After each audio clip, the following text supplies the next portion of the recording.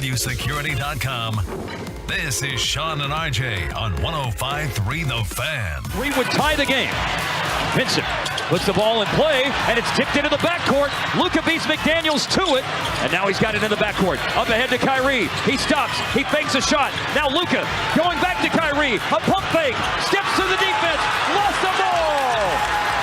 Thrown up ahead to Kyle Anderson, and it's all over. Good morning, Metro. You start the show. Good. No, then I'll start. Good morning, Hey, man. how you doing, guys? That was last night for the Mavs' final possession. Good morning, Metroplex. It's a Tolo Tuesday with Sean, RJ, Peyton, and Ryan in the back on DFW Sports Station, and you already have a look. We have a team. We've gone from a team that has a designated guy to take a shot at the end of a game to a team that has no idea who the designated guy to take a shot at the end of a game is. This team couldn't get shots up at the end of games anyway. I know. Jason Kidd drawing things up at the end. I have never seen a team be more incapable with a ball handler of being more incapable of getting shots off at an end of a basketball game than this one. Last night was an example of, like, you're brand new into the relationship and you want to appease the other person. Peyton, listen up. This is what it's like to be in a relationship. Wow. And you're like, Valentine's Day. okay, on Valentine's, perfect. Yeah. Perfect. It hurts more. It hurts more. Hurts myrrh. It's myrrh. Okay, you were just alone on New Year's, so you should be used to it. Perfect on Valentine's Day. You pick the restaurant. No, you pick. No, you pick. No, you pick. Okay, let's go. Reservations are already locked up. It's too late. I was okay with the ending last night. They're trying to appease each other.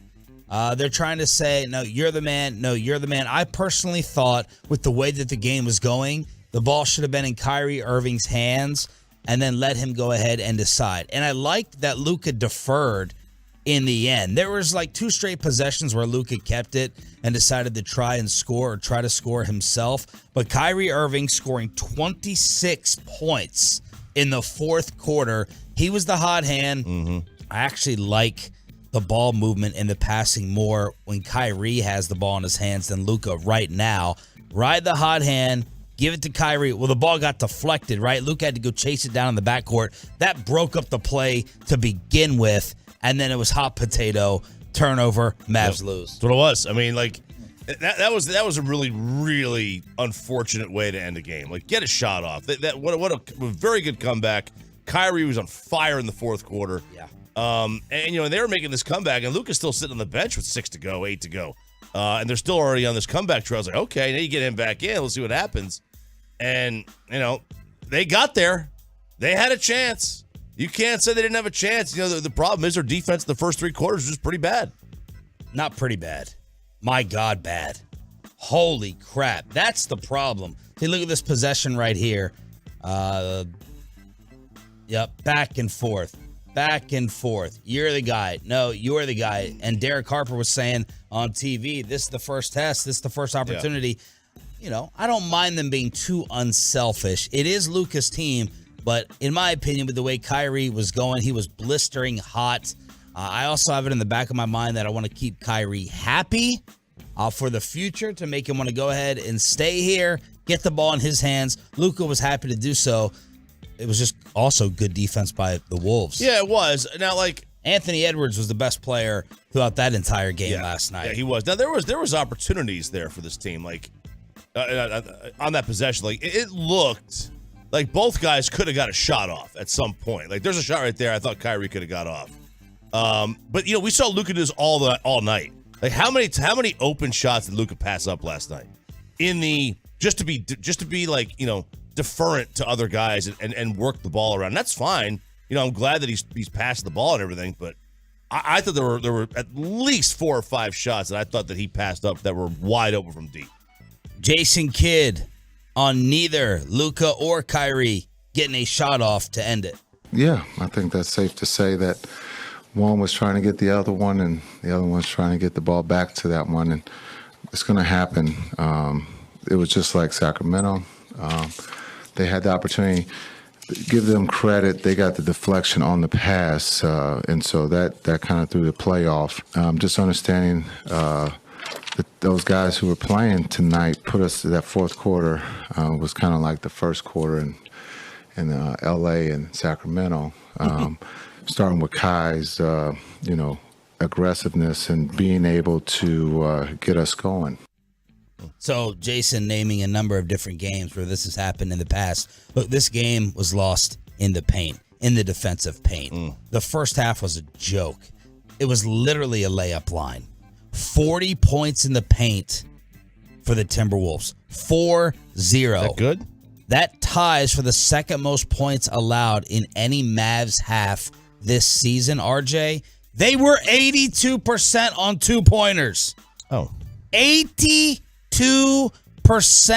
60% shooting overall in the first half. They only hit 4 threes. The Mavs made 5. Mavs had 12 more points off the bench, but first half, 40 points in the paint, nonstop layup line, Olay defense, no resistance underneath, and the Wolves just punished the Mavericks underneath the bucket. Yeah, they did. I mean, and they've got good players. I mean, they're good. They're a solid basketball team. They don't necessarily win the amount of games I think their talent says they should win. Didn't even have Towns. Yeah, I know. He was their version of street clothes. But they've got some good talent there. I wonder if they could ever put it together. So, someone sent me a quote from Jason Kidd after the game, and I was like, what?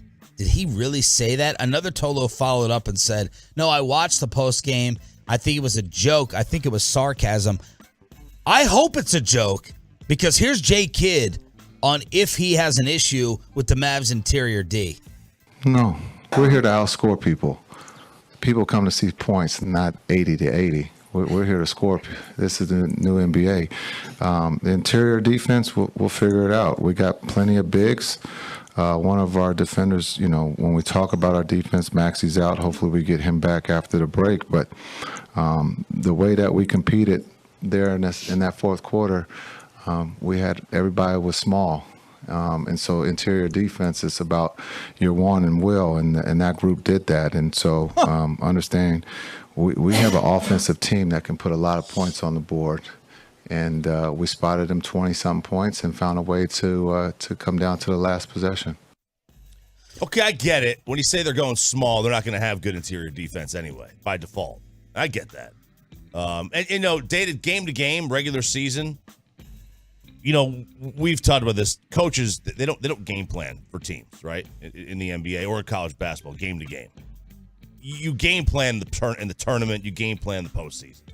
The rest of the time, it's like, okay, they do this. Let's watch out for this. They do this. Let's watch out for this. Yeah, but most of the time, let's just roll the ball out there and go. Yeah, but you still need to know what your team's weaknesses are. If he's really not worried about their interior defense because it's the new NBA and we're out here to score, that's frightening. That's really stupid. That's different from 2 weeks ago when it was a complete 180 and he's sitting there talking about defense and they were like number one at certain points in times last year defensively. I don't think this is going to help, as there's a rumor now from Woj that they are talking to LaMarcus Aldridge. Mm-hmm. LaMarcus Aldridge, 37 years of age, local guy, actually 13-5 with the Nets last year. Did not play in the postseason for them, but we know LaMarcus Aldridge, a lethal mid-range shooter. He can hit the three as well. I don't know what this is going to do for your defense and rebounding. Who knows? Maybe give him some size down there. I think I know. I mean, he's 37 and been on the street, so that's probably not going to work out to solve the issues. That comment by Kidd is also why you should never listen to post-game press conferences, because half the time they're dishonest. And the other half the time is that they're just talking in circles and they forget what they said a week ago. It's just, they're never going to tell you the absolute truth. They never are. Like, he either does care about defense or he doesn't care about defense. And he's told us two separate things in a month. So which is it?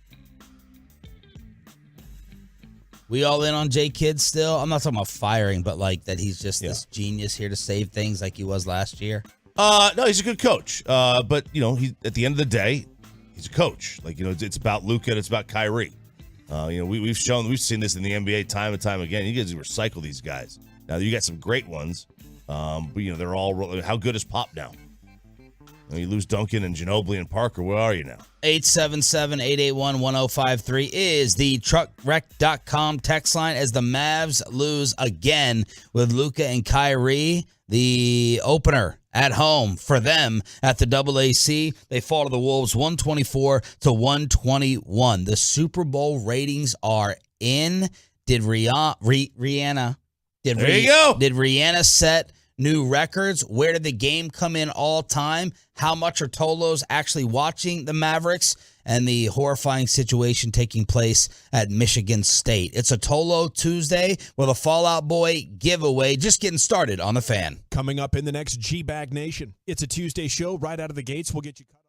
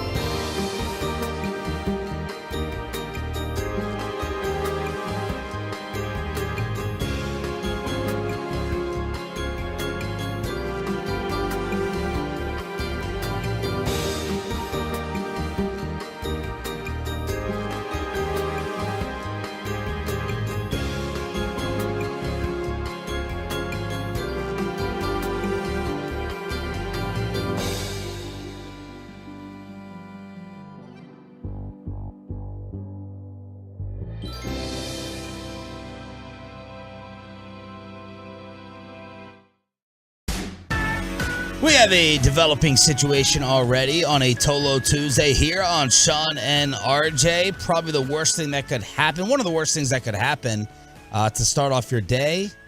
Is the phone dead already? Well, it's back on. Oh. Okay, it's back on, but it just shut off in the first segment at the end of it and during the break. So Sounds like an Android problem. yeah, I'm sure it never happens to iPhones at all. No, not mine. Yeah.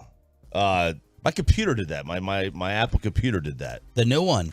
No, the old one. That's why I got a new one. So like I was when I was looking for this, the guy says, "Yeah, Apple products after 5 years, they start to like, they basically purposely die on you. It's like their way of telling you to get a new one. And then, I'm sure Android does the same thing. Or it's not an Android, it's a Samsung. We don't call it an Android. But I'm sure it does the same thing. And this thing's old, so I got to get a new one. At some point, I got to get a new phone. And I think that's step one. Step one is when it starts to just shut off on you at 90% battery. How old is it? It's like 3 or 4 years, Okay. It's too long. It's too long. You should get a new one every year.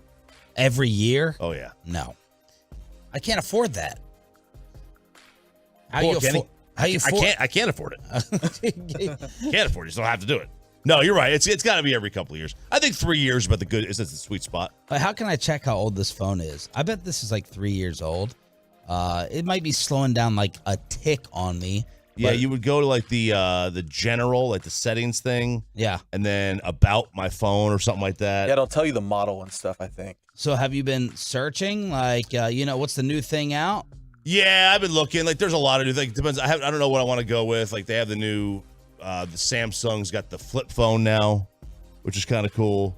They've also got the book. Well, you said you were going to make the switch, though, yesterday. And then, I could always go to the iPhone, which would connect with my computer. My kids have iPhones. I can't control their iPhones from mine. I want to be able to control it. You know how you fix that? Get an iPhone. I know, that's the point. And the only thing, I hate the keyboard. I hate the keyboard. Doesn't have the arrows, doesn't have the numbers. You got to change. It's a pain in the butt. But I've been told that I can now modify my keyboard on the iPhone to go to the one that I want. That would be a game changer because the text on the iPhone's better. Everything else is less, but the text on the iPhone's way better. And that's the thing I use the most. I was thinking the other day, is there any way we could ever go back to a point where we don't have cell phones? We don't all have and need them. Is there anything that could happen technology-wise? And I'm like, there's no way. We could. Because we lived without phones.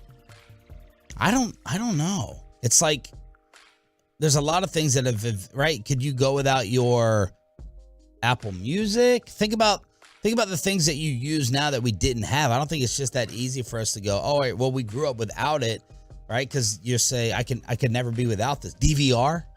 I mean, yeah, you could get by on DVR. You just have to sit through the commercials. That'd be a hard thing to go away from. Like, what else that has come around where you're like, no, this was made for me. Thank God I'm alive for this. I don't think we'll ever go away from the cell phones. No, I mean there may be an alternative at some point, but I doubt it. And what percentage of the world does not have a cell phone? I'd be very interested to see that stat. What number do you think that starts with that does not have one? I think we're pretty insulated in the U.S. I would say the number of U.S. adults without one is in the microscopic percentages. Globally, less than 10. It's tough. I don't know. Like, I really don't know. Like we're talking about over 18-year-old adults. If you don't have a lot of money, if you're homeless, like, do you have cell phones? Like, I know they have programs for the homeless to get cell phones, but I have no idea like what numbers you would be talking about there. My grandma's 95 and she does not have a cell phone. So there's a little percent right there. Never had one. I mean, like she's had one and stuff, but she's just so old, can't see a lot. She doesn't need a cell phone. Yeah.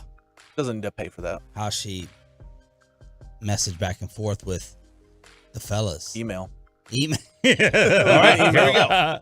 Pew Research, which is a very, very, very reputable. As of April of 2021, the number of Americans that own a cell phone of some kind is what percentage?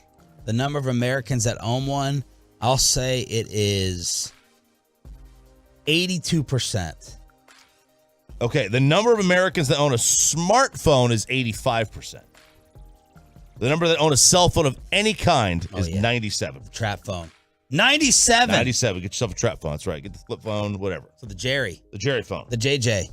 The JJ 3.0. Uh-huh. That's all right. That's 97% of men, 98% of women have a phone. All right. 100% of people ages 18 to 29 and 100% of ages 18 to 49 have one.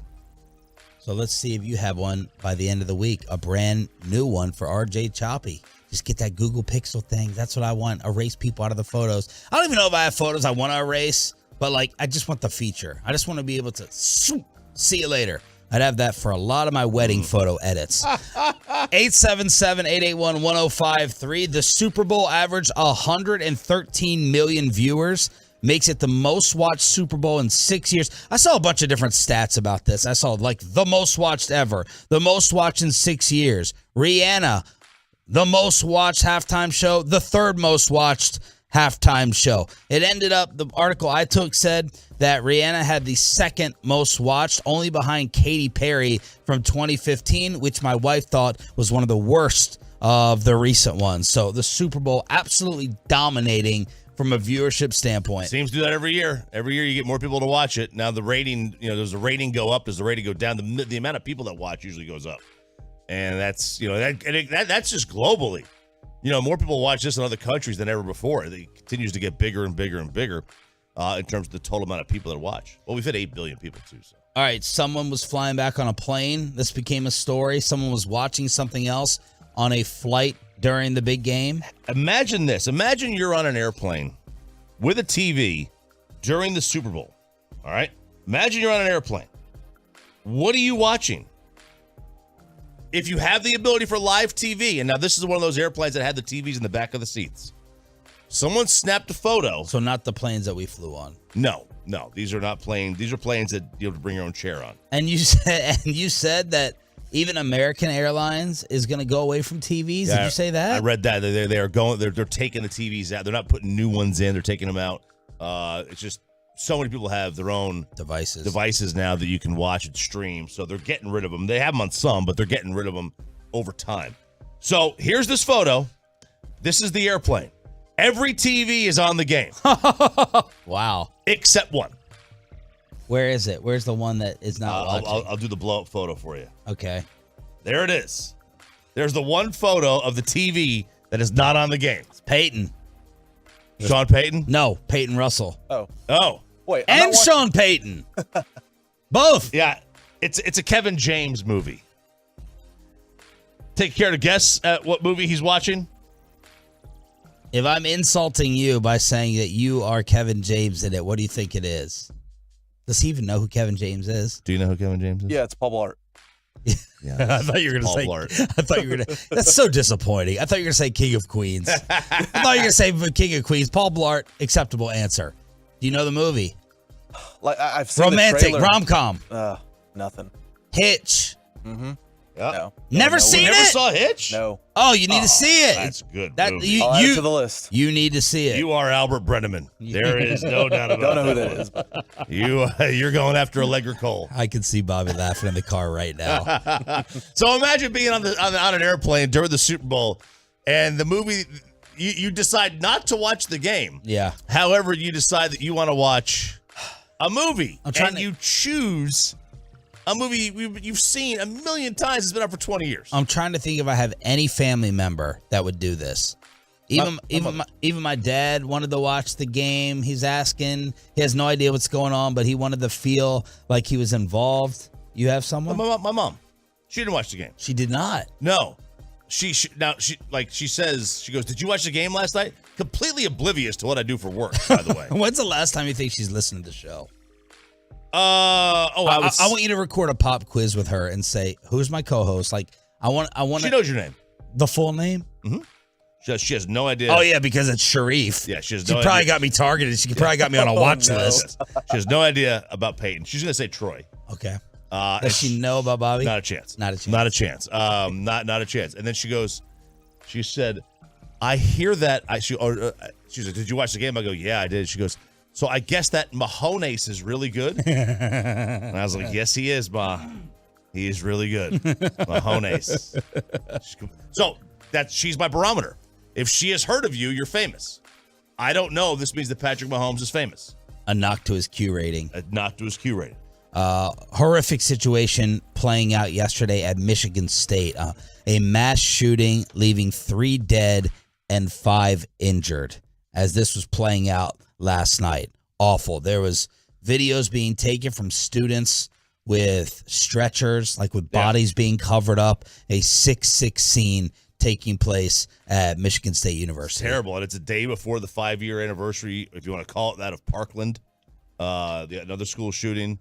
it's just awful, and it happens way too much. Never ends. No, never ends. Never going to end, and it's just never ending with that cycle that people put out there on social media. It's sad, really, really sad. The Dallas Mavericks end up losing again with Luka and Kyrie. Kyrie does not want to discuss his future, but Trayvon and Micah do. Who do they want the Cowboys to add to try to play in that big game on Sunday? And what'd you think of the Mavs ending with hot potato for the Mavericks? That's next on The Fan. Coming up at 10.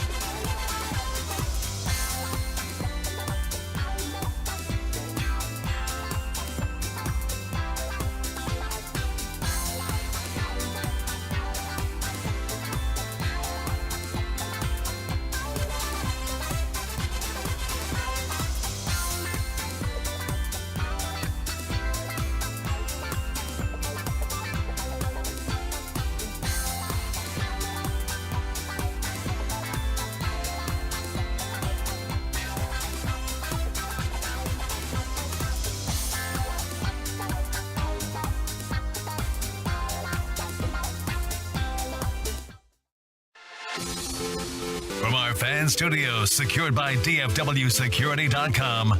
This is Sean and RJ on 105.3 The Fan. Ant one-on-one against Ntilikina. Stop and pop. Mid-range jumper is good. 30 for Anthony Edwards. He puts the Wolves up by 13 with 4:50 left. That was the call on Wolves Radio. Mr. What's the Adam Sandler movie that Anthony Edwards was in? The Hoops movie? Hustle. Hustle, yeah. Did everyone see that? I did not. I did. I did. It was great. I saw it twice. I loved it. You loved it? Mm-hmm. Thought it was good. Bobby's in it. Bobon? Mm-hmm. Oh, really? We going Bo B now? Yeah. That's what he and Tobias Harris used to call each other, Toby and Bobby. Toby and Bobby. Anthony Edwards was the best overall player on the floor last night as the Mavs fall to 0-2 with Kyrie and Luka. My summary of this game was a completely lifeless first half. Like, I watched the pregame show. I'm tweeting and setting up Chris Arnold to come on this morning at 8 o'clock. Bobby is seeking out tickets to buy at the last second, continuing to throw money away. If anyone needs Trajan wealth more than this kid, I don't know who else it would be. But the anticipation was there. And the first half was a big fat dud. Zip, zero. A lot of it had to do with, I think Jason Kidd wanted one of them on the floor at all times. So, like, when Kyrie would sit, Luka played the entire first quarter, and then they'd go ahead and switch out. So they didn't seem to be on the floor a ton in the first half.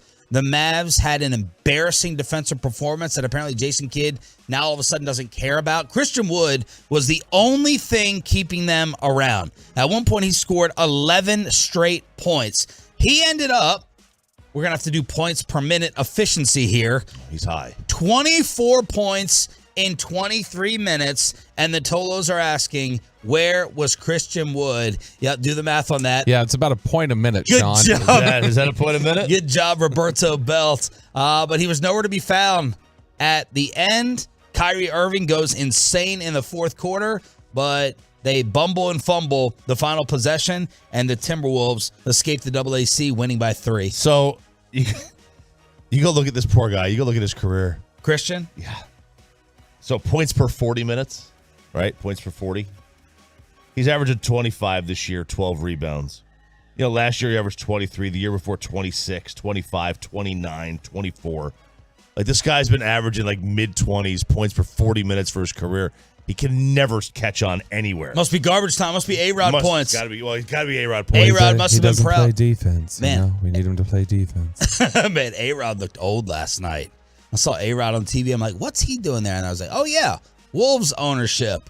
As A-Rod was looking old there in the crowd. But these are not garbage time stats because he doesn't play at the end of games.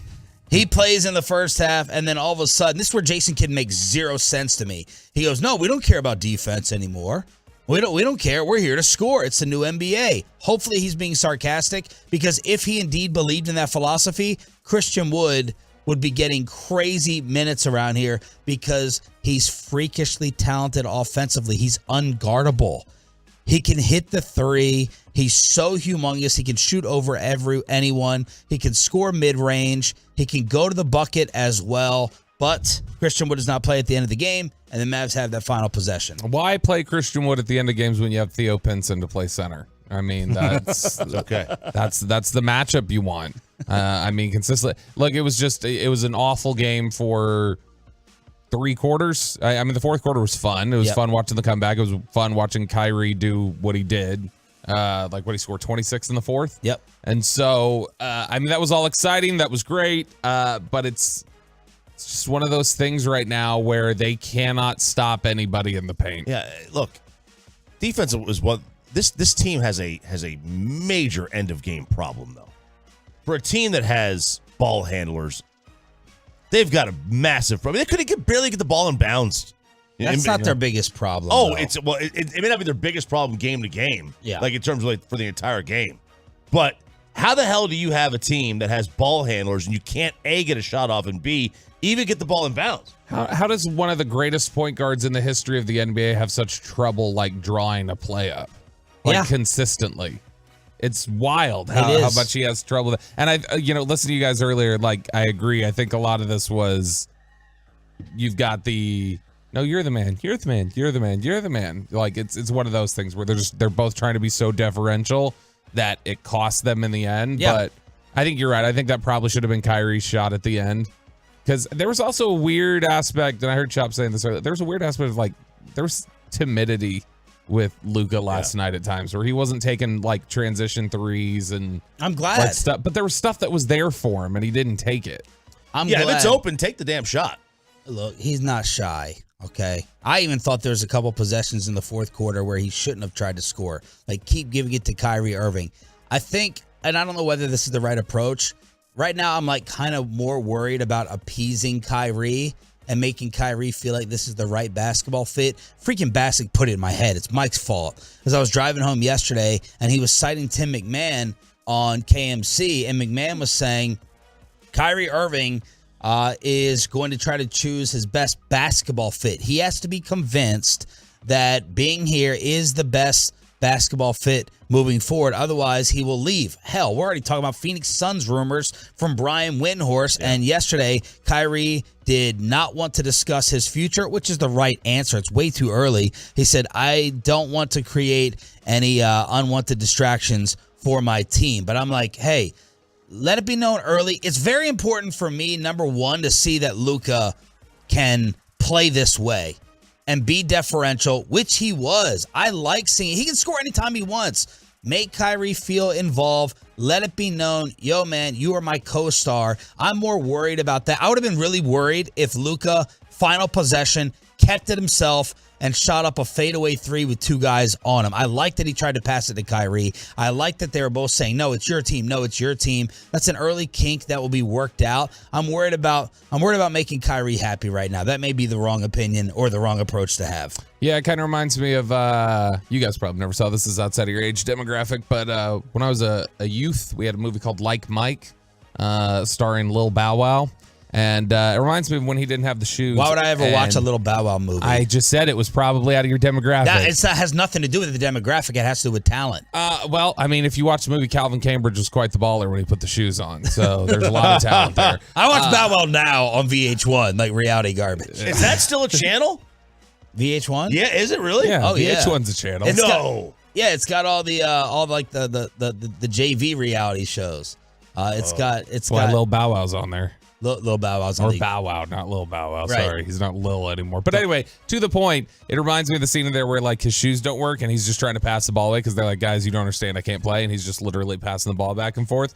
It's great that they both want to be deferential. Somebody needs to take the damn shot. Somebody needs to just go, well, somebody's got to go. Let's try and score here. You were trying to get into the arena last night? Yep, I was thinking about it. I almost bought it was actually that's the play, man. You're like an hour and a half from tip off. That's when you need to go check like StubHub and stuff like that. Is because when I looked it up, what about yesterday, like 24 hours ago when you were looking, like how did the prices So when I fluctuate? looked at it was the same suite ticket that I had been looking at earlier in the day that was like I was just looking at it just because I was curious. It was $360 yesterday afternoon when we were or yesterday morning when we were talking about it. About 5:30 last night, that same ticket had dropped to $120. I thought you were talking about a $600 ticket. There was a floor seat that I was interested in. I didn't look back at that one though because it had sold. Interested in. And you're trying to afford a new phone. The hell? What's going on here? I mean, you were going to go by yourself? I would have. That's weird. You can't sit in a seat by yourself. I mean, I would have if I would have gotten the suite. Take the wife would have gone. I don't think she would have wanted to go floor side because she's in love with Luka and she's like terrified she'll actually like be close enough to see him. And she's in love with Luka. Oh yeah, yeah, she loves him. Is that her one sports seed? That's her. That is her. Like, if he ever asked me to run away with him, you're gone. Wow, like she would. The issue with floor seats is, let me hear the end of this sentence. You get caught stuffing your face on camera.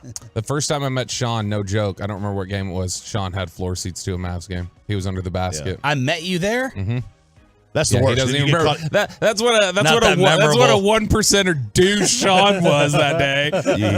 I only remember meeting Kevin Gray down there. You get caught eating on camera. Nah, you don't eat out there. You get tickets to the Patron Club, so you eat in the back. Yeah, you got to try that. You know, when I had Holland's tickets, didn't come with Patron. Doesn't transfer. Well, he's like number 4. He was probably number 4 in a rotation. If he was 1 or 2, he'd have the Patron. Oh, he was. He was 1. Those are his seats. He was. It doesn't transfer to He the was other the version. one in a rotation, a pitcher. That's what I'm talking Oh, about. Yeah. That's a bullpen package. Because his come with Patron, but it doesn't transfer when you give the tickets to somebody else. Well drinks for the number 4 starter. Well, well. So that was Bobby thinking about getting it. Kenny Smith did this with LeBron's record breaker. He thought that the Lakers were playing in Oklahoma City, but his son was like, "Oh, Dad, let's watch this game." Really, and Kenny's like, "Wait, it's here in L.A.? It's in Los Angeles?" So Kenny looked up the seats, went at halftime so he could watch the third and fourth quarters with his kid to watch LeBron break it. That's how you do it, man. Because if you don't care about the first quarter, if you can stand and miss some time of the game, that's where it's at. You don't mind missing the first song of a concert. Just go buy tickets out of the concert at 8:30 when it starts at 8 o'clock. The Corey Majors approach. Did we ever get a concert review from Corey? Who did he go see? He went to see Jimmy Eat World and Gin Blossoms. He went to go see them play 30 songs just for 3 of them. That would have been really cool in 1999. That's awesome. 25-year-old concert he went to. Okay, where can you go by yourself? You just put the Knicks on going to a game solo. Aren't you? Didn't you say you went to the movie theater solo the other day? You can't talk in a movie theater. So what's the? You can't going with somebody else. Solo movie theater's a good trip. I don't generally like to go to sporting events, but to see Kyrie and just like go watch the first game, I would have done that. I would go and sit in the press box. Why can't you sit in the seat? It's weird. First of all, you're screwing up the entire just the entire seating chart with a single seat. You don't want to sit in the press box. No, you don't want to. I'm just saying. I wouldn't go casino solo. That sounds like a problem. Casino solo. That used to be your weekend. Used to be my weekend. Casino solo, I think, is okay. Well, that tracks then. But when it's casino solo, it has to be poker. Can't be just going to the craps table. That's where you have a problem. Poker room, you can't. They don't really let you sit together all the time. It's like you go in, you get on a list, and they just find an open spot. So the Mavs end up losing. They're talking to LaMarcus Aldridge. I don't know, man. They're not screaming for Maxi's return. They are so desperate to have Maxey back out there.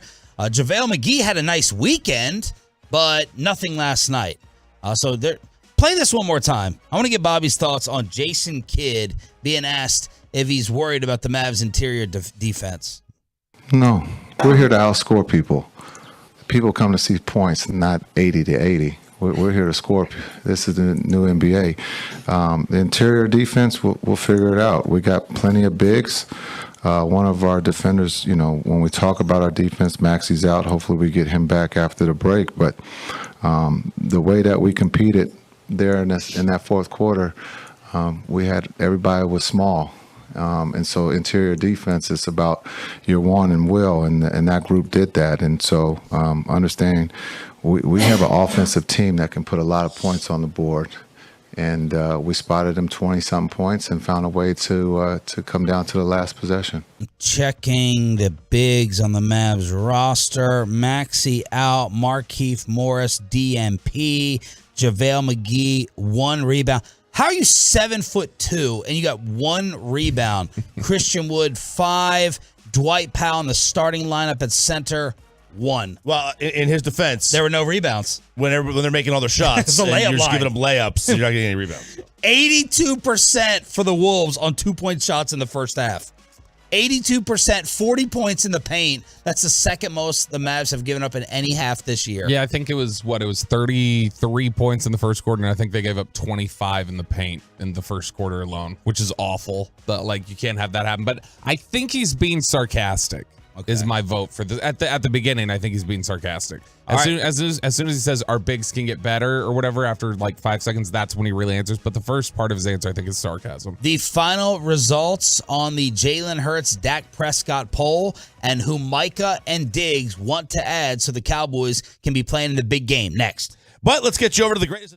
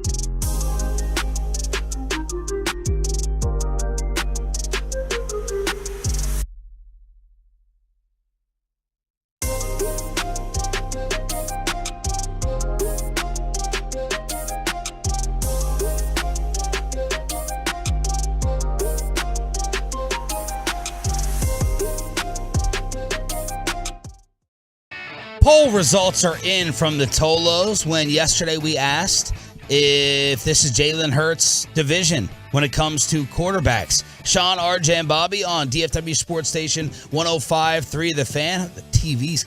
Is the weather that bad now outside? Oh, awful. Slipping. Were you not slipping and sliding all morning? I mean, it was some light drizzle. Nah, yeah, maybe Fort Worth a little bit worse. I was slipping and sliding. Ryan and I got caught in an accident on 30. There was like people pushing cars up to the side of the road. It's weird. Did you get your new tires yet? No. Okay. No, I had a lot of slipping on the road enough so that like that alert that the newer cars will give you that says like, do you want to take a coffee break? Because they think I'm just drifting lanes on my own. A coffee break? Yeah, the car, if you start like drifting out of the lane a couple times, then it'll kick up and say, need a coffee break? Or it encourages you to pull over because they think you're acting tired and like weaving in and out of lanes. What year car do you have? 2022. Wow. Coffee break notification. That's what it asks you. And so because of that's how slick the road was, I kept kind of coming out of the lane a little bit. It asked me if I wanted to stop and take a nap and get coffee. Sean, I don't know. I can't speak for Sean. I assume he's the same way as me. I love not having a car payment. Oh, I finished my car payment and picked up another because the car started messing up. So that was wonderful. I don't know. I have so many other payments. It gets lost. Oh yeah, for sure. Chop, if I needed another car, where would you recommend I get it? I mean, it depends on what you want. If you want to get your Platinum Ford, I do. Truck, or you go Platinum Chrysler Dodge Ram Jeep. There we go. Good Although job, Chop. I did finally cancel the lawn people and turn off the sprinklers about 2 months ago after I heard you suggest that. So I'm saving on that bill. There you go. Yeah. Has Jalen Hurts proven he's the best quarterback in the NFC East moving forward? 2,900 Tolos have voted. The options were yes, he's better than Dak. No, I need to see it again. Or, I don't know. It's a toss-up. Undecided. Who do you think won? I think it's in the order that you just said. Yes, and then no, need to see it again, and then toss-up. 43% saying yes, Jalen Hurts is the best quarterback in the NFC East. I win. Peyton, you voted that? I voted, yep. You win what? I win. That means 57% of people believe he's not. 38, no. Yep. 39%, no, I need to see it again.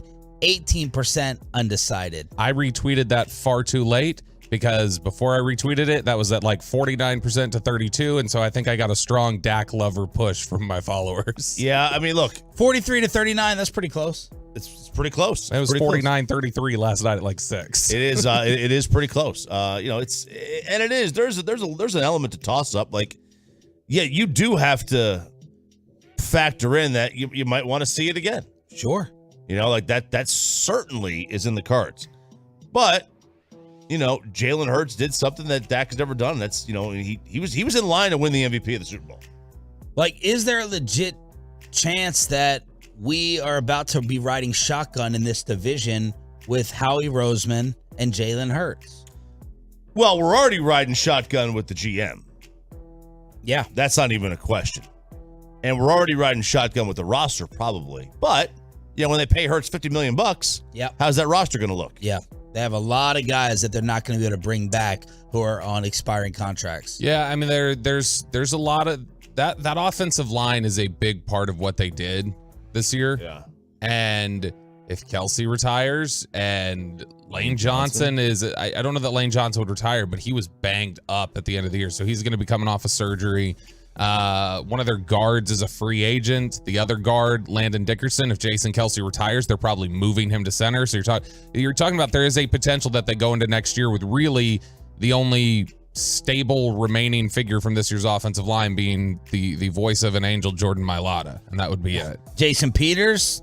Oh, yeah, we have him. Yeah, we got him. This was Chris Sims at the Super Bowl insulting Jalen Hurts. I understand the pocket passing is there, right, but you have to worry about so many other things to play Philadelphia.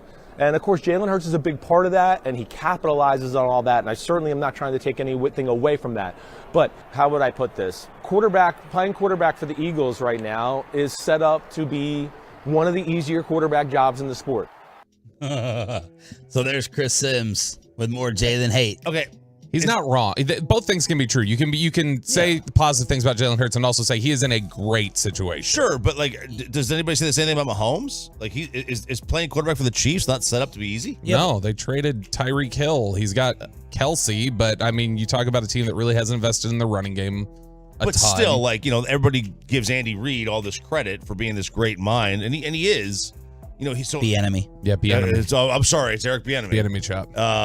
But does Andy? Is he trying to say that Andy Reid doesn't put players in positions to get open? Well, the problem I have with Chris Sims' statement is not everyone can do it because no one else can run. Well, very few can run like Jalen Hurts. Right. That's an insult to Hurts' stature and running ability. So yeah, the reads may be simple, but you need someone who can run like him and play power football, and that's where Jalen Hurts is unique. So that's the insult. I think too many analysts completely when they're evaluating quarterbacks, they just evaluate the passing game, and that's just antiquated now. That's just not how the game is anymore. They honestly, if I'm drafting a player, I have to have the assumption that this guy is going to be Brady or Manning or something like that, and just figure out and just see the game so much differently if I'm drafting a pocket passer.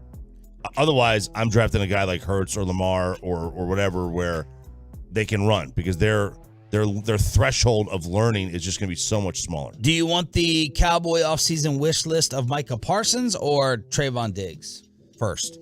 Well, let's go with somebody who's going to be here long term. So let's go with Micah. We got to get to that topic, apparently. Micah, you do it to me with Jalen Hurts. That's true. I'm going to do it right back to you with Trayvon Diggs. It's fair, Chop. It's fair. Micah Parsons was asked by Florio who he wants to see the Cowboys add, and without hesitation, he went to D.C. Daron Payne, Washington defensive tackle. So there you go, RJ, a linebacker wanting a defensive tackle. He's due to be a free agent in March. And look, they can use the franchise tag to hold him in place. 13th overall pick, 2018 NFL draft. Now has finished his 4-year rookie contract and 5th-year option. Qualified for the 22 Pro Bowl.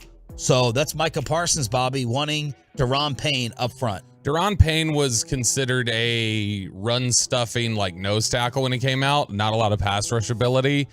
He exploded this year. 11.5 sacks. I think he had 14 his first 4 years combined. 11.5 sacks. Yeah, and so he is a good run defender. He's now showing that he can be a good pass rusher. So yeah, you're probably they would have to really pay to get Deron Payne. I would bet Deron Payne is probably somewhere in the range of 16, 18 million annually, maybe a little more for a defensive tackle. You in, Chop? No, I just draft one in the 4th round. No. I mean, look, we have complained about defensive tackle, right? I mean, this is a guy who'd be really good against stopping the run and could give you pass rush up the middle. 16. He would, but like the idea is you don't pay for that. You don't pay to stop the run. Now, PFF's projection for him was 4 years, 80, 20 annually. That would pay him more than Chris Jones. That would make him the highest paid defensive tackle in the NFL. No, probably not. But 16 million, maybe. Well, the Cowboys, would they ever say maybe? No, the Cowboys would say, forget the cup, pour the soda in my hands for a dime or whatever. They do that. I'm going to get you, sucker. Going to get you what? I'm going to get you, sucker. The old, I just want one rib. I don't want to buy all four. Give me one rib for 25 cents. Trayvon Diggs telling RJ Ochoa we need Cowboys Nation to go and help and tweet to get Big Bro here. Tampering. We need everyone to know. We need to put it on notice that we need to get Stephon in Dallas. USA Today Sports asked Stephon Diggs to respond to his brother's request. The other day he said, we need Cowboys Nation to go and help and tweet to get Bro here. We need everyone to know. I know. We need to put it on notice. We need to get Bro to Dallas. I always wanted to be with my brother. That's the thing. He knows that though. So he's playing on the heartstrings a little bit. And you know, Cowboy Nation loves him so much. Do you like Cowboy Nation? What do you have to say to Cowboys? It's weird because I grew up a Cowboys fan. You know, I followed the Cowboys because of my brother and all that. But I wasn't a fan of them when I first got in the league or nothing. But I have a kind of a reason to root for them now. So y'all talk about it a lot. All the playing time. Together. All the time. It's a goal of mine for sure. Okay, so there's Stephon. Now the problem is Stephon Diggs just signed 4 for $96 before the year started. So he's making $24 million a year.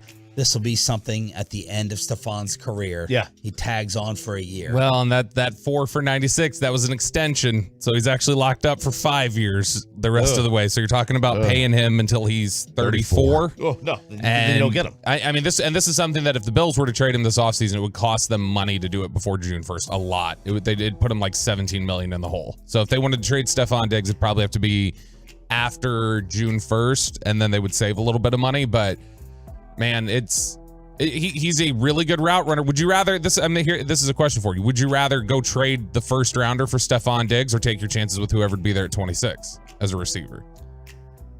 Would you rather have this sure thing? But he's 30. Yeah, he's 29, right? He'll be 30. Yeah, but I mean his age 30 season is coming up. I would rather just take the pick and draft. Although I know you're getting, because then you're gonna give away a pick and cash. Like you're gonna be paying him $20 million a year. It's funny. I think it was Jalen Hyatt who Dane had recently compared to Stephon Diggs in terms of the way he runs routes. He'll be available.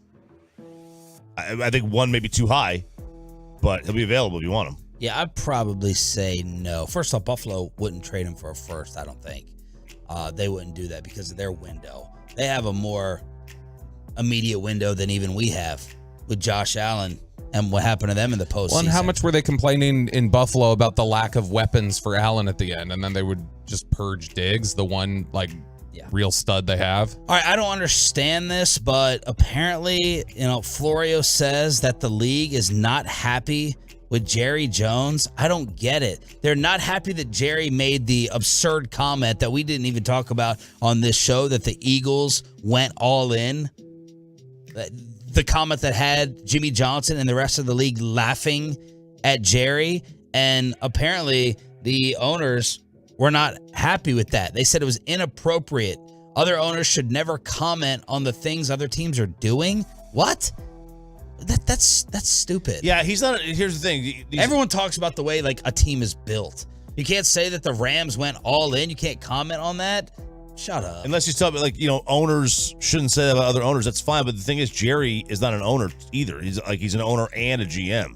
It doesn't matter. So he's commenting from a general manager standpoint. It doesn't matter. There's nothing offensive about being like, hey, they're going through the process in Philadelphia with the Sixers. Hey, this team decided to go all in with their approach. I don't get why that would be a problem. I don't get why it would be a problem either. Maybe they have some code that they refer to in the meetings. I have no idea. But again, Jerry's not just the owner. So he's not always speaking as an owner. He could be speaking as a GM. I mean, was the whole league mad? Were they all furious with Brandon Beane last month when he said, I don't want to suck bad enough to pick Jamar Chase? Like, I mean, were they upset with that team building? I mean, Micah was. You remember? Was like, well, yeah, Micah. But I don't think the league was like upset and thought that was an offensive way to attack a team. The other thing has to do with legends, with the catering and the hospitality and the food and the drink. They're worked up with Jerry, having to do with legends. But I wanted to focus on the Philadelphia team building point, which he completely got wrong and got laughed at over. 877-881-1053. It's a Tolo Tuesday with Sean, RJ, and Bobby on DFW Sports Station. How Abe Lincoln and corn dogs have some people in trouble from the Super Bowl. We'll explain next. But let's get you over to K Post Roofing and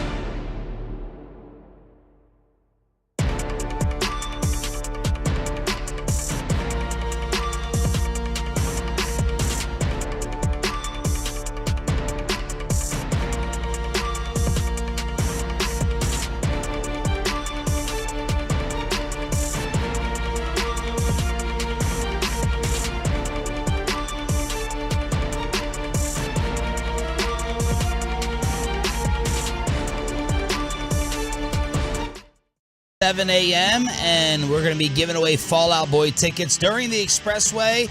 Maybe something for you to win on Valentine's Day and take him or her too. It's Sean, RJ, and Bobby. It's a Tolo Tuesday on 105.3 The Fan. The Super Bowl averaged 113 million viewers. I saw somewhere say it was the most watched in 6 years, the third most watched TV show ever, and then Rihanna's performance, the second biggest of all time, following Katy Perry in 2015. So the Super Bowl, once again, putting up humongous numbers, just continues to grow. We shouldn't be surprised at this point. Like every year, it's going to basically get between 110 and 115 million. According to Google, which is never wrong, the 2015 game had 114.4 million. That was Seattle and New England. You had Denver and Seattle right around that, had, right in that same kind of number. You've got mega numbers, man, and you throw Mahomes in there, and it's just going to keep growing. Couple of announcers in some hot water for what they did on Super Bowl Sunday. The first, and I did raise an eyebrow when I heard this live. I was like, what are you doing, man? It's a little bit insulting. Terry Bradshaw catching heat for fat shaming Andy Reid on the podium. Big guy. Let me get the big guy in here. Come on, waddle over here. I want to congratulate you, and I know that you're getting up in years now like me, and I just know that it's got to be a time that where all these Super Bowls you got to say to yourself, time to ride off into the sunset. That's not going to happen, is it? No. I'm going to enjoy this one right here. I'm going to tell you, this is unbelievable. Philadelphia, you did a great job. It was a great game. But how about those Chiefs? That's what we're talking about. Have a cheeseburger on us and enjoy the Hawaiian shirts. I will. That's congratulations, Dan. So we got big guy, waddle on over here. You're old like me, and go enjoy some cheeseburgers. And it's like, okay, Terry, back off a little bit. Like the cheeseburger thing is like, that's a common thing with Andy. Like he always admits how much he loves cheeseburgers. Yeah. The old thing, yeah, the waddle. Levitard used to have the old the game What Does He Look Like, and they would just describe like how somebody looks like, and I can never get out of my head that one time they described Andy Reid as the guy who looks like he waggles his fingers over a plate of donuts and says, "Don't mind if I do." Oh yeah. Good one. That's a good one. He does. That's what he looks like. He does. I'm gonna say maybe like Terry could have done without like one or two in there. You know, like Super Bowl winning, legendary coach, Hall of Famer. I know he's trying to identify with the old thing, but okay. What's the worst of them? Waddle on over here? Yes. I think waddle on over here. Because come on, Penguin. He's also old. Terry's old. So Terry could say that, right? Come on, old guy. They're both old. Terry's fat too. And Terry's fat too, so we could say that too.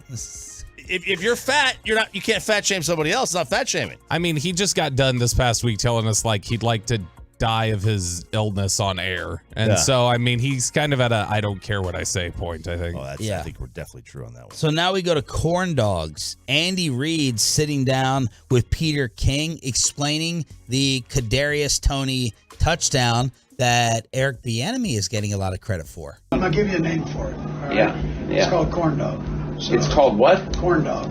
It's not called corn dog. Oh, yeah. Is it called corn dog? There's nothing better than a good corn dog with some mustard and ketchup. Oh. But he doesn't step into the huddle and say corn dog. Oh, no, he says corn dog. He does? So that was one of the touchdowns scored. Corn dog was the name of the play, and I assume that you are throwing the challenge flag, RJ Choppy, on ketchup. You cannot throw ketchup on a corn dog. Ketchup doesn't belong on a hot dog of any kind. You mix it up. Mustard obviously. only. Mustard only. You go ketchup and mustard. Yeah, that's the answer. But wait, you're saying you put it on the corn dog? As opposed to? I put it on the plate and dip. Oh, that's fair. Whatever you want to do. Yeah, but ketchup and mustard together, it's good. Nice little tangy, I like ketchup and mustard sauce. together with a hamburger. You know, with a hamburger, I like the See, ketchup I and mustard don't together. really love ketchup on a burger. So what place it goes? Fries and burgers. That's it. Yeah, wasn't it Dirty Harry who said ketchup does not go on a hot dog? I don't know. I never saw it, but sounds great to me. Oh my gosh. How do I know all these older references than you old gentlemen here? Because we're not lame. We were doing cool things. We were hanging out with girls. Ketchup on a hot dog, fine. You know, for me on a corn dog, it's just too much sweetness. Like that cornbread is already sweet, and then the ketchup is already sweet. But there's Andy Reid. Maybe he just proved that the Terry Bradshaw thing was fine, as he's naming plays corn dogs. Yeah. And Eric Bieniemy is getting a lot of love from Andy Reid as we're trying to figure out where he's going. Isn't Eric Bieniemy now basically going to be out of contract and maybe gone? Uh-huh. He's out of contract, and they're like, maybe he'll go. Who knows where he goes? I think there was a talk of like, was it San Francisco that popped up?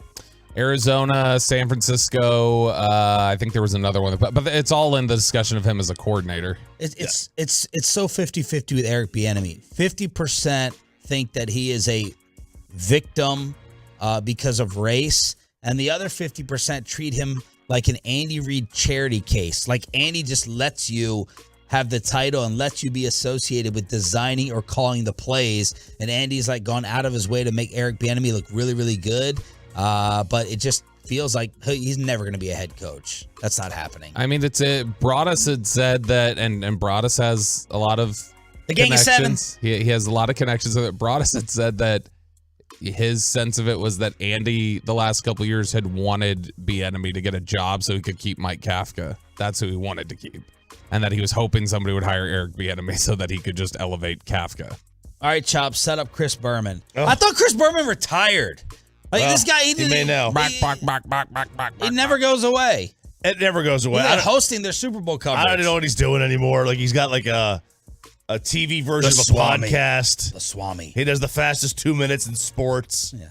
Is NFL primetime a thing anymore? People love him though. Like the coaches, like Belichick stopped down his presser. Andy Reid and his wife are like giving him kisses there on stage. Man, the "You're with Me" leather line, apparently from the Super Bowl, from the hotel bar, will live on in infamy. Berman's a guy who like would scare me in person. Well, he's like 6'5". He's a giant. He's a giant, and he reeks of Marlboro Reds. He smokes? Oh God! You walk into an elevator. I was unfortunate enough to walk in an elevator with him. Really? And I swear to God, it was an ashtray. Reminds me of my childhood. He just feels like he could pop off and snap. Yeah, you do a good impression of him. That's your best impression, I think. Well, it's just run out of breath and almost choke. Like he looks like the bus driver from Billy Madison. You stepped on my impression. Pipe down over there, Peyton. Too late now. Damn. It's done. Time has passed. Anyway, Chris Berman was doing the highlight package of the game after the game.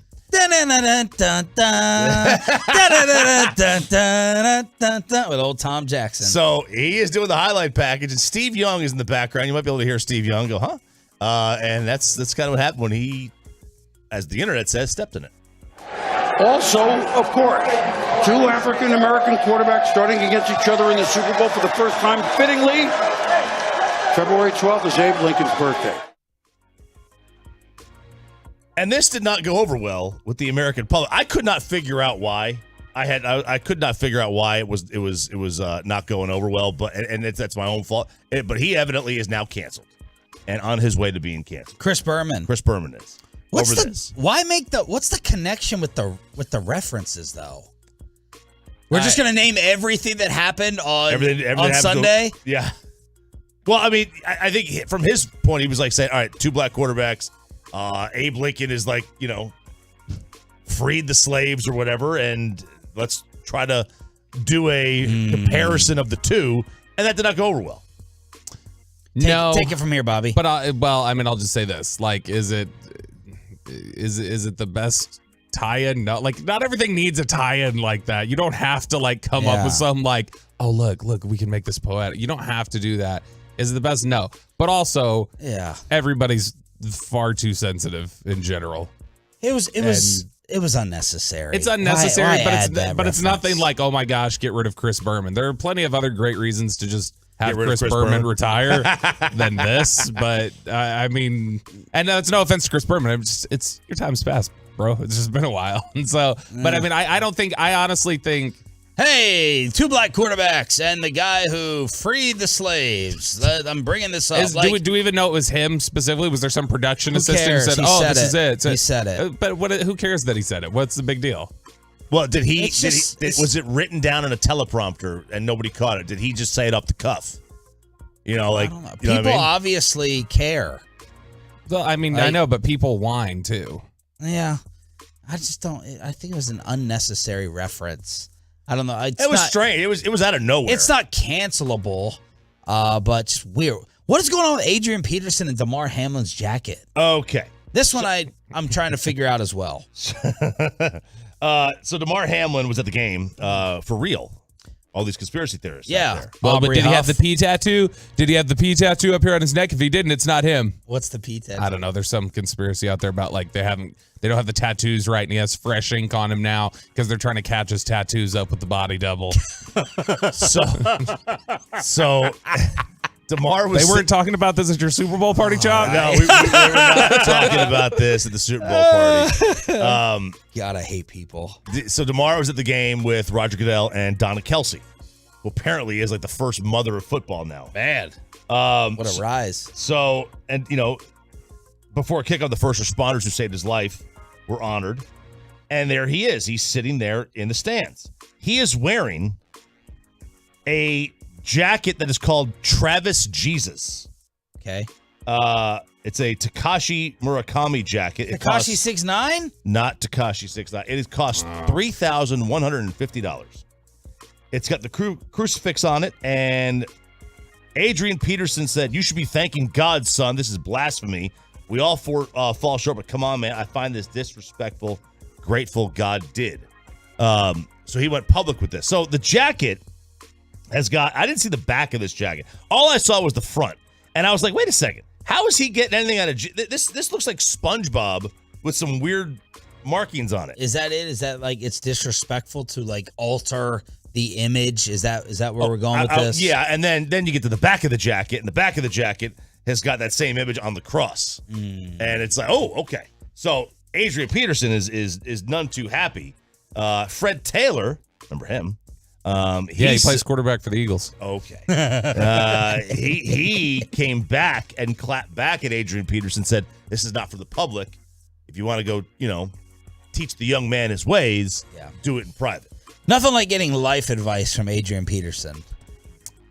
Our very own. Hey, I'll just say on the Fred Taylor topic, I don't think it should be anything where it's like, well, you have to privately say. No, I mean, if it was like worn in public and for everybody to see, anybody can comment on anything publicly. Fred's coming at it from like that mentor standpoint. Yeah. I guess the question is it just disrespectful to someone like Adrian Peterson, who obviously is very religious, to alter this image? I can see that. I can get that. Sure, I can see how Adrian would take it like that. Like you turn Jesus into a SpongeBob character, like some people may take offense. Some might. I mean, but it's Damar's jacket. Like if Damar wants to wear it, let him wear it. Right. Like I would not wear it. I wouldn't want somebody that I like my kids. I wouldn't want them wearing it. But like if somebody else is wearing it, it's like, okay, like I I find that personally in poor taste, but it's whatever your thing is. Do you take your kids to church? Mm-hmm. Yeah, really. Every Sunday. Not lately because I was working Saturday like overnights, but now And I'm you? off of that. What's your approach with church and your kids, if you don't mind me asking? I don't mind you asking. I don't really Zero. take them. Really? We don't really take them, or just don't? Does Jana? No. Although I do believe she's married now. I think her new husband's like pretty religious. I think they're starting to go a little bit. Okay. But my kids have no idea. My oldest one plays on a baseball team, and most of the parents on there are extremely religious. And they were talking about Noah's Ark one day, and Luca looks at this is like 6 months ago, and he looks at me and he goes, "What's that?" And I just put my head down and walked away. I was like, "Dang it!" Who did you want to take the Mavs' final shot? Headlines and another concert ticket giveaway next on The Fan. But first, if you're not feeling the love.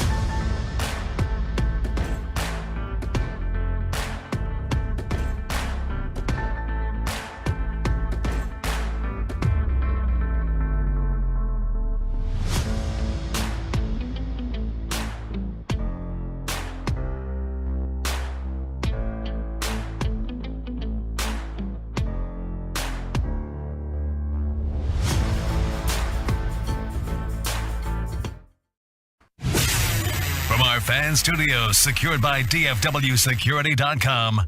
This is Sean and RJ on 105.3 The Fan. Minnesota had lapped Dallas, but they coming back.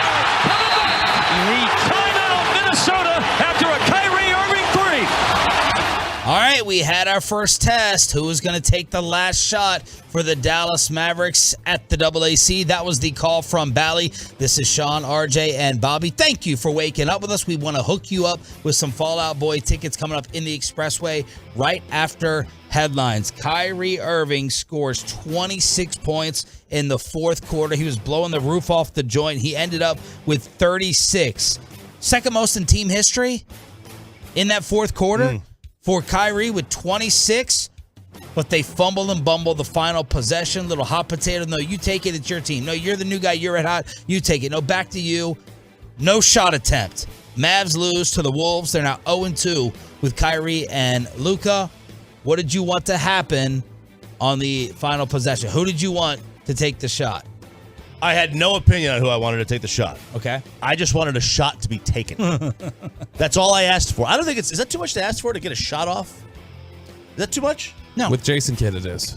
You know, when you've got two ball handlers out there, three really when you factor in Green, you know, to not be able to get a shot off? Come on. Like, what are we doing here? Now, granted, they knew you had to take a three.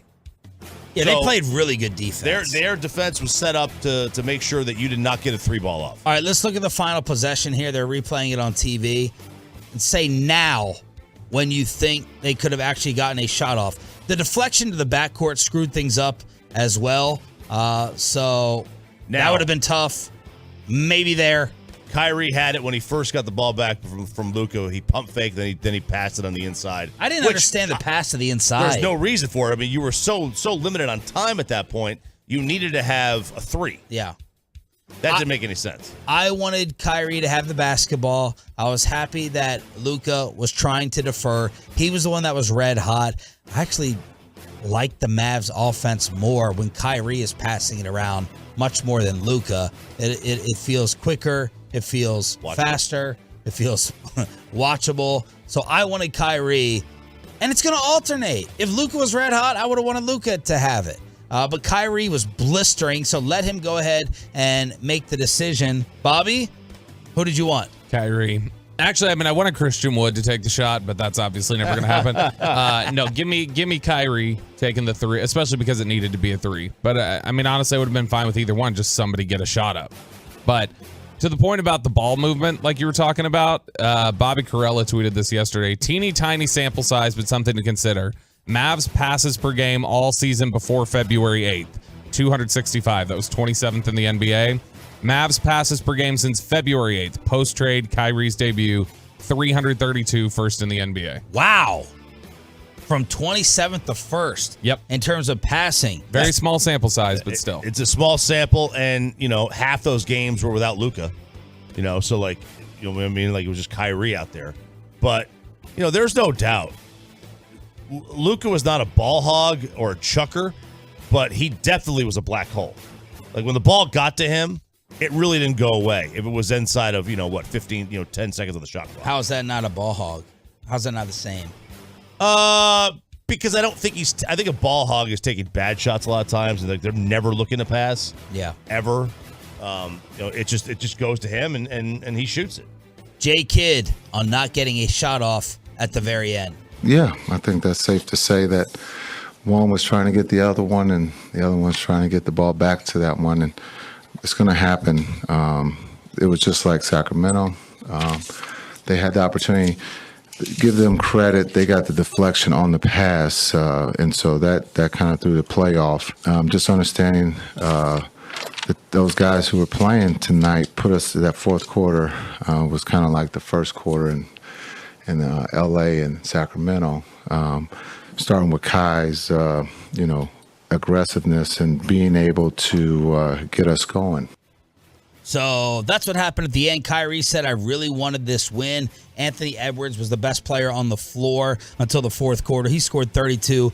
Gobert was just towering over the Mavericks roster. He had 21 and 14, and they were up 26 points at one point in this before Irving brought them back. Kyrie did not want to talk about his future with reporters before the game, saying, I just don't want to go ahead and create a distraction. And according to Woj, the Mavs are talking to LaMarcus Aldridge, 37 years old, 13-5 last year with the Nets, and is obviously a free agent. Local guy. There's a local tie in there. Look, he's old. There's a reason he's been out. Like, do you want him? Sure. Let's see what he's got. Bring him in. Do the workouts with him and all that stuff. Get him at a cheap rate. But this got a very much of a Cowboys bargain basement feel to it. They're just like, let's just outscore. Like obviously defenses, their Achilles heel. Need Maxey back desperately. Yeah. You had no one like Dorian Finney-Smith to try to check Anthony Edwards last night, and they're like, screw it. Let's just try to score 150. That's the only chance we have. We got Kyrie, we got Luka, and we got LaMarcus Aldridge, who I'm sure can still hit mid-range standstill jumpers and a three here and there. Let's just go all in and not play any defense whatsoever. Meanwhile, good Lord, Jalen Brunson. Cool down, man, please. Brunson scored 40 last night for the Knicks on 15-21. See who gave him a hug after the game? Iggy. Andre Iguodala? No. Nobody thinks Andre Iguodala when you say Iggy. I did. Iggy Azalea? Did you really? Yeah. Dang it. Iggy Azalea? Yeah. Went right up there. First things first on the real list. Are we making something of this? I don't Page think 6? So. Yeah, they might. It was all over the internets. So that was the Mavs' last home game before the All-Star break. They take on Denver on Wednesday night. So it'll be the Mavs against the number 1 seed in the Western Conference. And last night, that had some implications in the standings. By the way, LeBron James is still out. LeBron James, as the Lakers lost to Portland, but everyone is bunched up and jumbled up in the West still. Oh, my God. Did you see, they showed the graphic where it was like, the Mavs lose this game. Yeah. They dropped to 8. They dropped from 4 to 8, and all of a sudden. They're at number 5. Yeah. So it's Denver leading Memphis by 5 games. Denver, Memphis, Sacramento, Phoenix is the 4. Is Phoenix ever going to play? Did they play last night? I didn't even see. The Mavs are the 5. Then the Clippers, New Orleans with Zion still out. Minnesota is the 8. The Warriors are the 9. Golden State is in 10th. Ugh, could you imagine being in a play-in game against Golden State? God, it's not even fair. Yeah. And then imagine being the 1 seed and having to take them on. And the Suns did not play. They will host Sacramento tonight. Yeah, they've been off for like 5 days. Right? Yeah. I've been waiting for KD to come back and play, or the new look Suns to get out there on the floor, but they'll play the Kings tonight. All right, headlines. We have a Fall Out Boy ticket giveaway coming up here on DFW Sports Station. So I always ask Tolo Michael for the Mavs ticket prices. He said, forget about that. The in demand is for tonight. Bruins, Stars, Double AC. Well, I mean, it's a Bruins are a tremendous team. Monty's coming back, the old Stars coach, and it's just a really good game. Like Boston's got a ton of fans that live here anyway. They moved down here, so it's always a hot ticket. When Chicago was great, that was a very difficult ticket to get. The Bruins are a very difficult ticket to get. It's gonna be an expensive night. Bobby, what's going on with Derek Carr today? Derek Carr needs to be released by, I believe it's 4 p.m. today. Otherwise, 3 p.m. our time. 3 p.m. our time. Otherwise, his contract fully guaranteed. So that'll happen. He will get released today, probably this morning. And then he'll be free to sign with whoever he wants because he was not going to play ball on a trade, which I can't blame him. Why do you want to help do the Raiders any favors on that front? So he'll get released today, and then he'll be free to sign. Some interest in New Orleans, apparently. That's where some discussion has been. Yeah, like this guy, what a turn. Like, he was Mr. Raider. Like, I'll do anything for the team. And then they bench him. And he's like, yeah, no, screw you guys. Yeah. I can be petty, too. And he's not, nope, not accepted a trade. I wonder where he goes. Like, I don't know what the best fits are. Like, if Purdy is out longer, would San Fran not be a great fit for him? Is Trey Lance out? Trey Lance will be ready. Yeah. No. That's their guy. Yeah. That's the Vegas favorite right now to be starting quarterback next year. Okay. We just done with Trey Lance based off what? I think I assume my assumption from the outside is that Kyle Shanahan was never a fan of his anyway. Apparently, he got talked into it. He got talked into it by John Lynch, if you believe Michael Lombardi. Right. So, I mean, it could be there or New Orleans. No, I would not go to New Orleans. Ugh, Because of the city? Well, no, I don't buy the coach. The team, I don't think is very good anymore. They're getting older. Alvin Kamara's getting older. I mean, there's better spots to go to, but who knows where he goes. All right, what's Major League Baseball doing? You and Bobby disagree on this. Well, Bobby's wrong. Baseball is going to go with the runner on second in extra innings. They have made it permanently. And Ghost runner. And they unanimously voted on this. How many times is this going to change? Well, I cannot keep track of baseball going back and forth. Well, they never really went back. It was always a rule. It was just temporary. Now they've made it permanent. Now, obviously, the postseason they go back the other way and they let you play as many games, as much a regular game. But I love this over the course of the regular season. I don't need to waste pitchers' arms. If player and pitcher safety is important, which it is, then this is absolutely the right thing to do. I don't need to see 16-inning, 5-6 hour marathon games on a Tuesday night. Just do the runner on second and start the inning and let's go. Why don't you like it? Because I think it's just let the game play out. Like, I don't think you're saving that much time. It's not like we have consistent 15-inning games. A lot of these extra inning games do end in the 10th inning. Like, I don't think you need to put a runner on second and have it go. I like to see the stats on that, on how much faster extra innings finished last year. I would think it's a lot faster. I would think so too. Like, the NHL. I was against this initially. I don't like gimmicks, but 162 baseball games, 3.5 hours a night. Let's just go ahead and end this thing in extra innings. You talked about saving the arms, which should be an important factor, but it's kind of fun. It's kind of fun. I mean, look, most sports have a different extra time, overtime, extra inning rule for the regular season versus the postseason. The NHL does a different overtime than they do in the postseason. Every sport except basically the NBA. Yeah, football does a different overtime. Yep. Soccer, in pool play, you just have ties. And when you get to the knockout round, you go to extra time and then you go to penalty kicks. Yeah.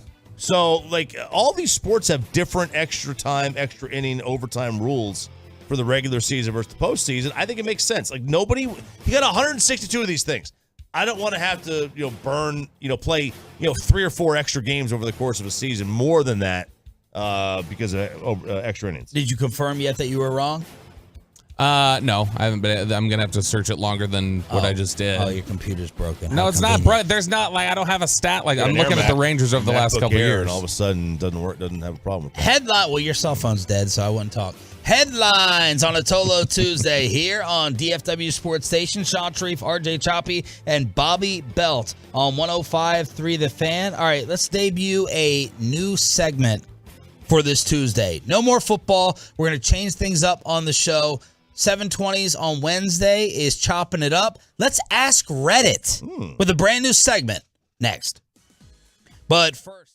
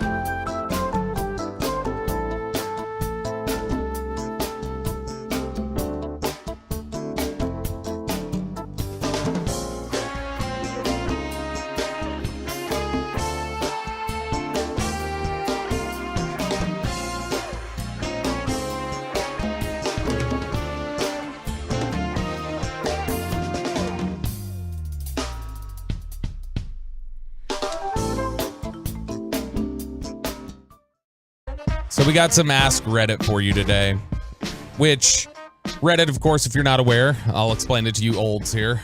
Reddit is a popular forum for discussing all sorts of topics. And one of the most popular forums they have there is Ask Reddit, which is somebody just asks a broad question that they want the feedback of Reddit's millions of users to weigh in on. So we've got a couple of them here today. And Sean, you wanted to make these a little more Valentine's themed. Yes, happy Valentine's Day to everyone out there. Yeah, happy Valentine's Day, honey.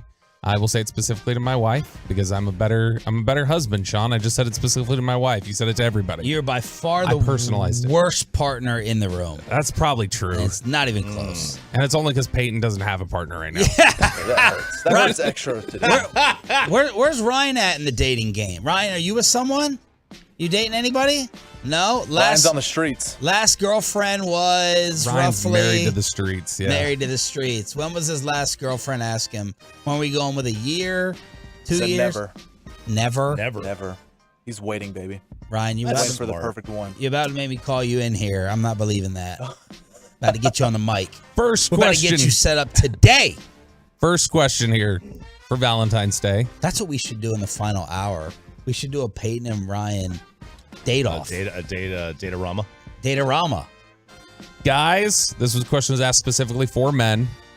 What's the most unattractive thing girls do that they think is attractive? Oh. Most unattractive thing that they do. I've got the easy answer. I think I do too. It's the spray tan. Oh. The spray tan is not attractive. It's a bad look. If you do it right. See, I think the problem with the spray tan is gotta do it right. Out of 5, like 3 of them go wrong. Maybe 4 of them go wrong. That's a problem. You look orange. You do look orange. My wife has like nothing wrong with that. Nothing wrong with that. Okay. It's one of the best colors in the world. My wife has like a lotion that she has me put on her instead of going and getting a spray tan, and it ends up looking it ends up looking good. Okay. But I can see how spray tan is up there. You know, I always tell her, like, I feel like these lips that get done get botched. That's it. It's lip fillers, 100%.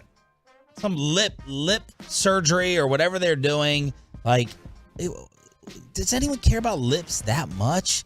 Like, you got feet that I don't understand because of Micah Parsons' toes. I've never been like, whoa, look at her lips. Unless they look like Wanda, who was the character from Living Color? Like, was it one of the Wayans that did the impression? Wanda on In Living Color? I think I've got that right. Maybe not. You might. I remember that sounds familiar, but I can't picture what the character looked like. Yeah, I am totally with you on lip fillers. Sarah and I have talked about this. We don't get it. Have you ever kissed a girl with lip fillers? Weird. I don't think so. Oh, it's like it's so they're like hard as a rock. Kissing a Nerf football. It's so odd. I don't get it. They obviously don't do it for us because I don't think any of us find that to be like an attractive look. Would she consider any surgery? I mean, not to put too much business out there, but she just like anti, like no Botox. Amanda's like starting to talk to me about like her getting Botox, and I'm like, no, you don't need it. No. I don't think. I mean, I'm sure she would consider it, but I don't think she is even remotely on her radar at this point. Okay. Boy, the truckwreck.com fan text exploded with answers as soon as we asked this. So we've got a few of these. What girls think is attractive that we don't? Duck face. So the little pouty lips. Yeah. Especially in pictures. That's my favorite photo face. Somebody just put in quotations, daddy. So saying daddy, I guess. Oh, no. I like that. That's hot. That's hot. Don't take that advice, ladies. Smoking. Oh. Girls think smoking is attractive? I think some girls do think it's like it can be a sexy little look. So I think it was Chiafalo. Was it Chiafalo telling us that at dinner? He's like, there's this, I hope I don't get him in trouble with the missus. I think she's cool. He's like, there's this one girl, man, that I dated, and she, the combo of her perfume with the menthols, he's like, there was just something about it. It was intoxicating. And he absolutely loved that the girl that he was with was smoking. Oh, my God. And have you ever seen or been with a girl who dips? Oh, yeah. Ew. No. You've been with one who dips? Yeah. Oh, my God. Uh-huh. Where is she from? Tennessee. Tennessee. Had to be. Absolutely. Had to be. She didn't do the large chaw It was a lipper, you know, it's a little lip. Oh, that I can't. I don't know. I don't think they could be at a hotness to deal with dipping. Man, menthol and perfume though. Yeah, the menthol's like minty. So the menthol gives you the mint combined with that perfume. That's Chiafalo. Smells like Thin Mints and an Avon lady or something. Yeah, if he likes menthol, he should move to California because they have banned it. They have banned menthol cigarettes. They have? Yeah, they did it last month. Why? New law prohibits retail sales of menthol cigarettes. No idea why. It's California. Menthols, I feel like they like cut your throat up. Like, yeah, there was an old wives' tale back when I was a kid because I used to smoke menthols in high school. I don't remember if it's true or not. But they would say like it had like fiberglass something in it. It feels like it's like diamonds or glass it would, like, shattering. Cut your throat like when you exhale into a tissue and blood will come out. Oh God! I was like, oh, okay. You just did the best public service announcement that any Tolo parent could have asked for with their kid in the car. Philip Morris is gonna kill you. Makeup or heavy makeup. We're getting a lot of makeup, too much makeup, those sorts of things. I think just by example, the second O in too much is indicative of too much anything is bad. So of course too much makeup would be bad. Fake eyelash extensions, those overdone huge ones. Botox. I personally, and this one's gonna get me in trouble probably. Fake nails. I don't like the fake acrylic nails. I like them. I mean, I don't care as long as they're not like, you know, the extender. The huge ones that come to a point. Yeah. They could slap you from across the room with them. I had to go to a bank recently, which I hadn't been to in years, and the lady behind the counter was typing in. I had to get like a cashier's check, and she was typing in everything. Sounded like just like a dog walking across the floor with a little click. She's click, trying to type, and these nails, I'm not joking, were at least 2.5 inches long past her finger. I'm looking at her just amazed that she's able to type with these things. It was Jamie Foxx, and it was Wanda. Thank you. Yes, there you go. Is that too old for you, Bobby? Did you know it in no, living color at all? Yeah, I did. I didn't. I mean, I haven't watched a ton of it, but I mean, I am familiar with it. Acting mousy, or the baby talk. Oh. God, I hate that. You're not big on the baby talk. No, I hate that. Oh my gosh, the Fantex blew up with all the. Bless you. Bless you, Michael. Long fingernails, draw on eyebrows, but isn't that a lot of times they don't have them, so they put something. I don't know that's intended. Over the top breast implants. What's over the top? I would argue implants in general. No, you're wrong. Implants are fine. They're okay. I mean, again, you get a good one, you can't tell. Yeah. You get a bad one, and you get women who can't like sit on the plane. They can't put their tray table down. It's an issue. So that's topic. I'm gonna disagree with this last submission from the 469. Matching bra and panties. No man cares if your undergarments match. I think the match looks nice. What? I think the match looks nice. It's too much for my OCD brain to see, God. like, why are your underwear... Bobby's like, hang on, let me go find the matching pair in the closet. Why are your underwear black and your bra blue? Like, that just... I do want to see some symmetry. You know what they say? If the underwears match, you are getting some that night. Girls cussing? Oh, no, that's all. You have to have a girl. I don't mind a foul-mouthed lady. That's not so bad. All right, so that's topic number 1, Ask Reddit. What's number 2, Valentine's Day edition? And we're going to include the ladies here. Sorry, that was a little too exclusive, but the lady Tolos here, you're going to be able to weigh in on this too. What makes you glad you are not the opposite sex? So for us, it would be what makes us glad we're not women. And the easy answer, obviously, is the period. The time of the month. Yeah. Yeah. That sucks. Just like, I mean, when I've talked to my wife about this before. I've had this discussion with other, like, female friends before and stuff. Just the, like, you get 1 week a month where you feel okay. Because they're like, yeah, the week before you just feel crazy. Yeah. And then the week of you feel terrible. And then the week after you usually kind of feel crazy. So I'm like, you get 1 out of every 4 weeks. That's awful. I would hate that. Yeah. I mean, I guess you could... Like I've dated girls who just didn't have them. They took like their IUD or whatever, or the way their birth control is, and they just never had them. Oh. So they didn't, which was fine, for them. For me, I don't care. I think it's peeing standing up. That's the easy one. Or it's not having to deal with other men. Oh yeah. Like having to deal with men. Gotta be awful. Gotta be awful. What do you mean? There's many a girl who they only want guys around. Oh, I know. There are some girls they don't get along with other girls. They don't have girlfriends. Constantly getting hit on, and then the male body is disgusting. Like, a girl takes her clothes off, it's like, yes. A guy takes his clothes off, it's like, what is that? For me, it's all the shaving. The constant shaving that they have to do. Yeah, you can tell I hate it. We Bobby and I go unkept with the beards. Peyton just goes unkept. He's trying to get there. Bobby pointed out in the meeting yesterday. Shaving the legs nonstop, shaving the armpits. I mean, just the constant shaving and the maintenance. That would stink. But really, it's the makeup. Like, how much time does she need before you are going to go to a nice dinner? What is the allotment? Yeah, I get ready in 5 minutes, and the wife usually takes 90 minutes. 90 minutes, 2 hours. 2 hours? 90 minutes. Definitely 90 minutes. Yeah, 90 because she's got to do she's got to warm up her hair straightener, and then she's got to put on her makeup. She's got to shower. She's got to pick her clothes. She's got to then do her hair. It's a lot. Yep, 90-minute prep time. Oh, wow. Yeah, Sarah's at like 30 to 45, I think. And then I guess it depends if she's doing hair. Them having to do the makeup for every outing, to sit there and go through that process of drawing and coloring and painting and dusting and all that's torture. That's a nightmare. I know a lot of women like it. What are you laughing at? I can't read it on the air. I didn't mean to read it. I read it and it made me laugh. The fan text 540. Just know I saw your text and it was hilarious. We've got some of the answers here on Reddit. Question again is what? What makes you glad you're not the opposite sex? Yeah. And there was one woman on Reddit who replied, testicular torsion. I've seen it and I do not wish to experience it. I have had that happen before. Really? What is it?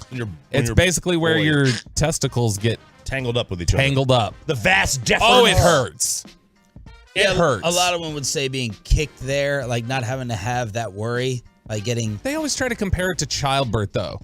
Like, have you ever had a baby? Well, you haven't been hit. It hurts. Well, you know what? I think childbirth is worse. Well, I mean, childbirth is probably the one seed of this whole discussion. Agree to disagree, Sean.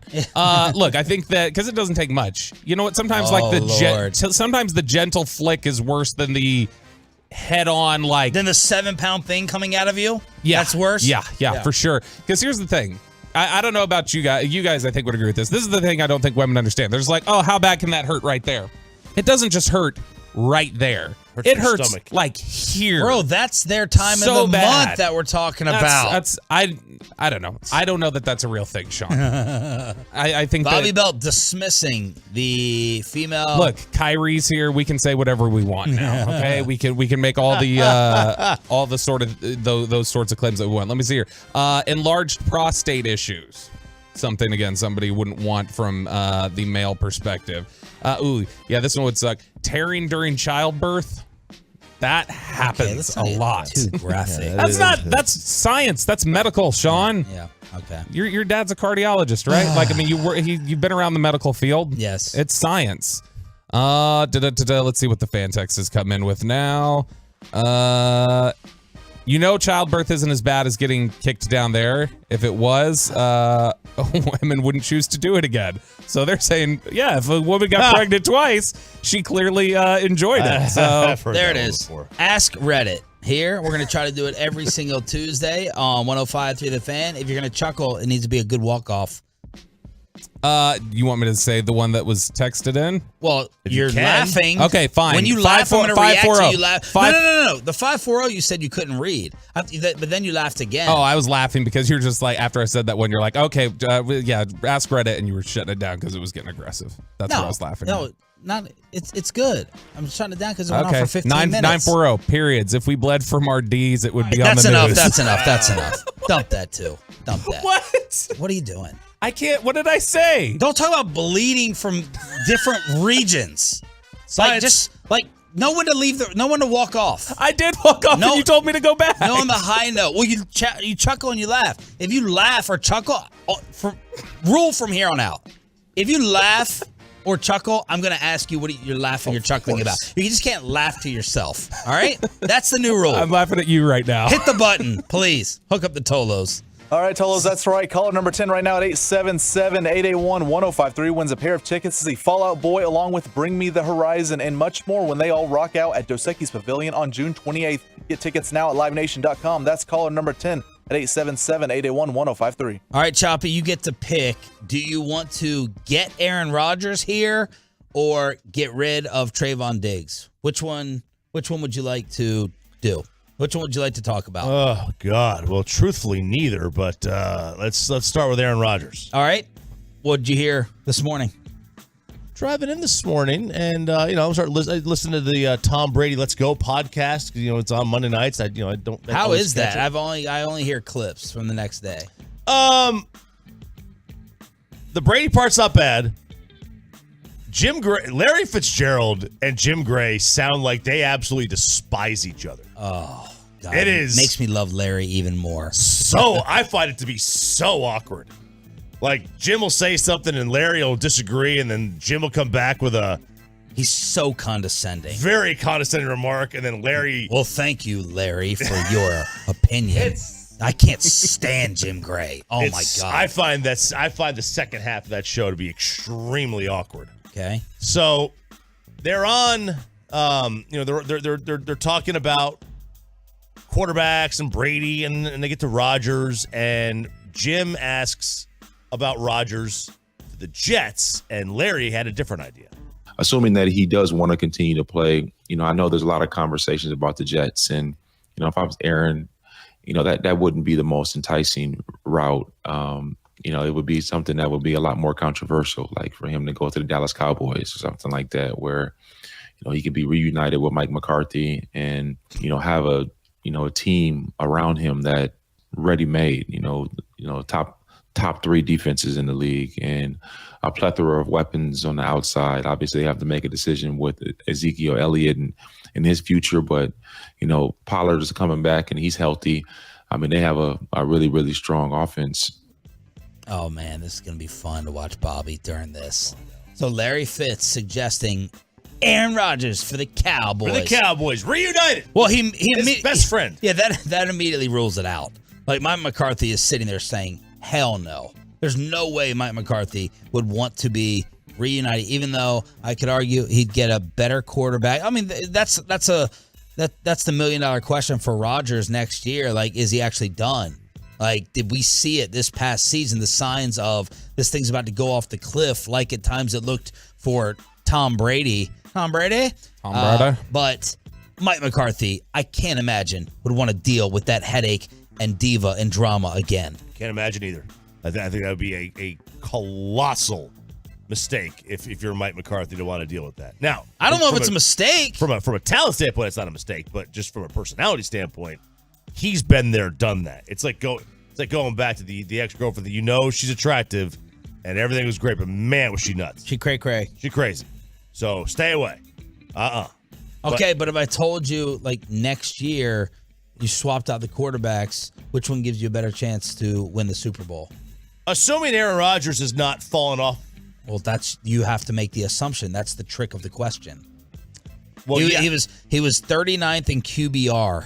Yeah. That was 26 in the league, 26 touchdowns, 12 interceptions.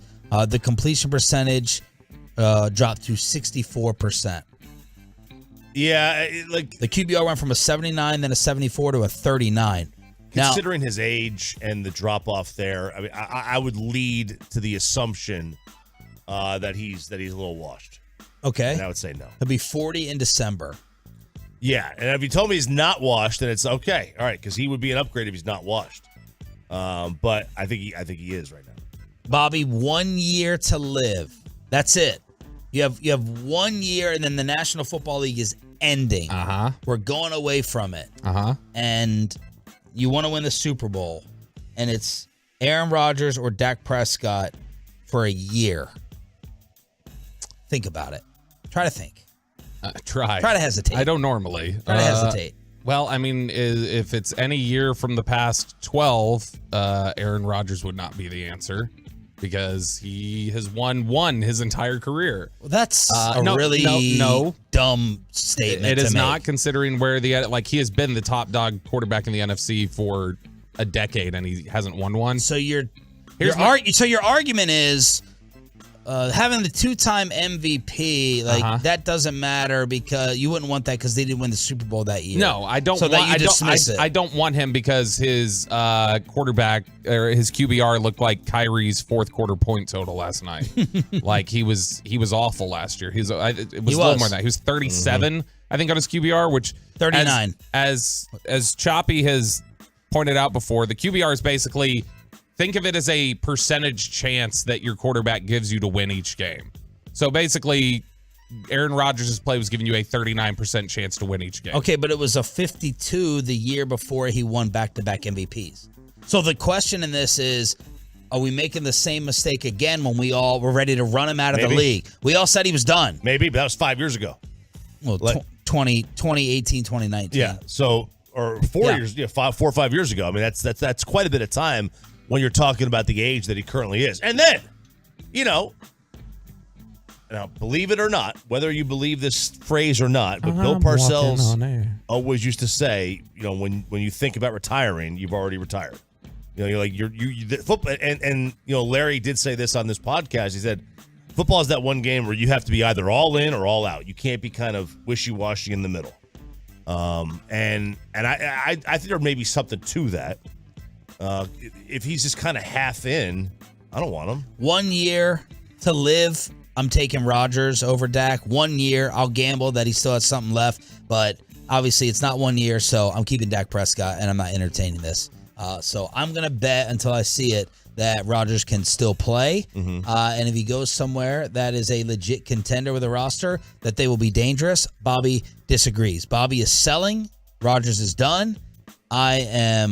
I'm holding or buying, and you are slightly selling. Slightly sell. I'll buy him. You're holding, and Bobby's selling. Yeah, I can't make a decision now based on his past year and then not knowing what he is. So since I can't make a decision, I would sell, but my preference would be to hold.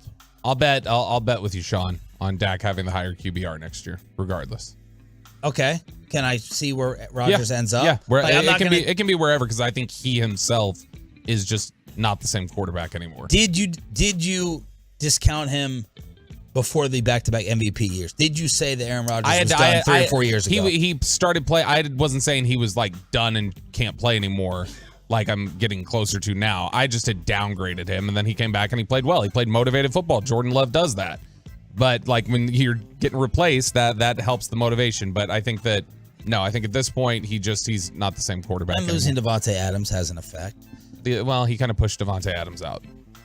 Well, okay. I'm just saying losing Devontae Adams is going to have effect on his numbers. It didn't for Mahomes, but I just don't have sympathy when it's largely his fault Devontae wanted out. I didn't ask for sympathy. I didn't mention sympathy one time. I just said we have to make a determination on whether he's done because he was throwing to a bunch of scrubs. Okay. That's all I'm saying. Okay. I didn't say he's not a jerk. I didn't say he didn't push him out. I'm not asking for sympathy. I'm just saying I think it's a factor. That's my opinion. So there's Larry Fitzgerald. Now, what's going on with Trayvon Diggs? Michael Gelkin dropping breadcrumbs at the Dallas Morning News? Yeah, look, Michael Gelkin is really, really good at his job. He's one of the, to me, one of the most reputable beat reporters in the country, not just here in Dallas. And he had an article yesterday titled "Cowboys Looming Decision to Extend Trayvon Diggs Full of Risk Reward." It's like, okay, that's an interesting headline there. And he talks about months before Mike McCarthy was hired, the Cowboys proactively reached long-term extensions with linebacker Jalen Smith, right tackle La'el Collins, and running back Ezekiel Elliott. He said those deals aged worse for the team than bagged spinach. This offseason, the Cowboys must decide whether to get back on the horse. What a great reference. That bagged spinach, once that little bit of wetness gets in there, it's over. Got to throw away the whole thing. I can't eat anything slightly wilted with the lettuce. It's got to go. I can't do it. You got to have crispy spinach. Is that what you're looking for? Got to be crispy. But it goes bad. Yeah, it does. Now, he makes some points in there talking about, look, Trayvon Diggs, he's still relatively new to the position. He's shown improvement every season. These are obviously positive things about him, but also you saw the concern with his tackling and some of the times that he got burned in the second half of the season. We saw him get burned really bad his first and second year in the league, even when he had all the interceptions. There were plenty of times where he'd gamble and get burned, and they have other people that they have to look at signing right now. CeeDee Lamb, Terrence Steele, potentially Tyler Biadasz. Like, these are other contracts that are coming up that they have to make a decision on. And he finished his article. He said, in the summer of 2019, Dallas struck out swinging on 3 contract extensions. The whiffs not only created a headwind for a potential Super Bowl appearance, they gave a clear reminder for the stakes as this offseason begins. Paying players early can save money. Paying the wrong ones comes at a price. If Michael's saying that, I think Michael generally, the people that he talks to and that he deals with and the people that would give him a sense of where the organization's feeling, that to me says that it's just not an easy slam dunk to the Cowboys that they make him the top paid corner or whatever it is. That they've got to do some evaluation and they have to be smarter about how they approach it. I still think eventually he gets done. I don't think it gets done this offseason. I think he plays out the year. They probably tag him and then he ends out eventually signing a contract extension because I think he'll play well this year. All right, here are the salaries for the top corners. Jair Alexander makes $21 a year. Denzel Ward, $20. Jalen Ramsey, $20. Marshawn Lattimore, $19.5. Marlon Humphrey, $19.5. Xavier Howard, $18. You signing Diggs up for those numbers? $17 to $20 million a year, like the other top guys are making? Yes. I was asking Choppy. I mean, I'm not. I was looking down. I wouldn't. That's a lot of money. That's a lot of money. I get it. He gets interceptions. Cool. It's not given enough that he's a shutdown corner to give him that money. There's too much questions as to whether he is a just a guy who just gets picks and takes a lot of chances versus actually locks down players. This topic is asinine. It's asinine from Eric Chiafalo. It was asinine from Brian Broaddus, and it's asinine from you. There's not enough of a surplus. Actually, let me pick up a nicer word for you. Silly. Counter to your football beliefs. There's not enough of a surplus. I don't care about his tackling. Let's erase it. Strike it from the record. I know Broaddus wants to have Rod Woodson out here. It's not a factor. It shouldn't factor in heavily enough. There's not enough of a surplus of corners in the National Football League to be this picky and choosy about locking this guy up. There is no shutdown corners in the NFL, I could argue. But you still have to defend the pass. We were terrified at the state of this secondary and cornerback situation at the end of the year after Anthony Brown got hurt. We were terrified when Anthony Brown was playing. And you cannot say everything is about stopping the pass and then say, go ahead and let Trayvon Diggs go. I'm going to read you the highest paid guys, and then I'm going to tell you when you don't recognize the other names. Jair, Denzel, Ramsey, Lattimore, Humphrey, Xavier Howard, Tre'Davious White, Darius Slay, Byron Jones is a 16.5, J.C. Jackson, Carlton Davis, a lot of people can't tell me who he plays for, William Jackson, a lot of people can't, Adoree Jackson, Shaq Griffin, Dante Jackson. These are the top 10 and 15 highest paid guys. You have to pay Trayvon Diggs. It's not even a question. I would like to not pay him $22 million a year. I do think he has some holes and definitely instances where he gets beat, but I don't need you to be Deion Sanders for me to lock you up as the number one corner. In my opinion, this isn't even a question, and be careful what y'all wish for if you are fine with Diggs not being around here. He's the right type of dude as well, in my opinion. His type of player, the Marcus Peters, they don't age very well. J.C. Jackson. But he's 24, man. He's not 27. He's 24. I get it. So by the time this extension kicks in, he's 26. Yeah, but I mean, you're also talking about a guy who's played corner since his sophomore year. So, I mean, he's a guy who's still growing at the position and each year improves.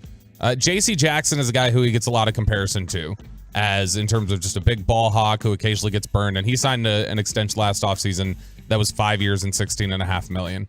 So if you calculate for the cap, I would guess like the increases in the cap, I would say his floor is probably 5 years, 18 annually.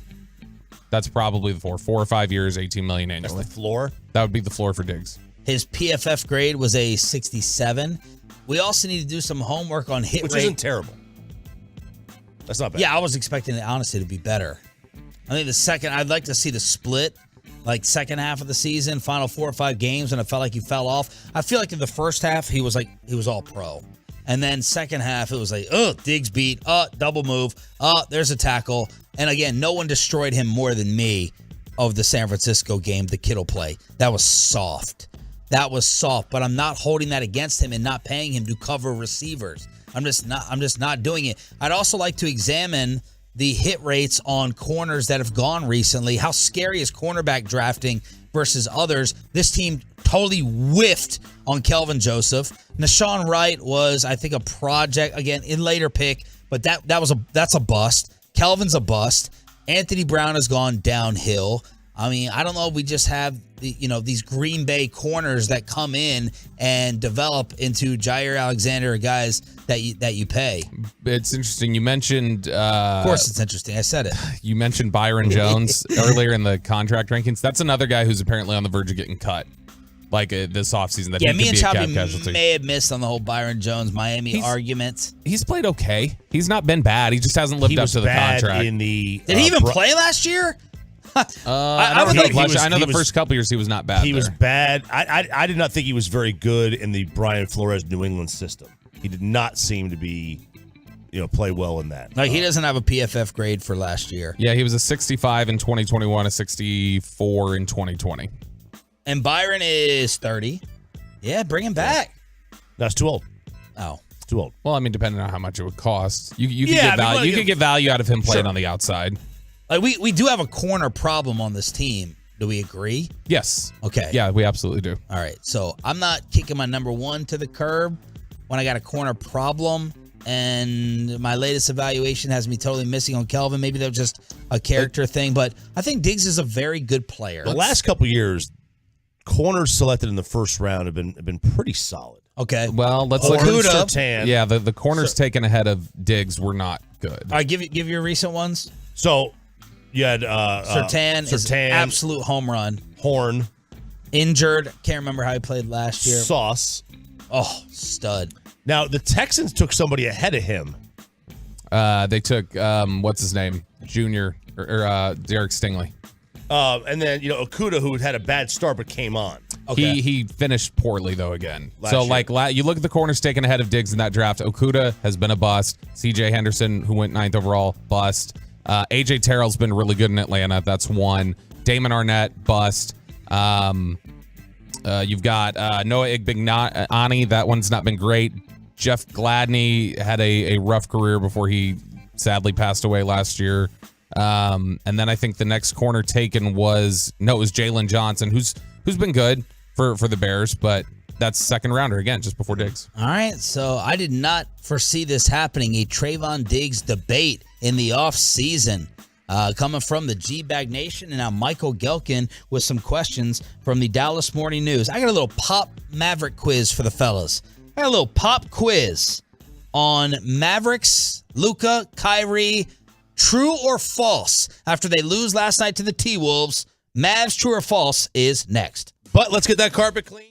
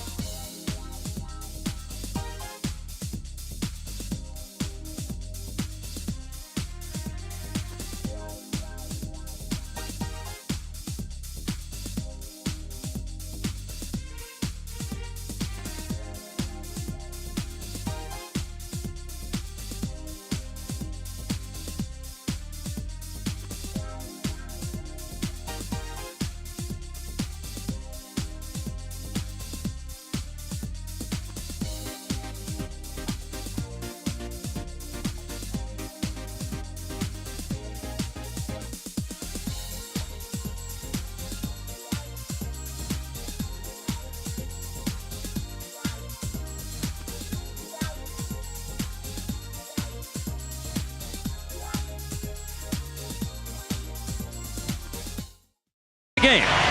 Vincent puts the ball in play, and it's tipped into the backcourt. Luka beats McDaniels to it, and now he's got it in the backcourt. Up ahead to Kyrie. He stops. He fakes a shot. Now Luka going back to Kyrie. A pump fake. Steps to the defense. Lost the ball. Thrown up ahead to Kyle Anderson, and it's all over.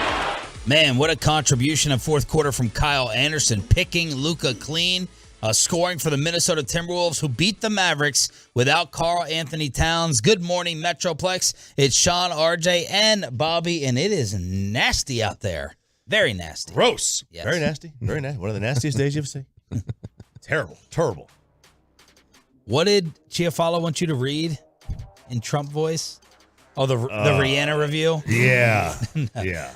No, we're not gonna do that. Oh, come on. I just don't know why Donald Trump would like lash out at Rihanna for some reason. I don't get it. Clicks. Right. I can see that. Second most watched halftime show of all time behind Katy Perry, and the Super Bowl ratings through the roof again. You have Mavs ratings recently sent to you? I do. Let's have Bobby guess. We've never had Bobby guess the ratings before. Okay. Let's go with game number 1. This is the percentage of the Metroplex that watch your basketball team. Game 1 is Wednesday night. Okay, Wednesday night. That was the... Which game was that? Well, that Clippers. was the first Kyrie game. First Kyrie game. And so are we including ESPN in that? The ESPN broadcast? Like, that's what we're going off of, right? The ESPN broadcast? I just got set the number, so yeah, I assume it's the ESPN. A 2. No. I have no clue. 0.6. Ugh. It's my blood alcohol level on Tuesday. You know, that is, I do wonder what his BAC was. All right, next night, Friday night. This did better. Friday did Saturday night, they played the Kings with Luka. They played both. Oh, back to back. Yep. Played it back to back. The win over the Kings. Win over the Kings. All right. 0.8. 1.0. Got a 1%. The next night, this was Luka and Kyrie's first game together.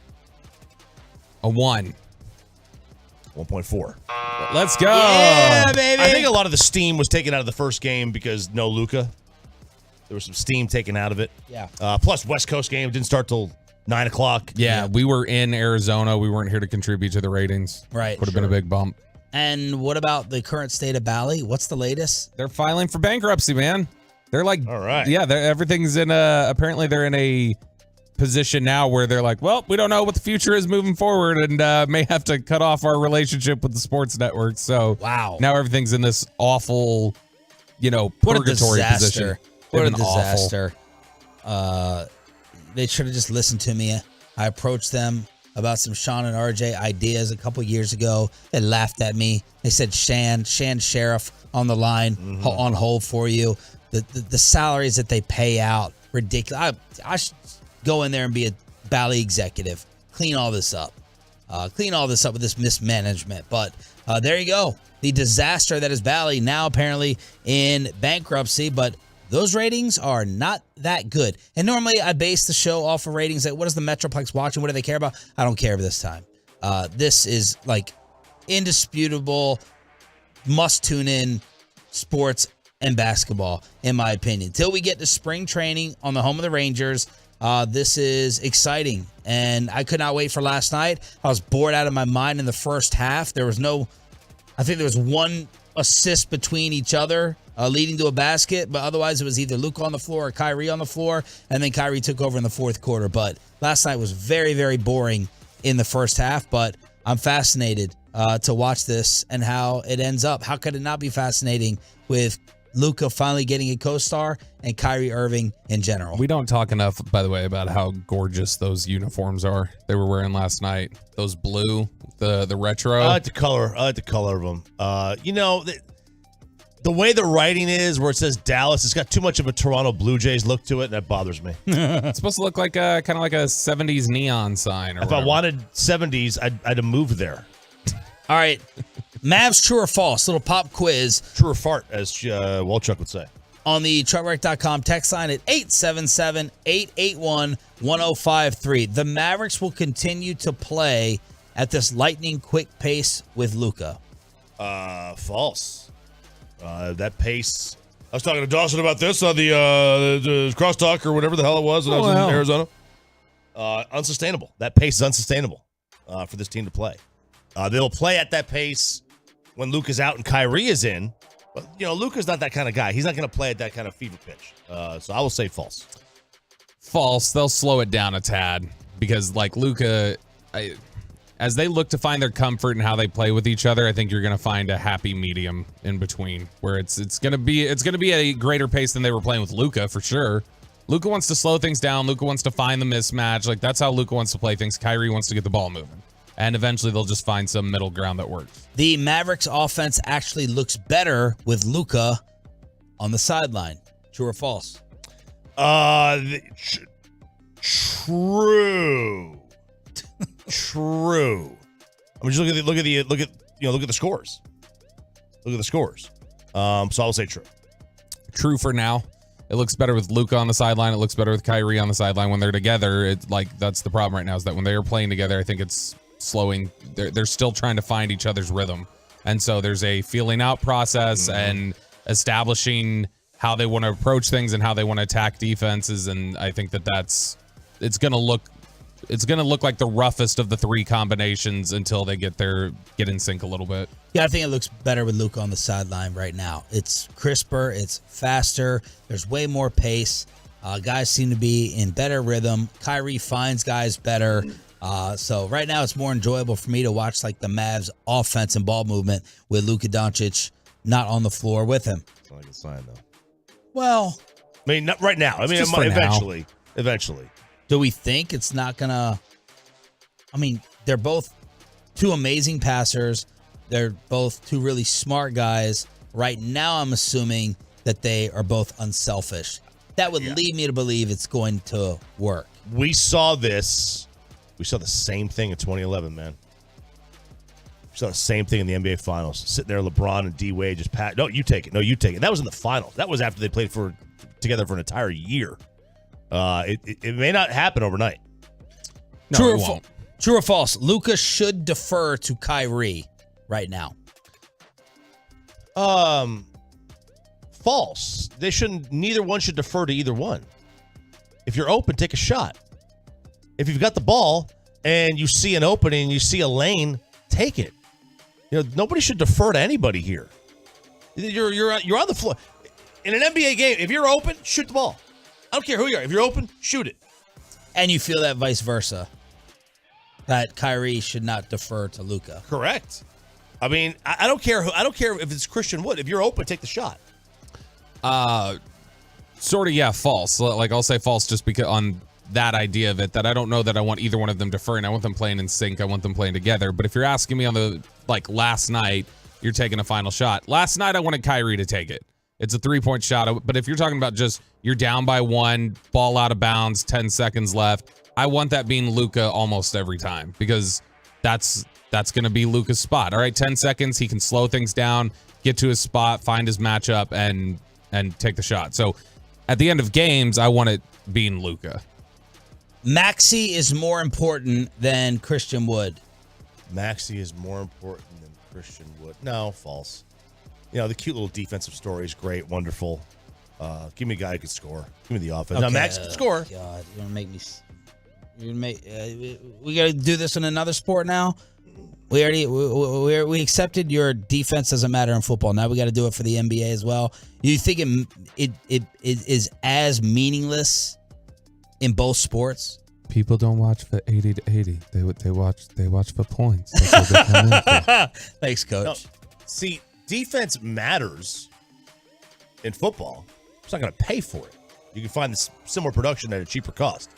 In basketball, I mean, the Golden State Warriors showed, just let's score, outscore the other team. Warriors were a good defensive team. They were a good team defensive. They had Draymond and Clay, and Clay's really good on the outside.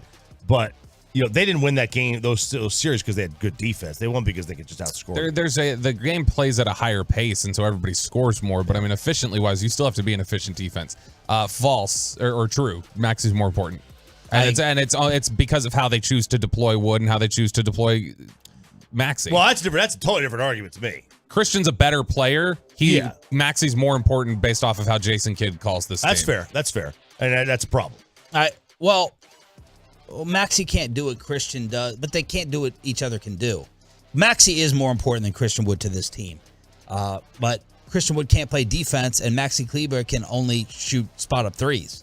So they couldn't be the other person if they wanted to. That's the answer to that. Maxey is more valuable. They desperately need him to come back and provide some type of presence in the paint. Last night was embarrassing. That was a joke in terms of that defense. It was awful. All right, Mavs, true or false on the truckwreck.com text line, 877-881-1053. Jason Kidd gives the Mavericks a coaching advantage on most nights. False. Ooh.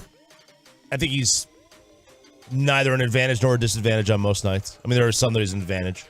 But I think generally, I just think he's a good coach. So I guess if he's top 12 or so, he would give him an advantage on more nights than not. What has changed the most about your opinion on Jason Kidd from last year to this year? His inability to drop a play at the end of a game. My gosh. How does a guy who's a point guard not know how to do this? Now maybe he just saw the floor differently and he can't draw it up on paper. I don't know. Or maybe they're not trying to do one. But day to day and during the regular season, I mean, do you think he's a better coach than Rick Carlisle right now? I haven't watched 1 second of Pacers basketball. Well, no, just from what you saw with the Mavs. I mean, it's different. Like Kidd may be better managing the people, and Rick's better at the X's and O's, or who knows, but I don't know. No, I think that's fair. I think Rick was better at X's and O's. I don't think anybody consistently during Rick's time here in Dallas, nobody used timeouts better than Rick. Like to slow the pace of the game, to change up a run, like to break a run, things like that. He was really good at that. The problem was obviously his people skills and getting guys to buy in like that. So I will say the question is, he gives them an advantage most nights. He's a coaching advantage. True, slightly, because I do think he's probably in the top half of coaches in the league. But I mean, there have been other issues about like drawing things up on the game, the stubbornness with Christian Wood, some of the rotation questions that we get, and so there are definitely some holes and some things that you worry about. But for me, the biggest difference this year from last year has been the stubbornness. Like, there are just some Brooklyn, Milwaukee tendencies, it feels like, with the way he's handled Christian Wood. Final one. The Mavericks will win a playoff series. True. Ooh, no hesitation. No, none. Why? Because they're going to have the best player on the floor in majority of the series. They're going to take one of them. Well, right now, they would go to Phoenix first round. You want to hesitate? You want to hold on that? No, because it probably won't stay that way. Okay, so if it was Sacramento, Mavs, Memphis. Mavs. All right. Your continued disrespect of the Memphis Grizzlies remains. I'll continue to disrespect them. Careful, John might put a laser on you. He might. You never know. You're like the Jason Kidd of stubbornness, as the Mavs are 2 in the West. Yeah, I know, right? Yeah. No, so I don't think Phoenix will stay where they are. I don't know where the Mavs will wind up being, but they don't. There's not. I mean, who in the West right now? Phoenix is kind of scary. Like, I get it. They're scary. The Mavs seem to do well against them right now, but we haven't seen this new iteration of that. Mavs will win a playoff series. True or false?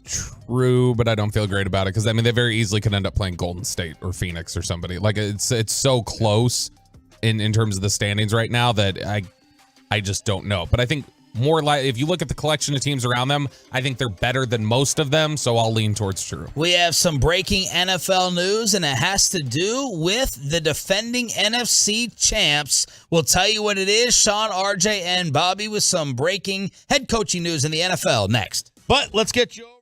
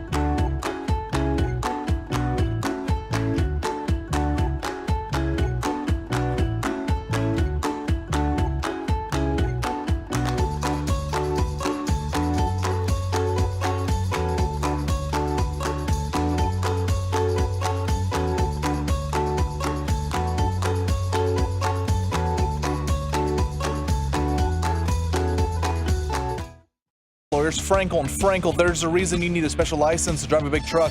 So companies that hire drivers and put them into big trucks should be held accountable for what happens when one hurts you. Frankly, you need Frankel and Frankel. Visit truckwreck.com or call them 214-333-3333. We have the breaking news here out of the NFL on 105.3 The Fan. It's presented by BetQL. Smarter bets start with BetQL. Download the BetQL app or visit BetQL.com today. Shane Steichen is the new head coach of the Indianapolis Colts. Bobby, what's the trading back and forth between Filthy and Indy? So here's just a brief timeline, and this was tweeted by Zach Kiefer from The Athletic. He covers the Colts. He said, February 2018, Colts hire Eagles offensive coordinator Frank Reich as head coach.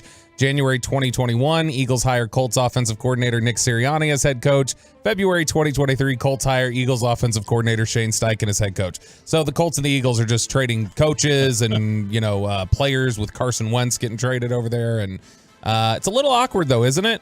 Basically, you had Nick Sirianni trashing the Colts back in October or whenever that was, and talking about how, Frank Reich's my mentor, and they treat him like S, and then all of a sudden, my offensive coordinator is just going to jump ship over there. Now, you'll take a job. A job's a job, but still. Now, 32 of them. My question is, Shane Steichen, am I putting him into a Jalen Hurts college offensive system? How do I say this? Like a box? A box. You would argue that maybe you're drafting the next quarterback who has that capability with the way the NFL is going. Maybe they're in line to draft a C.J. Stroud. Maybe they can get that. They can get Bryce Young. It'd be like other teams hiring Greg Roman for the past 3 years. Like, I want to bring you as my offensive coordinator, but you're known for this one-of-a-kind Lamar Jackson run game. Correct. I have no idea. Like, is this Steichen's offense? It's Sirianni's? Right. There's a lot of questions that run in there. Yep. I think sometimes, and I think way too often, these NFL teams just look at the playoffs and say, "Oh, well, that guy's got to be good. He's in the postseason. Let's just go hire him." Yeah, well, it's like Michael Lombardi was saying, if I'm ready to hire Jonathan Gannon, I'm hesitating after that defensive game plan in the Super Bowl against Pat Mahomes and the Chiefs. I'm lobbing you up to dunk on Lombardi. Well, look, I wouldn't hire a defensive coach anyway as to be my head coach because, as Lombardi has said, and I agree with this, the toughest question a defensive coach has to answer in a job interview is who's going to fix the offense or run the offense. That's the toughest question they've got to answer. Brandon Staley trying to answer that with Kellen. Right. He had to answer that question. Now, fortunately for Brandon Staley, he's got Justin Herbert. If Dan Quinn had taken the Indianapolis job, he needs to know two things. One, who's the coordinator that's going to fix the offense, and who's my quarterback that's going to fix the offense. Yeah. And that's just a tough thing for them to answer. Anything else we know about this guy? I'm just assuming they're all tools coming from Philly. Shane Steichen, Jonathan Gannon, Nick Sirianni. But here's Steichen going to take over Indy. No more Jeff Saturday. Jeff Saturday going to be an assistant coach or? High school. Come on back to TV. Go to high school. Is he? Probably. No, that's what he was doing before, right? He had a high school job. But he's ESPN, right? Yeah, but he also had a high school coaching job, too. It was very weird how he was doing that. This is weird. This is just for me. I, don't listen to Herm Edwards anymore. I just dismiss Herm on television after he went to Arizona State and had that failure or whatever. And I'm like, okay, been there, done that, already seen it. I don't even care what Herm says. I just tune him out. I don't even listen. Yep, don't listen. So don't care. So why? I'm just curious, why? Well, I'm the Arizona State thing, knocked a little bit of credibility in my mind. I guess I've seen him on TV forever. I just think of him as a character. He's hopping in the studio the next day and analyzing the NFL. It just didn't add up to me. I was like, I'm selling on Herm. And I'm wondering if I would do that with Saturday as well. I'm like, does Jeff Saturday have, Urban? Does Urban Meyer and Jeff Saturday have less credibility considering how their jobs just went going back on TV? I don't think Jeff Saturday's failure or not as a head coach has anything to do with the credibility of his football points. He's analyzing the game. I didn't think when this whole thing came out with Matt Millen when he left Detroit. And I was like, what? Well, Matt Millen was still a good analyst. He was a tremendous analyst before. Just because he wasn't a great GM doesn't have anything to do with his ability to analyze a football game. Which, by the way, Matt Millen got mocked for it. I was talking to somebody about this a couple months ago. Matt Millen was kind of ahead of the curve. Drafting three receivers 3 years in a row. People looked at it as crazy, but he was really trying to make the three receiver offense. Right, but who was his quarterback at the time? John Kitna? Joey Harrington. Joey Harrington? Who brought us that's if you want to ever see Broadus get emotional about his scouting career, just be like, hey, what did you think of Joey Harrington? And he will get very sad. All right, well, now the question is Arizona. What's the holdup? Is this Jonathan Gannon to the Cardinals? This is the only opening left, and what an indictment of Kyler Murray it appears to be. You should, if you pay your quarterback that kind of money, it means you think he's pretty good. Coaches should be lining up for that job. Yes, my Lord, my word, my Lord, yeah. my Lord, my Lord, man. I mean, the word is Terry Bradshaw putting Sean Payton on blast. That Peyton did not want to go near Kyler. It looks bad. Everything about Arizona optically looks bad. The homework contract, the video games, the body language. The grass field that everybody slips on. The grass field that everybody slips on. They don't have a head coach still. Sean Payton story. Everything just looks bad. It looks bad. I don't know the reality of it, but who are they going to hire? Who are the other names now? Who are we talking about? Mike Kafka, the defensive coordinator of the Cincinnati Bengals. I still don't know his name, how to say it. Lou, yeah, I don't know what it is. Plus, their GM looks like Stanley Tucci. It's just like, what? It's very odd. Tucci gang. I'm proud of you for that reference. Thank you. All right, so that's where we stand. Yeah, I'm trying to find what the latest odds are. There's nothing that doesn't look like from the last week, because this is still old. It still has Brian Flores as the favorite, and I don't think that's the case anymore. But yeah, I guess Gannon is the one that's kind of been going around right now. I mean, it makes sense that they were waiting for this long to go ahead and get him. So only Arizona with an opening at head coach. Sean, RJ, and Bobby on DFW Sports Station 105.3 The Fan. Thanks for being a Tolo on this Valentine's Day. And RJ Choppy has asked for your assistance with the gift. I still have not gotten a gift yet for Valentine's Day. And I don't know what to do. I'm really at a loss. She's going to get really upset at me if I spend a lot of money. I think your mic was off. I said I haven't either. Oh, you haven't? No.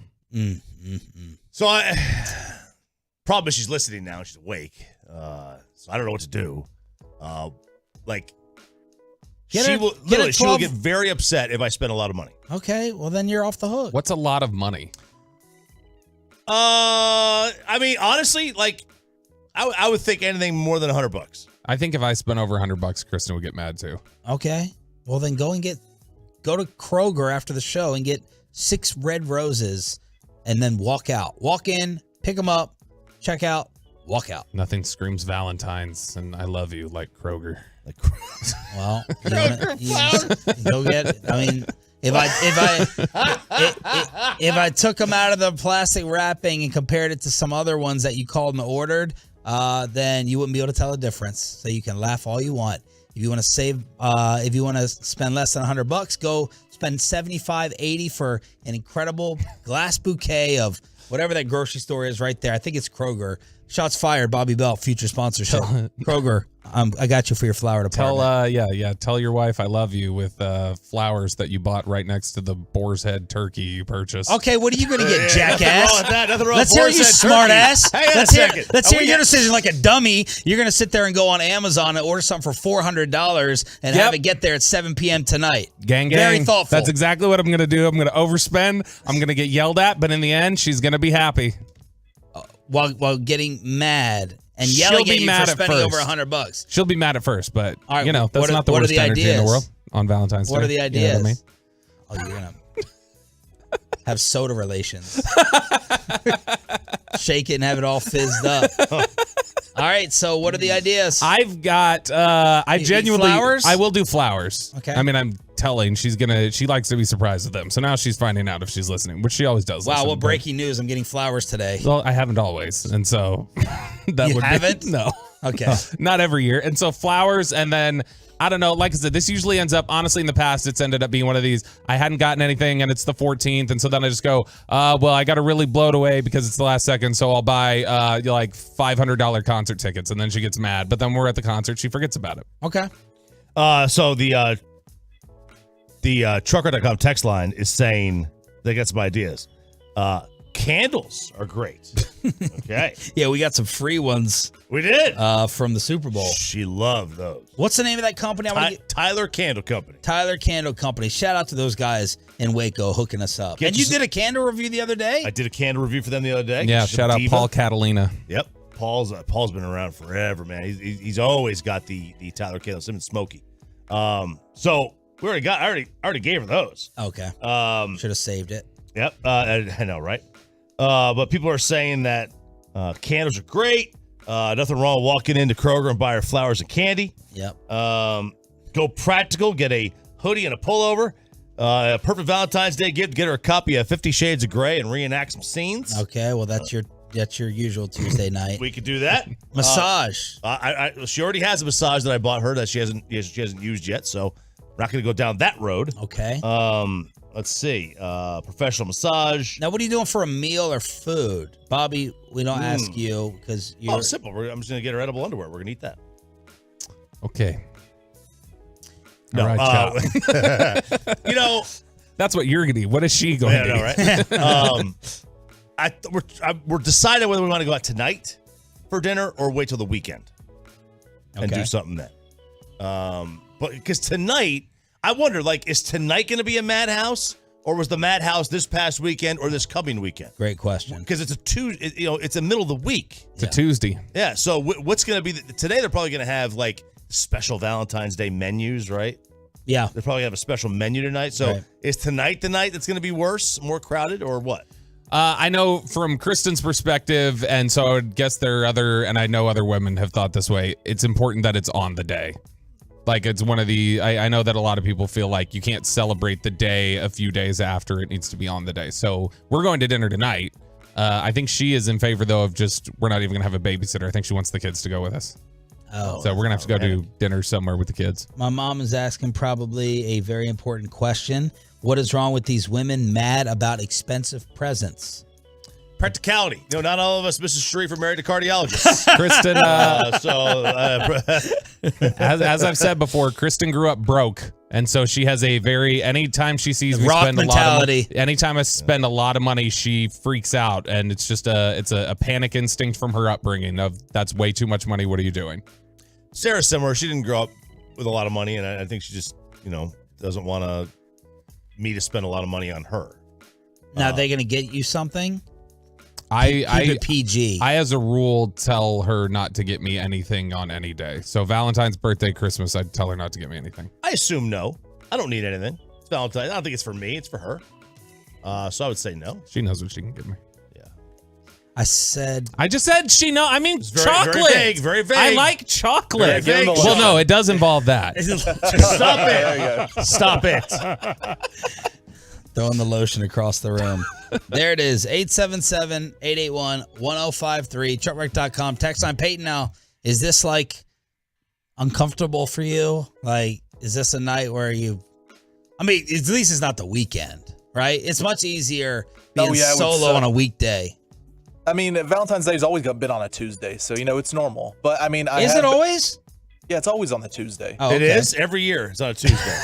Every year, the calendar. Is he right about this? No, no, he's not. It's not Thanksgiving, is it? 970 says they own a restaurant and they say tonight will be the night that's really crowded, more than the weekend. More about your schedule. More about your calendar. Yes.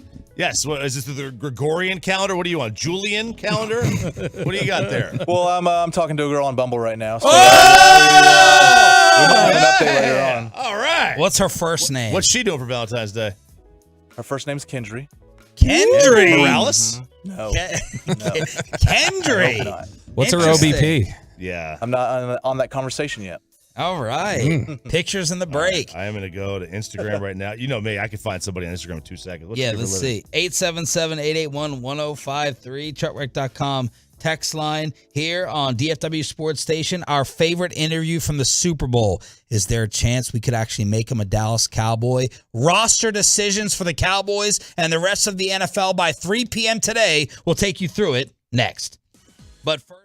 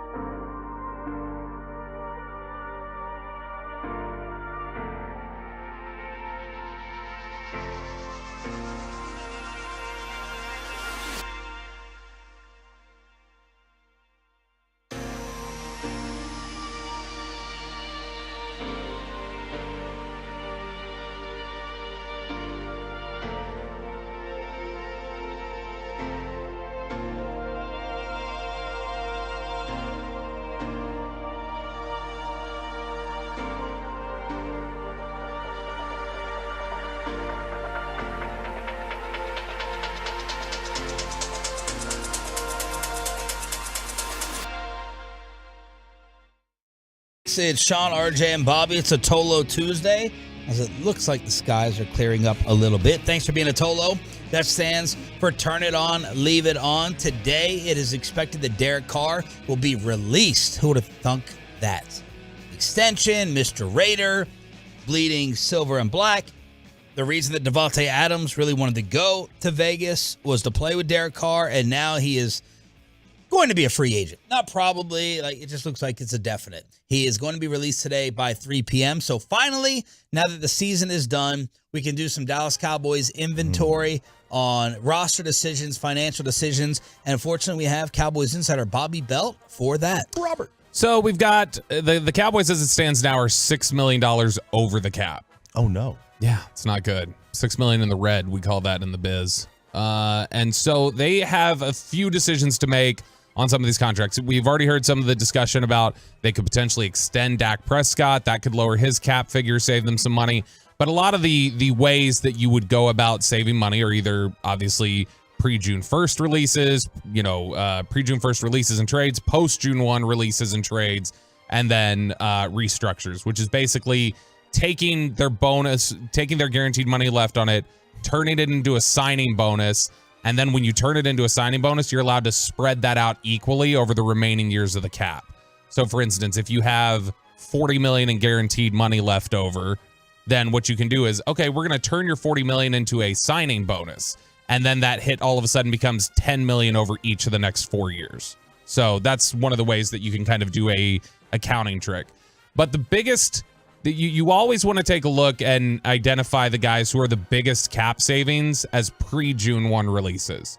Because if you do it post-June 1st, which I know we got a text earlier on the fan text asking about why June 1 matters. Like, what is the difference? June 1st, basically, if you wait till June 1st to do it, or you can cut them before that and just designate it as June 1st, then it splits the cap hit between this year and next year. So if you've got to take on $20 million in dead money and you wait till June 1st, you're only taking on $10 million on this year's cap, $10 million on next year's. Thank God you've been added to the show. I mean, I usually rely on RJ for this. I hate this stuff. It's great. The cap? Oh, it's awful. I hate this. So the pre-June one... By the way, the worst is the NBA cap, right? We all agree on that one? Probably, Figuring yeah. that thing out? Yeah, that's a pain. The pre-June 1 releases are always the best because you don't have to worry about the accounting of, okay, we can just save money now. We get it now before June 1st. We don't have to worry about kicking anything down the road to next year and having that sit on our contracts like they do with Lyle Collins. They're carrying a Lyle Collins charge right now onto their cap. So those are always the best. So the biggest savings you can get from a pre-June 1 release is Tyron Smith. If you were to cut Tyron Smith, you save $9.5 million. Ooh. That's more than you save by any other two players cutting them combined. And it sounds like, I was thinking Tyron may step away. It sounds like he wants to come back. Yeah, now listen, like, this is my thought is, and this is like a perception. And I know they've moved on from guys like D. Ware and Romo. But the Cowboys seem to be, again, just from the outside, they seem to be a team that is, I don't want to say scared to cut a player who could still play, even though it's not like they don't subscribe to the year early Bill Belichick move of player, right? Right. And you should this team drafts well enough where I don't think they need to be scared of moving away from a good player. They're so enamored with talent and moving away from good players. Didn't they do that last year though? They did. They moved away from Lyle. They moved away from Randy. They moved away from Amari. Okay. Well, they traded. Okay. But Randy and Lyle, they were not like, I'm not talking about like really good players. Randy, they wanted to keep. And I think Randy and Lyle were both really good players when they were on the field. They were healthy and everything. Yeah. I'm talking more like this guy, this is a mainstay player. Yeah. I mean, they got ahead of Dez a little bit. Is Tyron even a good player? Let's answer that first. Occasionally. I'm fine with Tyron Smith being gone. I am too. I think it's $9 million. Save it. Just go ahead and rip the Band-Aid. Now, if you wait till June 1st, you can save an extra $4 million. I don't think the $4 million is worth delaying getting that access to those funds. The next biggest cap savings you can get pre-June 1 is Ezekiel Elliott. If you cut him, that's $4.8 million. If you wait till June 1st, you can more than double it, and it becomes 10.9. Peace. Pre-June 1 or post-June 1? I might June 1 him. Get me $10 million flexibility that I can then roll over into next year. And why would I not want to do that versus the $4 million? Because it's double. I mean, you're talking about more than double the money you can save by just waiting. Yeah, why would I not wait? Because you would want the money now potentially. You want it for free. You would want it for the spring to spend. Yeah. But what do you get with $4 million? Right? Like, I mean, what are you trying to spend it on? I mean, you can get a rotational defensive player. Well, we want them to go all in now this offseason. We've talked about the fact that Ezekiel Elliott and the Cowboys could come to some sort of a pay cut, that they can make that happen. So, given the fact that Zeke's contract is slated to be $10.9 million, if he wanted to stay here, he would need to take a cut to at least $6 million. Here's my question. Let's just say Zeke accepts and takes the pay cut. Mm-hmm. What would the carry workload look like next year? Like, would they actually bury him like he needs to be buried behind Tony Pollard? Would they actually do it? Or would they be worried about, like RJ said, you're one of our mainstays. We got to be overly loyal. Mm-hmm. We can't disrespect you like that. Reverse the way the carries looked early in the season, I would guess. I would hope. So Pollard like 18 carries, Zeke maybe 10 to 12. I think that's how I think it would look. 10 to 12 a game. Well, think about you run into 10 to 12, like you get a series off for Pollard, and then some short yardage stuff. What's wrong, Choppy?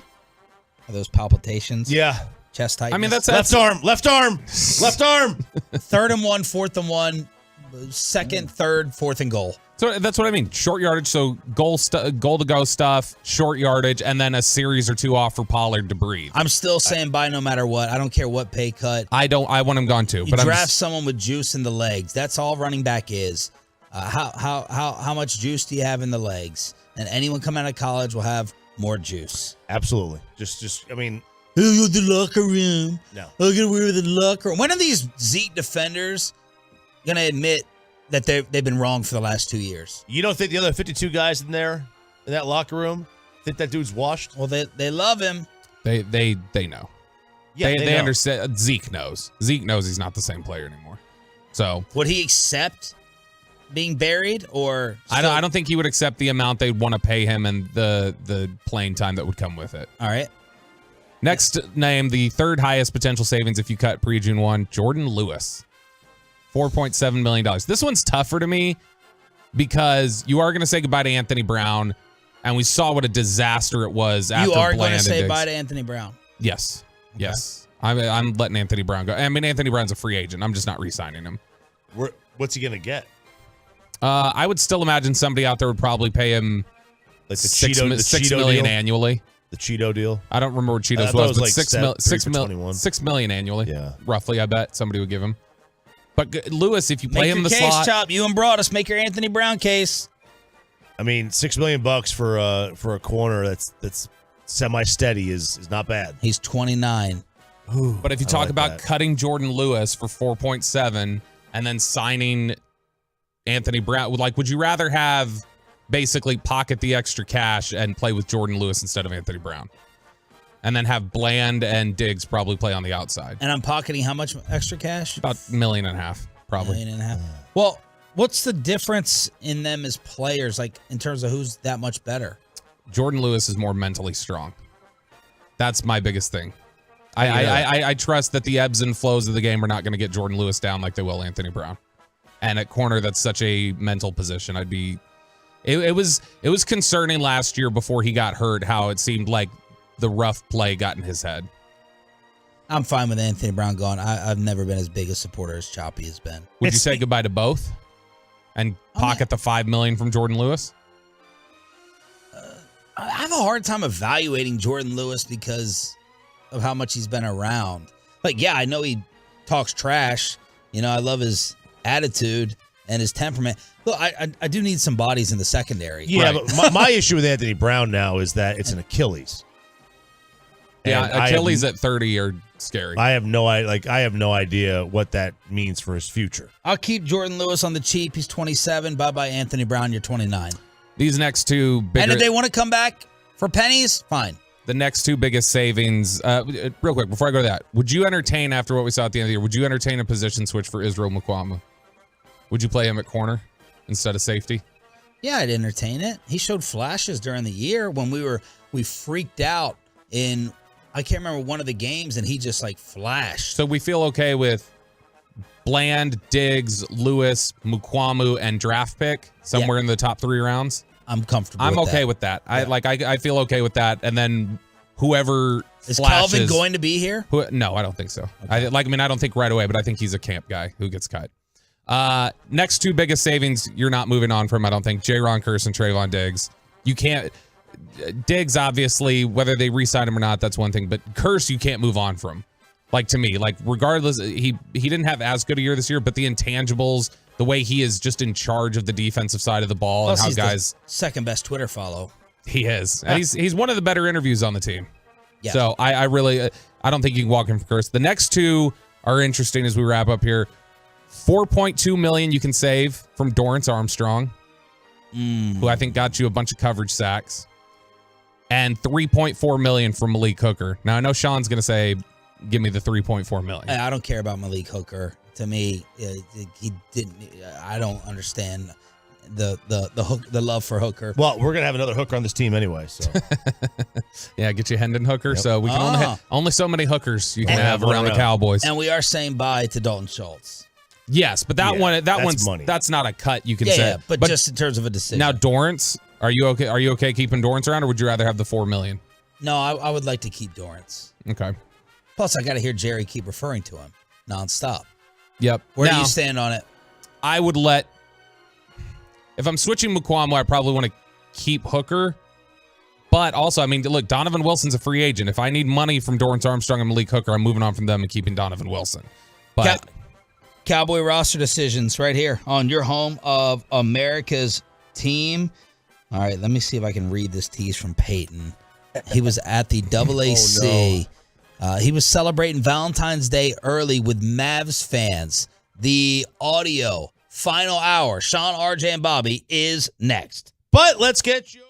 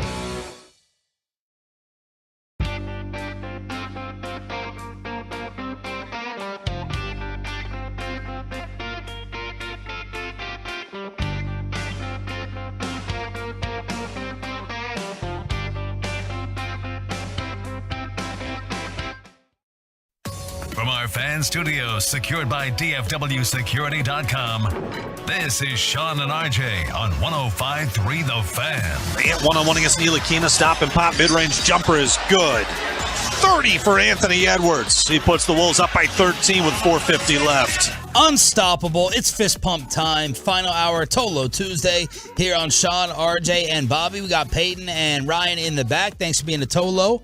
That stands for Turn It On, Leave It On. DFW Sports Station. We'll crosstalk with a KMC masterpiece at 9:40 this morning. The Mavericks allowed 40 points in the paint in the first half. Second most points allowed in any half this season. The Wolves shot 82% from two. Is that good? In the first half. It was, we're not talking about like Shaquille O'Neal jump hooks here in the paint. We're talking about straight layups. Zero defense. Incapable of playing it. And I'm like, Maxey, please. Maxey, please come back. And then Jason Kidd gave the post-game quote that everyone's trying to figure out whether it was a joke or not. We got some diehard Mavs fans saying, come on, lighten up. It's clearly a joke. This is Jason Kidd, who made his biggest difference last year defensively with this team, being asked if he has an issue with their interior D. No, we're here to outscore people. People come to see points, not 80 to 80. We're here to score. This is the new NBA. The interior defense, we'll figure it out. We got plenty of bigs. One of our defenders, when we talk about our defense, Maxey's out. Hopefully we get him back after the break. But the way that we competed there in that fourth quarter, we had everybody was small. And so interior defense is about your one and will, and that group did that. And so understanding we have an offensive team that can put a lot of points on the board. And we spotted them 20-something points and found a way to come down to the last possession. Okay, he starts off maybe sounding sarcastic, and then it sounds like he got serious. Like, we have the guys. We have plenty of names. We just have to execute. We just have to try harder. Joking or not? I would have to see the video with the smile. Yeah. He smiles? I'm sure somewhere between the ages of 0 and 50, he cracked a smile. Maybe it was gas. I don't know. Sometimes I smile when I have gas. I hope he's joking, because otherwise, this is kind of bipolar basketball opinions from your head coach. Christian Wood's not playing because he can't play defense. That's all we're told. They don't care how many points he can score, that it's a point a minute. He misses defensive assignments, so you got to be over there on the bench. And then Jason's going to say, we don't care about defense. We're here to outscore you. So which one is it, or was it a joke? I hope it was a joke. I mean, I don't know. It is similar to the point Chop made about 45 minutes ago when Chop said he doesn't care about defense. It's same sort of thing. Well, I think Jason has cared about it. When it's convenient. He cared about it when he was playing, because he was a very good defender. He cared about it last year. Yeah, he did. He cares about it with Christian Wood. Maybe they got a new Vegas Bob in, and he told them that it doesn't matter what kind of defense you play. I don't know. Or he just knows they have no defensive personnel, so it's like, okay. And listen, he made the point when you're going small. Okay, when you're going small and you give up a ton of points on the interior, you can't really get upset. You know what's happening. You're going small, but they didn't always go small.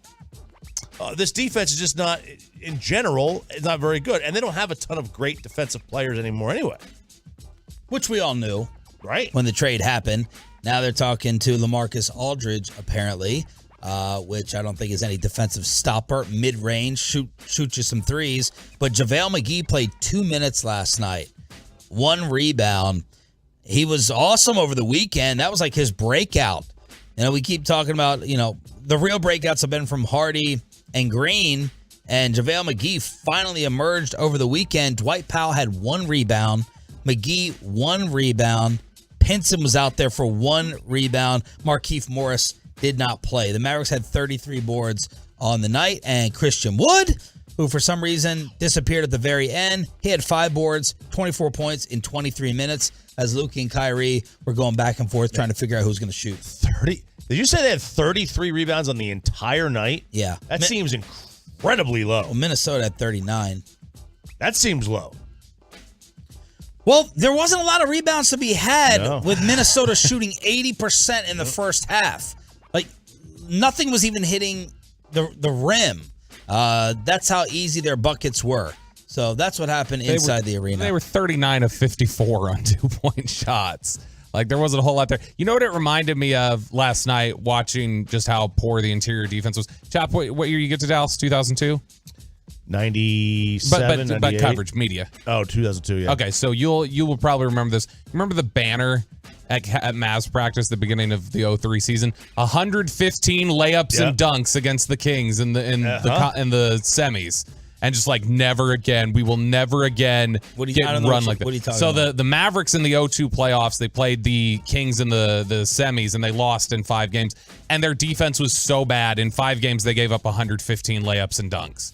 And at that time, that was unheard of. Like, I mean, with the pace of play today, it doesn't look as egregious, but it was awful for the time. And so they literally hung a banner at practice for the next season that just said 115 layups and dunks. Wow. To remind people, like, you guys can't be this bad again. But that's what it reminded me of. Watch it. I was like, this is the Kings 20 years ago in the semis against the Mavericks. That's a callback, man. That's a callback. That was inside the arena. Outside the arena, our very own Peyton Russell decided to have some Dallas Maverick Valentine's Day fun. That's right. I was outside the American Airlines Center last night. You see the Dirk statue? Was that the first time seeing it? That was in person, and I got something to say about it. I'm where it's at in Victory Plaza, terrible. And why the heck do we have barricades all around it? I get like, oh, they don't want people vandalizing it, but hire a security guard or something, pay them $20 an hour and just have them sit out there. It ruined every single picture I saw people take. And it ruined my picture. Hire a security guard like it's the tomb of the unknown soldier. Like, whether it's raining, don't go in. Changing of the guards.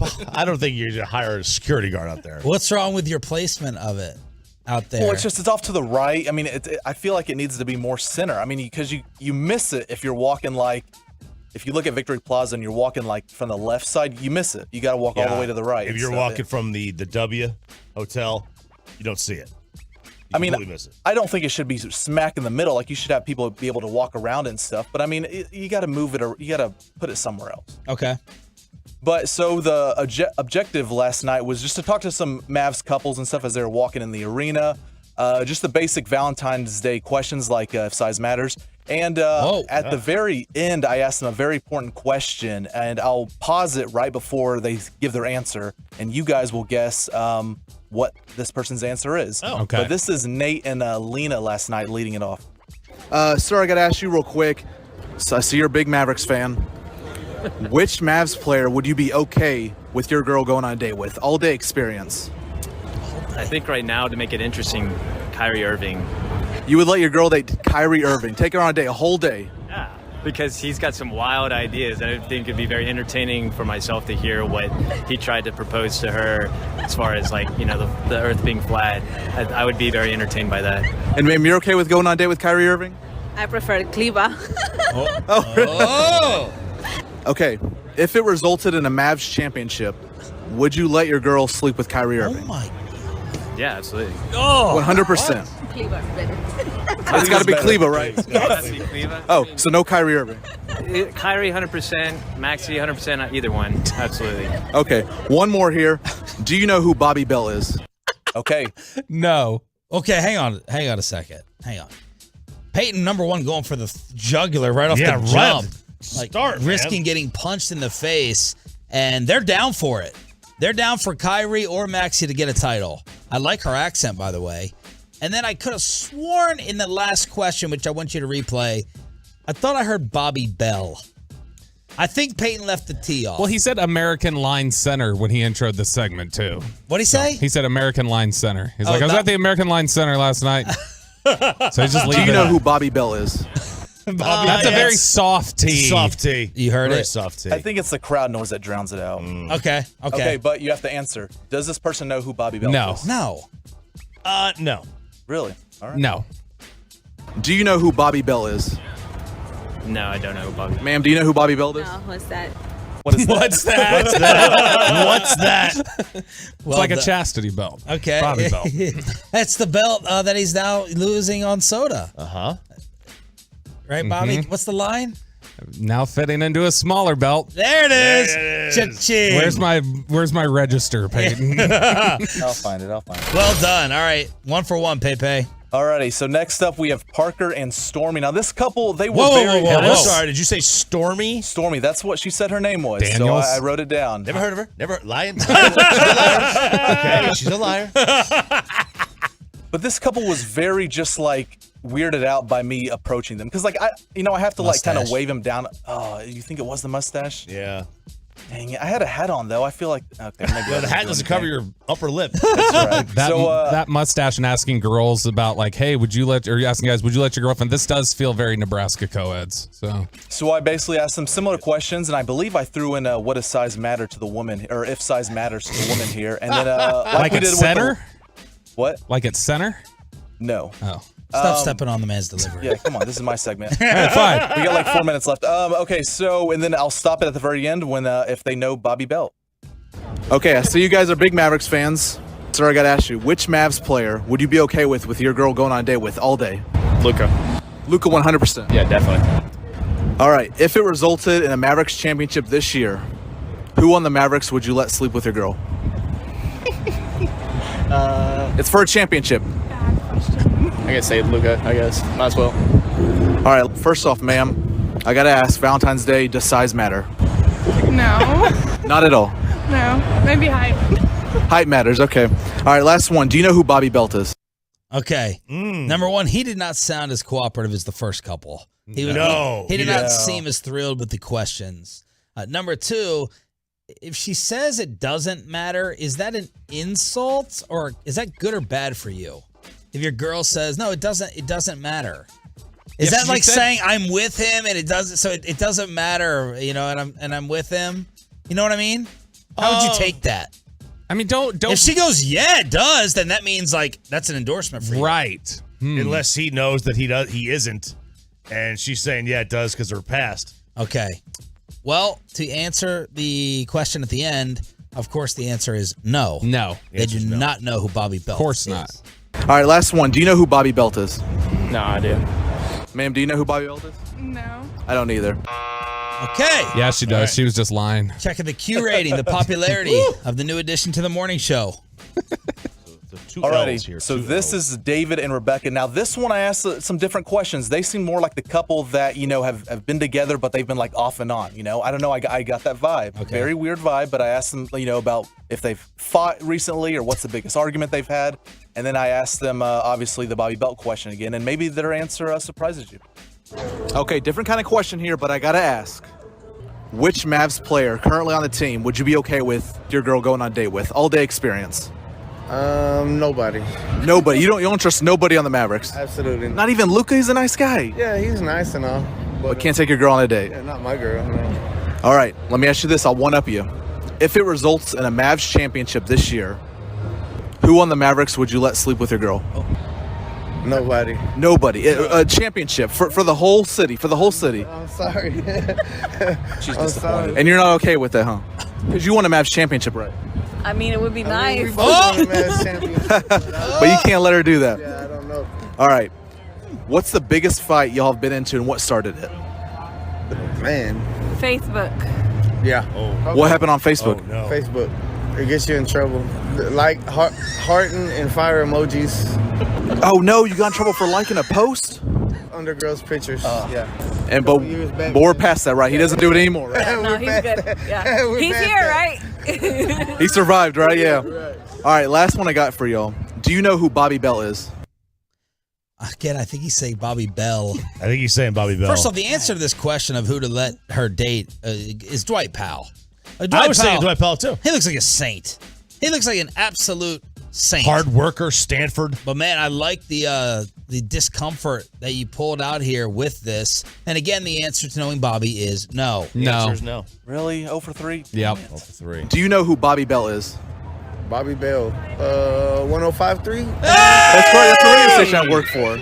I listen to 105.3 quite often, actually. What's your favorite show on 105.3?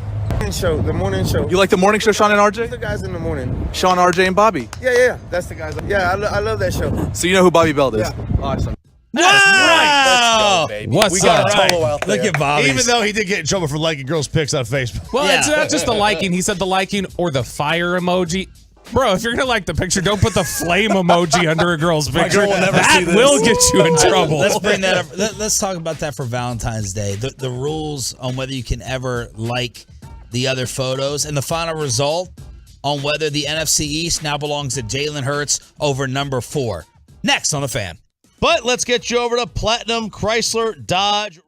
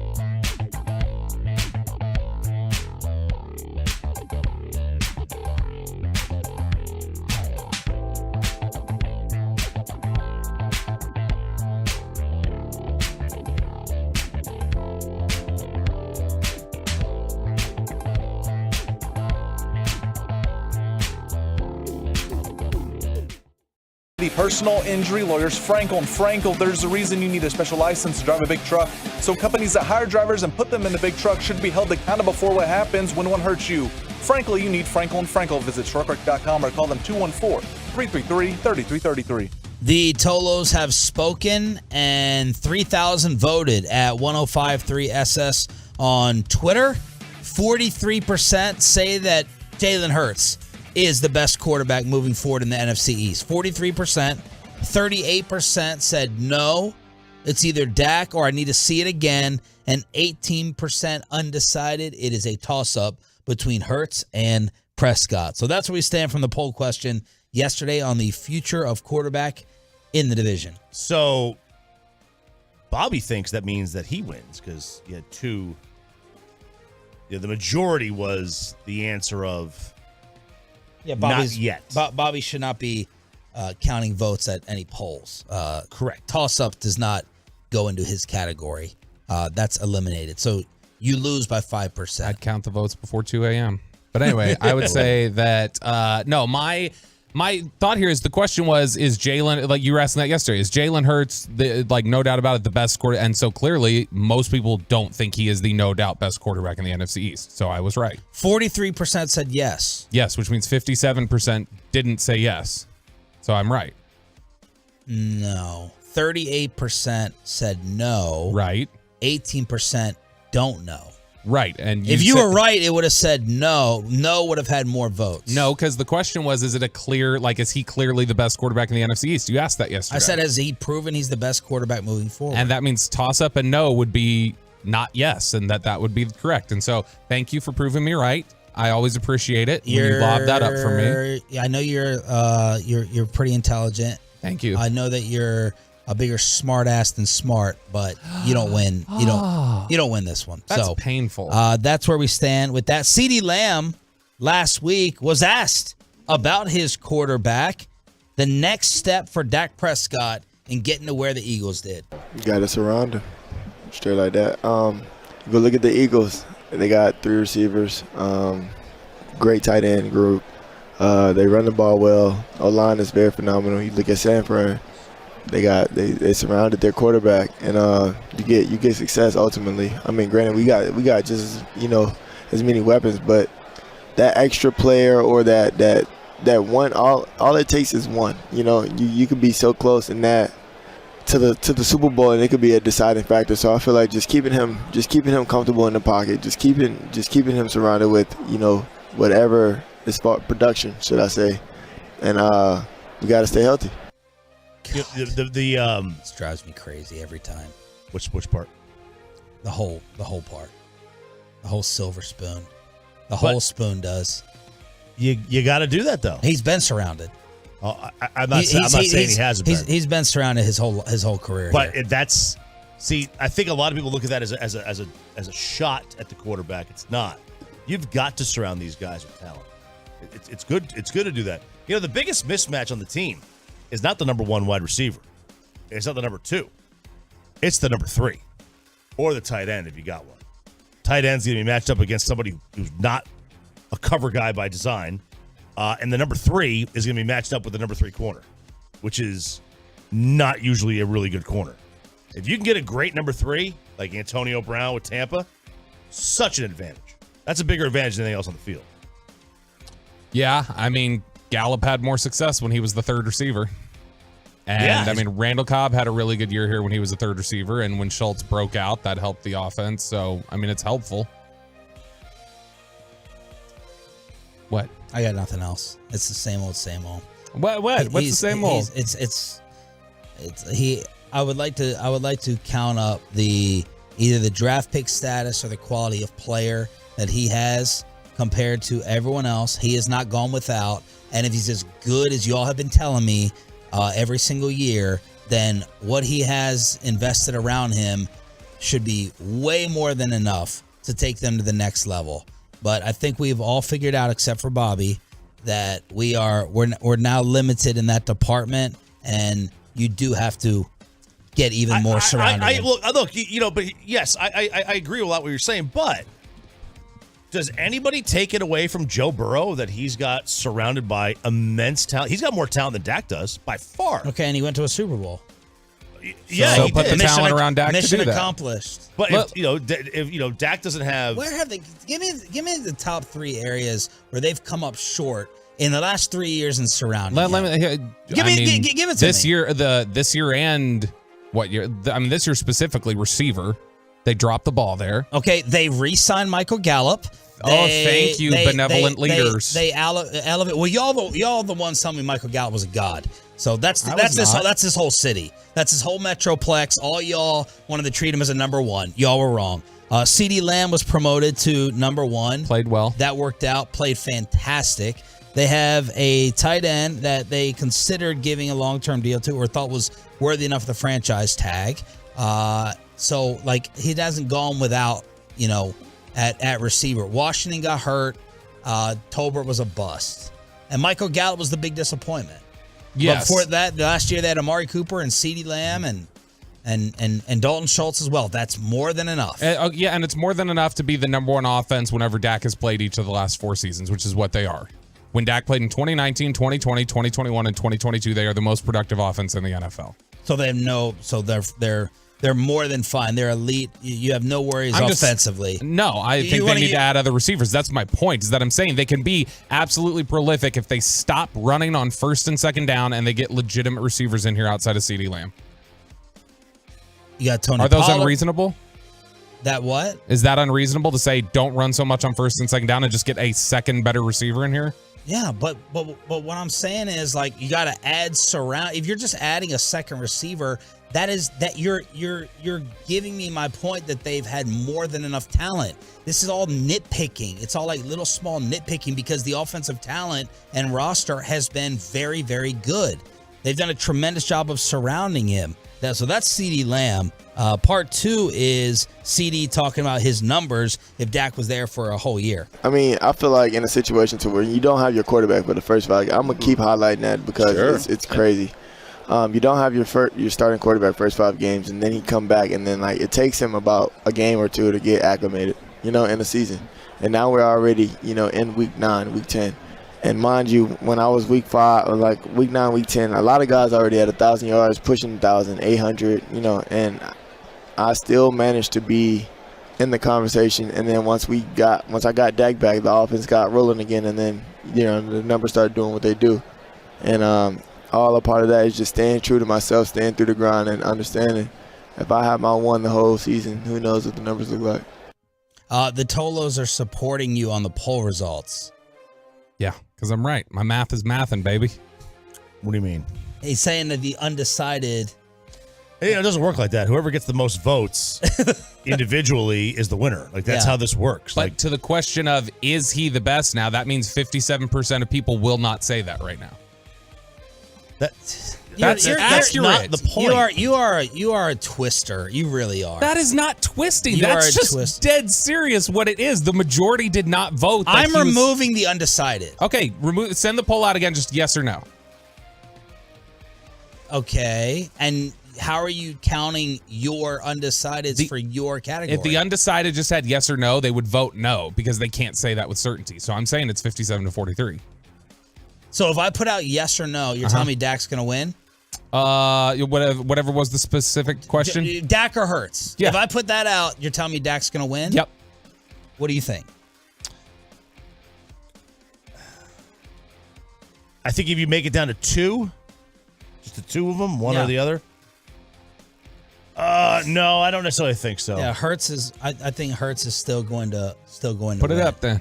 What do you want to bet? You're whenever we bet something on the line, you lose to me. So think about what you want to bet, and we'll see if we can put out I gotta say it off the air because the wife might be listening. Oh, you want to go money again?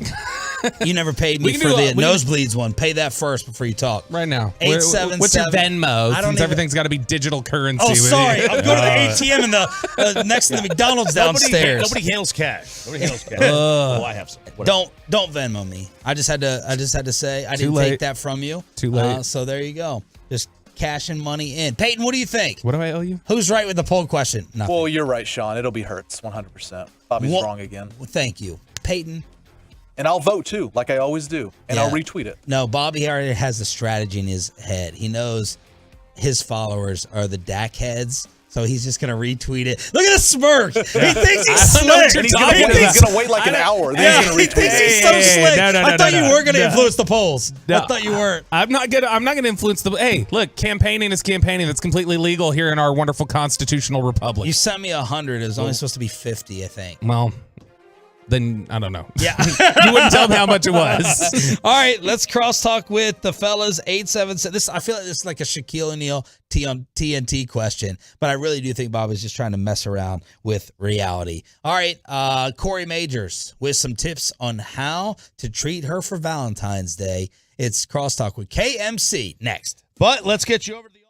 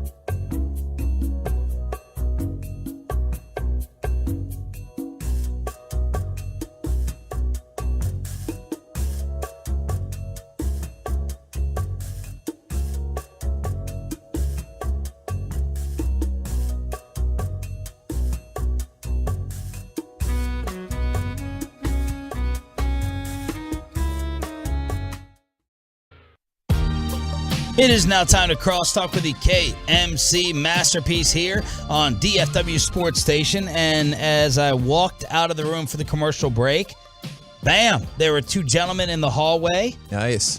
Matt and James got sent over by the president of Kroger. Keith Schumacher. The president of Kroger? The president of Kroger, they said, was listening to our flour discussion. I tried to tell these numbnuts that Kroger, Corey then supported me with Tom Thumb, said, undercover flour department.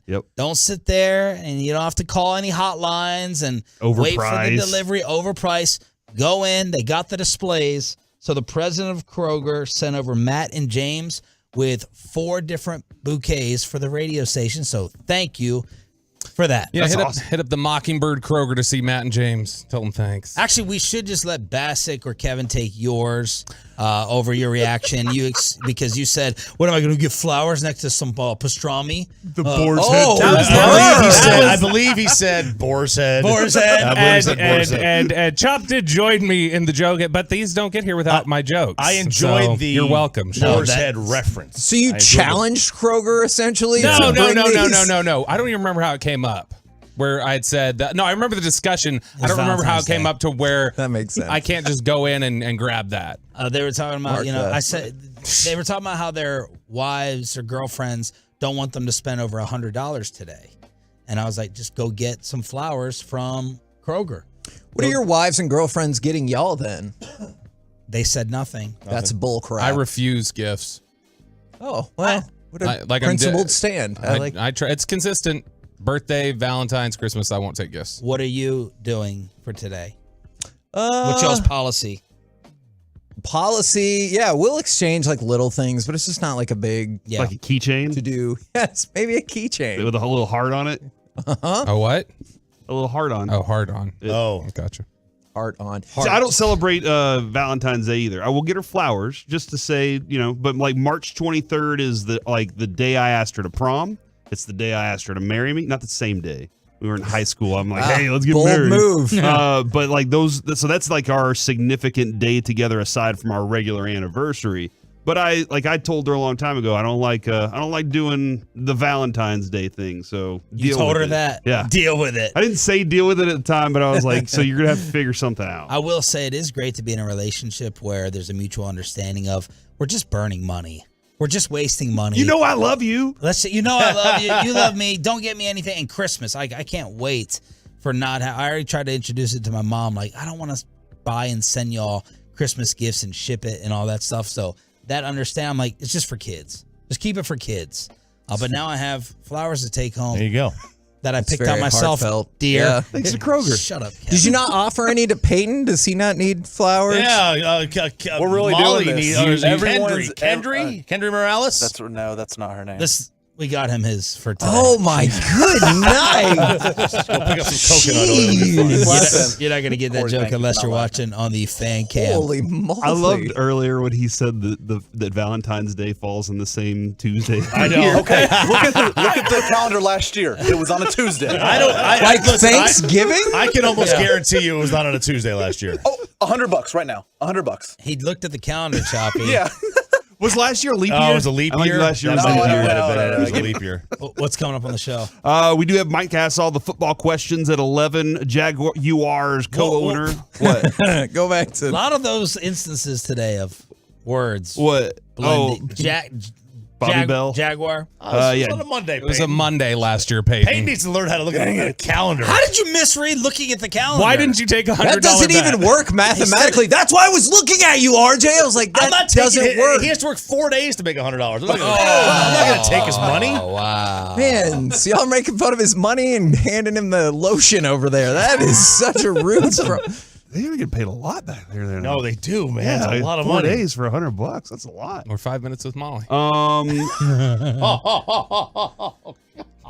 Mike asks all the football questions. And Jaguars co-owner Tony Khan joins us at 11:20. And at 1 o'clock during the C block today, 4 hour tease, is the great Valentine's Day story. The last time I went on a Valentine's dinner with my wife. I like this. And I wasn't even married to her at the time. So that's how long it's been since we went on a Valentine's dinner. All right, what did you want to happen? I know you wanted a final shot attempt.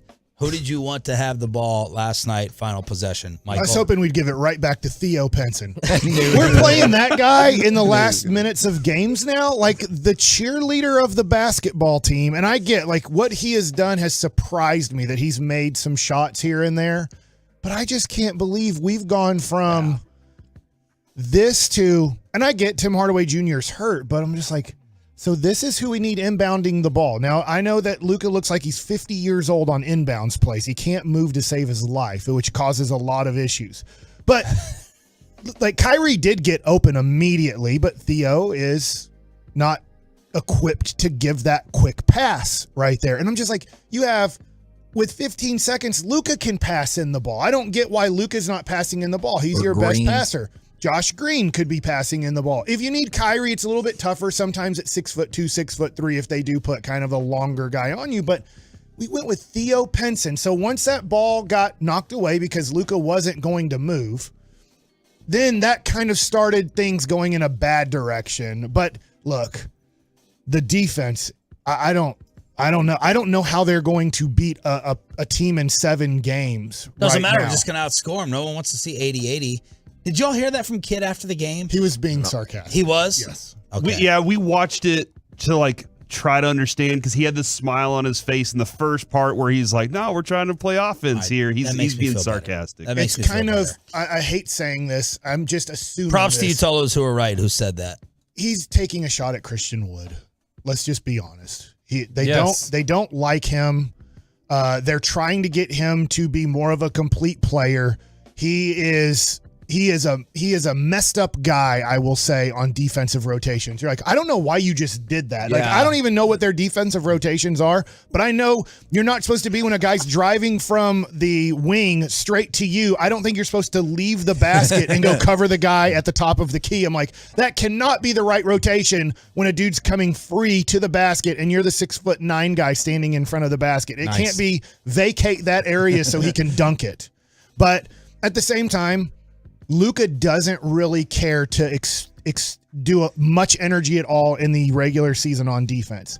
So I don't know how they fix that. Because if you're going to give up 125, which Jason Kidd's saying, look, if you guys want to play defense like this, he's pretty much saying, I give up. If you guys want to play defense like this, like you did against Sacramento and like you did here against Minnesota, you're going to have to score probably 140. Yeah. So if you feel like you're good enough to score 140, that can be our team. The only good thing about the last possession, and I know it didn't end in a shot, is I liked it so much better than our usual last possessions where we get the ball to Luka and he just kind of screws around before firing up an ill-advised shot. At least this time they're like, let's kick it between 2 people before we don't get a shot. I wanted Kyrie to have the ball in his hands. He'd been unbelievable in the make fourth. the decision, shoot the shot, do whatever. I kind of like that they were too unselfish. Sure. I think this may be crazy, but like right now, you screwed up my head yesterday. Listen to G-Bag or KMC on the way home as you were saying Tim McMahon's Kyrie future thoughts. It was, and I messed up by that. It was Brian Windhorst, and those were the right quotes, but it was from Windhorst and some other person that he does his podcast with. So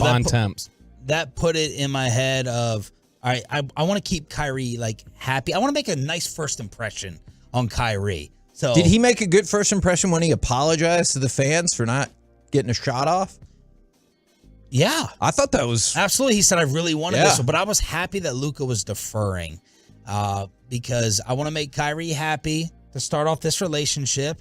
And I'm glad that they were both trying to say, no, it's yours. No, you're hot. No, it's your team. It's not good to not get the final shot off, but it could have been worse. They're trying to be unselfish. But I wanted Kyrie to have the ball at the very end based on the way the game was going. And that'll alter based upon who's hot or he not. had 24 in the 26 in the quarter. 26 in the fourth. Third most in Mavs history. He wasn't just trying to keep his shooting percentage up like he did the other night when he gave it to Theo Pinson to shoot the final 3. I just can't believe. So let me ask you this. Oh, no.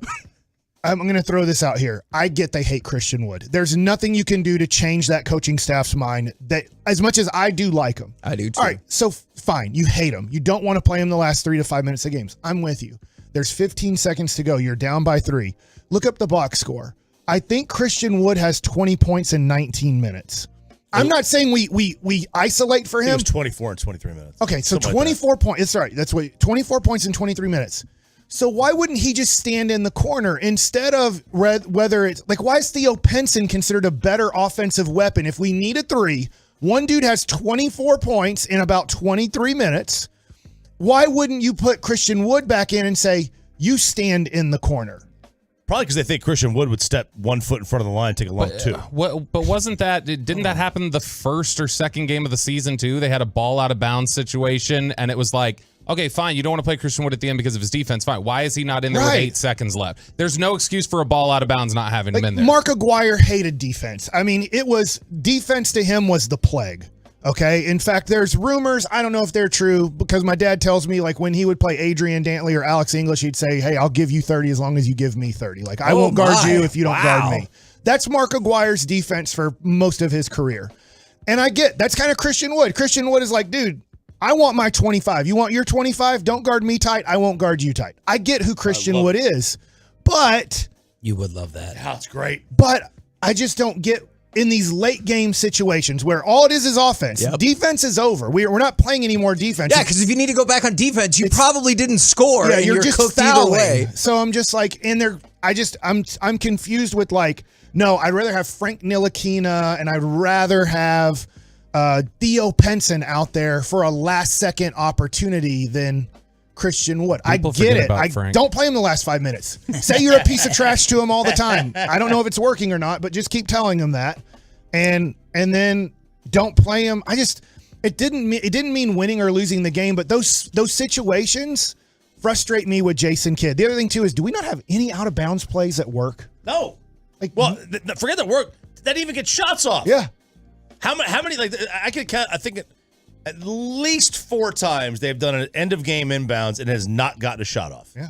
It's either been a turnover or when they're up, usually they turn the ball over. So if they're winning and they just have to get the ball in, they usually turn the ball over in those situations. Kid lost his dry erase marker in the third quarter every night. He just always is like, oh crap, where'd it go? You know who else was really bad off at Christian Wood and out of throws bounds it. plays? This is why I do know coaching does matter some. Oh, Avery Johnson had horrible out of bounds plays. And then when they did get Rick Carlisle, I'm like, oh, we can get the ball in bounds and create like opportunities off of a side out of bounds. And I'm not saying I do like Jason Kidd. I'm not blaming him for last night. He's obviously completely frustrated with the lack of effort on defense. But at the same time, Jason, you got to put in the right 5 guys at the end, and you got to drop something better to get the ball in bounds. Bobby, you may change your mind about this. You and I were united today on re-signing Trayvon Diggs. He has just tweeted that Jalen Hurts is a top 5 quarterback in the NFL.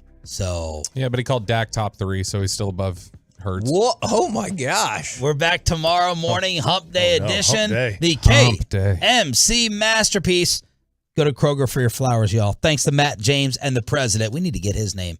KMC Keith next Schumacher. on The Fan. Shut up.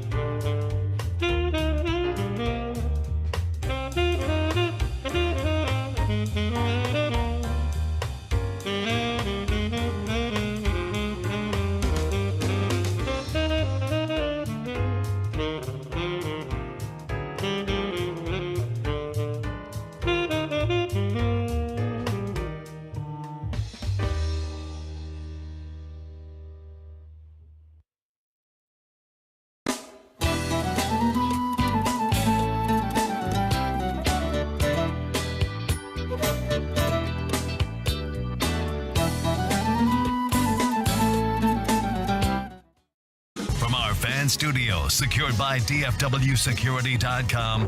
It's the KNC Masterpiece on 105.3 The Fan. KNC Masterpiece right here on 105.3 The Fan. We're going to talk some Mavs, Timberwolves, but also, do you have plans or do you feel you need plans for Valentine's Day? Because I have become really interested in Mike Bassick's plan because him and his wife are both on the same page. And I think that's the best. If other people are like, oh, you better not. Well, if he's on the same page with his wife, then he knows his wife better than anybody. So here's what I do. My wife does like flowers. I think most women, I'm not saying all women, but most women like flowers. It's very nice. But she's the prettiest flower of them all, right? Is. But tomorrow. Why are you getting so mad about that? Guess what happens to flowers? They die. What? Jeez. You got to put the like Nutri-Grow in there or something, right? Guess what happens after 10 days? They die. Oh, man. They all die. Okay, They've been cut. They are preparing for death. All right? Should we mark that or don't? Is that like when a man gets his... Nope. No. All right. So starting tomorrow at all of your local grocery stores, which I do believe Kroger, Tom Thumb, which I go to, they have great selection of flowers. I agree with Kroger. They have good flowers, or Tom Thumb. But because they're all about to die and they don't sell them all, you know what happens tomorrow? Discounts. Roses, 50% off. Get them before they die. Except they don't put it that way, but that's how they should put it because that's what is happening. It's not like, hey, guess what? We have cans of corn. Can of corn ain't going to die for like 2 to 3 years until the expiration date. Those flowers are ready to die. We got to get rid of them. Do you think of the can of corn as dying? Like, I understand your logic. Well, there is an expiration date, right? Like, but it's like February of 2024 if you don't eat that corn. Future segment, which food do you least respect the expiration date? I feel like people respect the milk expiration date a lot, but like corn. Anything grainy. Like I feel like if it's, I don't know, why is there an expiration date on cereal? That I You're don't just gonna know. Put milk on it, so to like, soften up. If you got out your Lucky Charms and they expired last month, but that's really what you wanted, you're eating those. Yeah, cereal. absolutely. Okay. And so you said your wife's on board with all this first because you're saving all of the money, right? Yes. Yeah. Okay. You're genius. Yeah, tonight, as a family, we're going to a diner. We're not going to a fancy restaurant. Fancy restaurants are all booked up. Do your kids get to take dates to the diner? They could if they wanted. but I don't think any of them have boyfriends or girlfriends. Okay, So all right. maybe they do and they just don't tell us. Oh, is that feels like a big parenting concern, right? Is there some secret relationship or something going on? I'm not allowed to talk about my son's dating life, so we'll talk about that later. That is very fair. When I very learn what fair. I can say and what I can't. He told you or your wife told you? Oh, he he tells us. It's just No. my understanding is it's private. The girlfriend's parents don't know, Oh, okay. or Do I know this story? Yeah, I think we were talking a little bit about this. So I'm in a weird place but it sounds like the father wants to talk to us or something. I don't know. It's a long story. I'll learn one day. From the 214, I'm just going to have dinner at home and then have a lot of, well, you could probably figure that part out. From the 903. That's what it said. 2 years without a significant other, so nothing. Man, sometimes I think just today might be the day to that might be okay because there's no pressure involved. Like, you can go do whatever the hell you want and nobody will be like, you did not meet my expectations for the day. I just remembered my wife's favorite candy is those heart-breaking gobstoppers. So they only sell them during Valentine's Day, and I've totally forgot about them, but I might need to go. They're usually at Target. That's usually where I pick them up at, so I need to go see if they have those heart-breaking gobstoppers. I don't mind paying $4 for a bag of candy. I honestly thought you were about to say those chalk hearts, that you would do in elementary school. Do they still make those? Yes. And does anybody in the world... What?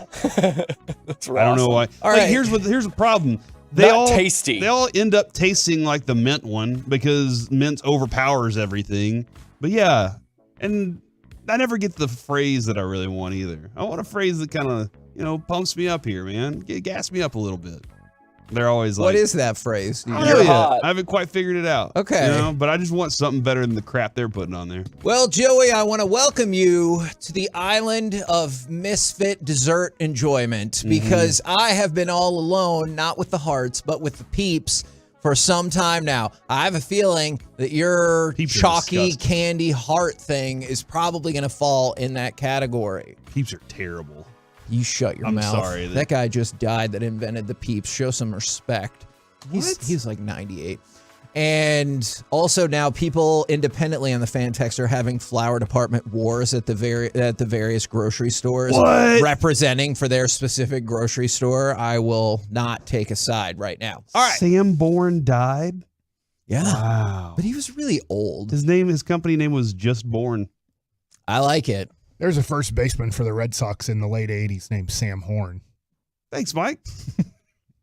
That's awesome. No, I appreciate that, man. Then Mo Vaughn took his spot. And then how many people are doing Valentine's Day like this? 817. My wife and I are celebrating on Thursday by going to a new restaurant and watching the new Ant-Man movie. You just beat the world. I think tomorrow we're going out to dinner with another couple and kind of like I don't know if that has anything to do with Valentine's Day. Because, Kevin, you have to celebrate on the day.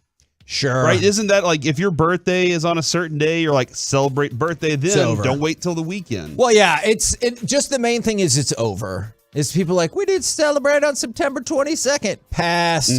My birthday is over. You ever had like a random Valentine's Day hookup where like you had no significant other and then you show up at Starbucks and the barista's like, hey, here's a little extra espresso for later tonight. And you're like, what is going on? And then you end up at her grandparents' house. Y'all are just chilling together. All right. I can't stand that pineapple has such a bad name. What? Because I'm on the Twitch. How did we get there? Because they were asking Corey if the couple that you're going out with is bringing a pineapple. Oh, because the swinger thing? I know, and pineapple's such a great fruit. I love pineapple.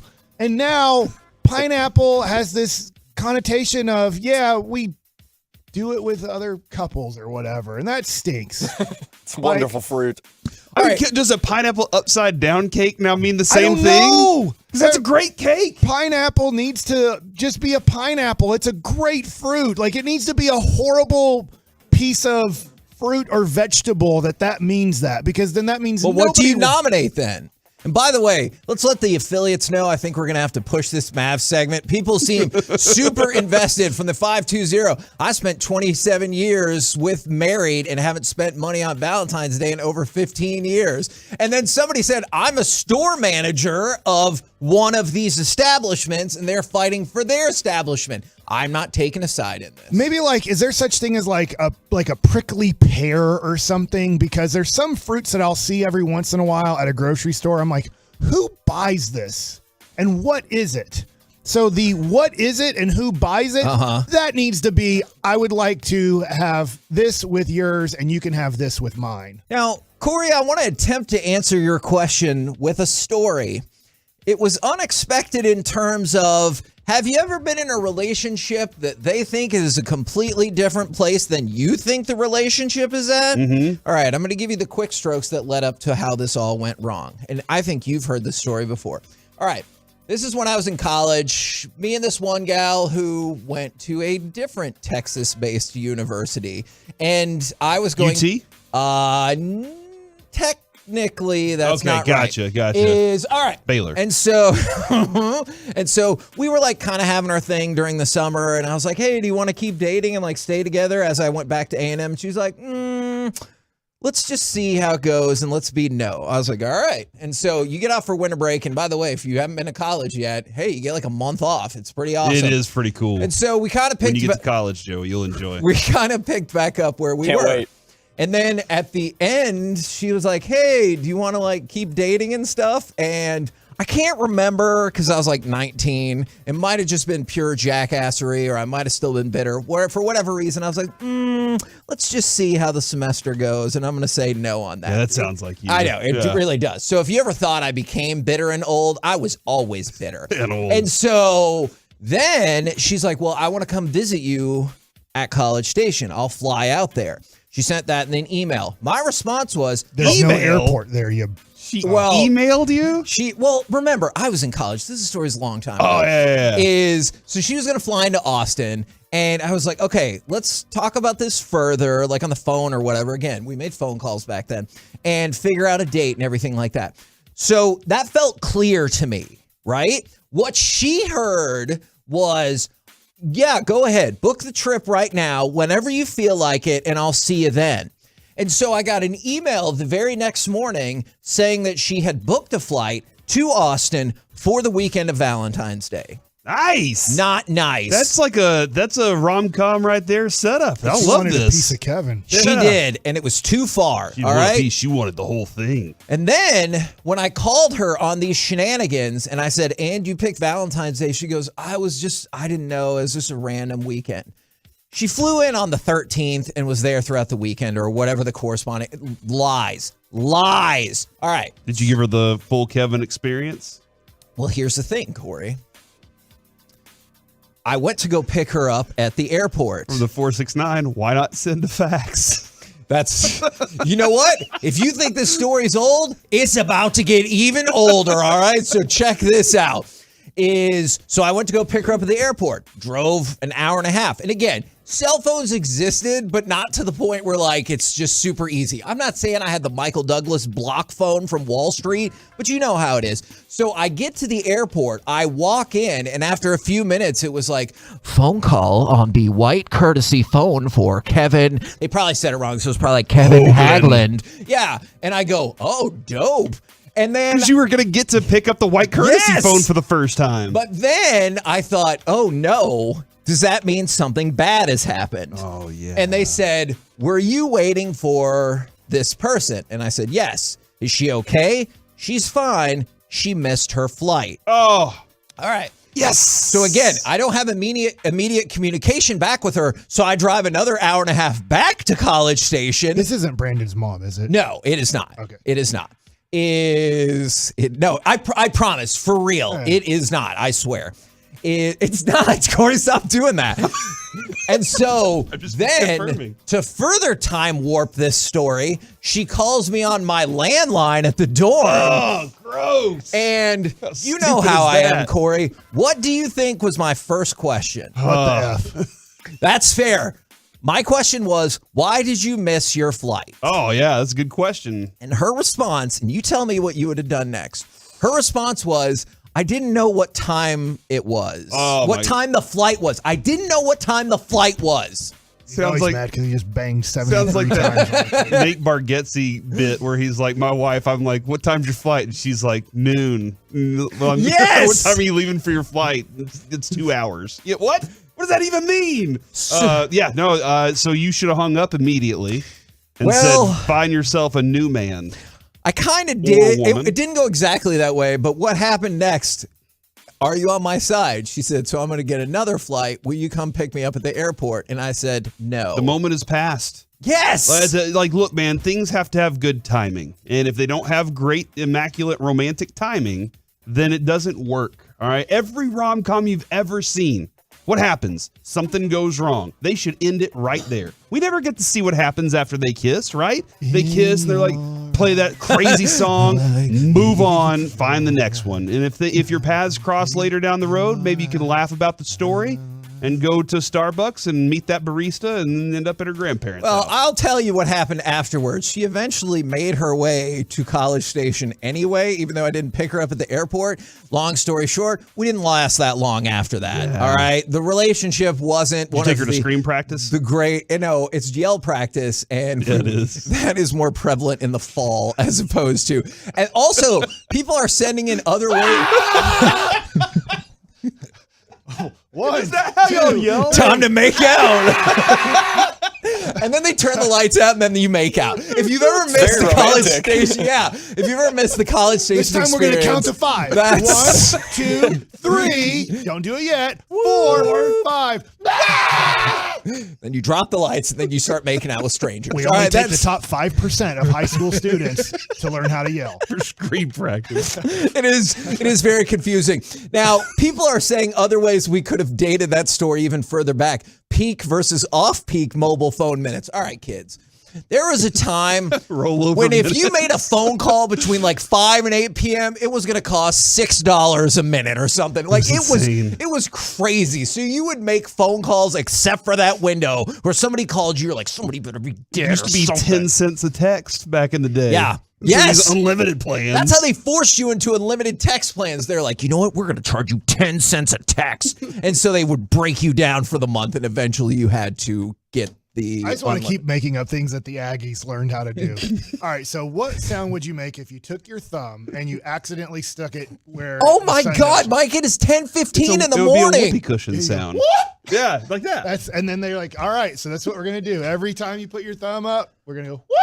Look, I want to argue with you. Hey, Mike, what about making out with some random girl in the stadium whenever your team scores a touchdown? Yes, that's the thing. It doesn't have to be random if you brought somebody. And tip, if you brought somebody and you kiss a different person, that will be problematic Just for make you. sure she kisses that person too.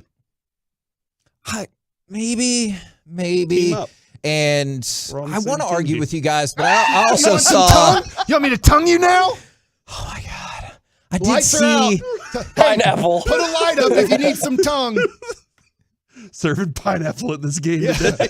Oh my God, that's the new Aggie tradition. Everybody tosses pineapples up. They got tortillas in Lubbock. They got pineapples at A&M. As I definitely had written down on the run sheet, let's talk about Valentine's Day and fun failed relationships. All right. Coming up next, this time, we will talk Mavs, Timberwolves, and the home debut of the Luka-Kyrie combo. God, I hope. We'll do it next right here on The Fan. All day, every day.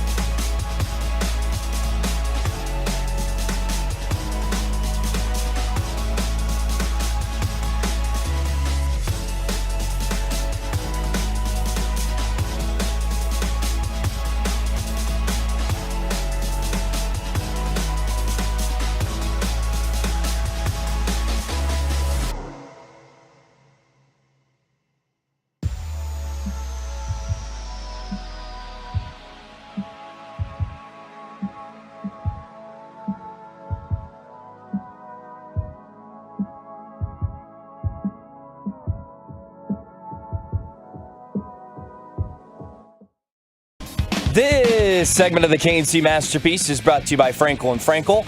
There's a reason you need a special license to drive a big truck, so companies that hire drivers and put them in a big truck should be held accountable for what happens when one hurts you. Frankly, you need Frankel & Frankel. The consultation, it's always free. Visit truckwreck.com. Henson into Luka. The tap away by McDaniels. The hustle. Luka has it. 10 seconds. Irving over to Doncic. Irving again. Lost it. Woo! Brent has it. What defense! They close it out in Dallas. 124-121. KNC Masterpiece right here on 105 through the Fan. You heard the man. Mavericks lose 124-121 despite a Herculean, I keep using that word, I love it so much, fourth quarter effort from Kyrie Irving. He scored 26 points in the fourth quarter, which is the third most in a quarter in Mavs history.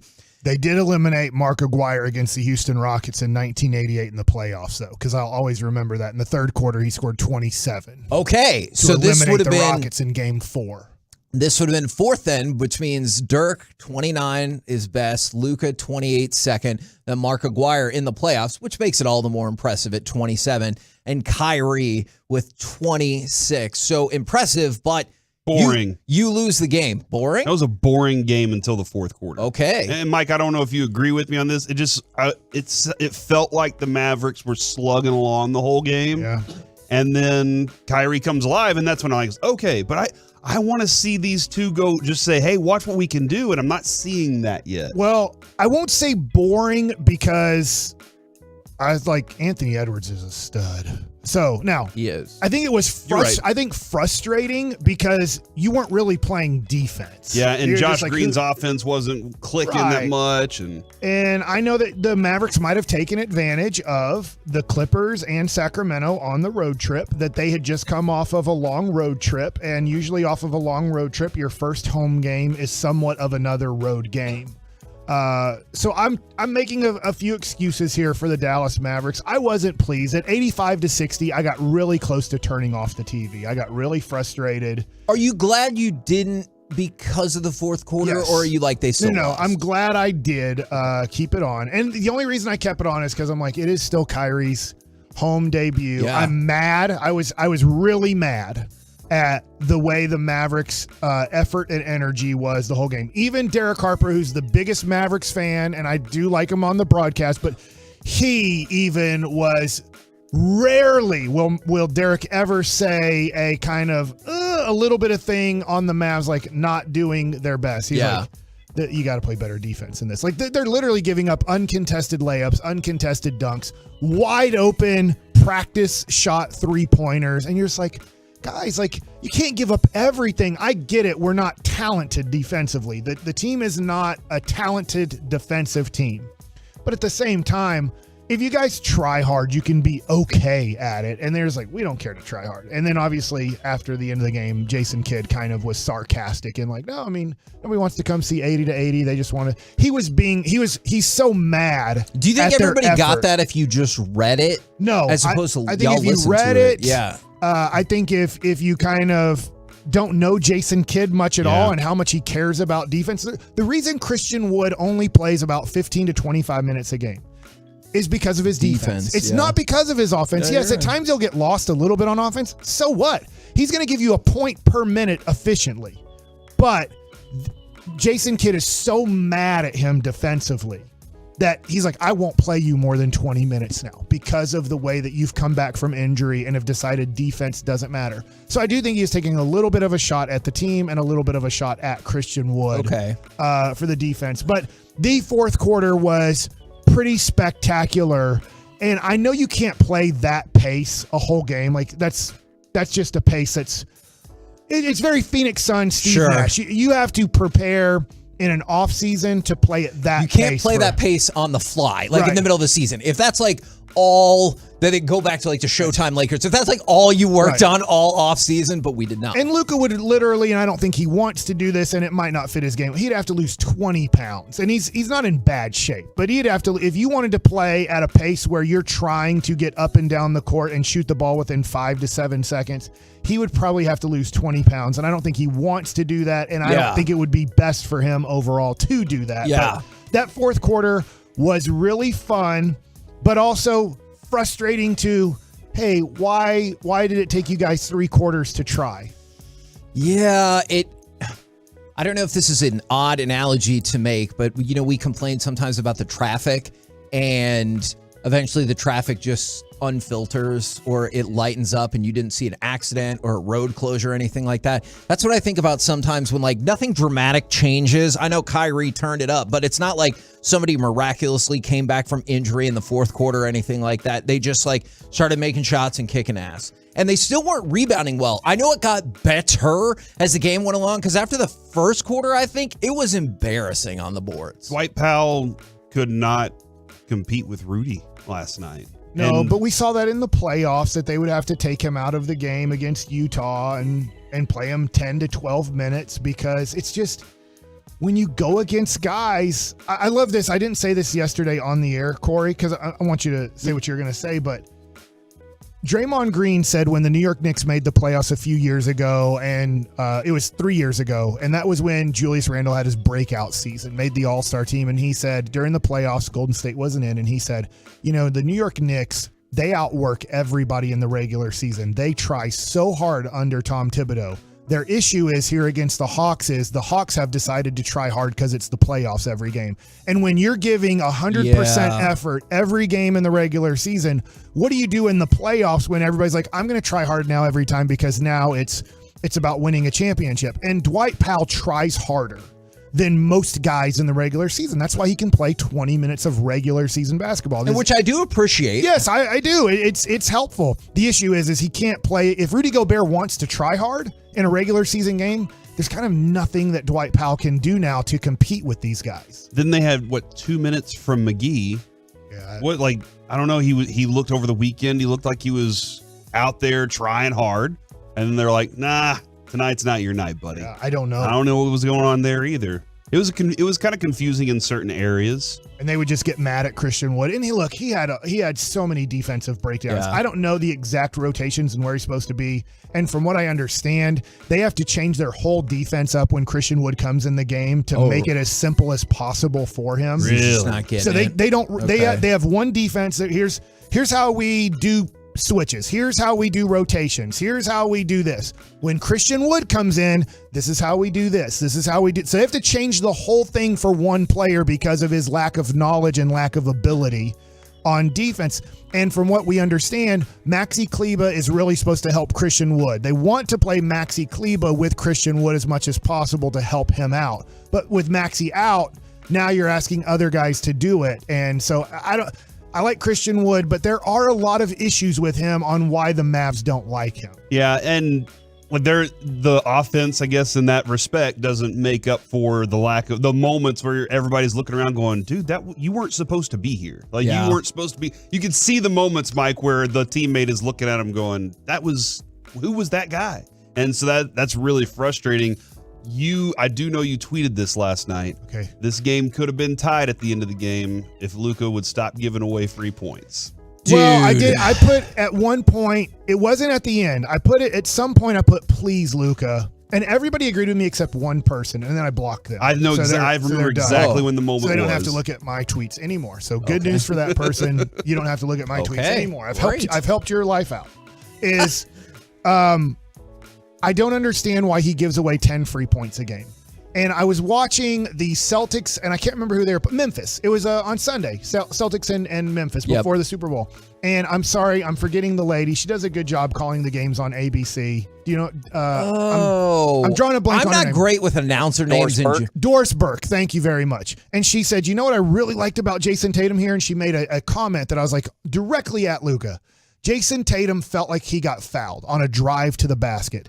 And Jason Tatum put his hands up and sprinted back on defense. And then there was a dead ball. And then Jason Tatum went to the ref and started discussing with the ref. And Doris Burke said, he's doing it the right way. Jason Tatum just played basketball the right way. You didn't like the call. You got to get back on defense. Yep. Great job by Jason Tatum. And then when there's a dead ball, now it's your time to talk to the ref about that situation. They're not going to stop the game for Luka Doncic because he decided I've missed a shot and I believe I've gotten fouled. And then he puts in 10 points a game. He says, I don't care about the Dallas Mavericks. I don't care about any human being on this basketball court. I only care about me. And I love Luka. I love him to death. But you got to stop it. Please stop this. Like other star players, Ja Morant, Jason Tatum, whether it's Kyrie Irving, right? Yeah. I'm watching Kyrie specifically to see how he reacts to Luka doing that. I want to see how that goes. They don't quit the Dallas Mavericks. They don't quit the Memphis Grizzlies. They don't quit the Boston Celtics because a ref has made a bad call. Like Luka literally quits the basketball game and puts his team in a horrible situation to say it's all about me and I do not care about my teammates. And the thing that bothers me is you're not a lot yet for me. I'm starting to see that trickle over into the non-foul run of plays. So, what I mean by that is yesterday, I think it was Edwards. It might have been Conley. My apologies for not getting it. Is made a break to the basket, kind of off of the right side, and Luka was right there and gave him a layup. I get it. That was not Luka's defensive rotation on that particular play, but you were right there. I'm going to argue to the death that whatever your rotation is, if there's nobody between this person and the basket except for you, that becomes your rotation immediately in that moment. He just gave him a layup. I don't know that we've discussed this yet. I don't know that we've had this conversation. When you heard Kyrie say, ask politely to, hey, no more questions about my contract future. Right. How's that feel to y'all? That doesn't bug me at all. I actually love it. He was real nice about it. Because the Mavericks aren't offering a contract extension, and he's not sure where he wants to be. His obviously career has been a very different career. Mm-hmm. And he's caused some of the issues, and other people maybe have not treated him with enough respect for him to want to stay in situations. So I can see both sides of it.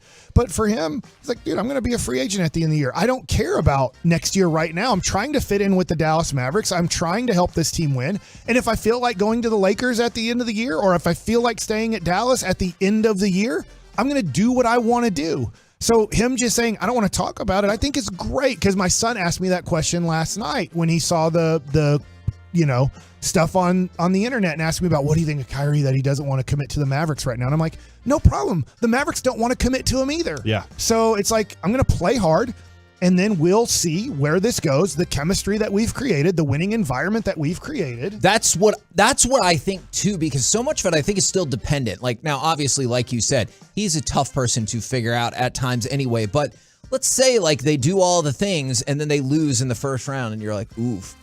That could make a difference versus they make it to the Western Conference Finals. Or let's say they lose a Game 7 to the Nuggets and it goes down to the wire and the Nuggets win the championship. Or they're the 9 seed and they lose the first play-in game. Yeah, that can push it either side of the spectrum in terms of he's like, okay, now I know what I want to do. Or maybe he and Luka, they clash. Maybe he says to Luka, hey, I don't like when you do this, man. we got to fix this. Like, we're not going to be good enough as a team if we don't do these things together. If he does and that, then they both bam, and that explodes. in a weird way, worth it if that happens. I would love Kyrie to be able to get that comfortable with the Dallas, because I think if he did it, he would care about the future of the Mavericks. Because if he's let's say there's 10 games left in the season and they're fighting for whether it's 4 spot, 9 spot. I think it's a really weird West right now where you could be the 4 or 3 seed, or you could be out of the playoffs and not even be a top 10 team.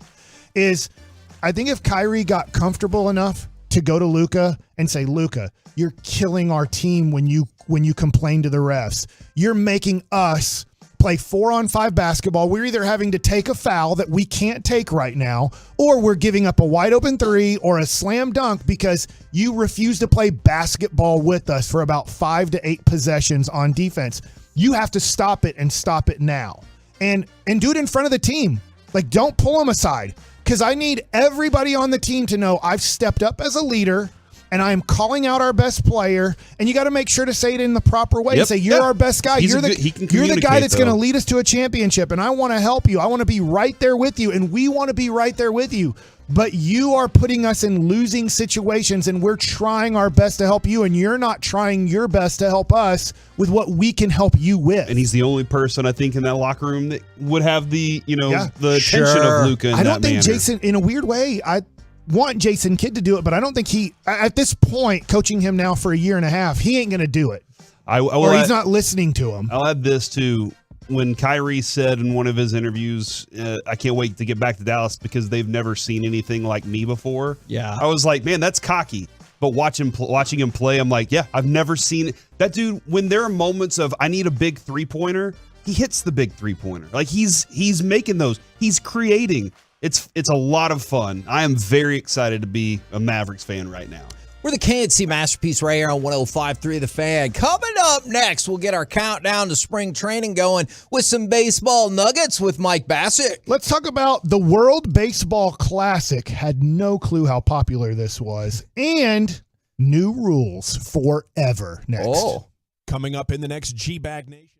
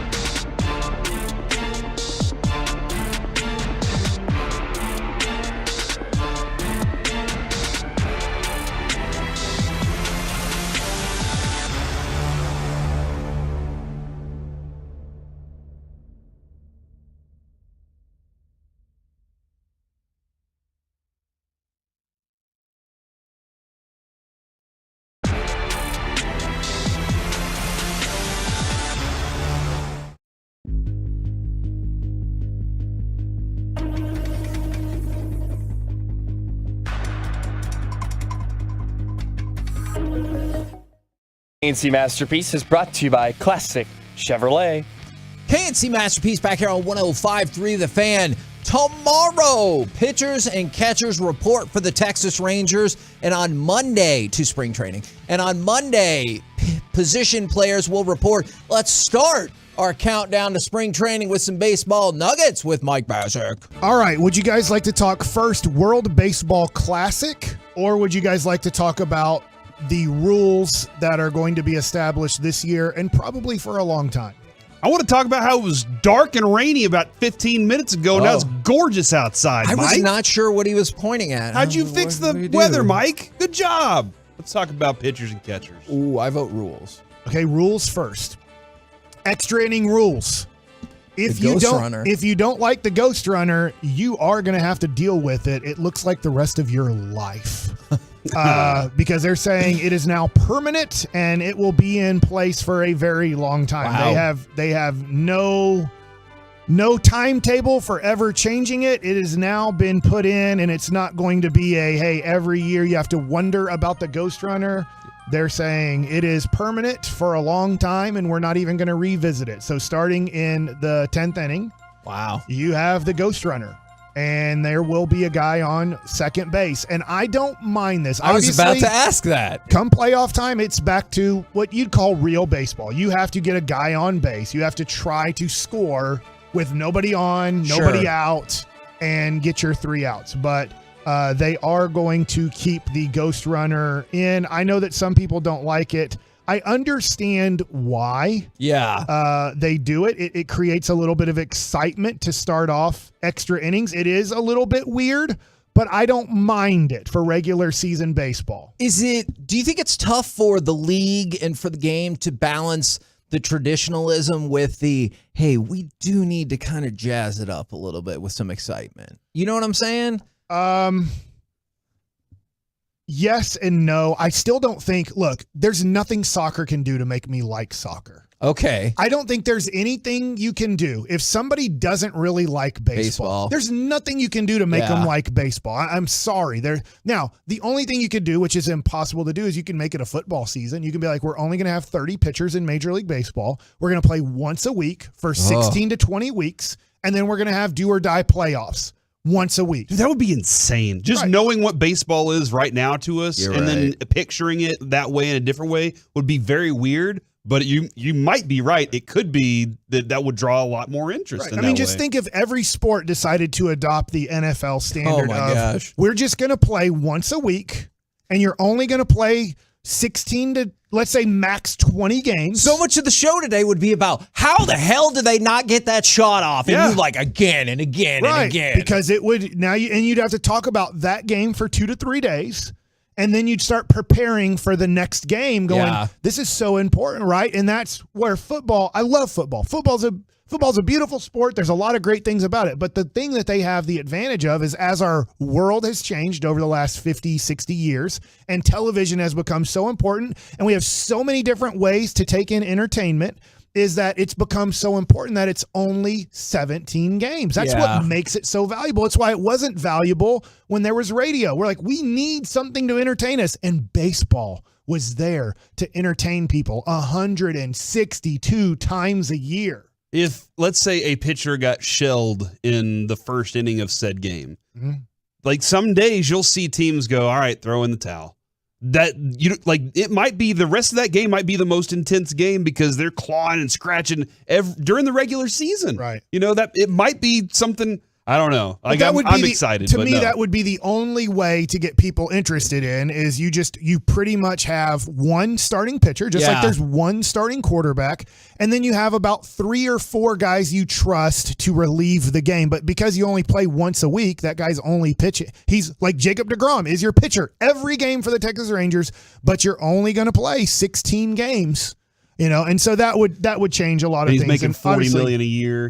That feels like that number might change. It's always interesting to me when sports go, we got to try to get the person who doesn't like our sport to like our sport. And I'm like, I think you're fighting a losing battle here.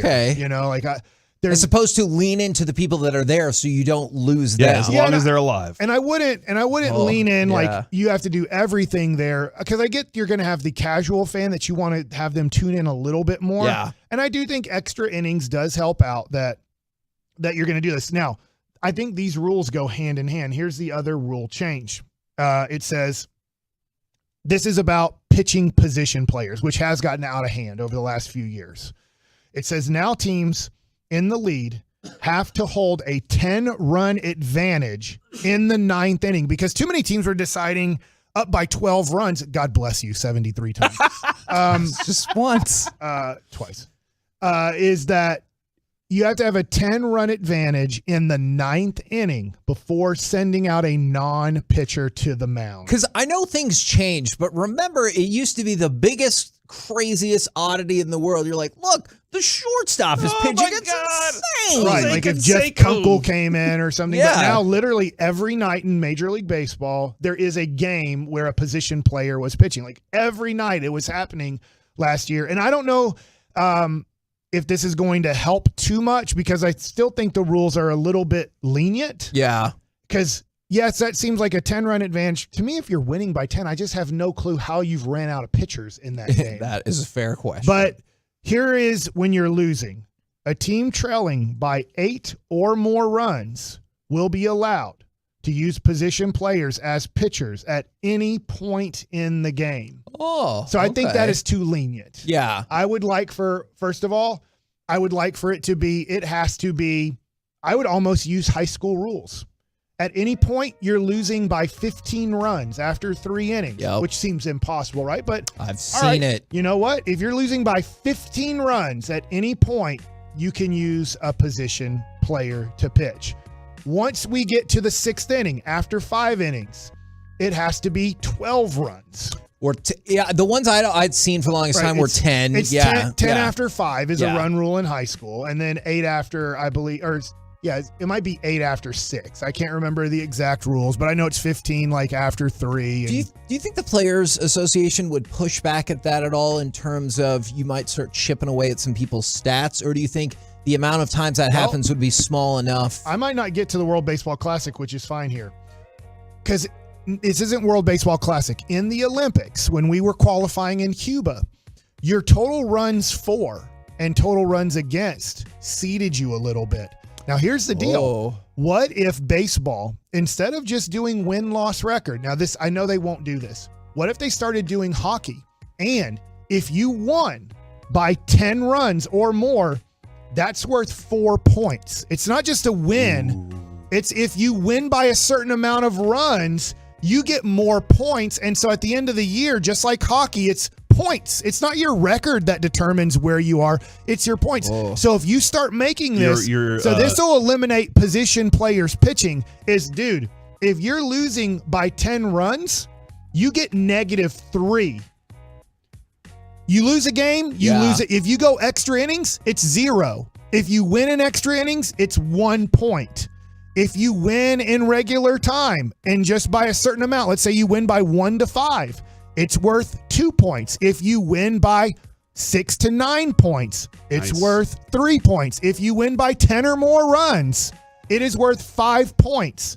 If you lose by 10 or more runs, it's a -3. You know, like you just start, going, you know what? We're going to do this hockey wise. And we're not just going to go by overall record. We're going to go by stop conceding games so much late, because you still are maybe playing for the amount of victory points you get. Yeah. I don't think they'll ever do that, but you could hockey it up and go, hey, you want to pitch a position player down by 12 runs? You know, I guess you're okay because you've already conceded we're going to lose 3 points tonight. That would change so many dynamics at like 9 or 11. Yeah. You'd be like, hey, we need to get some. But if you're up by 10 runs, you're not going to pitch a position player going, dude, we can rack up extra points here on our record by winning by more than 10. The other thing, too, is it would do this. The whole thing of you can't do this or you can't do that because you're up by 8 runs. You can't swing 3-0 with the bases loaded up by 8. Yeah. Well, I can now because I'm going to get more points. So if you want to be like, look, the score shouldn't dictate how we concede or how we play, well, then you can say it shouldn't, because we're now adding points to your record if you score more runs. Sure. All right.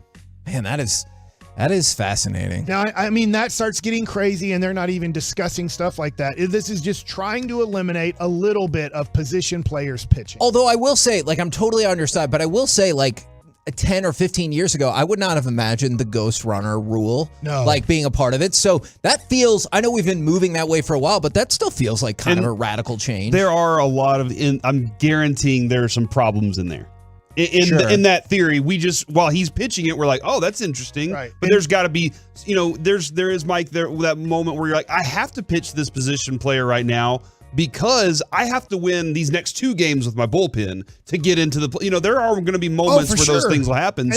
And people will call in extra innings with Jared Sandler, and they'll be really mad. The Rangers were down 4-3 in the 8th inning, and they pitched a guy that you wouldn't want pitching. Yeah. And you're like, why didn't we bring in, let's just say, Jose Leclerc's having a great year, and he's your closer. You got to bring in Leclerc there and hold it to 4-3. You're like, what if the next 3 nights we're winning every game 4-3, and we just pitched our best 2 pitchers while losing their 3rd game out of 4 games, and now they have to be down the next night and maybe even the next night because we need to give them a little bit of rest. And because we use them in a losing situation, this is where people don't understand baseball very well, and you try to explain it to them is, I can't pitch my best relievers when I'm losing unless they've had like 3 nights off. If they've had like 3 games off and they haven't pitched in a while, hey, I need to get them out there on the mound. But if I'm competing every night and they're pitching on an every other night basis somewhat, I can't pitch them when we're losing, because if I pitch them when we're losing,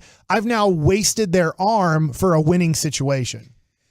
Fascinating edition of Baseball Nuggets. Don't forget, World Baseball Classic. You've been pushed again. Well, as we continue our countdown to spring training, tomorrow we'll have Derek Holland with us. We will have plenty of time and he space played in the World for Baseball Classic. Woo!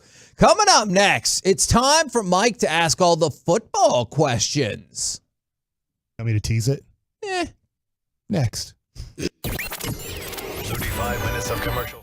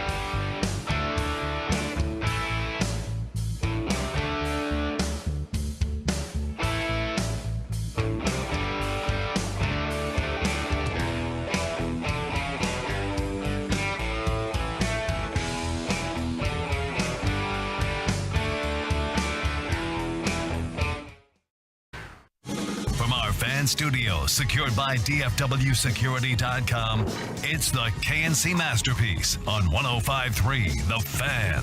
KNC Masterpiece back here on 105.3 The Fan. Right now, it's time for Mike to ask all the football questions. I have quite a few Kansas City and Philadelphia questions. Obviously, they just played in the Super Bowl, and, the joke is we won't know who won for 2 weeks because it was played in Arizona. Had to get that out. People have sent that to me and stuff. Politics! I'm like, it's kind of funny, and, That is funny. But And it's not partisan. Yeah. Okay, so Kansas City and Philadelphia. My first question, and I'll work off of this question for you guys. Which team will make it back to the Super Bowl and why? For 2023 season. Kansas City. Yeah. They have the coach that knows how to do it. The coaching staff that understands all of those things too, and the quarterback that wins the game. Like that's what he does. So, and as long as Kelsey's there, that combination, that offense is going to keep doing dirty stuff to the NFL. I see all the reason in the world for it to be the Eagles, with them still having another cheap year of Jalen Hurts, having 2 first-round draft picks and the like, but I'm also going to go Kansas City just because I think it is truly amazing that Patrick Mahomes lost the weapon that some people thought made him Patrick Mahomes, and he's like, that's fine. I'll go win the MVP, the Super Bowl MVP, and a regular season MVP. That having Tyreek for him was like just having dessert. Is like I don't need it. Yeah. But it's lovely. It's really cool. Just watch me try and outthrow this dude. I can't. And watch him try and outrun me. He can't. It's a great combination. And then he was like, no, but I'm still a really good quarterback all the way around. All right. Just put a percentage. Do you say? I lean towards Patrick Mahomes because I have a lot of Patrick Mahomes questions here. But now, since I was going to work off of what you guys said. Now that you guys both said Kansas City has a better chance of making the Super Bowl, what percentage chance does Philadelphia have of missing the playoffs? Oh, wow. I would say last year, the Rams won the Super Bowl and missed the playoffs. I think like 5%. I still think they're going to be really good because they have a lot of options to reload. Do you guys think they will be the first team in NFC East history, it feels like, to repeat as divisional champions? No. Are you just going off I'm telling you, Mike, yes.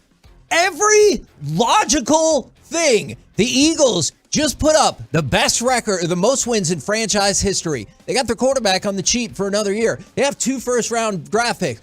Every logical thing points to it should be the Eagles. But I've thought that like 6 times during this run, so I'm just going to say no.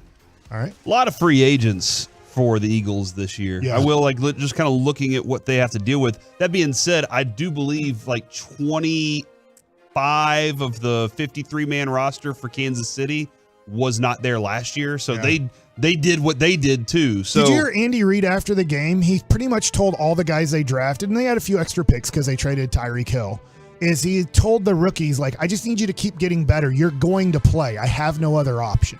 Oh. Like, he's pretty much like, they came in and he pretty much said, I'm not quoting him perfectly, but he pretty much told these rookies, guys, you're here to play.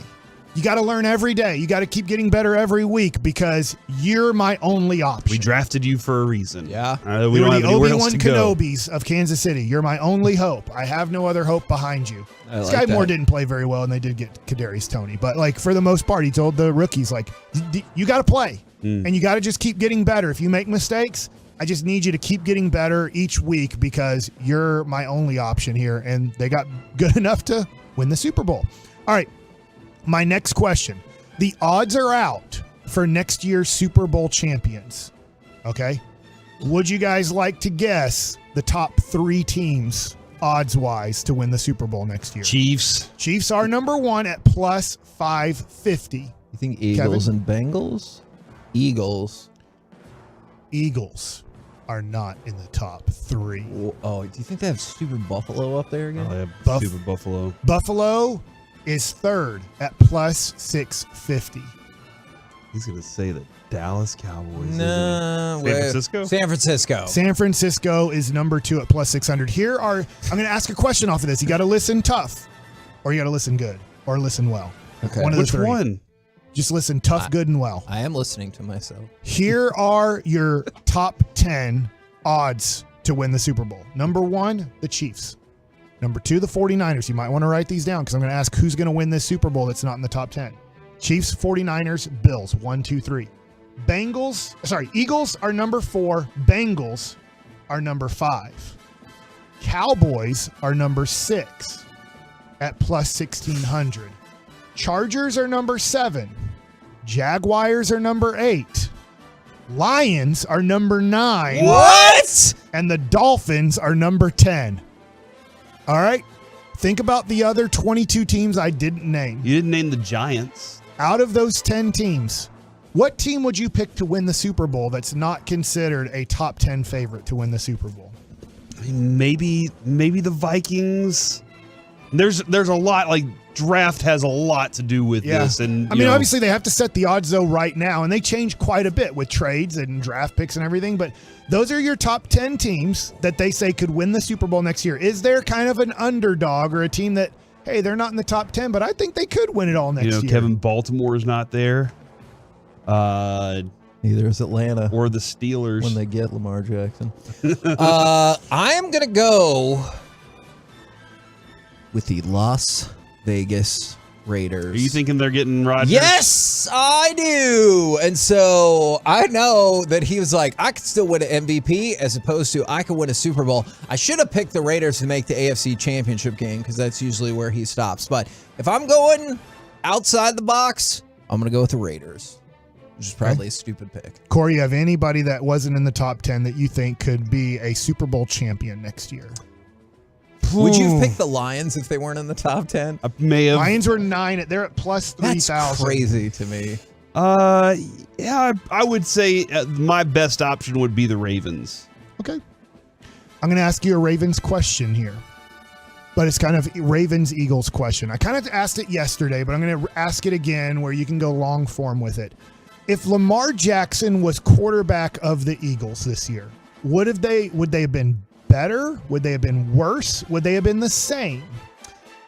I don't think they would have been better. I don't want to discount what Jalen Hurts has done. Like, I'm a huge Lamar Jackson fan, but there's also something to making your skill set fit within the team, you know? And so maybe Lamar Jackson doing different things, and he's even more apt to run than Jalen Hurts is, doing different things would make a difference. I think they would still be really good, but I'll say they wouldn't have won the Super Bowl. Maybe like an NFC championship team, but not Super Bowl champion.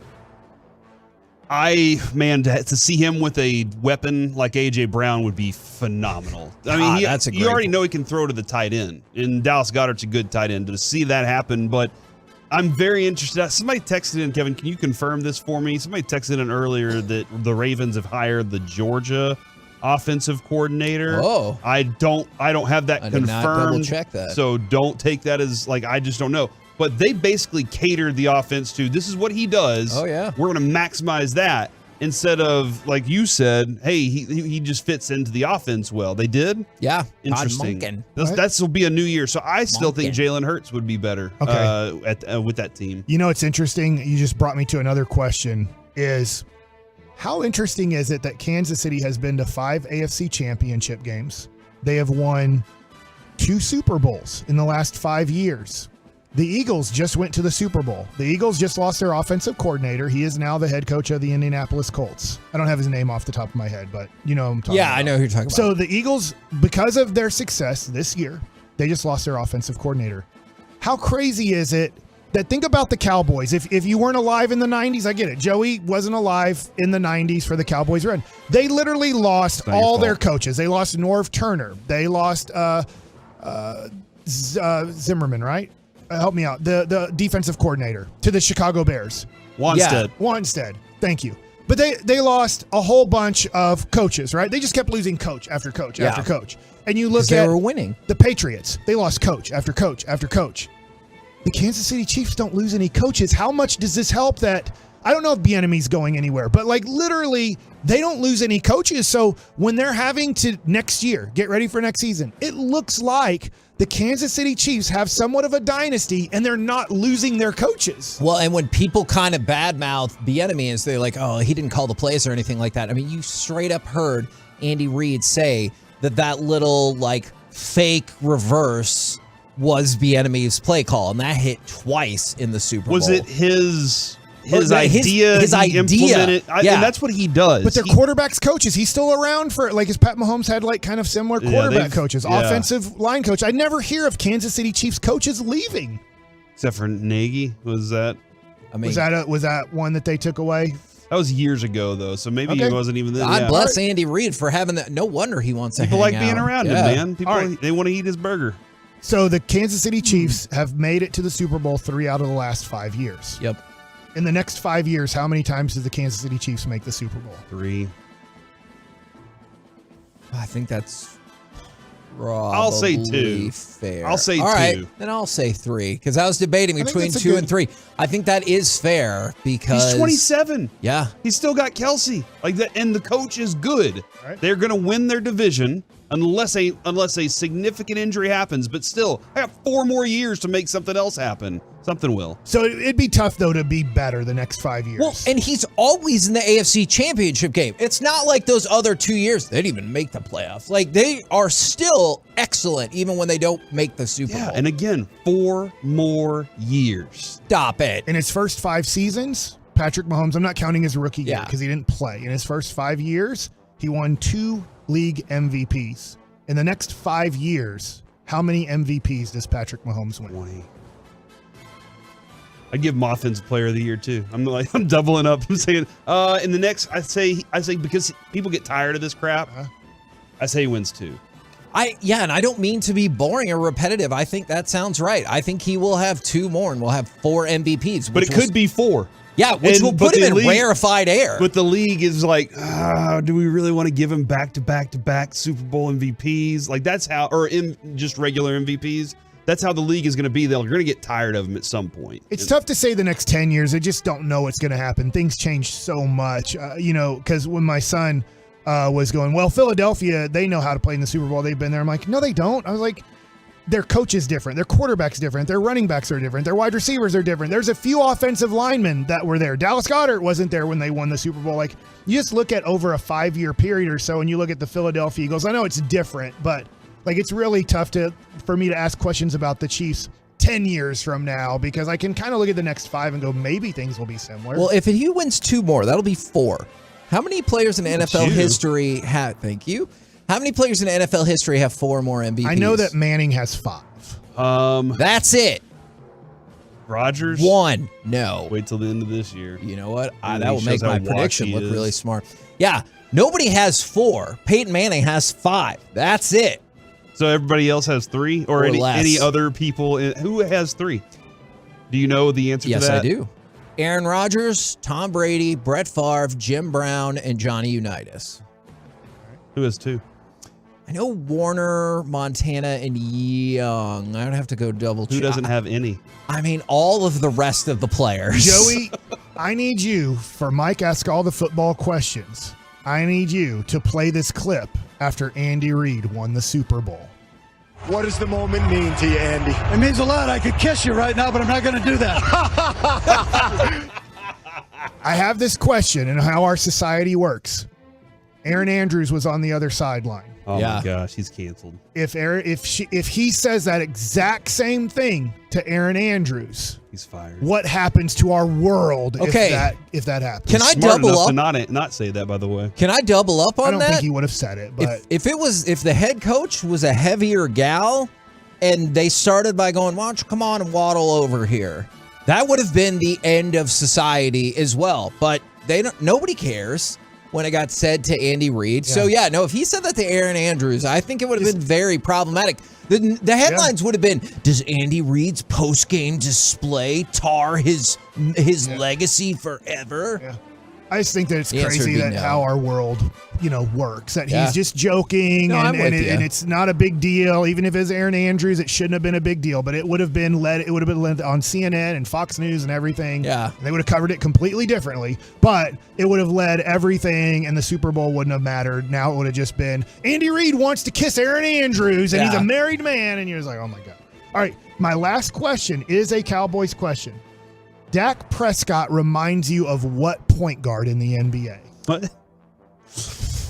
Now that we're kind of Well, he transitioning plays- to NBA talk, I he said plays this. I'll give you football, my though, right? answer real quick. He reminds me of Jalen Brunson. Jalen Brunson last night had 40 points, and I know they've had a little bit different careers as Jalen Brunson has led to this moment. But it's like, is Jalen Brunson getting the respect he deserves to be the all-star? No, he's not. But then I'm like, all right, well, who is he better than? And then you start going over Luka, Kyrie, Steph Curry. Like, dang, he isn't better than these guys. So I have to kind of put him behind. So that's where I'm like, Jalen Brunson and Dak Prescott. That's my point guard kind of comparison. I got Dame. I do apologize to my list. Some people were right. My list was 2 years old. Aaron Rodgers now has 4 as well. Okay. So I apologize for that mistake. Okay, you taking Damian Lillard? I'm taking Dame. Here's why. I can put up lots of points. I can be flashy. My whole city believes in me, and I love my city back. But I'm probably not going to win a championship. Like that, you need to put a better team around me. I am gonna say, and I've been trying to figure this out. It's not right now, but let's say 2 to 3 years ago, he's John Wall. All right, people talk about John Wall like he's one of the best in the league pretty consistently. You know how many times he made first team All NBA? None. Second team All NBA? None. Third team All NBA? 1 time.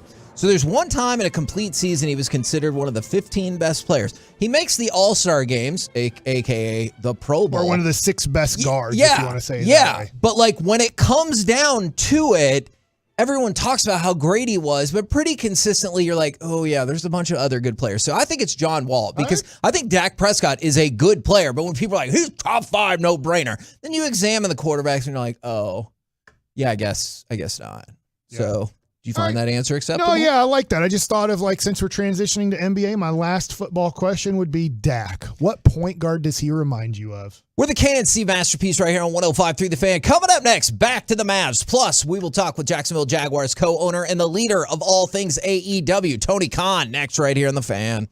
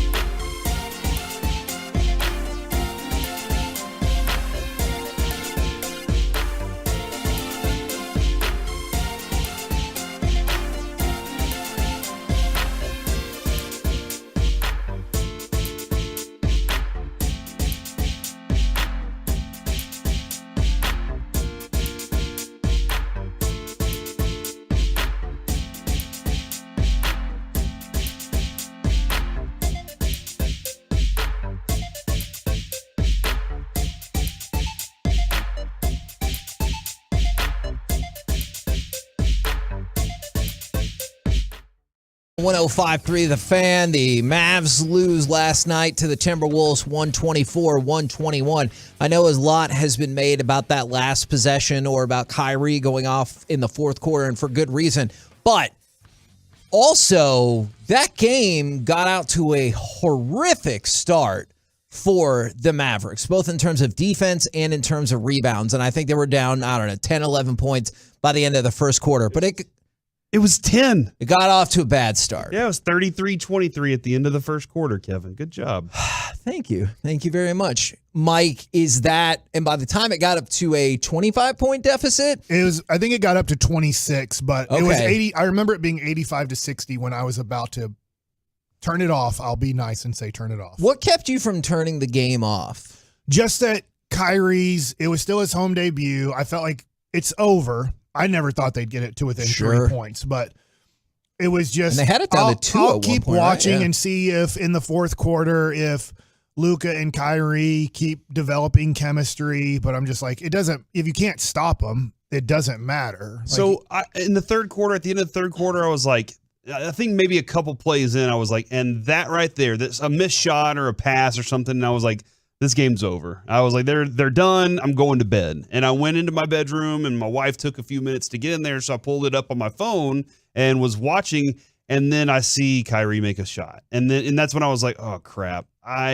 What if they do? And that's the only thing that kept me hanging around was what if they're like, we're waiting for the fourth quarter to turn it on in this game. And they did. Like, they did turn it on in the fourth game, but I was very confused. Fourth quarter. I was very confused to see like Josh Green's 3 not falling for him last night. It's going to happen. Yeah, he's a developing player still. He's only 22. I mean, I don't expect him to have 20 every game now. And with him and Hardy, I think that's where I'm kind of like, what are we going to get nightly from them? What can you always expect? And we just don't know yet. Yeah. I don't like, it's just my preference. They're not going to change this. I just don't like giving minutes to Frankie Smokes. Like, come on, dude. Like, he's not going to help us. I know he hit a big 3 late in the game, but I'm like, just give those minutes to Hardy and see if he can develop a little bit more. It's nothing against the guy. Like, I mean, Frankie Smokes can't play in this league. It's been proven. Are you saying Smokes because like the game's over, like Auerbach style, if he gets in there? Yeah, but both. Okay. I think that was one of his nicknames in New York somehow. I don't know where I don't recall that. Okay, all comes from, but I think it's great because I have his nickname being the Human Cigar, and then I think he used to be called Frankie Smokes at some point, and so I'm like, it all makes sense to me. But both losses, the Sacramento loss and last night's loss. You can look at a certain specific moment in the game, really late in the game. Sabonis gets an offensive rebound, puts it back in, puts you down by 3 points. Last night, I believe the Mavericks were down by 1 point, and they gave up an offensive rebound because I remember yelling, no! Yeah. With like 20 seconds to go or 15 seconds to go. It's like, you got the stop, but you can't get the rebound. You're not good enough to get the rebound, and it's just like, dang it, guys, like securing offense or defensive rebounds and giving up offensive rebounds is just going to be, they can't solve that problem. That's unsolvable, honestly. I think you're right. The agitating thing is you win those 2 games, you're only half game back of third, and you can see second within striking distance, and you're not out of it by any means, but now you're also 2 games back of 11th. Like, that's how tightly packed it is, and that's why every single one of these games down the stretch feels so freaking important. With a KNC Masterpiece right here on 105.3 The Fan. All right, I want you guys to do me a favor. I had a lot of fun in this interview, except for when I accidentally knocked the recorder down to start the interview, we're going to talk with Tony. We did talk with Tony Khan, the Jags co-owner and the head of AEW at the Super Bowl. I want you guys to count and then text in how many times he says Rampage or Dynamite, because he was promoting that thing, and I appreciate it. KNC Masterpiece back here, but it's not live because this is the second time, because the first time I knocked the recording device to the ground. We are talking with Jacksonville Jaguars co-owner and AEW impresario, Tony Khan. How are you, man? I'm very well. Thanks for having me on, Kev. Absolutely. So since we are talking football and the aftermath and lead up to the Super Bowl and everything, I feel like I need to ask you a football question is, do you see the Chiefs here? Do you keep thinking like, maybe we're 1 year away? Or are you like, this could have been us now? How does that process through your brain in terms of the Jags? Well, if you wanted my honest answer, it's still hard looking back at the AFC divisional game. I think we'll be looking back at it for a long time, and we have a great opportunity to come back and build off what was a great season. Doug Peterson came to Jacksonville, and what he's done for this organization is incredible. He's one of the best minds, one of the best leaders in football. And Doug Peterson's built a great organization. We have great people in the organization, a great general manager with Trent Baalke, and we had great young players, Trevor Lawrence, and a great young group on offense, and a great young group of players on defense and special teams. And everyone came together as the season went on. Everyone banded together, got closer, and so many great comeback wins, in particular home games. And we had a great season in Jacksonville, and we can build off it. And I think really exciting things to come for Jacksonville in the future. I was kind of curious your thoughts. A lot of people are like out on running backs altogether now. How valuable was Travis Etienne to this team this year? He's incredibly valuable. A huge part of the offense, a huge part of the pass game, and a huge part of the run game. One of the best runners in the NFL. If you look at his open field running statistics, one of the really valuable players in the NFL all around. On offense, a great weapon for the Jaguars, and definitely a great value player. Travis Etienne has come in and been tremendous for the Jaguars. And, analytics differs in many ways on how, statisticians would rate the contributions of running backs and different things like that. But anybody would see Travis Etienne made great contributions to the Jaguars this year. Since I already knocked the recording device down, I feel like I got nothing to lose. How much better is Doug Peterson than your last coach? 1,000%? 1,000,000%? I can't comment on how anybody compares to anybody or talk that, but I mean, I just think what Doug's done and really coming to Jacksonville and been such an incredible leader, but also he's a brilliant football mind, and that's, I think, what makes him in part a great leader, but he's also a great person. And Doug is the right person to lead the Jaguars for a long time, and I love working with Doug every day. You mentioned the analytics of football, and I feel like people are more familiar with that. How does analytics come into play in wrestling, whether it's in terms of tracking pay-per-view buys or ratings trends? Is that a thing? Yes, absolutely. And whether it's the things you said, looking at TV ratings, live events, ticket sales, and pay-per-views, like we have a big event March 5th coming up, Revolution, and we've done a lot of... Yeah, absolutely. Bryan Danielson going one-on-one with MJF for the AEW World Championship in a 60-minute Iron Man match. It's going to be great, and we've done so many great shows around Dallas in the Metroplex. I look forward to doing a lot more great shows around Dallas. We've done some of the best events in AEW's history and Ring of Honor history, and I want to keep bringing ROH and AEW to the Metroplex, Dallas, and the surrounding areas. We've done so many great shows there, and some of the best wrestling fans in the world. The history there goes back so far. The Von Erich family, world-class championship wrestling, long before I was a pro wrestling promoter. I've been a historian of pro wrestling since I was a small boy and followed it for over 30 years, every single day of my life. And if I've ever taken a break, it wasn't for more than a day or two. And I love it so much. And with AEW, we do great shows, in particular, really every Wednesday night, just like this week on Wednesday Night Dynamite, we have a great card, and we're back in Texas. We're in Laredo this week. Or just in El Paso. Yep, we're doing some great shows closer to the border and having these great shows in Texas, and we've already done so many great shows. Just in the recent months, we've been in Garland, Texas, around the Metroplex, and we were in Austin, and I want to keep doing shows in those towns and bringing great wrestling to Texas, because Texas has some of the best wrestling fans in the world, and certainly around Dallas and the Metroplex, some of the best tradition and history of pro wrestling. And I think AEW and some of the big matches we've brought there over the years, including Hangman Page versus Bryan Danielson for the World Championship at Winter is Coming. Another classic 60-minute match, one of the best matches in AEW history.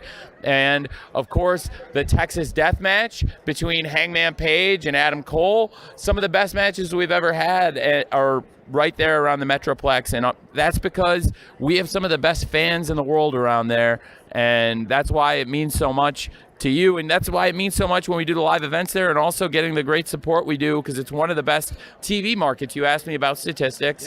In Dallas, what great support we get from you fans around the Metroplex every Wednesday night at 7 p.m. for AEW Dynamite, and every Friday night at 9 p.m. for AEW Rampage on TNT.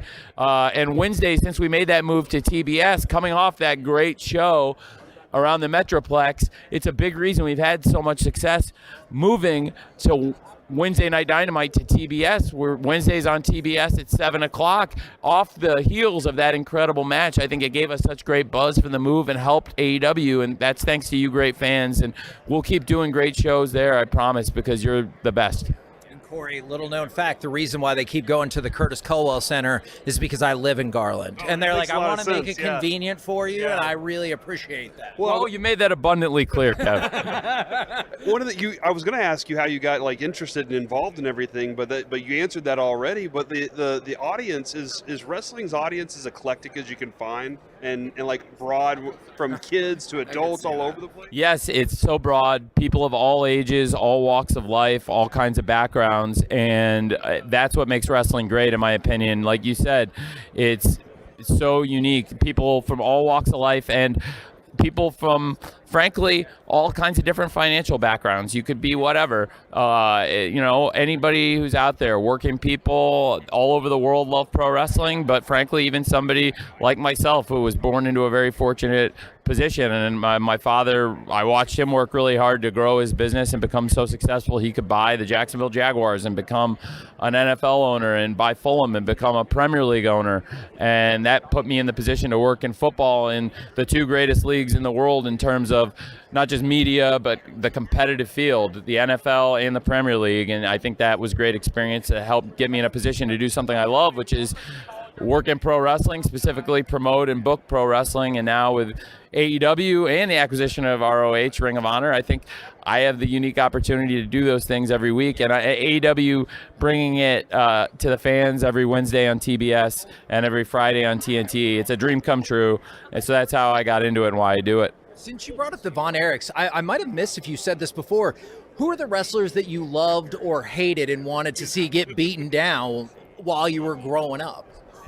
Ravishing Rick Rude. Ravishing Rick Rude and Bobby the Brain Heenan, and Ric Flair at times when Ric Flair was wrestling Sting.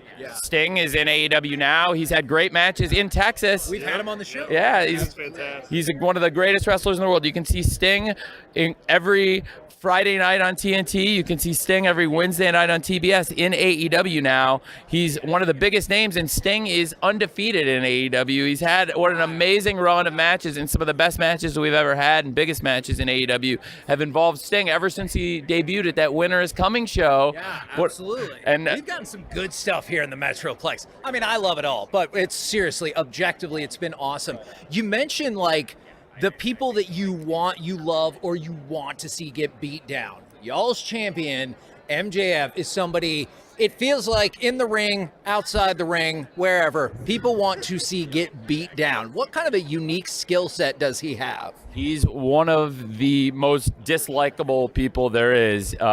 He elicits that emotion from a lot of people where people... Even from you. Well, he's a very challenging personality, and he's very hard to work with. But I do think he's a great professional wrestler. We saw it last week in El Paso, that incredible match to kick off Championship Fight Night on Wednesday Night Dynamite on TBS. The AEW World Champion MJF is a great wrestler. He showed it out there one-on-one against Takeshita, and it'll be the ultimate test for a champion, the ultimate test for a pro wrestler. On March 5th at pay-per-view, San Francisco Chase Center, Revolution, in the main event, a 60-minute Iron Man match when MJF goes one-on-one for 60 minutes with the greatest technical wrestler in the world, maybe the greatest technical wrestler of all time, the American Dragon, Bryan Danielson. So MJF, if you don't like him, get ready to see him put to the ultimate test of punishment. We'll see what kind of wrestler he is, what kind of champion he is, and I'm so excited, and knowing as a fan that you get to see Bryan Danielson wrestle for 60 minutes, what a treat. And knowing that you get to see him take it to MJF for 60 minutes, I can't wait.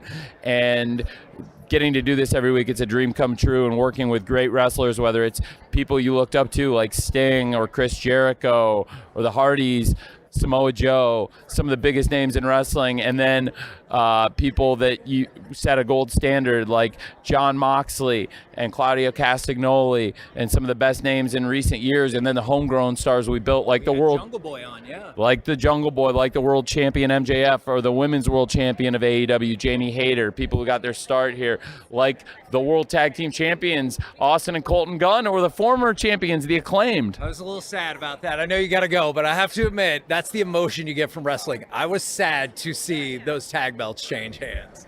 Well, it was while it was a very emotional moment, it was great. It was a great main event in many ways, but it was certainly a controversial ending to AEW Dynamite last week. And like you said, it elicits a lot of emotions. The crowd was so happy when the Acclaimed won the championship, and they were sad when they lost it, and sad that it was the Guns of all people that won it. But certainly a very exciting championship picture in AEW coming out of Championship Fight Night on Wednesday Night Dynamite last night. A lot of exciting stuff coming up this week too. Wednesday night on TBS, Friday on TNT, and having that buy-in from TBS and TNT where they really promote the heck out of AEW. Wednesday 7 p.m. on TBS, Friday 9 p.m. on TNT, all over the sports, whether it's the NBA, the NHL, getting that kind of support from them. It's great for us. And the support from the live fans in Texas is unbelievable. So I just wanted to thank you guys for having me on, because whenever we come around the Dallas Metroplex, you're some of our best fans and best media partners. Awesome. Appreciate it very much, good sir. Thank you. Thanks, Corey. Great to see you guys. KNC Masterpiece right here on 105.3 The Fan. Let us know what your count ended up at. And yes, he called me Kev, but then he called Corey Core. Yeah. And that made me feel oddly better. Yep. Coming up next. Made me feel like I was on a bus. Time for Gridiron Gravy. Yet another example of why Vegas keeps building casinos. Plus, what did Andy Reid threaten the players with at halftime? We'll do it next right here on The Fan.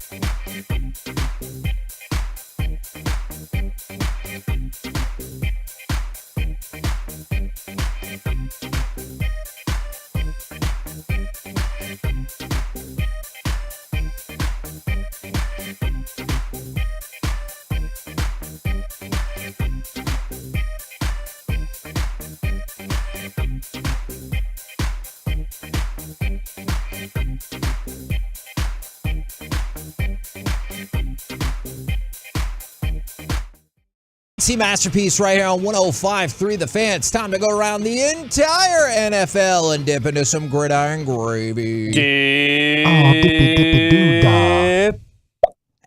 And we start with, well, we need to start with Rihanna for a couple of different reasons. Because she's Rihanna, that's why. That's right.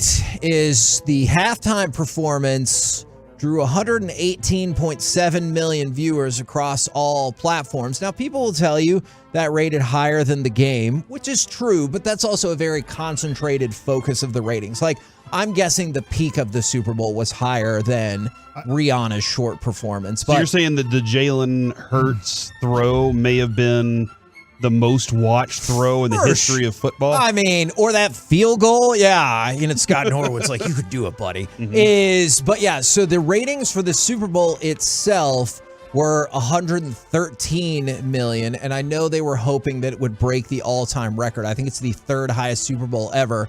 The highest being the Patriots and the Seahawks, which again, another one that came down right to the very end. Awkward phrasing there.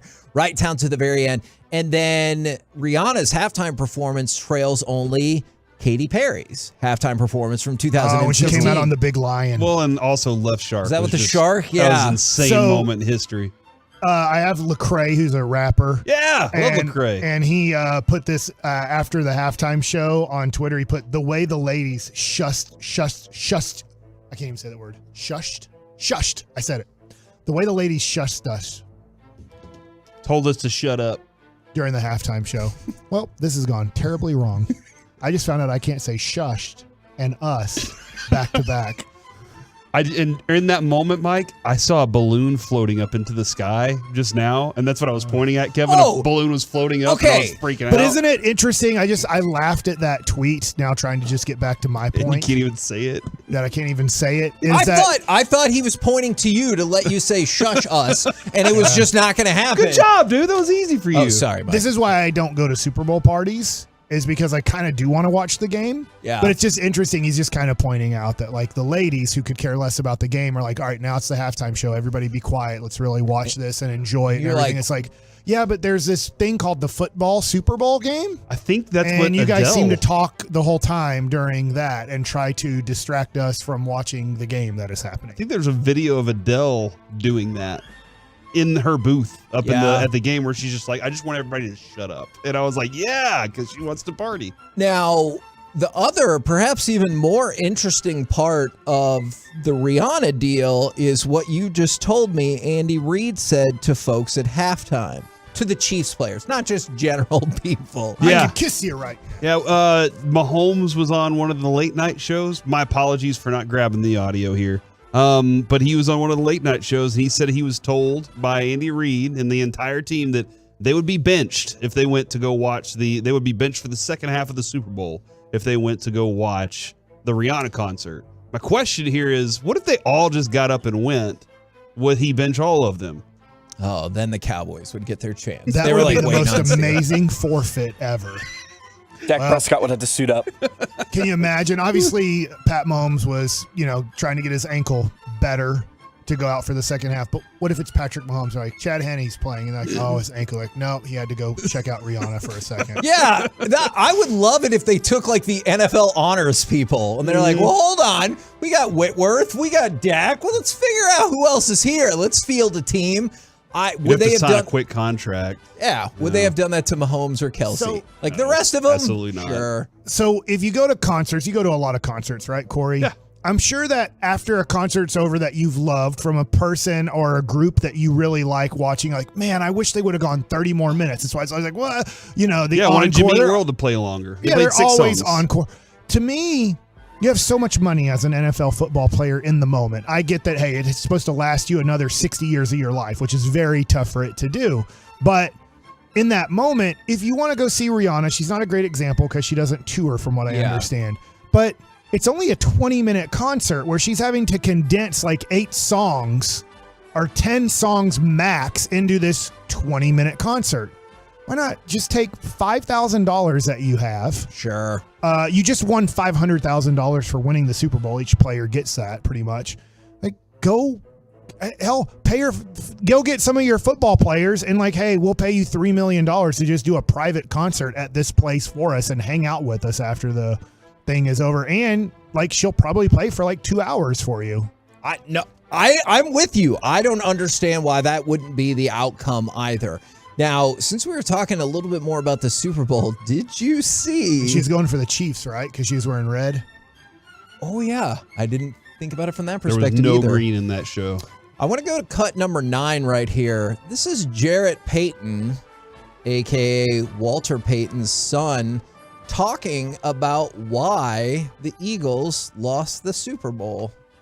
Even in that moment, you could be upset with all those guys and guys that are on the rival teams that you play against, but still in that moment, it took me back a little bit. I was like, come on, man, for all the good that this man is doing in the community, just clap for him for a little bit. All right. Maybe when he's walking off the field and the stage, then you can boo him. But while he's up there, show him his prop. Don't take it personally, man. I didn't take it personal, but I mean, the football guys were looking down on him after they did that. So it's the reason why. It's the reason why Patrick Mahomes and the Chiefs came out in that second half and laid it to him. So it is what it is.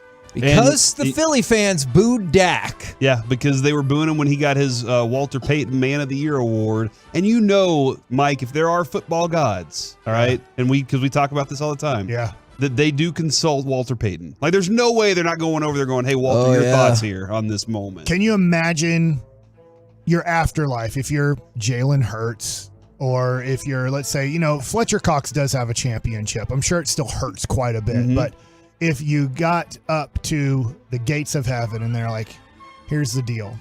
You're getting in. But you'd have another Super Bowl if you wouldn't have booed Dak Prescott.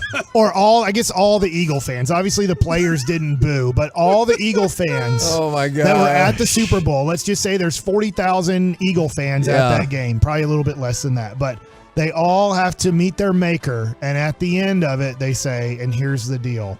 You're the reason the Eagles lost the Super Bowl.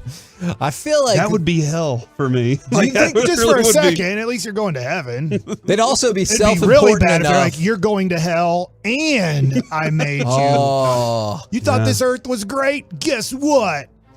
They'd be self-important enough to be like, I knew I made a difference. We always talk about why betting can lead to people's downfall. Just during the Super Bowl and just in Nevada, that state's sportsbooks won $11.3 million on the Super Bowl. Wow. So when you're like, no, I'm going to win, I'm going to be different. Maybe you as an individual, but if you're going with a group of friends, just know that several of your friends are going to lose along the way. So just in Nevada, they had $153.2 million placed in bets during the Super Bowl.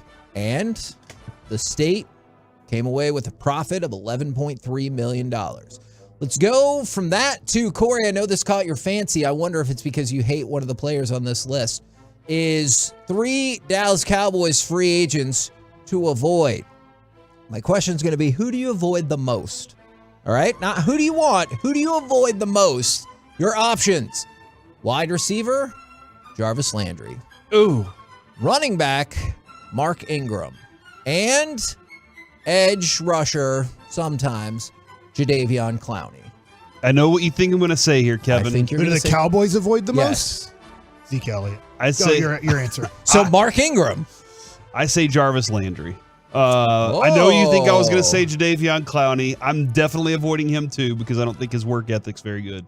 But it's I don't like Jarvis Landry is one of those guys that for me is like a perpetual underachiever, and he had a lot of catches one year, and since then it's just kind of fallen apart. So I don't think Jadeveon Clowney needs to be a Cowboy, and I don't necessarily want him. I think they're doing just fine at edge right now. For me, it's Ingram because, like, he stunk just like Zeke did this past year. And they're like, well, you might only give him veteran minimum. I'm like, pass. Don't want him. I heard Bobby Belt this morning say at minimum, if he does take a pay cut, $6 million.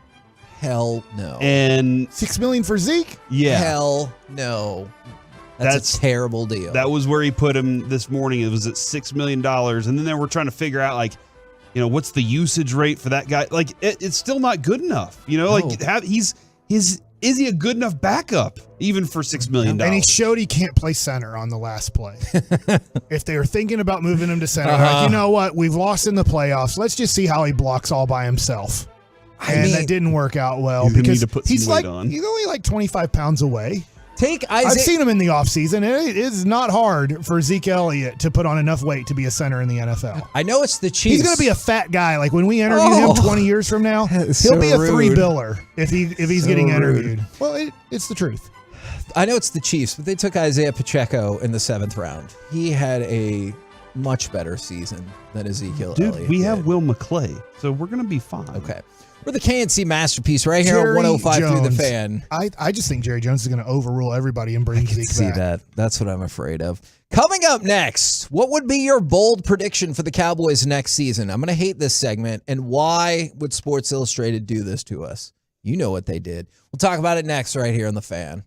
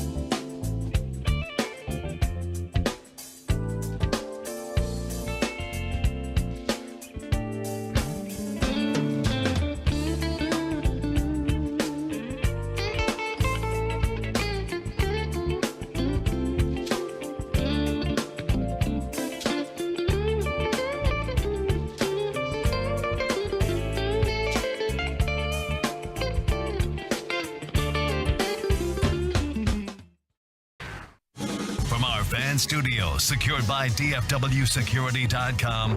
It's the KNC Masterpiece on 105.3 The Fan. KNC Masterpiece right here on 105.3 The Fan. What would be your bold prediction for the Cowboys next season? And I'm going to add this on. Why would Sports Illustrated do this to us? Because I know that is what this is from, is that article. All right. And why are you doing this to us, Corey? Timeout. Time the F out. Oh, my God. Right now they're showing the replay on Bally's of the Mavs versus the Timberwolves last night. Well, Mark Folwell and Derek Harper are talking, and they're getting ready for the game. And in the background, you can see the Mavs warming up. Josh Green is trying to practice free throws before the game. Guess who's blocking his free throws when he's trying to practice? Luka. What a dip. Come on, man. Get with it, Luka. Grow up. It's just amazing to me that even when guys are maybe trying to get ready for the game, he's like, no, you're not going to try to get ready for the game.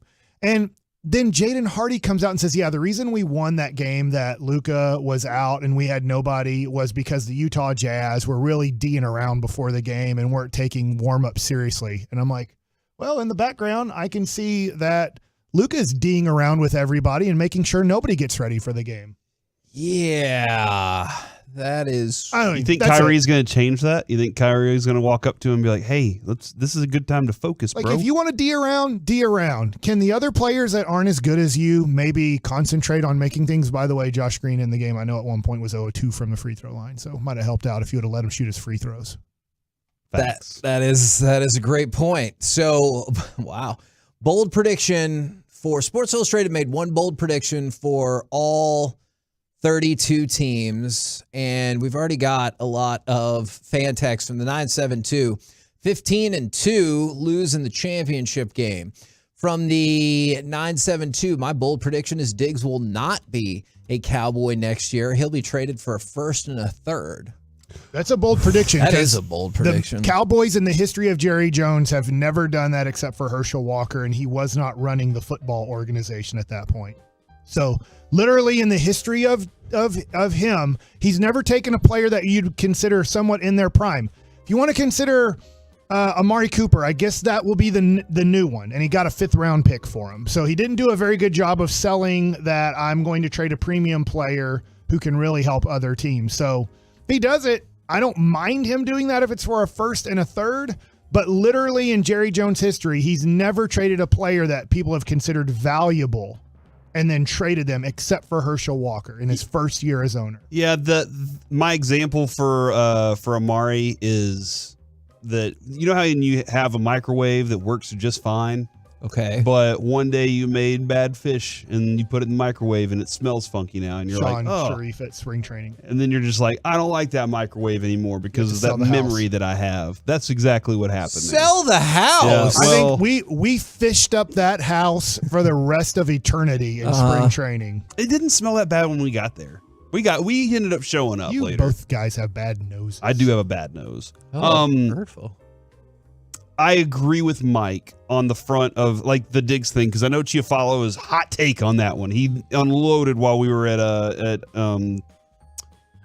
Radio Row this week. Went on the Diggs thing. Thank God you didn't say in the dark shower.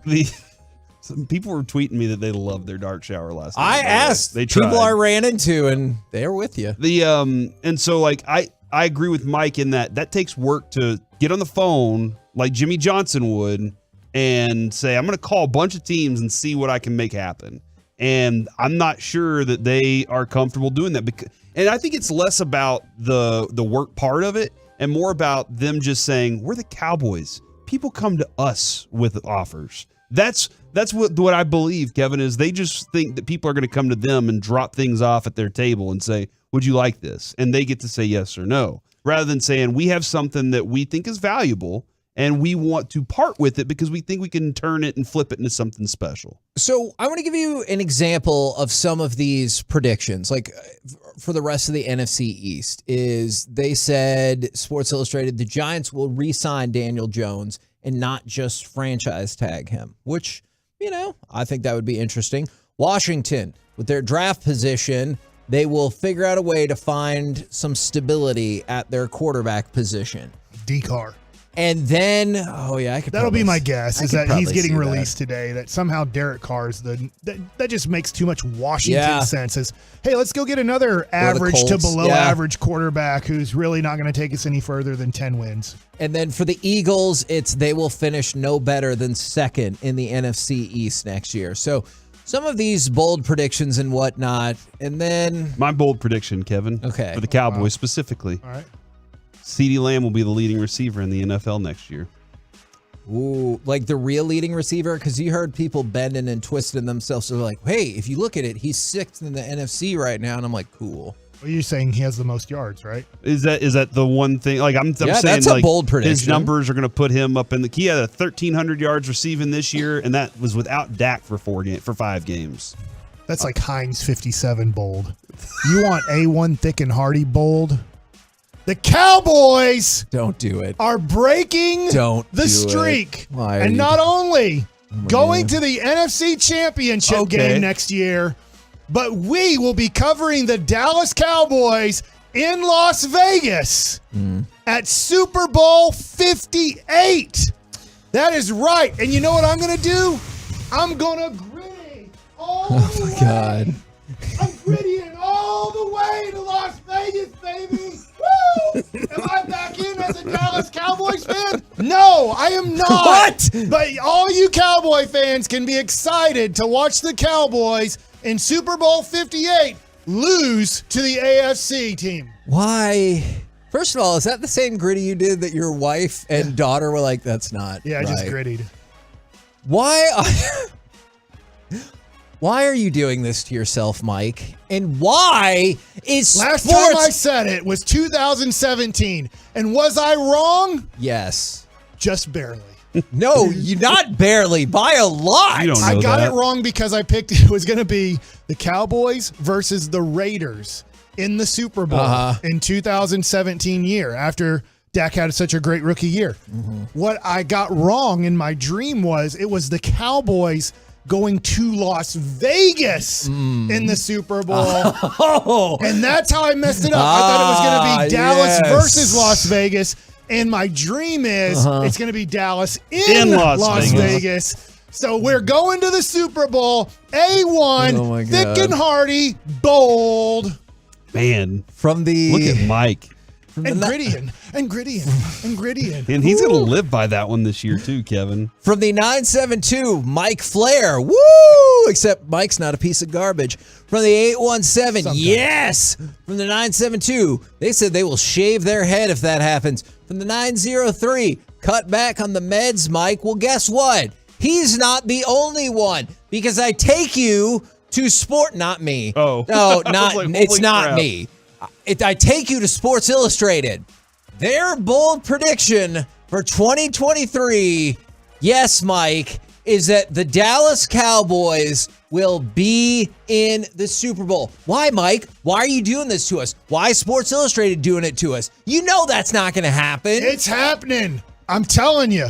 Football gods are not only going to punish the Eagles and have them lose a Super Bowl that they should have won, but they're going to punish them in the worst way and have the Cowboys make the Super Bowl, but then not win it, and that's going to kind of stink. But I'd be fine they're with that. going to make the Super Bowl. Okay, you get to the Super Bowl. This actually came up in an email to me earlier. I'm 100% fine with that. Email? Yeah. Look, I'm just joking. we like to communicate via Texas all. Size Rip says, man, I look just like Justin Jefferson. I thought the same thing. No, you That's did crazy. not. No, That's you crazy. did not. I thought it was more Nick, Jamar tomorrow Chase, I'm but going to wear number 18 in here. Is that Justin Jefferson's number? We need to get Kevin Gray that video right now. He loves the gritty. From the 860, who are they losing to? So this person already believes. They're like, you know what? I believe it. Somebody said the script got leaked for next year and they lose to the Bengals. That could happen. Okay. Because that's the part you have to think about. Not the Cowboys being in the Super Bowl. The Cowboys are going to the Super Bowl. I guarantee Dak would throw interceptions. I got it wrong once, but got it right the next time. From the 682, what is happening to people? I love it. Too bad. Oh, we're going, aren't we? They're going too. Too bad the Cowboys will run into the Raiders and the Cowboys killer Aaron Rodgers. Oh my God! You're telling me you're the one that said, Kevin. That's your biggest issue with this scenario. It's not the Cowboys. People are like, it's not the Cowboys being in the Super Bowl. My issue is they lose to the Bengals. This person, their issue is they lose to the Cowboys killers Aaron Rodgers. And I guess I did say Aaron Rodgers earlier. Your biggest issue should be us going to the Super Bowl. When I get to Oxnard, California, in August-ish, I don't know when we're going, but when I get there, we'll be in spring training in a couple weeks, but you're right about the other part. I'm going to go directly up to Jerry Jones and Stephen Jones and Will McClay, and I'm going to say, I predicted UMFers to be in the Super Bowl. Your job is to not F it up. Okay. And just walk away. I like that. I'm going to tell you this right now. There's nothing what's the more. stanky leg? Is it like this? Is it like... It was the dance that Travis Kelce was doing. That is close to the stanky leg, yes. I'm so sorry that Carter has to keep up with your leg, unpredictable and that dance leg, movements. And this leg. Woo! Stanky legging it to Vegas. How come you don't believe... Kevin, because I watched this team for the last 27 years. He likes the Eagles. That's what a why. party pooper, and he's a big Steelers fan. He wants the all Pennsylvania Super Bowl. I desperately Is that what you want? No. Is it you want two Philadelphia, two Pennsylvania teams? No, I desperately want you to be right. I desperately want the Cowboys to be in the Super Bowl. It's just you've seen it every year. I haven't seen it I haven't seen it this. I haven't seen it next year. That's a great counterpoint. But what I really want to see now, and neither of you, we need to be how rolling. How do you know they're not making the Super Bowl? You tell me how you know that the Cowboys aren't making the Super Bowl next year. Let's just party like they're gonna make it. Because I've watched every game this team has played for the last 27 years. But next year's team isn't the 27 years team. And they haven't played yet. Yeah. All I want now, really, though, is for us to be recording when you walk up to Jerry, Steven, and Will are all standing there, and you can say what you want to say. We'll pre-record it. We'll bleep it out. 13-4. Mm-hmm. They don't get the bye. Mm-hmm. Doesn't matter. Still making the Super Bowl. You told me to bold predict it. At 13 you didn't and tell 4, me they're to not just getting the give me bye? some ketchup. You told me to A1 thick and hearty this, and I just A1 thick and heartied it. Now you A1 and thick and hearty it. What's your bold prediction, brother? I don't even remember what my bold prediction was going to be because I'm looking Let's not be that bold. Broadus agrees. He just walked by and looked at me. Yeah. How does that mean he... From the 8-1, see how proud he was of what he just said. I don't know what is happening on the fan text right now. From the 817, bold prediction. The Cowboys sign Pollard, draft Bijan Robinson, somehow get Trayvon Diggs' brother, and we will win the Super Bowl. Wow. From the... We're getting Is that TCU's insane, wide Mike? receiver. I have a feeling he's going to drop to us. Okay, all right. Hey! He just did the Three Amigos And you know what? pelvic We thrust. should dress as the Three Amigos in Las Vegas. Let's go get that Three Amigos. Mike, Dustin. the Cowboys make the Super Bowl? I agree. We Three Amigos. 100%. I will agree. Three Amigos it. I agree. If we're in Vegas, the Cowboys are in that Super Bowl, Yes. I will dress as one of the Amigos, unless it is determined that that's not okay. I think it's okay. He's got a who right there on the way. For the... And we have to do this every time an interview comes up. Whew. And then we start the interview. Then we're like, we can sit down now. From the 214, I believe too, Mike. I believe. From the 940, yes, the Cowboys do make it to the Super Bowl, and then they get burrowed by Joe and the Bengals, 44-23. From the 214, they lose to the Bills. Maher, wide right. From the 214, hey, Kevin, Mike said we're going to the Super Bowl. I don't. The Schwami starting to hit me. Oh, no. Nobody has it right yet except for me. And they say, bold Hey, prediction, A1 thick and hearty. Who did we just interview Friday that we played today on the air? Tony Khan. Shaq Khan. The Jacksonville Jaguars win the Super Bowl over my the Dallas Cowboys. No. And we Does Dak throw have to a- play the Brady Bunch song, Sunshine Day, on Monday after the Super Bowl for 4 straight hours, and we don't even talk over it. Man, for the 972, Mike is like Mrs. Cleo. From the 214, all right, which one of these is most likely? Call my Cleo. Okay, Cowboys go 20-0, or from the 214, That ain't bold happening. prediction, I find love today. Not me, but that person who texted in from the 214. All I have love. Ask you the question. Do you think that person who we have no clue what they look like, because being handsome or pretty really helps that? I think they have a better shot of finding love today than the Cowboys being in the next Super Bowl. Are you really playing this, Joey? I mean, this is the song right here. This is going to define 2023. But the Cowboys are making the Super Bowl and losing to Trevor Lawrence. Wouldn't you be happy? I accept. Will you be happy? Yes. Then we I can don't talk know. to Tony Khan again. We were in the Super Bowl. I don't know, man. I don't know if I could take that. Yes, you know what accept level that. of Mike would be at that point if that happened? If Trevor all that came true, do you know where Mike's versus Dak Prescott? Mike's mind would be in so many different places. That might be the greatest sentence ever said on the show. Do you know how much Mike would be if that happened? Because I totally get what he's saying. Like 100%, I get what you're saying. That's a fact.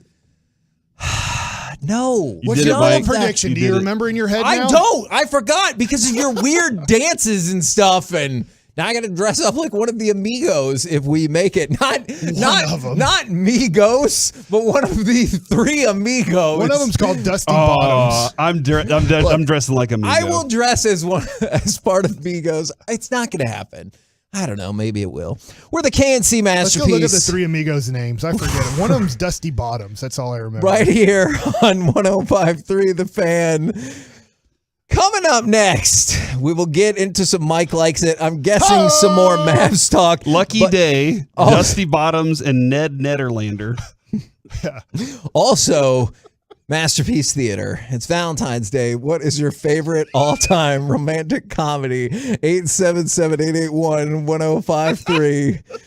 I don't know. We'll do it next right here on The Fan. Are you ready for some commercial-free KNC Masterpiece?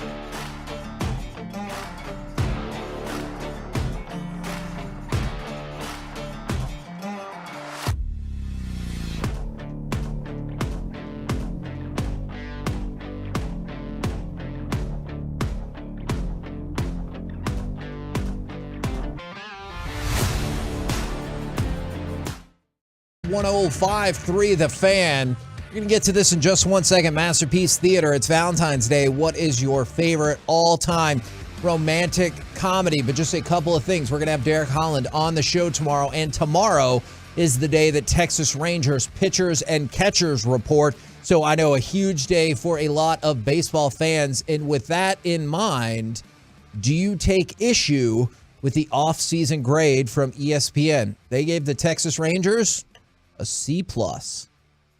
What? What did they need to do to get a better grade? I get that they might not win the World Series this year. They're not the Dallas Cowboys of 2023. But what else did they do wrong? They didn't sign everybody? Yeah, they didn't add a bat, I guess. That's the only thing. They went too heavy on pitching. Were they supposed to outbid Yankees and get Aaron Judge? Yeah, I don't know. So it's actually a combination of a couple of different things. Is they said that's the catch, ESPN, with this offseason. It could pay off huge with all the pitchers, and the Rangers could go from 94 losses to 94 wins. But on the flip side, DeGrom has been injured the past 2 seasons, and Eovaldi and Heaney also spent a lot of time on the injured list. I appreciate the gamble for a franchise that hasn't had a winning record and playoff appearance since 2016. So this might be the ultimate check back in October grade. I also think it was a mistake not to address the outfield, where they had the 27th OPS in the majors last year. That's your Twitter handle. Yeah, add in the majors on Twitter if you want to follow me. Just finally got over 20K. Really proud of that moment. Thanks a lot, everybody, for being part of it as we've been on this march to 4 million. I think I lose followers more than I get followers. That's probably the case. Is that your decision or their decision? Because I know. Both. All right. So they have the Rangers at 11th in terms of the offseason. So I just wanted to throw that out. At least they weren't the Rockies, White Sox, or Reds who all got Fs from ESPN. Mike, what grade White Sox should get a decent give grade. the Rangers for this offseason? What would your grade be for them? Because A. I'll tell you why. I think there's a lot of lack of interest in this team. And I think there's a lot of interest in this team. Now, I don't think, my opinion, I know that we got to go through spring training and all these things, and I'm not predicting the Rangers to make the playoffs. I hope I'm wrong. But you are predicting them to win the World Series. Well, no. That would be impossible. This isn't soccer where they have fake champions halfway through a season. Ooh, take that, soccer people. I think that they're going to be a very competitive team. I think they're going to be fun to watch. I think they're going to compete for a playoff spot. But they've been one of the worst franchises for a while now. There's a reason they picked second. There's a reason they picked third. Now, they would have picked seventh without the new lottery. Now they're picking fourth, I believe. I think, if I have right, they went from 7 to 4. Correct. For the last 3 years, you've been one of the 5 worst franchises in baseball.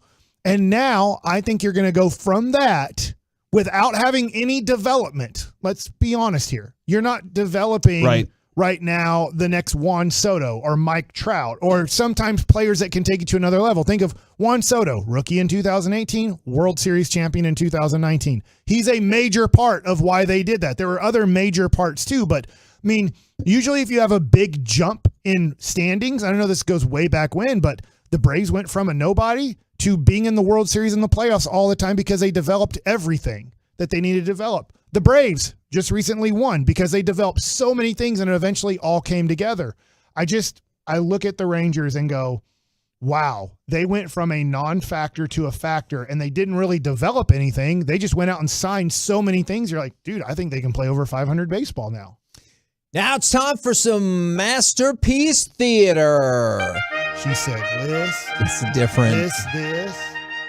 Get to hear Waddle. Welcome to another edition of Masterpiece Theater, where we discuss theater with you. And now, 2 guys who know absolutely nothing about theater, Corey and Kevin. Man, shout out to Carter for knowing the right thing to do and switching the cam view to Mike doing the gritty. We're gritty. Again, I guess. It's Valentine's Day. So what is your favorite all-time romantic comedy? Side question for just you guys and not Joey.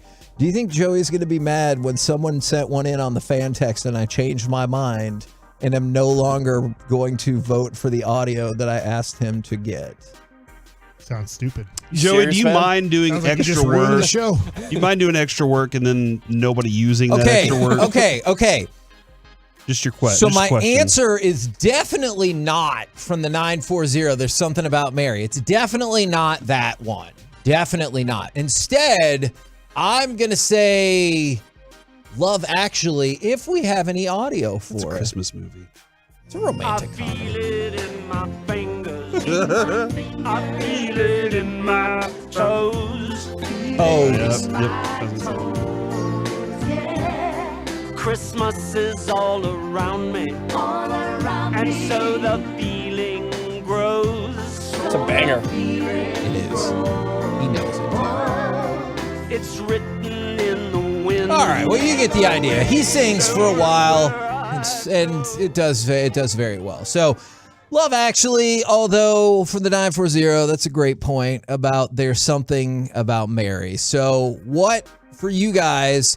I see 10 Things I Hate About You getting a lot of votes early on. That is a very... Love that movie.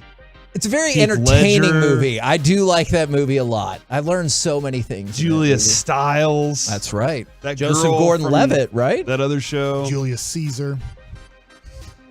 And he was eating a salad in that movie. I don't like rom-coms. I'm Why a not? man. Oh my gosh, Mike. I just went through a list because you're like, hey, pick one out. And I was like looking through Just for the record, I didn't tell you that this morning. the 34 best rom-coms by the Today Show. And I was like, I haven't even seen 90% of these. What do you watch when you watch movies? He just watches Hoosiers sports documentaries on a loop. Yeah. Okay, well, I've already seen the new Baltimore Ravens 30 for 30. You can do It was both great. things. Like when Saragusa he couldn't take a poop, but then he was like, stick that thing in me so I don't have to take a. That happened. Yeah. He's not 'Cause they were lying wearing- about that. They're wearing white pants and he was afraid about wearing white pants for the game. Yeah. And he said, whatever you do, if I fall to the ground, don't turn me over. Because, that's All right. Now that's a rom-com. I don't know. So this isn't my one, but I just saw it and I was like, holy crap, I love that movie. I loved Crazy Rich Asians. I really enjoyed that movie a lot. Mostly because it was seeing how much money I don't have that can be spent on a wedding. Like that was really fun because there was a lot of money spent on weddings. In that guy is super handsome too, right? Sure. You don't think he's handsome? That was my first I'd thought. say sexy would be my word. Maybe. But for me, Kevin, this goes back to, and I think I dropped this movie 3 times last week. I know what it is then. It is the movie John Cusack, Kate Beckinsale, and Jeremy Piven in Serendipity. He moved out very quickly, and at the end of the year, she moved out too. That's it. Yeah, but did she leave anything behind? Maybe with her last name on it, like a receipt, a bill, like a piece of luggage? No. Nothing. Anything would help, really. Anything. I remember she sat on me. She sat on you? Yes. She sat on me for a while. I found her inspiring. I've never seen either one of these movies you guys are playing clips of. Turns out she sat for him because he was an artist, and it was a miscommunication Would there. have been way more romantic if it was the other way. The 469, they back you up. Amazing film. Yeah, the one audio I wanted was the boyfriend of Kate Beckinsale's that played the basai or whatever it was, that little oboe type instrument. Oh. And he was so into it, and it was so crazy. But I love that movie, man. That's the first time I ever saw Kate Beckinsale, by the way. See, and I still am confused that there's not another D in that name. Is Mike, I think you should pay close attention to this segment and then go home and tell your wife that you want to watch a romantic No, she comedy. likes Love Actually, and I've tried to watch it with her, and I watch about 15 minutes and go, this is stupid. Do you say that and do you storm off? I just walk out of the room. I'm just like, I'm done watching this. All right, so we need to try to figure out if there's a rom-com. I don't think Serendipity is going to do it for Come him. watch with us. Dude, Come on, Serendipity Dad. got I'm like, me, nope. man. Every time. I watched it multiple times. Jeremy Piven was great. I'll in go that search movie. on eBay for more Bobby Witt Jr. rookies. Oh man, she was in. I didn't realize this. She was in Broke Down Palace. I don't know. Before Is and that the Pearl Claire Harbor Danes? before she was in Serendipity. Pearl Harbor sucks. It You don't know does, that. man. That movie's like 3 hours long, but you Listen, still it's a big feel part like of our history. Pearl Harbor, the event sucks, and Pearl Harbor, the movie sucks. I was more referring to the movie. It's 3 hours long, and it still feels like you pop up in the middle of the movie. It's terrible. 817 Crazy Stupid Love. I thought that was really funny. That is a very good one. Especially the ending, like where it all comes together. You might not dislike that one as much as others. I'm not going to tell you would like it, but you might dislike I've seen that one something less. about Mary. That was funny. He would talk, Okay, that counts. Mike would definitely connect with the Ryan Gosling character in the, like when he's telling Steve Carell how to become a different man. Mike would definitely connect with that. He'd be like, stop looking like that. Stop being so dumb. Don't use a straw anymore. 40-Year-Old Virgin's funny. I seen that. Is that a rom-com? Yes, it is. There we go. Man, now we're rolling. Now we're rocking. Now I'm a man. I thought you said you didn't watch because you were a man. Men watch rom-coms. I've watched some. But do they say rom-coms? I've watched some. From the 903, the wedding date with Deborah Messing is hilarious. Even my dad liked it. Is from the 940, 50 First Dates. From the 817, Hitch. Okay. Hitch. I like Hitch. It seems to get a very, because I also like Eva Mendes. I think she's gorgeous. Coach Sean Payton. Yeah, Coach Sean Payton. He looked just like him. Yes. He looked if I'd have seen him at the Super Bowl, I wouldn't have been able to tell the difference. To this day, that's the dumbest article title I've ever seen. Well, that and besides, what killed Betty White or Queen Elizabeth? And you're like, oh, they like it was Queen Elizabeth, and they're like, are they like 1,000,000 years old? It was like, you won't believe the transformation. I'm like, he looks the same. He looks the same. I think, is Forgetting Sarah Marshall a romantic comedy? Yeah, that movie is fantastic. Gorgeous setting, hilarious bits from lots of different characters. Is that Rose Byrne doing work in that Rose movie Byrne too? does some work in that I like one, her. for sure. You might actually like that one too. From the 650, gotta be You Got Mail. Classic. Man, I'm not gonna lie. You've got mail. When Tom Hanks comes walking over there and she's like, I wished it was you so much. And I was just like, this is lovely. So I've never seen it. Dave Chappelle is like the third main character in that movie. No way. Yeah, it's really weird when people like didn't entirely know what to do with Dave Chappelle yet, because they're like, hey, we put him in Half Bake. Now let's make him Tom Hanks' best friend and You've Got Mail. It was a really confusing And then time. everybody figured out, just give the man a damn microphone and the stage, exactly. and everything will be fine. Took a minute for us to get it all figured out. But yes, Dave Chappelle is in that movie, and you're like, I do not know if this is the best use of his talents, but I do like that. Have you ever seen Just Friends with Ryan Reynolds? That's a Christmas movie too, It isn't is it? a Christmas movie. So these Christmas movies are kind of getting lumped in with the romantic comedies. They're different movies, right? Yeah, it feels like Valentine's Day would have more romantic. It's like Die Hard's not an movies. action movie because it's a Christmas movie. It can't be two things? No, it can only be one. That's why they said rom-com, Kevin, because they decided to put comedy and romance together. So my wife gave me a vote, and maybe this was her telling me we should watch this movie tonight. I'm not entirely sure. All right, this is my wife's favorite romantic comedy. Tell me, Anna, what do you do? I'm an actress. Oh, splendid. What do you do? I'm actually in the stock market myself, so not really similar fields. Though I have done the old bit of amateur stuff. P.G. Woodhouse, farce, all that, you know. Careful there, Vicar. Always imagined it's a pretty tough job, though, acting. I mean, the wages are a scandal, aren't they? They can be. I see friends from university, clever chaps, been in the business longer than you. They're scraping by on 7,000-8,000 a year. It's no life. What sort of acting do you do? Films, mainly. Oh, splendid. Oh, well done. How's the pay in movies? I mean, last film you did, what did you get paid? $15 million. Right. Good night. That's a lot of money. Yeah. So That's she's Julia Roberts? That is Julia Roberts. That is Notting Pretty Hill right there. It's not. How much did she get paid in Pretty Woman, though? Richard Gere did not pay her $15 million to He hook. wanted to. He did not. He wanted to. All right, I do change my mind also. I'm sorry, What? Kevin. I All right, screwed up Joey, really bad get new here. audio on I the love fly. Serendipity. But you know how I will watch Blue Streak no matter what? Yes. Like if I see it's on, every time I see Sweet Home Alabama come on. What? I watch that movie. It's so stupid. Man, you are so white. Of course you love that movie. That is... Dude. It's so dumb. Okay. Did you say you got Braveheart? a baby in a bar? Oh I was thinking about it because it's romantic. He does the prince's wife. Would you say it's a comedy? Yeah, the funny guy who comes along halfway through the movie. Isn't he from France or somewhere? Where's that guy from? Why'd you say France like that?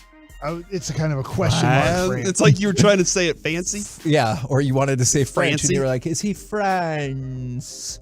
So there you go. Okay, a little bit of comedy in there, and it was a romantic show. I don't know if I would qualify Braveheart as a romantic comedy. Said, guess what? As your dying king, I did the bad guy, and his baby's inside me.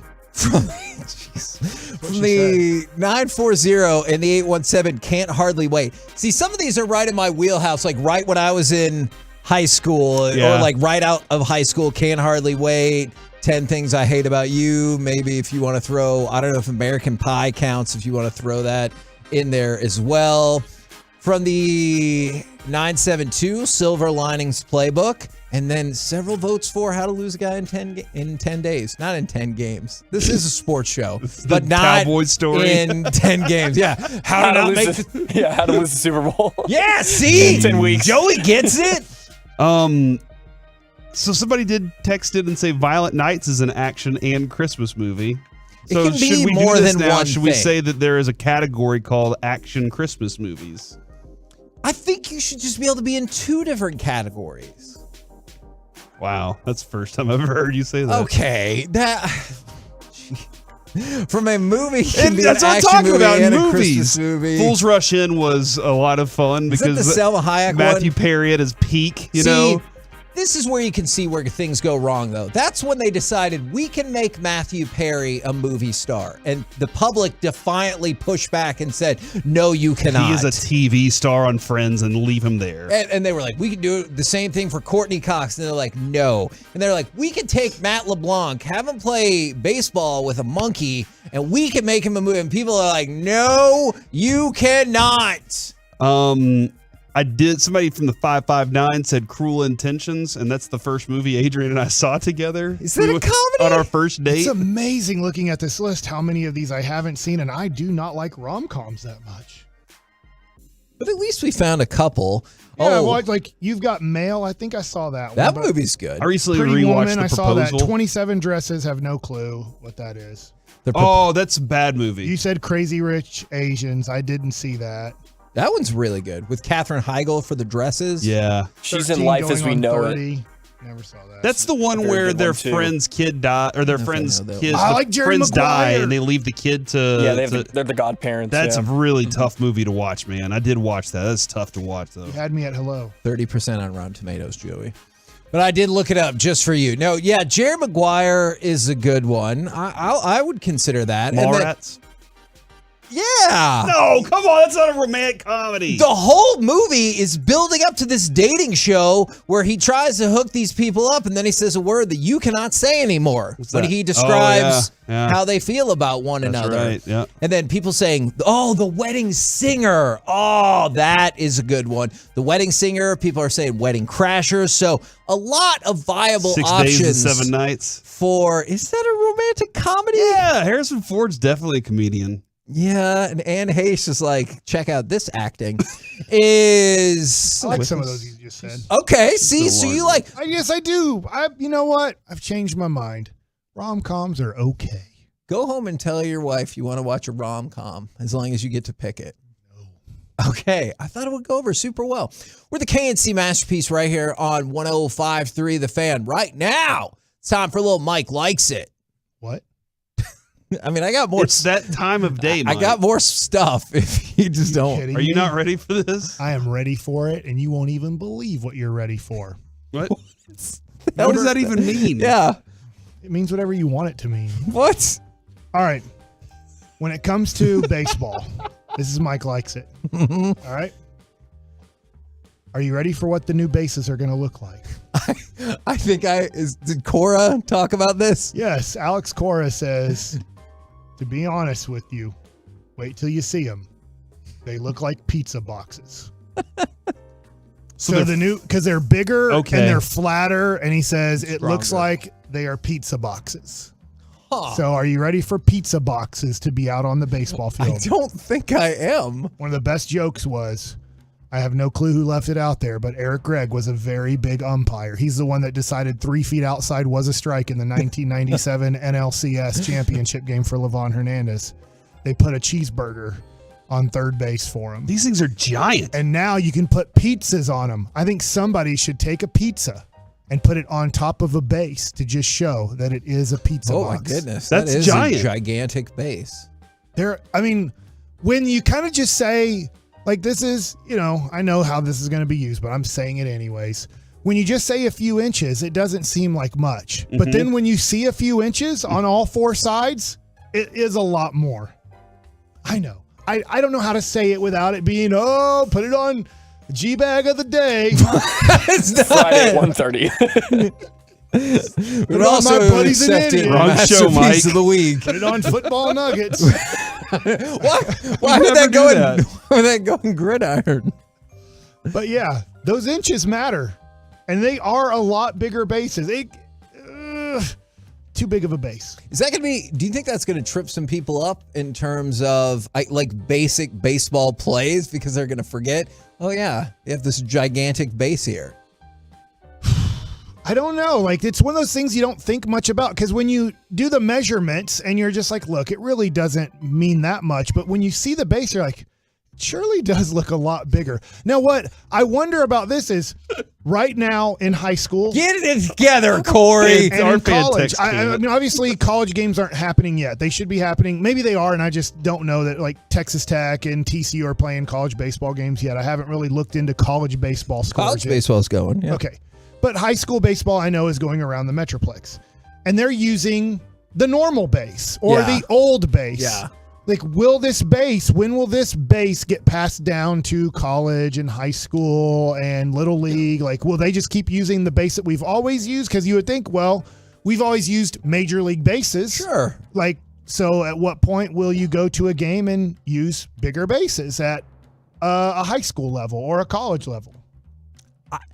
That's Next a good year. question. I kind of wonder if they're going to wait to see how all this plays out and like what kind of feedback it gets, because I guess the early feedback is not great. I think it's gonna be fine. Okay. I think they're gonna look great out there. We're never gonna have any controversial calls because of it. Okay, I think now you're being sarcastic. And yes, I see all you clever people on the fan text, and I appreciate it. Just some of those we can't read. All right. So next Mike likes it. So I'm going to do it anyways, even though people are going to be like, oh, I wish you wouldn't have done this, Mike. But I'm going to do it. So just to tease it. By people, do you mean me? No, I think you're going to be fine with this. I think a school is going to be unhappy with this. So my kids go to Bishop Dunn High School, and I've helped raise money, and a lot of people have helped with this, raise money.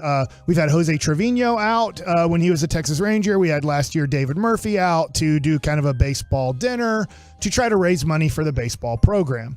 And part of raising money is, hey, you go to a major league game or a college game or whatever, and you'll see like a lot of advertisement out there.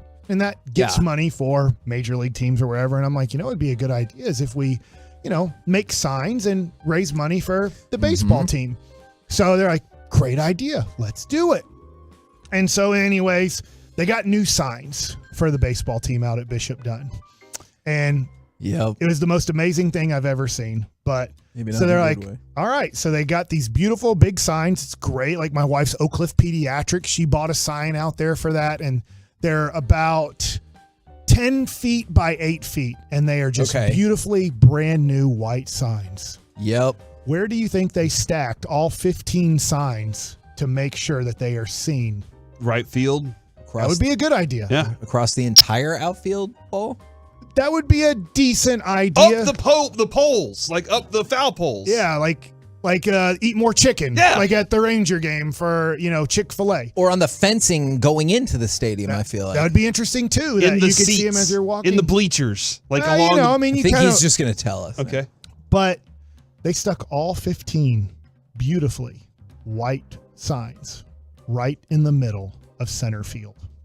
In the batter's eye? So now the catcher cannot see the ball being thrown by the pitcher. The hitter can't see the ball being thrown by the pitcher. So I'm just like, my God. Like literally no human being has ever been to a baseball game in their life at Bishop Dunn. And it just drives me insane. And they're supposed something? No, I did. And they're like, hey, we're going to try to fix it. I mean, trying to fix it and fixing it are going to be two things. Like I'm calling them out here on the air too, that like, hey, you guys, like that needs to be fixed immediately. Like kids cannot see the baseball. Yeah. And you're going to get sued. I mean, you should sue. If your kid gets hit in the face with a ball and they're like, why didn't you get out of the way? Like, I couldn't see the ball. Like, that's not good. Yeah. Like, you need to be able to see the ball. But they also don't have bullpens to warm up on before the game. Right. They destroyed the bullpens. Like, we don't need bullpens. And I'm like, you know what? Then don't have basketball goals before the game. Just put an X up on the wall 10 feet above the ground and go, here's an X. That's where the goal's supposed to be. Like, you could throw the ball 100,000 miles an hour at it and be like, well, it went in. It hit the X. Like, it's just amazing to me. Yeah. Like, this is the tough thing about like, let's say running athletics is you do have to know a lot. And if you don't know a lot, you have to then go find people like, I don't know anything about baseball. Please help me out on how this is supposed to be done and stuff like that. But I just thought it was funny. I was just like, you got to, like, I just put my hand on my head. Like, you got to be kidding me. They were literally like, they were looking at it going, oh, people can see it'll center be field. perfect. You Yeah. can see it right in center field. And they're like, and nobody knows. Like, literally, there's not a human being at that school that knows you can't put those behind center field. And I was like, I told the kids yesterday, I was like, just think about like when you go to a Ranger game, there's a reason why it's the cement wall behind center field is painted dark green. Yeah. There's a reason why you will see at old Arlington Stadium, nobody could sit in center field. How come nobody could sit in the center field? There's center field bleachers because the batter needs to be able to see the baseball. The catcher needs to be able to see the baseball. So I just thought that was really funny on some things that can go wrong if you don't know what's going on a baseball field. That's pretty tough. And then it's okay, though. The kids can't warm up on a mound either before the game. But who needs a mound to warm up before the game? Should I take it that this organization is well aware with your general thoughts about their baseball preparedness? Guess what? It's been obvious to me over 4 years. They do not care. Okay. All right. So, next thing.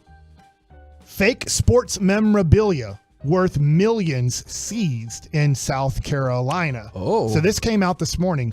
Law enforcement agents confiscated over 600 fake championship rings across 4 major U.S. professional sports leagues and the NCAA from a South Carolina memorabilia store as part of a seizure of counterfeit merchandise. The South Carolina Secretary of State announced the counterfeit goods could have fetched as much as $15 million at retail. Holy smokes. So I believe the name of this, as I go down the article, I think it's called Kirk's, like memorabilia or something. Yeah. But yeah, so I mean, I think there's a lot of these places out there. Obviously, look, I can't name the names yet. We're in litigation and everything on the people we're suing and stuff like that. But there are a lot of people in this kind of memorabilia card market. This is a thing about when people ask us, Kevin, like, hey, I want to get into it, or I don't really know anything. We try to help out as much as we can, but you do have to have some knowledge, because if you just go to places, and this place was probably, it's called Kirk's Collectibles in South Carolina, was probably somewhat established. And there's some of these established places, but over decades of time or years of time, they've made so much money over fake stuff or stealing stuff and then reselling it, and it's tough to trace. Like, that's the tough thing about when you get into memorabilia and you get into cards and stuff like that, is who to trust. And that's one of the things, like, I know we go out there and somebody be like, oh, you guys just like them. I'm telling you, that's one of the reasons I legit like being at the Dallas Card Show, is because you can do everything there. Like, you can get your stuff signed there, and there's authenticators on site. So, like, it's not, because I'll tell you, even if you took a picture with whoever when they sign your jersey, that does not pass for authenticity in most of these circles. Like, you have to have it, whether it's, JSA or wherever, or Beckett, you have to have these things like authenticated. And so it's tough, and it sucks that a lot of people make their way by doing fake stuff, but that's how the world is. And that's Mike likes it. We're the KNC Masterpiece. You thought I had nothing. I had so much stuff in your face. I'm going to gritty my way home today. Coming up next. I bet you still drive. Yeah, I will. I can't gritty fast. It's time, It's weird that's what you took from what he just said. It's time for the C Block starring Corey Majors. I have a sports story to go along with. Thank God. The great Valentine's Day story next on the Fan. Hey, we're laundry, repacking our bags, and heading back out to Arizona as the only DFW radio station covering Ranger Spring Training. We're live from Surprise with guests, insight, and of course, more hijinks beginning Monday, February 27th on your home of the Rangers, 105.3 The Fan. This is Andrew Bogish with an Odyssey Sports Minute sponsored by Angie's. It's easier than ever to get home projects done well. Get started at Angie.com. In an upset, the Colts did not make Jeff Saturday their full-time head coach. It is Eagles offensive coordinator Shane Steichen instead. Obviously, we have no idea if Steichen will work out, but I do know that continuing the Saturday experiment would have been the wrong call. I'm Andrew Bogish.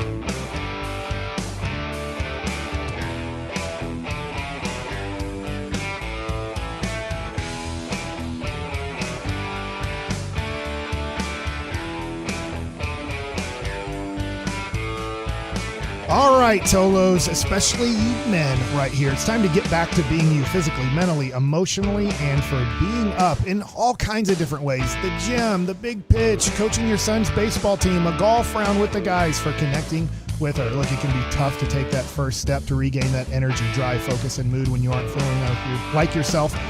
I went to Men's T Clinic. They really helped me out. It's been over a decade now that I've been with Men's T Clinic. I love Bobby and Derek. They're the founders of Men's T Clinic. They knew there was a better way than the one-size-fits-all places around the Metroplex, and that's why they created Men's T Clinic. Join me and thousands of DFW men and Tolos who trust the team at Men's T Clinic to quickly, safely, and effectively optimize their T levels and get them back to being them with testosterone replacement therapy and a whole bunch more. Hey, they have PRP therapy now.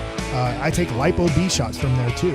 Leave reduced drive, energy, brain fog, and weight gain in the rear view mirror. It's time to go to menstclinic.com. Get your appointment. Make sure to mention my name, Mike Bassick, when you book online or make the appointment at 972-GO-MENS-T, and you are going to get the in-body composition analysis free for a year. That's right. That's a $500 value. 972-GO-MENS-T. This is covered by insurance. Guys, let's get back to being you through Men's T Clinic.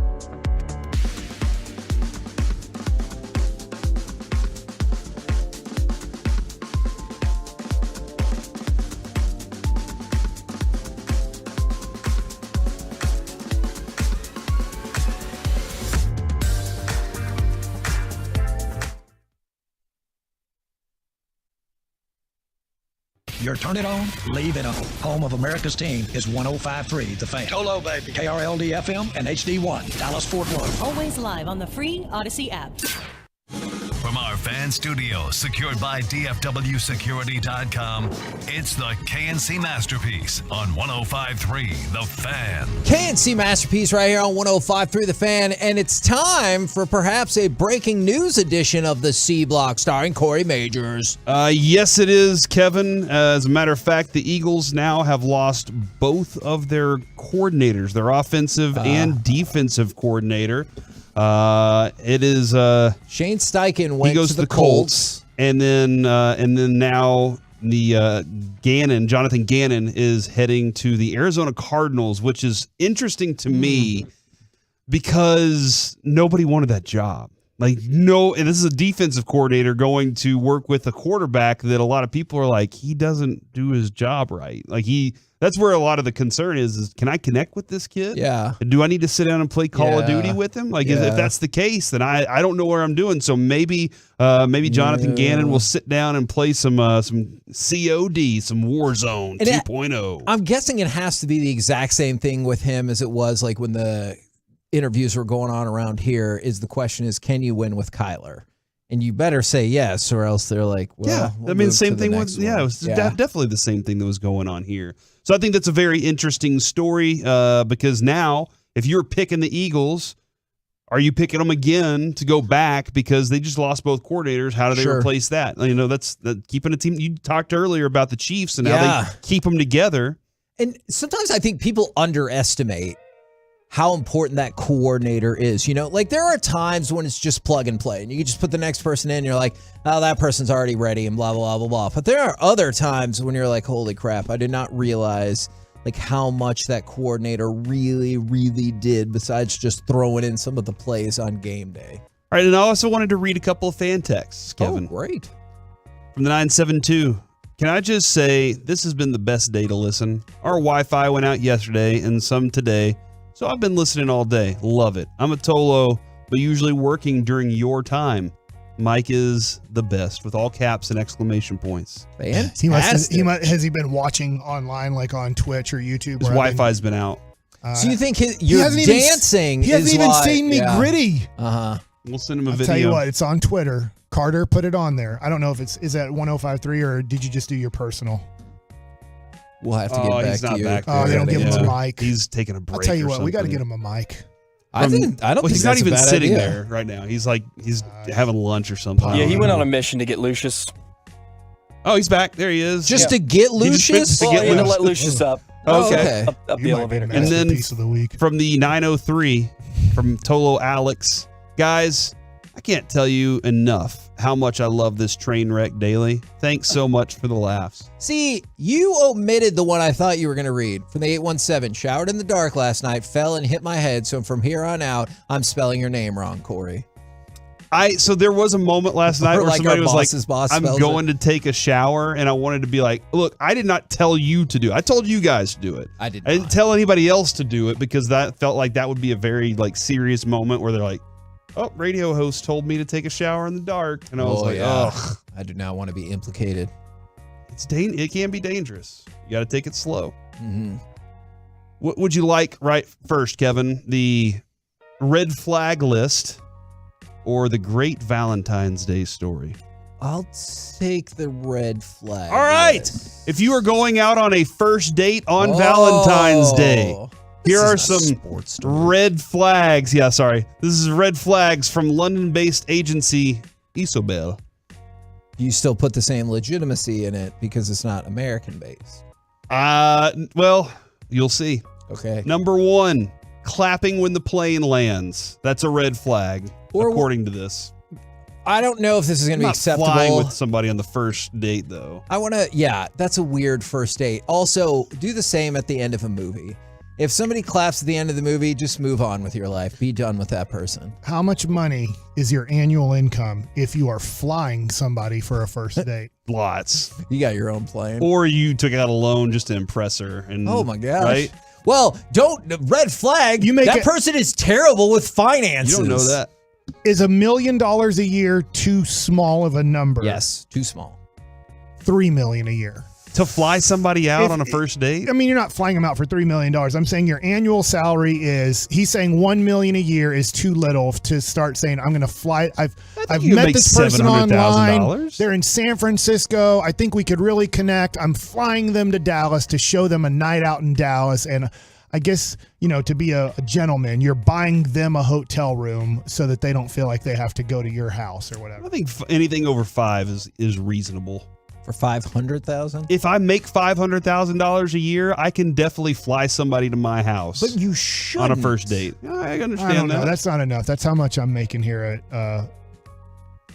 Holy crap! Did you forget the name of where you work? The station. What's it? Odyssey. Number 2. Cumulus. No, Odyssey. Number 2. A station. Calls their mom What is it called? What do we mummy. do? What's it? Odyssey. Or mom. It's Odyssey. You know what it mommy. is. Sorry. Calls their mom mommy. I don't call my If mom anybody mommy thinks I make anymore. 500,000 up here, you're insane. Do you I also? thought it would be funny to tell you guys just to see the drop of jaw that I could make maybe $480,000 It's more the C block, dollars. Mike. Yeah. Shut it down. Do you? Oh my gosh. Do you also shut it down or think it's a red flag You know if they what? still kiss their parents on the mouth? It's the Number last thing 3, I'm gonna kissing say. their mom on the lips. That is weird if you're grown up. I personally think it's weird. If you want to make out with your Well, mom you or hate whatever, Tom Brady, that's so- knock the yourself bogle out. chicks here. Yeah, with a kid, it's fine. But if you're grown up, I think it's odd. Do you kiss? No, Okay. but if you do, you do. Number 5, no socks with shoes. Like Kurt Menefee. Man, they have to Is that be, a red flag? To me, I feel like they have to be No. specific type of shoes because you're going to stink up those shoes if they don't have like good, Makes That's a good sense. point. good Yeah. somewhat air. Number 6, gym selfies. Kevin, you like to take pictures of men in the bathroom at Look. the gym, right? This one time, I was in the gym bathroom and this guy said, "Hey, bro, will you take a picture for me?" And he had his shirt off. I'm not going to lie. That all happened. And people were like, "Oh, do you think he was coming on to you?" And I was like, "I don't think so." He was definitely sending that to somebody else. And I stood in a way that I would not appear in the picture. And like, good for whoever was getting those pictures. He cared. Number 7, red flag on a first date. Has an Android phone. Number 8, What? I have an Android phone. They make a fair point. Velcro wallets. Okay. What are you, 12? Grow up. You have, They still make those? It's cool. I need to. Mike has a really cool wallet. I actually Well, I have a admire Rawlings. Mike's wallet. I did have a Tola who gave me a wallet a long time ago. Is that the one that got stolen? No, because my wallet did Got get stolen. stolen. There you I had go. a baseballism like clip type Yeah. of thing. I was like, I'm not gonna go to wallet anymore. I'm gonna be a little bit smaller. And then a person stole it at the Target down the street from here. Well, then we went to a toy shop off of like kind of near Campese's Pizza when I was back with G-Bag Nation. And a Tolo, I'm sorry I'm forgetting your name, but they went and bought me a black like Herschel wallet. Not Walker. Yeah. But a Herschel wallet. but And he traded that. I for used it for years $7. upon years.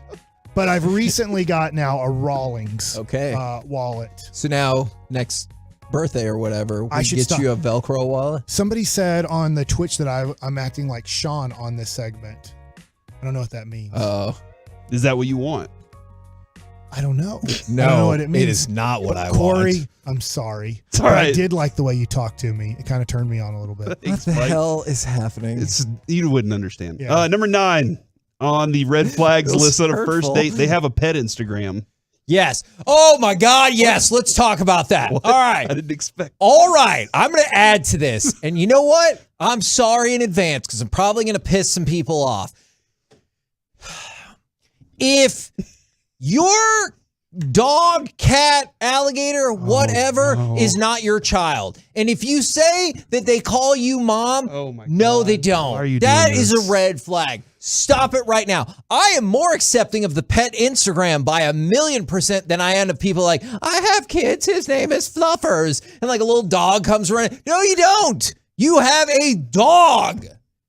Which dogs are great, but they're not kids. I need you to be able to understand that. Are you talking to our boss right now? Oh my gosh. No, that was not directed at him, but the statement I'm just saying asking a it question. stays the same. Number a dog 10 is not a kid. Number 10, red flags. They participate in the conga line. I'm out what's on wrong people. with that If you part? get in a conga line, I'm out on you. You're a jerk. Number Mike. 11, doing a baby voice. Number 12, saying you're 6 feet tall. Like, are you talking about Colby right here? Man, okay. They have 7 at So best. Colby will tell us up and down he's 5'11". You're like, there's no way, dude. So when my son got to 5'11", like he had been at the doctor, we were trying to take pictures at one of the fan bowls from like years ago of him standing right next to Colby, and you're like, no, I don't think so, brother. And he got mad, and then he punched me. It was just in the arm, but still. Number 13. I love Colby, but Colby's in shape, man. he is. Yeah. Number 13, rides a folding bike. What's a folding bike? It's one of those that like folds up.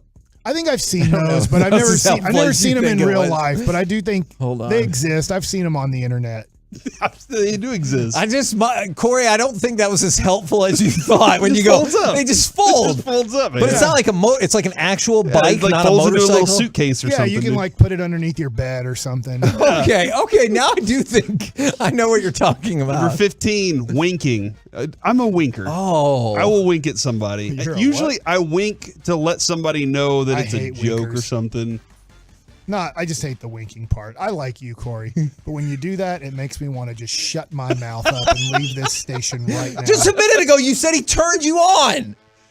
That was the way I was talking to him. Yeah, So many mixed emotions. It's when he was like, I'm in charge here, and you need to shut your mouth. And I was like, you know what? I do. I respect that. Number 16, wears white jeans. Okay. I don't know about Hold on, do you have a thing against white wears white jeans? jeans or a woman wears white jeans? Because women look good in white jeans. This is your fault, Corey. Oh my God. Years ago, You wore white jeans? I can't repeat what the study was about. You'll have to look up the study on your own time. Corey told me about this study that No, said Sean Hudgens told us this. it was Hudgens. It was Hudgens. All right, I'm sorry, man. Corey. I besmirched your Thank integrity. you. He's in San Fran. Sean Hudgens told me he read a study that if you wear white jeans, you're more likely to do this. I can't tell you what it is. Y'all can This is Google not it. a master radio tease. I literally cannot tell you. If you choose to look it up for yourself, knock yourself out. All the time Yeah. when I see somebody wearing First white thought? jeans, that is one of the things I think about. Makes a lot of What sense. am I supposed to Google? No, don't. Just, you'll read the answer. You cannot say the answer on Number air. 17, sees a not my- life you're not coach. my mom. If somebody sees their life coach out there, should What you if, say that's a but what red if they flag? say they substitute their life coach for you if y'all start dating? Then would you be like, I don't want you know that what? either. I don't want to be your life coach, No. and your life coach Don't shouldn't be doing dare. you. Mike, if you find it, I don't think you the dare. internet gods don't want me to know this answer because it's just circling. I just put if you wear white jeans and hit enter, and nothing is happening on my computer. Tolo just sent me a red flag. She shows up for the first date, gets 2 shots and a drink to tell you, you're driving me home, and I have 2 DUIs. That's a red flag there. Oh. Number 18 says hun a lot. Number 19, asking what's your star sign. I called my grandma hun. Uh-huh. But you're not trying to hit it with your grandma, so She's dead. yeah. Oh, don't say that like that's the reason why. You can't say that like that's the reason why, Mike. It's because, first, it's because of grandma. It's your grandma. Second, it's because you're dead. And then she's dead. You can go from there. Don't say that's the reason why. Golly. At number 20. Sight can't be reached. It's so bad on the white jeans, it won't even let me know. She doesn't know what the red flags are. And now for the great Valentine's Day story. Kevin, remember the year that it like snowed on Valentine's Day? I do. Like we all woke up and it was just like, where did 6 feet of snow come from? I had a pair of friends who got married that day. They got divorced. Adrian wanted me to go to a restaurant for Valentine's Day. This was the last Valentine's dinner we ever had. It was at a place that I don't think any longer exists off of Lemon and Lovers or something like that. I understand. There's no answer on this white. I'll tell you in a minute, Mike. Trust me. She made the reservation. We get there. I had, I think, $300 in my pocket. Whoa. It was $100 per plate, and I couldn't choose off of a menu. It was the pre-planned. It was a pre-planned plate. I got you. We're sitting there at the table, and it's dark in this place, and I'm just like, we're just going to drink all the wine tonight. You know, like the snow had kind of melted and whatnot. So we're going to drink all the wine. I'm upset because I kind of wanted something else for dinner. She's like, I'm so sorry. She's apologizing. Like I said, dark in the room. So guess what, Joey? They have candles at every table to make sure that everything's lit up. Behind Adrian on the raised platform, there is a woman, and she is sitting looking at her date with the most magnificent. She was in love with this man. And right at that moment where my anger couldn't be any more, I see a lock of hair fall from her ear over this candle, and her hairsprayed hair goes up in flames. Oh, no. And I started laughing. I should not have started laughing. I was like, that girl's on fire. Yeah, and Not she's in on the good fire. Way. And this man that she's dating stands up and he hits her in the head a couple times with his cloth, and then he pours the water on top of her hair, and it's out. And immediately I'm like, oh my God, Adrian, I can't believe you didn't watch. I literally watched the ignition happen, go up in flames, and then I saw them get up and leave immediately. And I don't even think they paid for their meal. That was the moment, though, where I was like, maybe Valentine's dinner isn't that bad. Mike, did you get to see what it is? Do not say it. There's a theory on Urban Dictionary. Gotcha. It's like pineapple stuff. Like, it stinks. Like, they ruin everything. Pineapples are great. White jeans are great. And then they ruin it with things like this. What does it mean if I wear blue jeans on Urban Dictionary? Oh, man, that's a great question. We're the KNC Masterpiece for now, right here on 105.3 The Fan. Coming up next, I mean, I hope so. Let's talk about pitchers and catchers reporting tomorrow. Plus, could you convince like a white jean thing. Your significant other to marry you at a sporting event? 877-881-1053. We'll do it next right here on The Fan.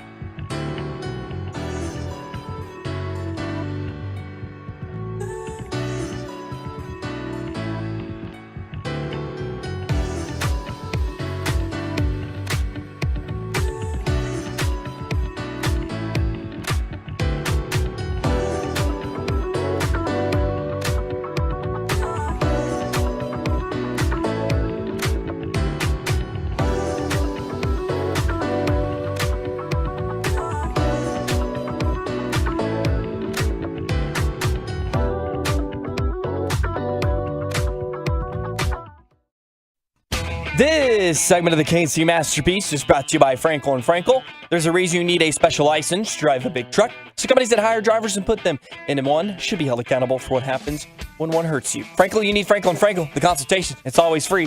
Visit truckwreck.com. Sing it, Mike. KC Masterpiece back here on. Stop the chicken to the yimbic. You mock the nick of our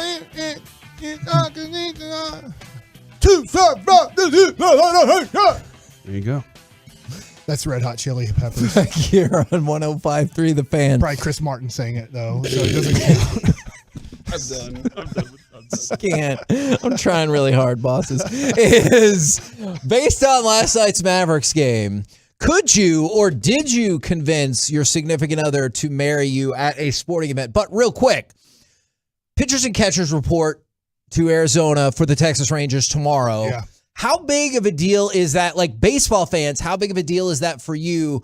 And obviously living that baseball life, was that always your countdown as you're like, all right, this is the day we report? Or for me, there was happiness and sadness in it. So I'm excited. I've been preparing for this to go to spring training and to compete for a possible job. But at the same time, I knew that I wasn't going to be home until September, October. Like, yeah, people don't realize that because, I mean, All-Star break, maybe you can come home for 2 days if you want. But I mean, literally, you're like, all right, this is where like my life changes. I have two lives. I have my home life and I have my baseball life. And now I'm back to baseball life. And they become your true family. And your family becomes just extras that you talk to on the phone here and there. That is so sad. But I mean, it's just part of it. No, So I get you. But yeah, I mean, there's this. It's different too for me because I kept jumping around teams. I think Derek Holland could talk about this tomorrow too. Yeah. He had this Texas Rangers family he was a part of from draft day until, I don't know, the end of 2016. I can't remember his last year with the Rangers. I'm sorry, Derek. But then if you look at Derek's career after the Rangers, he's jumping from team to team a lot. So now you're coming to spring training. You know some guys on the team. You don't know a lot of the guys, and you're trying to like get to know the guys. You're trying to also show that you can help contribute to the team, and so it's different. I mean, the first few days, like, you know, you report, and then the next day is just physicals. You just take your physical or whatever. I mean, there's not really much baseball stuff to the first day, and then the next day you get into baseball stuff. How early into spring training? Let's look at left field real fast. I don't know where you had this in your conversation piece. Yeah, maybe Kevin. maybe the next day or two, but yeah. All right. But how early would you say the Rangers need to start taking a look if maybe that's not working? It's something else. Into the season. Okay. You've already made your mind up. This isn't, I understand, because sometimes in training camp, you know, you'll be like, hey, we don't have this at the Cowboys. We can tell. And so they go get it, right? Yeah. Or a piece, yeah. Okay. But you're going to have so many guys. Somebody's going to do well enough that you're just like, yeah, let's go with this and see what happens. Because spring training, guys are throwing fastballs a lot. I mean, it's the Rugi Odor theory. Rugi Odor batted 450 almost every spring training, and I'm not exaggerating that number. He was freaking awesome. What are hitters working on then? Because we've heard a lot about like what the pitchers do. What are the focuses of the hitters while they're out there? If they're So a lot of times you'll listen to hitters and they'll say, look, those first couple weeks, like, you just haven't seen 90 to 100 miles an hour recently. So the speed is like, how in the world did I hit this and how in the world am I going to hit it? But it takes them not a few days, but I'd say like, you know, about 5 to 10 days in the batter's box. Now, if you're coming off of, here's the other deal. You know who's great in spring training? Guys that just got done playing winter ball. Because they're still in the winter groove. ball just ended last week. Yeah. So they just had a week off and then they're back into baseball. Like they're like, yeah, I've been playing baseball pretty much October through January. Like I'm ready to go, or November through January. So it's the guys that didn't play winter ball that, you know, their last game was October 1st and they're coming back. So hitters are working on their timing. A lot of times when you'll see live BP, which means the pitchers are throwing and they're throwing hard. They're throwing their stuff. Some of the hitters won't even ever swing the bat. They're just wanting to see the ball. Yeah. They're just trying to track the ball and see the ball. And then after a day or two, after just tracking balls, the next day, they'll be like, all right, I'm going to take some swings at this because I feel like I'm getting my timing, my eyesight is starting to see the ball better. It's interesting. We already have a few people who either got married or engaged at a sporting event. The other thing I wanted to throw out real quick before we get to that is we've talked about the Mavericks loss last night, but did you see CBS Sports at least bump them up 5 spots in their power rankings now? They did have them all the way down at 16. So they still moved them up in kind of about the spot where it kind of feels like they're in a spot right now where some people would put Dak, like they're in that 8 to 11 sort of idea. So CBS Sports has the Mavericks at 11th, obviously upped in part because of the trade. Okay. I mean, they improved their talent, but they also made themselves a little bit weaker, obviously, on the defensive side. For sure. And we're seeing both sides of it. We're seeing the talented offensive team and the untalented defensive rebounding team. And it'll be interesting to see over these next 20 games where they land in the playoffs, even if they make the playoffs. There is, like you said, Kevin, earlier, there's a possibility they end up in 11th place and don't even play in the play-in thing. I don't think they will. Yeah. But, I mean, there's probably a higher likelihood that they end up playing 7 through 10 than they do 4 through 6. I hope that's not the case. I hope they make the real playoffs, but it'll be interesting to see. That's what makes this interesting. The rest of this Maverick season is what can they become by the end of this year, and where do they seed themselves to even have a chance in the playoffs? I will say this, I was very consistent that I hope on the other side of the year they do something or that things change and they go approach things differently. And they did. They are definitely a different team than they were on the other side of the year right now. So that did happen. I hope they figure out who is going to be hot or do whatever at the end of a game. Like, I hope Luka and Kyrie get on that same page to where they both know what they're going to do late in the game, because I think Jason Kidd still is cool with the mindset of, if we're stinking on defense, we got to keep it close enough to where we can do something at the end of a game. And I think that's where we're going to see most of our fun is the fourth quarter when these two decide they want to take a game over. I think they can. I still don't like Luka playing 12 minutes in the first quarter and 12 minutes in the third quarter. I think that's wrong. I think you're wearing him down. I think it makes him less of a player in the fourth quarter, but that's the rotation that Kid's going with, and I'm going to trust that he's doing it right. But I wish we could see what it looks like if he only plays 9 minutes in the first quarter and 9 minutes, especially in the third. The fourth is so important. Why did Kyrie have all that energy to score 26 points? Because he hadn't been playing as much. He sat out the last 4 minutes of the third quarter to have the energy to try to do it in the fourth. Now, last night during halftime of the Mavericks game, there was an actual wedding, not an engagement or anything like that, although multiple people weighed in on that. From the 214, they proposed to their wife at the Red River rivalry game in 2019 and then shouted out Oklahoma, as they do. Then from the 469, my husband and I are such huge Mavericks fans that we played Eminence Front. That's the Who song that the Mavericks will use when we are announced as a couple at a reception. But we agreed I would say no if he proposed at a game. Now, these people went the next step. They didn't get engaged at the Mavericks game. They got married at the Mavericks game. Mike, do you think that would have been a dream of yours? Could you have pulled it off? Absolutely not. That's where I work. I don't want to get married where I work at. Okay. All right. And my wife would have not liked me asking her to get married at any type of sporting event or getting married at a sporting event. What about like at a doctor's office? I don't think she would want that to happen either at her work either. Because she'd be like, oh, I guess so. I'm going to go see this patient. Got another sick kid to deal with.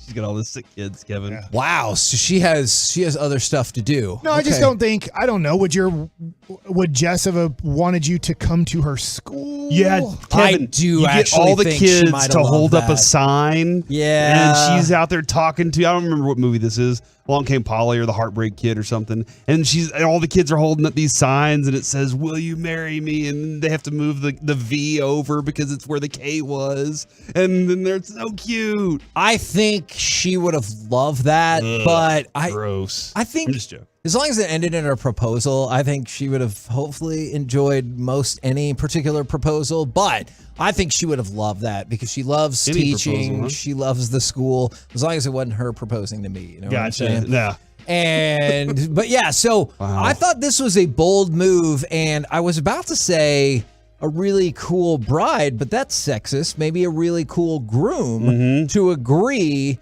to have the ceremony at the Mavericks game. And was it Mark Followell that was doing the ceremony? He said that was his second wedding to do. I think he said he married his cousin maybe before. And he said he can do all types of different weddings, whether it's a religious wedding or a non-religious wedding. Yeah, me too. Me and Mark Follower are in the same boat. I have more. I'm like 6, maybe 7 right now. What's the trying to think? What's the win rate on that? Of those 6 or 7? Everybody's still together. Everybody is still together. Okay. Yes, everybody's still both of them are dead. Oh no, my gosh. Okay. But they were still together when they died. I'm very, very sad. But I'm pretty proud of that, dude. I'm 100%. This is awesome.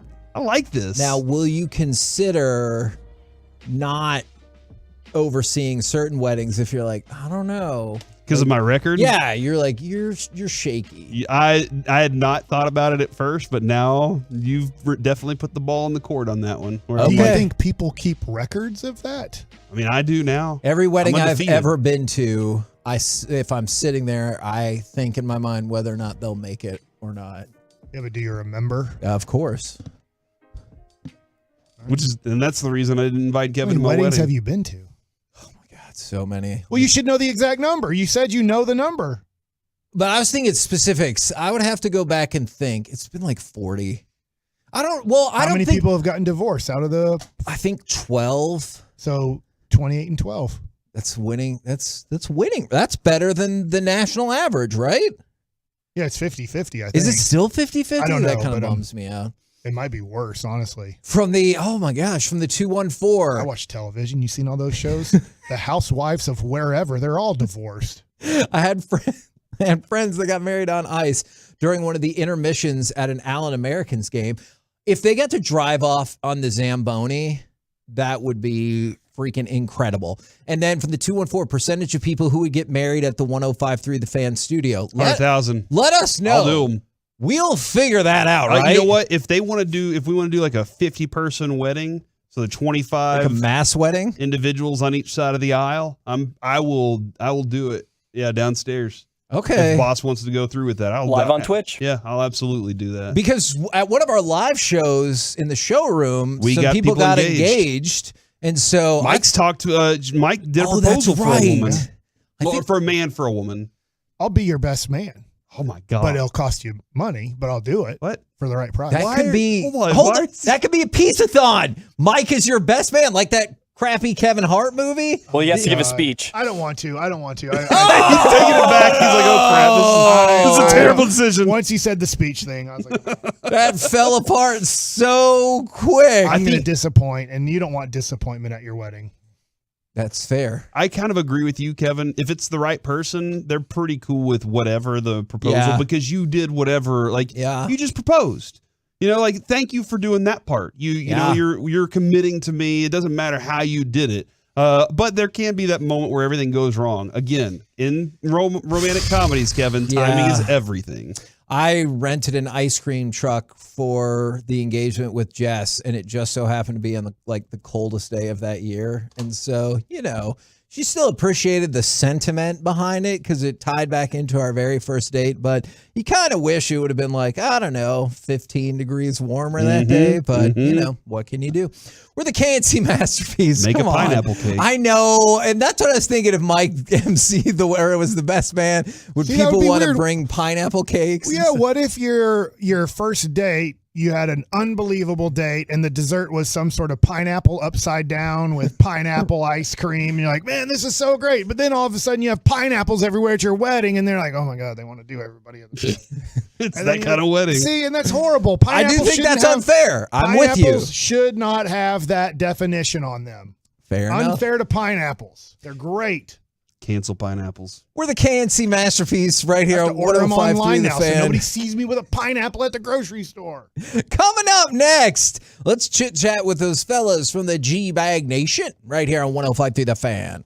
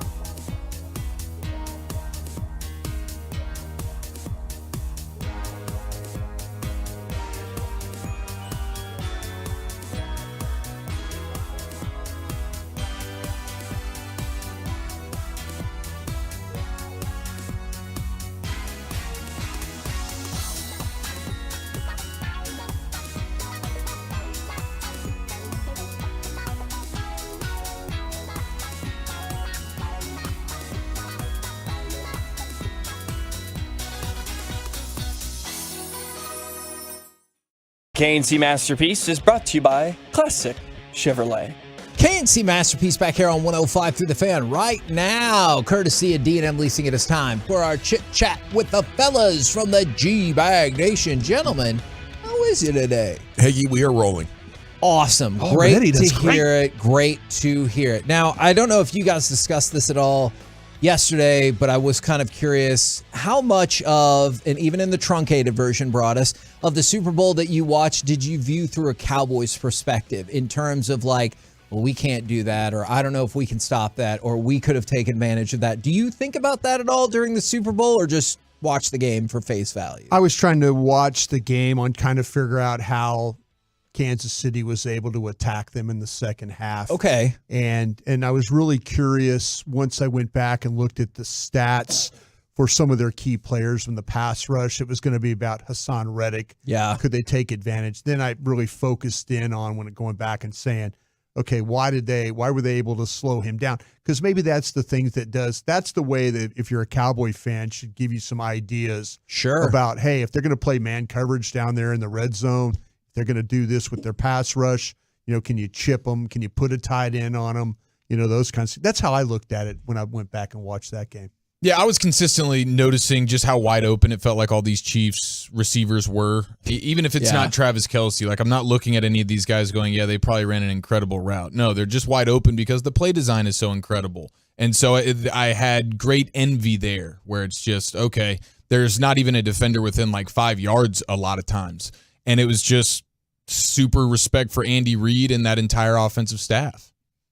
Do you think, when you say the entire offensive staff, it's interesting because I don't know if the Chiefs have these negotiations themselves, but it felt like Bieniemy wanted to go out on his own for the longest time, and maybe people either A, don't respect it, or B, still hold the past against him, which I understand. But you see that continuity for the Chiefs versus today with the Eagles or yesterday even, when they're losing both their coordinators. Yeah, I'd love to hearing you guys chat about that today. It wasn't something that I had really considered because when you go back, that's always the case every year. Alabama or any professional team, when you find success. Georgia today. Yeah, it happened to Georgia today. Just all over the place. Great teams. Even if it's just in the blink of an eye, one great year, people are like, okay, let me go get a piece of that and see if it'll work for me too. And a lot of times it doesn't work, but either way, you usually see these teams having to revamp their staffs. And the Chiefs, it was like they lost Nagy for a little while. He failed and came back. They've now lost Kafka.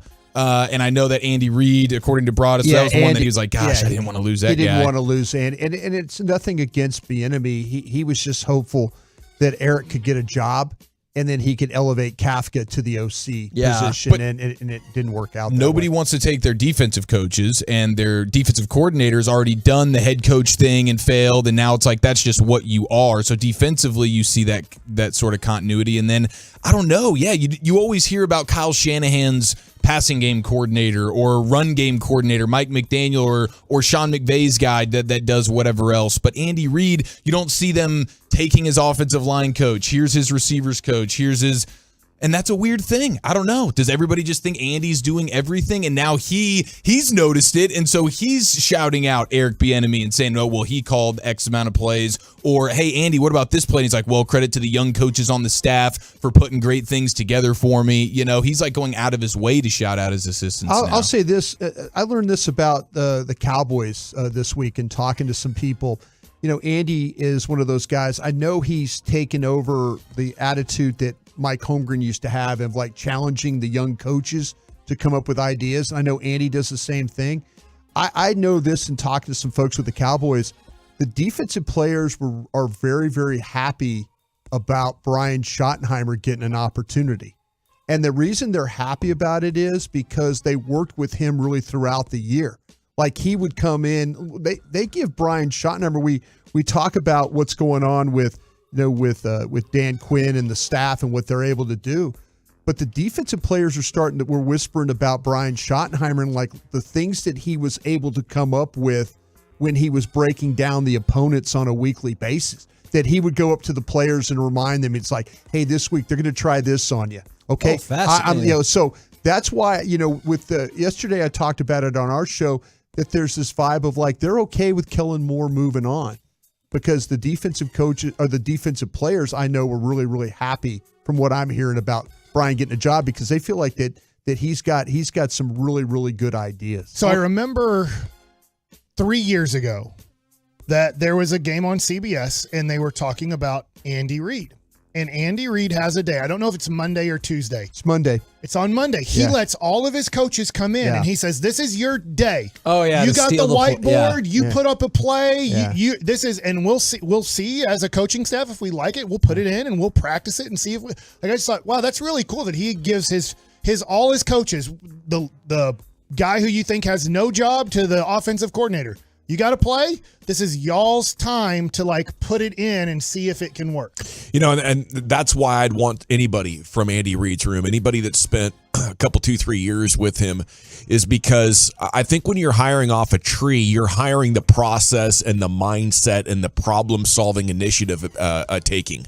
You know, and that's what I want. There's a lot of people that know football in the NFL. All these coaches are watching all the film, and they played as kids, and you know they want to be coaches. But I think the winning organizations have a way that they just go about things, and I would rather try my hand at somebody copying what Andy Reid or other successful head coaches are doing and bringing their version of that to me than taking assistance off any other staff. You know, no disrespect, but I'm going right to the winners. And I'm going to ask you, do you want to copy the process? What are the secrets of your head coach? And if you're saying like, yeah, dude, this guy's a genius and I'm going to copy what he does and bring it to you, that's your path. You know, and you see it right now at Cincinnati big time. With Taylor coaching the Bengals right off that McVay tree. Miami, huge year. McDaniel, Shanahan tree guy. This is the most important thing. How you problem solve, how adaptable you are. And the best determining factor for that is who's your mentor. And what Mike just brought up, too, in that conversation in a room like that, because guys have their own ideas, right? And they have egos, so they're going to put a play up on that board. Man, this is a perfect play right here. Yeah. But it kind of fosters the environment of, well, is that play perfect? Because now a defensive coordinator's over there, and he's like, here's how I'd attack that. Can we tweak it just a little bit to make it that way? And like those conversations build better plays, build better defensive schemes. So that's a great way to set that up, that environment up. That's a good place to be. And then kind of put your ego at the door when you come in here. Is that common or is that uncommon? I think it's just, in the staffs I've been on, it was really I know the only time I ever saw it was when I was with Green Bay. Because that's what Mike Holmgren, and I think he got that from Bill Walsh. They've got a couple of really good young coaches on that Kansas City staff. There's a kid named Embry and another one named Girardi. They're like two really good young offensive minds, and they watch a lot of that college football and steal from the college football aspects. Yeah. So they're kind of like, if you talk to people in Kansas City, they're the ones that are the ringleaders of, let's see if we could get Andy to put this play in this week. And so, I think a lot of it has to do with just Andy's background, and that's Green Bay. It's the only experience I've ever had with coaches doing that. Are you guys cool with me putting that on my sports bucket list, like to be able to be a part of one of those Monday meetings with the Chiefs and Andy Reid? Does that mean you're going to get hired on as a coach with the Chiefs? Yes, I think that'd be very cool. I'm just saying, just as like a Make-A-Wish style, let me go sit in for a day and just like watch how this all goes down. Why not just be a coach? That would be incredible.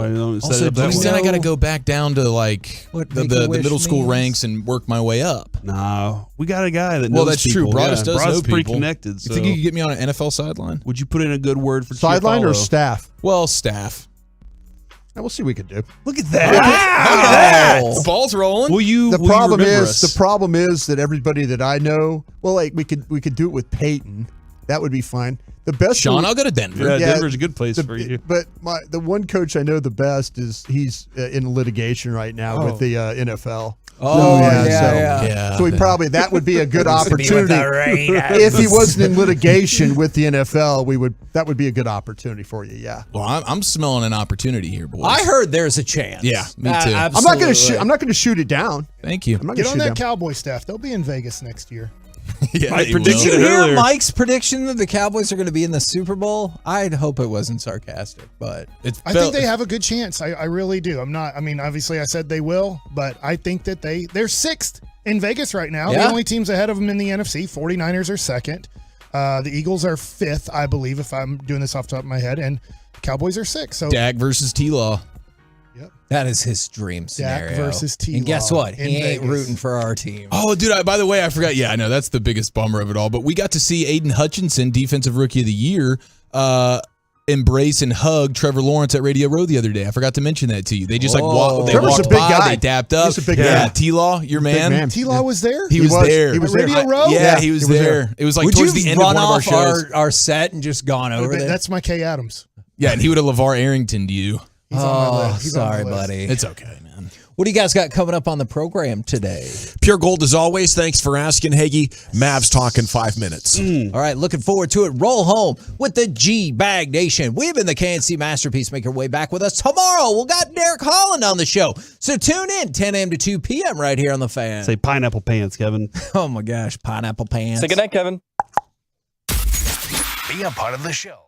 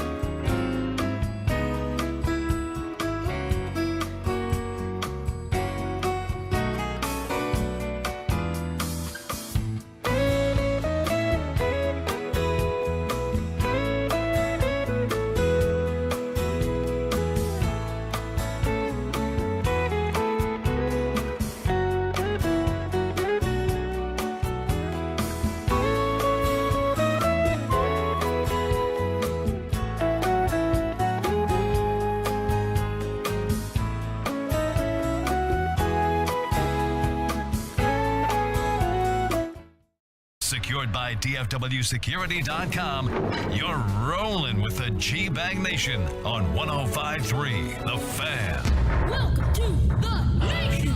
It's hour one of the G-Bag Nation here on 105.3 The Fan. Hope you're having a terrific day. Brian's already on a roll here in studio. Can't wait for him to start sharing that content with you guys and get your reaction. The truckwreck.com fan text is open. Yeah, we'll get into what you were just no. Yeah, I'm messing with you, Brian. Lucius Alexander is in the Pimp Cup over there, Master Control. You have Eric Chiafalo, myself, Gavin Dawson. Carter Freeman is coordinating your video. You can watch us at 105thethefan.com, Twitch, and YouTube. And along with you, we are the G-Bag Nation here on The Fan, Brian. I know you're going to bring it up. Yeah. You're going to find a way to bring it up that I want to trade Luka and build around Kyrie. Is that what you're saying? Wow, I didn't know you were going to go that crotch first with it. Scorched from the stars. Build around two. Build around See two. you later, 77. The scouting eyes of Brian Broaddus. No, I'm just, it's funny. Okay, since you went there, I'll say what I got to say about that. And I think last night, Kyrie's on fire. Yeah. And Luka comes into the game and the fire stopped for 3 straight possessions. 2 of them were turnovers, and the defense takes a step down. So if you have one of those 2 on fire, you don't need anybody else on offense, Jason Kidd. It would look so bad, though. You can't leave Jason Kidd on the bench. No, you can't. But Kyrie's in God mode. And whoever you have in Luke the game, on the bench, you can't leave. Yeah, Luke on the you bench. can't. I don't think you can leave either on the bench. You've Yeah. got to. They'll sort this out. They'll get on the same page. They'll be in sync, and it'll be even better than we can possibly imagine. But for the time being, just kind of strange, wasn't it? Either one of those guys finishing while that other roster spot playing great defense probably gives them a higher chance at success. 2 straight games though they lose, and that's kind of a bummer. You just got to be patient with it, though. Yeah, you do. You absolutely do. Yeah, I just was. It's going to be fine. Yeah, I just in kind of talking to some people last night and this morning about the game and stuff like that.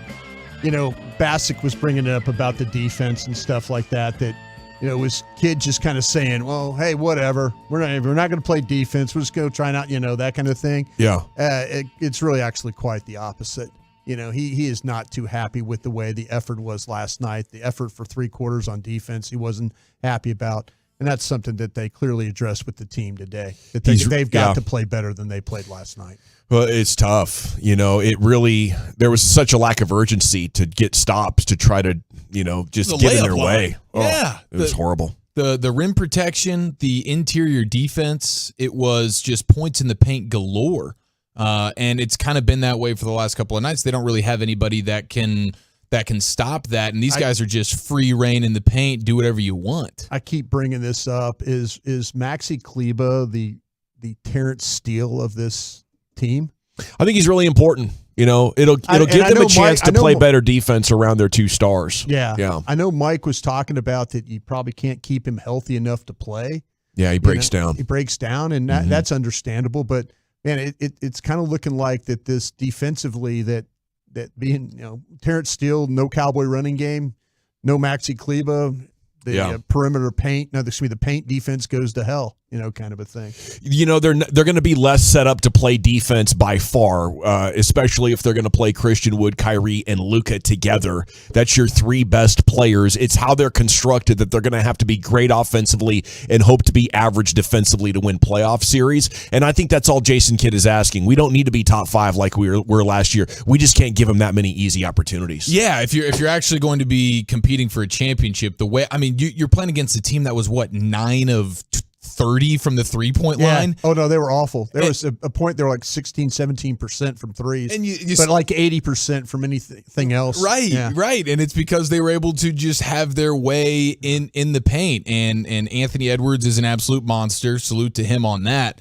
But yeah, the defense was bad, and I was really scratching my head with the Jason Kidd comments at the end of that. I'm like, there's no way, if you actually believe that, Christian Wood's gonna be playing at the end of that game, because he erupted a little bit there, and it's like, okay, if you really didn't care about defense, then Christian Wood wouldn't be sitting at the end of all of these games. Yeah, right? Like that's so he's being facetious there. I guess. I think that's classic Kidd sarcasm. Didn't he? Did that last year? Yeah. Once he made the guys really responded to it. Turned around. Yeah. Yeah. I think it's a tell. Like when he's saying this, do we have the cut, Lucius?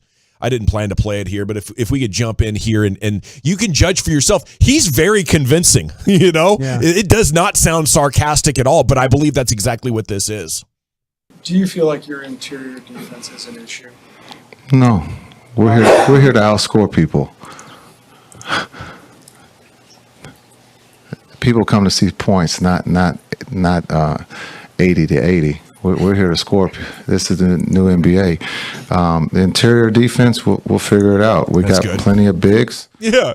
I mean, he's pissed. You can't tell, but I guess that. Yeah, he's pissed. He's mad. And we read so much about him before once he got the job, about all the mind bleeping he would do. Oh yeah.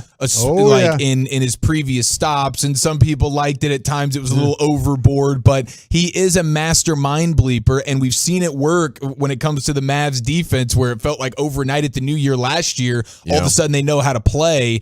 And I don't know that you'll get anywhere close to that level of defense. But as you mentioned, Dawson, when you have an offense like this where their process is still wonky and boom, they're going to spit out 120 points at you no matter what. Wait till the offense really gets going. And we'll hear from JJ Redick at the top of the hour talking about the offense. But can they snap into a 18 to 20th best defense, please? Because that gives you somewhat of a shot. Yeah, participate, maximum effort, and we went through this with Luka last year in the playoffs. He was doing this, so I think it is a bad habit. We had hoped that it was permanently broken, but not only is it still there in individual possessions, but on top of that, he's making it worse by running back down court or arguing with the ref while a pick and roll involving his guy is already happening. They're 2-on-1ing, and you're trying to argue and put a late hand in the middle. See, I tried on defense. No, that's intolerable. So if I'm Jason Kidd today, I take all that sarcasm, and as they're showing up today, I'm clapping for him here you are. Yeah, Mr. 35 points. That was awesome. We got a big national game coming up. Look at this. Look where you are in the MVP odds. Isn't this awesome? And then I would let them freaking have it. Mm-hmm. I never want to have to bring this up again for the rest of my coaching career. I can't believe last year I had to say something in the middle of a playoff series where you gave the Phoenix Suns 30 points by your damn self. And here we are months later in massively important games against Western Conference foes. The other night we lose to Sacramento. We could have tied them for third. Tonight we lost to Minnesota. We were a game and a half up on them in the 8th spot. Now it's a half game, and we're tumbling back down into play-in land, guys. Yeah. All over you not wanting to participate on defense. What the hell is wrong with you? I can live with the turnover and the hot potato routine between you and the new guy over here at the end of the game. That's some sort of weird execution foe that happened on accident, right? It's a big party foul. But not trying on defense? No. Guys, I can't talk to you about this again. The next time we talk, it's going to be thrown clipboards and chairs across this gymnasium floor because I'm up to here. I'm done. I have no more patience for this crap. You guys say you want to win. You say you love basketball. Where's the damn defense? You're not a veteran. Yeah. You're not 34 years old that needs to coast through some games to keep your body right. Let's go. I think he's setting his team up for this game coming up against the Nuggets. Yeah. I think he's trying to say, okay, fine. You want to be like this? But to your point, I think everything that you just said was handled today. Just okay, good. Yeah. Good. I love that. I will confidently Yeah. say that everything that you just said is being handled. If J Kid's not getting coaching strategies from Dawson, Yeah. that was going to tick me right off. But to hear you say that, Broadus, gets me going. Dawson's been on the sidelines longer than Kid has. I am confident that Gavin just channeled his inner soccer manager skills. You got to let him know. And he let him know. And I will say this with confidence. I believe that Dawson nailed it. Nice. I do. So last time we're talking about this, the next time it's yelling. Okay? Yes, sir. Okay, I think the top story in DFW sport, though, those are amazing, is Kyrie Irving is just a player you can't lose. No. Incredible fourth quarter last night. The third most by a player in the fourth quarter in franchise history. It was a blur of buckets, and it was brilliant. And there were so many different kinds of them. Yeah. Then his quickness, he got up for an offensive rebound between two Timberwolves giants. Yeah. He was just he's smarter, he's quicker, he's more skilled, he's everything. This has got to be our let Manny be Manny era as the Mavericks fans. Manny Ramirez, one of the greatest Red Sox ever. He was always creating distractions. And the Red Sox front office and manager was like, yeah, he's not like everybody else. He's a little different, but he's probably going to go 3 for 5 tonight with a Bombski. So I don't know what you guys are asking about. Yeah. He's probably going to be that same way in a couple of years. So, I think, but you strap in here with Kyrie Irving as best you can for the ride. And you don't let the roller coaster buck you at all if it does get that way. But he is spelling out what he wants. Okay, so yesterday he said he was looking forward to loud cheers and a lot of love, and he got that. The fans did their job. Last night from the media, he's requesting no more questions about a contract. He says it puts unwanted distractions on our team. It's very draining to be asked what's the long-term look like. Yeah. Fans did their job. It's time for the media to do their job now. And that can we do that? No questions about the contract. It's a distraction for the damn team, which he's putting first, and it's draining for him. Show him love. Don't drain his energy, and I think that's going to put you in a great spot to keep him. No, you got the plan right there. You got the plan. I mean, just it's pretty simple. I mean, hey, he said, listen, well, you need to worry about these next 40 games. That's including going through the finals and stuff like that. You need to figure out how to play better defense. You've got a guy that starts games very well in Luka, one of the best first quarter scorers in the league. You got a guy that can finish now in the fourth with this with Kyrie. Figure this out defensively. Hopefully getting back Maxey will help you. You continue some of your young guys grow, but you cannot play with lack of effort for the 3 quarters that you played with last night. That was the first thing when I was talking to my guys last night. They go, we sucked for 3 quarters last night. In the effort. You got to be better than that. But I like, hey, we need to try and keep Kyrie focused and in going right on the track as much as we can. Yeah, I think those are easy things to give him, especially the way that he played last night. It's really been playing all season. If you can't see him as a player, then you just don't see it. You can't let a talent like this go. At least without giving it your best shot.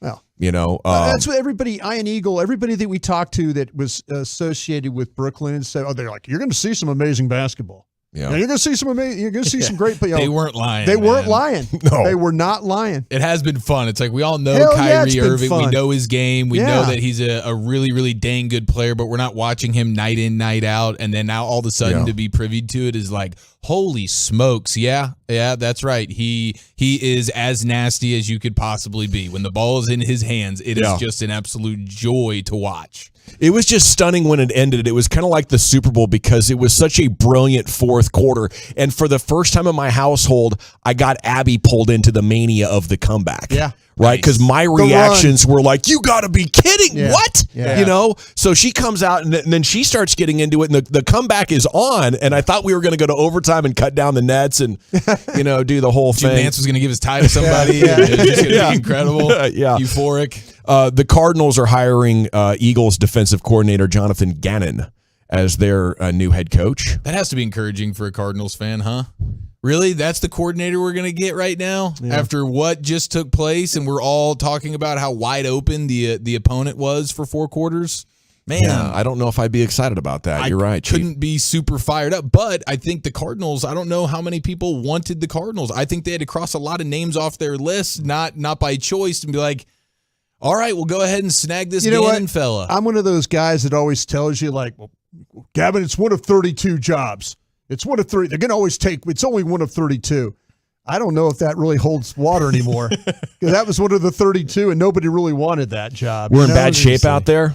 You know what? It must be. Kyler Murray was an MVP candidate like 15 months ago. I'm not going to blame that kid for that. I'm not going to blame that kid. I think there was a lot of things. I think Cliff wasn't a very strong coach to begin with. No question. And I think there's a lot of issues with that out there. But he's got a big money contract now. He's got a smoking girlfriend, too, by the way. I wouldn't doubt that. I shouldn't have said it. I sound like Brett Musburger there for a minute. It's okay. The 59-year-old guy saying that to the 26-year-old supermodel lady. Yeah. Okay. But he's got the ACL. He's coming off the ACL. And it's like, man, this is a quarterback who depends on running around, and he's off the ACL now. Yeah. And apparently it doesn't seem like he's the easiest guy in the world to get along with. So if you're a coach who feels like you have options, you're like, that's probably not the first thing I want to go to. And even Sean Payton with Russell Wilson, it's like, you're going to have to money whip Sean Payton in a pretty monster way. And they did that because it's pretty clear. Like Terry Bradshaw, you're hearing Sean Payton have to talk around it. he ain't in love with Russell Wilson.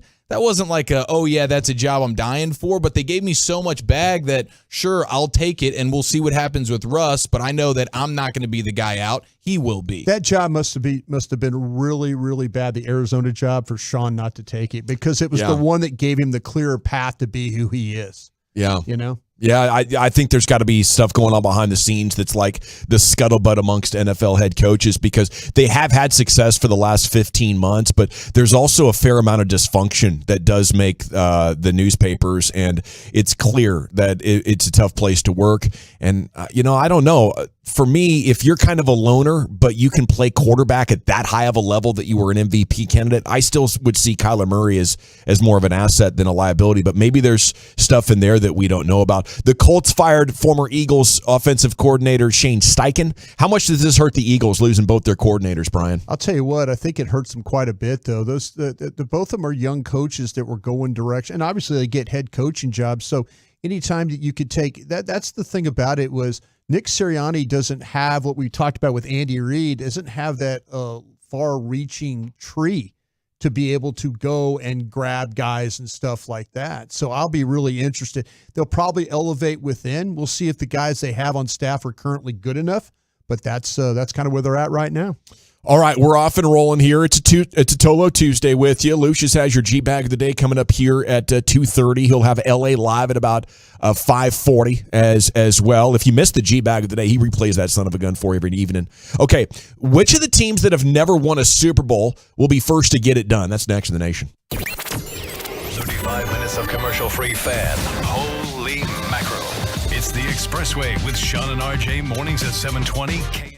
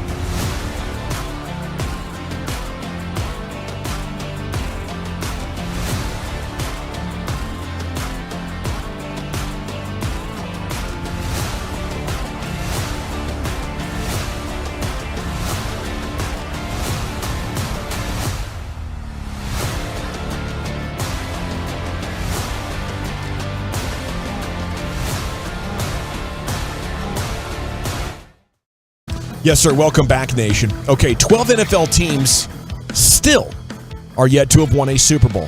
Now the Super Bowl comes and goes. Another GOAT candidate gets it done. Okay, Patrick Mahomes and the Chiefs, second title in 4 years. Congrats to them. Still 12 teams that have never raised the Lombardi Trophy. I'll give you the team. You throw out your team if you're confident one of these teams is going to get it done. But let's go here item by item. G-Bag of the Day is coming up here in about 7 minutes. We were just talking about the Cardinals, and they have lots of talent but very little leadership. The quarterback puts you in an interesting place that if you did have one great offseason and a big financial commitment to free agency or the trade market, they could get that thing turned around pretty quick. But it feels like they're in tear down before the rebuild mode. So I wouldn't be picking the Cardinals right now, although they've had so much success over the last 15 years or so, back to Kurt Warner and all that. They've been much better than in our youth. Oh, they were pathetic for a long time. Cardinals were. Yeah, the Cardinals were horrible. How about the Falcons? They got to be a long way away, don't they, too? Like, if you don't have a quarterback, you got no shot. Yeah, unless you're Kevin Hagelin and you're banking on Lamar Jackson being traded there this offseason. Okay. I believe Hagee is he's championing that move. So if that happens, then the odds skyrocket, you would imagine, for the Falcons. But in the meantime, no, I wouldn't have that. There's some other teams on this list, though, that have never won a Super Bowl that you'd probably feel pretty good right now with some young stud quarterbacks. Who do you feel good about? Jags, Bengals. Yeah, that's what I'm saying. That's what I'm saying. Bengals most likely. Yeah, I was.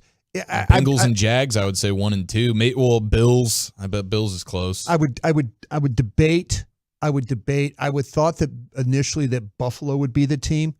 I think Cincinnati's closer to that than Buffalo is right now. How much is that just because you like Burrow better than Allen? Because I wonder if it gets down to that, because it does for me. I kind of have a feeling the window's starting to close in Buffalo now. I'm starting to feel like, that we'll see what they do with some of the contracts and that they've got, and are they going to able to kind of keep guys in place? Is that quarterback, was he playing hurt all year? That's another question I think I had in my mind. But I think the team to me that's on the rise is the Bengals. That's the quarterback that appears to have the chance to be that great that he can take you places. He's already taken down the best one in the league, 3 times? Yeah, he's got them to the Super Bowl, and I think that's big. Yeah. Josh Allen got to the AFC title game once, but he's been beyond the divisional round that's just one time. And I think that matters, when it comes down to it. And to me right now, it's Patrick Mahomes and everybody else. Yeah. And Burrow has a chance of becoming that highly paid quarterback that can consistently take a team there. And that's got to give you the best chance of winning the Super Bowl. The problem is which organization is going to play like you guys want them to play in the offseason. Yeah. Cincinnati, they're owned by the Brown family. They don't have a lot of outside money. So going out and getting free agents takes from their bottom line of their wealth. Yeah. They're billionaires. But are they? Yeah, sure. They're willing to give Joe Burrow $30 million signing bonus or something like that.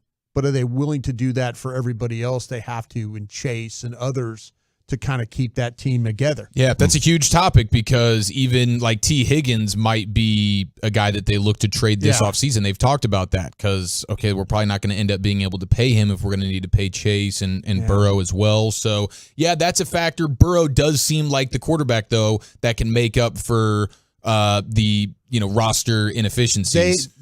Cincinnati just wants to draft. I mean, I know they spent some money on free agents with the offensive line, but it's something that they really, really don't want to do. They just don't. That family is very particular about their money. They don't have the cash flow to go. Flow. Yeah. That's why people are so worried about Jerry Jones, because if this was a go out and just make it happen deal, Jerry can make that happen. The owners now at the Denver Broncos can make that happen. The guy at the Rams can make that happen. Yeah. They could go out. They have so much cash flow from other businesses. It doesn't hurt them to drop $40 million on a signing bonus. It does suck for all of these AFC teams right now that have a stud young quarterback that for all intents and purposes, Herbert's going to be a beast very likely. Trevor Lawrence is going to be a beast. Joe Burrow's already a beast. Josh Allen is a beast. and you're going to look back and Mahomes is just going to be the one stealing all the Super Bowls. Yeah. You're going to go, golly, man, we had these young quarterbacks. I'm Trevor Lawrence, I'm Joe Burrow, and maybe I have a Super Bowl. Could I have had 2, 3, or 4, but Mahomes was just crushing me year in, year out? It's the most compelling argument for going all in. You know, you just watched Tom Brady do it for 2 decades. You can't let it happen again and just let good quarterbacks go to waste because you don't want to commit to 1 or 2 years. The big thing that just is like, you know, with Kansas City, they let Hill walk, right? Yeah. They let Hill walk. Well, they traded him. Well, they let Hill go, and then but you still have Kelsey. You still have the quarterback, but what did they do? They went and fixed the line. They said, we're not worried about the skill guys. We're worried about the line. Yeah, that was their. Well, that's what Brady allowed the Patriots to do as well. Yeah. You know, if your quarterback is that elite, so they have such an edge to have those players. Do you think you're going to beat them by managing the cap conservatively and trusting your drafting? I think the Bengals have 2 more shots at it. Once Burrow gets paid, they'll probably be in the same camp. So, how about the Cleveland Browns? Are they still close with Watson? What do you think about Watson's comeback? You know what? I'm going to be honest with you. I just did not see a bunch of Cleveland Brown games after he got back. Yeah, I honestly there were no cross-check games I had to do, so I couldn't tell you if he played any better. It seemed like to me, just looking at their scores, they didn't score a lot of points. No, you know, they were in a lot of games that were really, maybe it's because of their defense, but I didn't feel like that they scored a lot of points with him even in the lineup. You have the odds right now. I heard Baskey talking about it earlier, where I think the odds have the Lions, who have never won a Super Bowl, as a top 10 best odds to win for next year. So that's fun, and that'll obviously change a million times between now and next year's Super Bowl. Who knows what the Lions do, but Vegas great finish. Kind of likes the Lions right now. Was it 8-1 down the stretch or something like that, or 7-2? They played that game at the end against the Packers and kept the Packers out of the playoffs. Credit to them. They were playing for the winning season is what they were doing. Vikings need a huge offseason, draft some Pro Bowlers, but I don't think anybody's going to be betting on them anytime soon. Titans seem to be sliding back into a possible rebuild. Yeah. Derrick Henry getting up there. Tannehill might be on the move. Obviously, the Panthers have a great coaching staff now, and they add Caldwell to Reich as their DC. So that's a great coaching staff. And they've shown signs over the last couple of years. They were competitive this year. Last year, they started, 3-0 or 4-0. So beat by the Cowboys, I feel like if the Panthers could draft the right quarterback or have a great offseason, they could be in the mix before too long as well. Don't have a division where there's too much to worry about right now anyway. It is time now for the G-Bag of the day. Into the Pimp Cup we go. With Lucius Alexander. Yeah. You boys preparing for Valentine's Day? Yes, I'm coming up with some plans here. For you, bro. Yeah, it's going to be very romantic. My man said coming up with some plans on the day of. I like that. Yeah, I threw a Hail Mary. Wheeling and dealing. About an hour ago, I threw a Hail Mary. Yeah, I ain't mad at you, bro. Yeah, I think daughter number 1 is making dinner for us tonight. Okay. Yes, so I think she wants it to be romantic. Okay. You know what's on the menu? Spaghetti. Nice. And Texas toast. Okay. Beautiful. So, nothing wrong with that, by the way. I'm so concerned about those noodles and how they're going to turn out. We'll see. Yeah. I hope Nana throws in an assist. Please help Nana. It's a thought that counts, though. Yeah. Thank God for ragu. But Nana's got a Valentine, though, so she might be gone. She might not be able to help. Yeah, congrats to Nana. Oh, Nana got a old Mr. Rick. Broham driving brother. That's right. Hello, how you doing? Mr. Rick. Come to pick up Nana. Yeah. Tuesday. Yeah. You got a leaky faucet in the thing. Mr. Rick can fix that too, by the way. You need tire changed, anything. Mr. Rick got you. Yep. Our winner is Terry Bradshaw telling Coach Reed to waddle on over here, man, and get your Super Bowl with your big ass. Big guy. Let me get the big guy in here. Come on, waddle over here. Jeez. Congratulations, Andy. No, I'm going to enjoy this one right here. I'm going to tell you, this is unbelievable. Philadelphia, you did a great job. It was a great game. But how about those Chiefs? That's what we're talking about. Have a cheeseburger on us and enjoy the Hawaiian shirt. Tubbs. Wow. It's your big ass. Everybody was so offended by Terry Bradshaw, except for Coach Reed. I know, dude. I'm seeing all the Twitter people coming after Terry, and their reaction is worse than How dare he? What do you need there, Baldy? He would have wore it too like a champ. Yeah, exactly. Why you got the hat on, Terry? You bald? He would have worn it like a champ, man. Yeah. Here's Coach Andy Reid having a Broadway Joe moment. Oh, I don't like that sound. That doesn't mean it's not going to work. Here we go.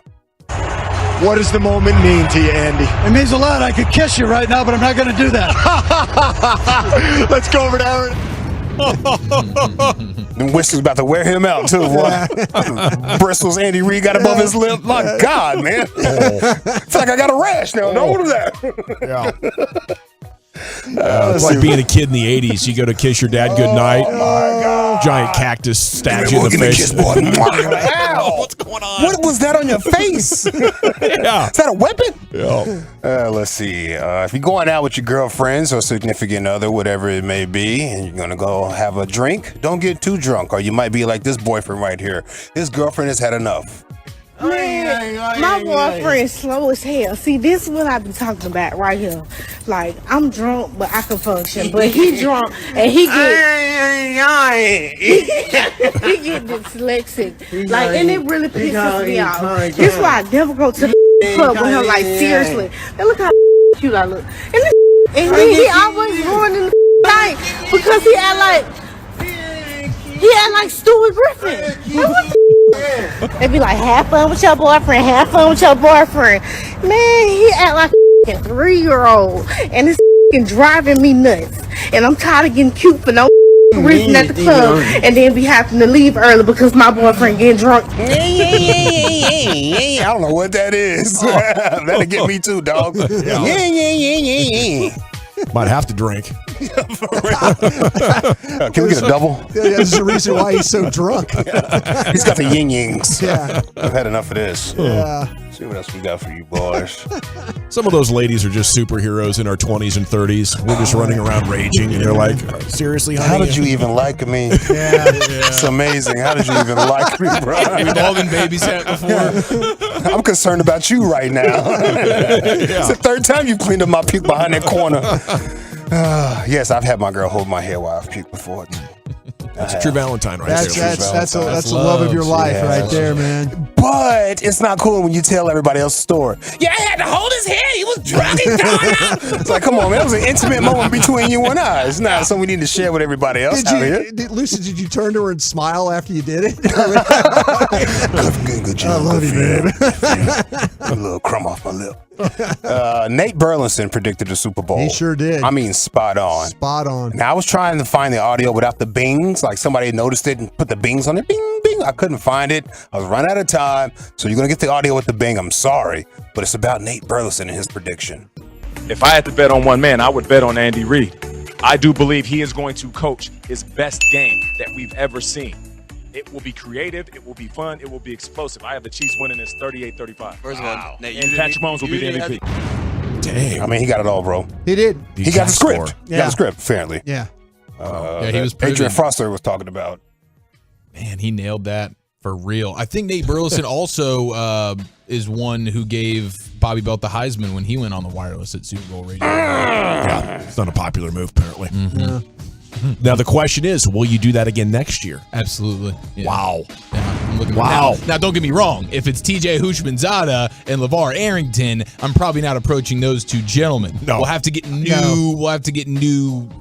You got your suspects free or whatever, pass from those subjects. gentlemen. You think the next one is? You're saying Yeah. I can't circle back on those guys. No, absolutely not. No. But we'll get a fresh group and we'll surprise them. Well, I appreciate that, man. We're willing to offend NFL greats for our entertainment. Sometimes I worry. God, it was so uncomfortable. I know the things I'm But it willing was to do for great. the show. I do think about it. I'm like, wow, I would do that, but should I? Probably not.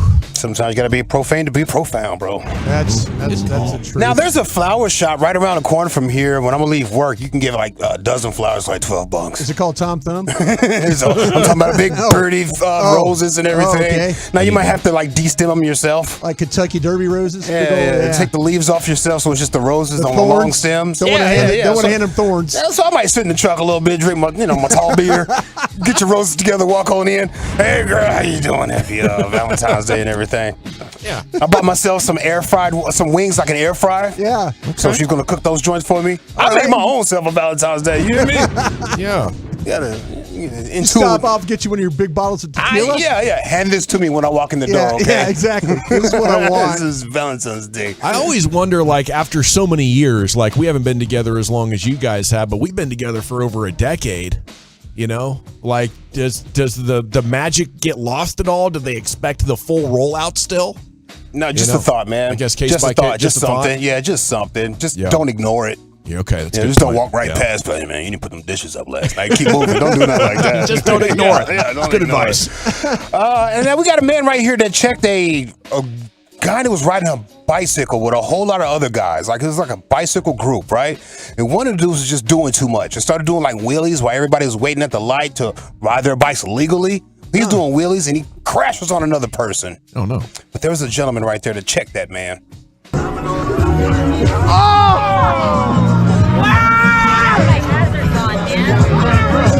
Could you like stay in your skill level and like don't f anybody up? Watch your mouth. Stop playing with me. What's wrong with you? What? What is you doing? What happens? What is wrong with you? Tripping. What? Oh. Yeah, I'm not sure whose side I'm on. That's some good audio, though. Yeah, it was good audio for the sake of it. He tried to be a white knight, be like, hey man, bro, you say sorry, bro.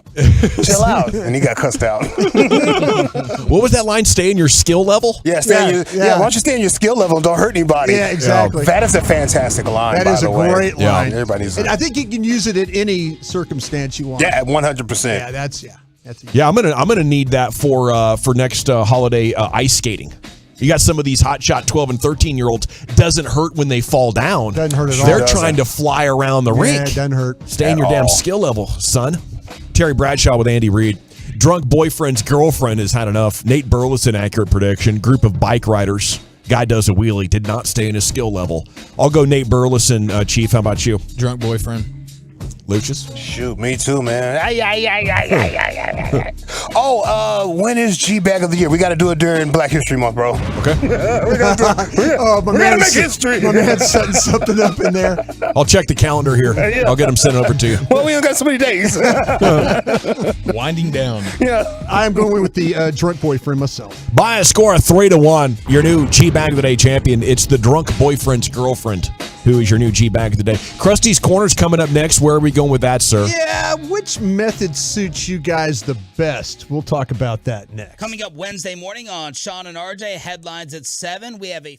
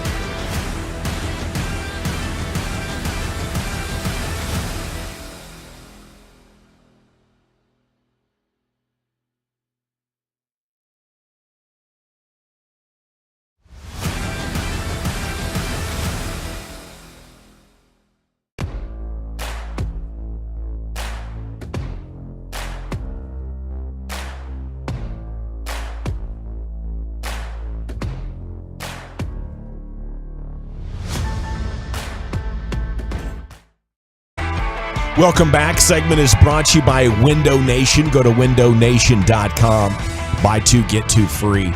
Okay, I pulled the G-Bag of the Year finalists. We sent them to Lucius. How about next Friday?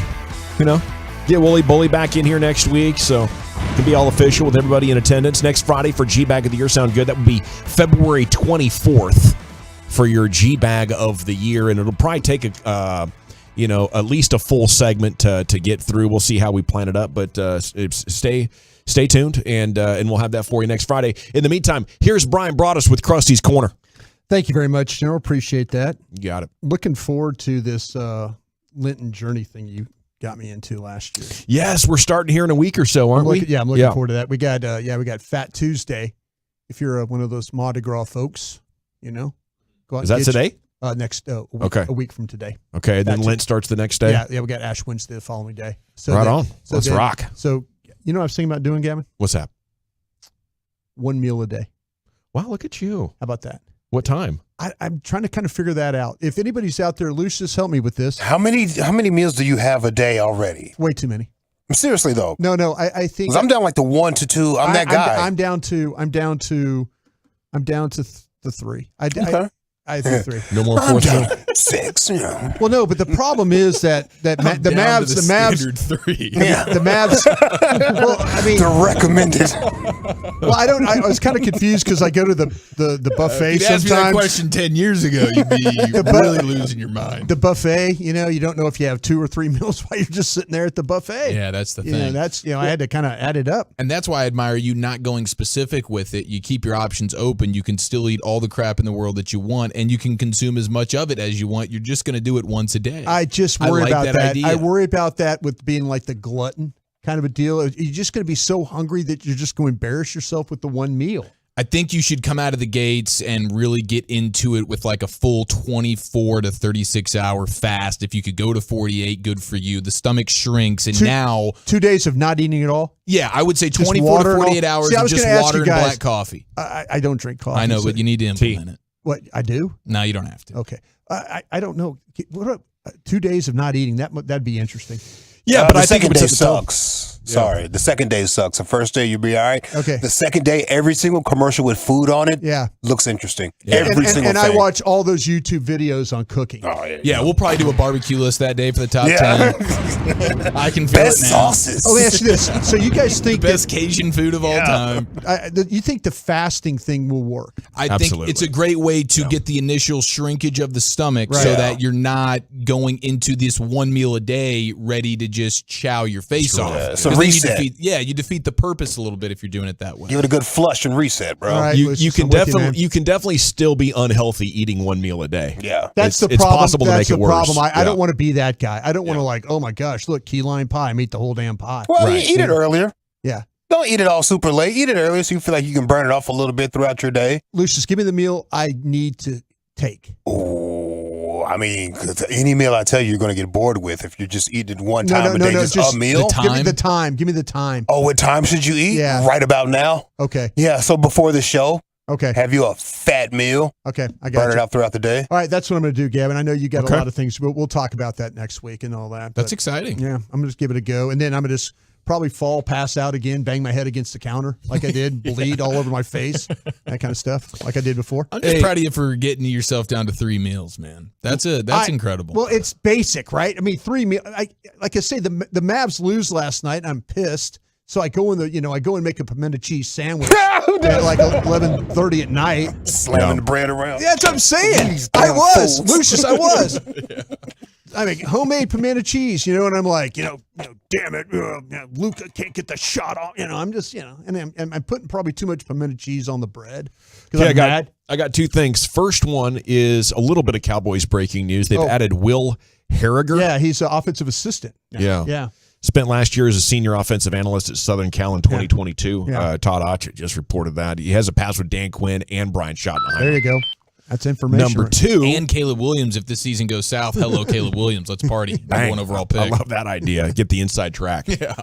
Number 2, I've been noticing if I oversugar, I'll wake up in the middle of the night. Can't do that. And I've always wondered why sometimes I wake up in the middle of the night and it's finally fallen into place. I don't know why I'm stupid, and it took me damn near 47 years to figure it out, but I did.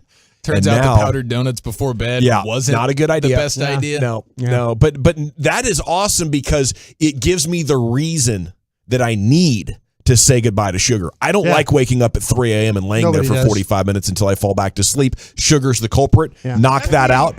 Much better sleep. Wait till you have to go to the men's room at night when you get real old. That's another one of those things you worry about. Do you negotiate with yourself? 45 more minutes, I'll be all right. Yeah, I can't because my side hurts. I know it hurts. My side, no, I can't. My side hurts. Can't do it. All right. Okay, we're talking about things to try and make our lives better here. I gave you guys a method which you would approve. Fasting. Okay. I'm going to try it. All right, here we go. Tom Brady has backed the upcoming 4-day darkness retreat. Yeah. Of Aaron Rodgers. I'm glad you said upcoming because we all thought it went down yesterday. We thought we were in real time. Is he putting this thing off? It sounds like visa problems. Aaron Rodgers blasted Schefter and Rappaport for saying like these insiders, they don't know bleep. This trip's been planned for months now, and it was always to start at the end of this week, which makes sense honestly. If there was a chance, hey, maybe they went to the Super Bowl or something. Yeah. He didn't want it to be the Monday after because he was probably thinking he was going to be parading around Disneyland yesterday the same way Mahomes was. So the 4-day darkness retreat starts sometime at the end of this week, just for the record. Yeah. Well, Tom Brady's all for him. He's down with it. He's down with it. He says, he says, you know what I think? He's talking to Jim Gray. That's his buddy. Jim Gray's his guy from the edition of Let's Go. Yeah. That podcast. I'm glad you said it with that enthusiasm. Let's go. Because there is that exclamation point. I always do that. Yeah. He says, you know what? I think we all need to get off our phone a little bit more. He said that. He said, you know what? He said, I think we all need to get away from the TV a little bit more. I think we all need a little bit more nature and a little bit more silence and a little bit more peace. 100%. And however he's going about that, I'm good for him. Yeah. All right. Yeah, that's all fine. That's all good. Let me ask you guys this. Peter King is people are telling Peter King, they think that Rodgers might be a little bit more trouble than he's worth. That's Peter King talking about him. But I want to ask you guys this. Which one is better? The darkness journey or the TB12 journey? Which one's better? Which one would you? I'd rather do the darkness. It's 4 days. TB12 sounds exhausting. You gotta be dialed in, stretching and eating perfect every day. Give me 4 days in the darkness. Chief? I don't think I could do the 4 days in the darkness first and foremost, but if I'm looking to actually get the tangible results, I think you've seen it firsthand for Brady more than you've seen from Rodgers. I mean, he just did his self-love thing and he just had a terrible season. Yeah. So I don't even know if this is necessarily working for Rodgers at this point. TB12 clearly works.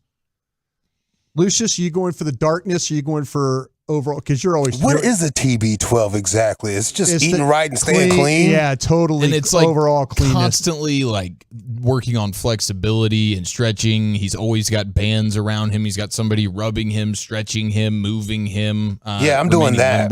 I'm doing that over the sitting in the darkness for a long time because I can just like 5 heroic grams and just skip it. Right. Skip the darkness, go straight to it. Yeah. Scare myself in the closet, come back out, stretch out, eat me a grapefruit, and feeling great. Efficiency right there, Lucius. I think I would struggle. Here I'm talking about what I'm about to do for Lent. Yeah. I kind of feel like that I have a better chance with the TB12 than sitting in the darkness. I couldn't do that I've sat in dark rooms by myself and I never liked myself for it. Yeah. Watch it. I mean, I have to have something to do. I can't just sit there and just meditate. That's big with you, Gavin, right? Aren't you a big meditator? I love it. Yeah. It's just practice suspending all those thoughts, right? Because that's kind of what we're suffering our own minds, right? So if you take away all the darkness and all the stimulation, the mind can get so quiet, your body's energy can get so quiet that now you're in a state of just being instead of like trying to process and analyze everything, right? It's the constant analyzing that makes us so stressed out and on edge. Can we get the energy down to just being chill, right? And like reflect the universe. The universe is still and chill and everything's fine. If you can make your energy more like the universe and less like the monkey mind that's just spinning constant words in your mouth, then you can find some more peace. I appreciate the Simon Yep. and Garfunkel going on here right now. You got I it. scare myself, by the way. I would scare myself if I was that deep how you're talking about. Yeah. I would. Well, scare that's the myself. point. You want to, man. I know, but it scares me. It would scare me when I would start. Good thinking. information may scare you sometimes, but it's good for you. There you go. It's pretty amazing sometimes. I've come out of meditations weeping by the peace that I've found, by the internal peace, by the fact that everything's going to be okay. And I know some people feel that grace from God through Jesus, but other forms of spirituality, to me, can kind of get you. So you highly a similar recommend feeling. it, trying to get that feeling, huh? I think it's the most important thing for anybody in their life. Anybody. It's the same feeling you get when you're like the runner's high. Yeah. It's runner's high, bro. Sure, I know you. I felt that. I know you about that. Yeah, you felt It's it. runner's Yeah. high, 100%. Yeah. Okay, we got to run though. Hour 1 down, 4 to come. Sports Hodgepodge coming up next. Chief, where we heading? Love was in the air and the Mavs did not care. That is next. Listen.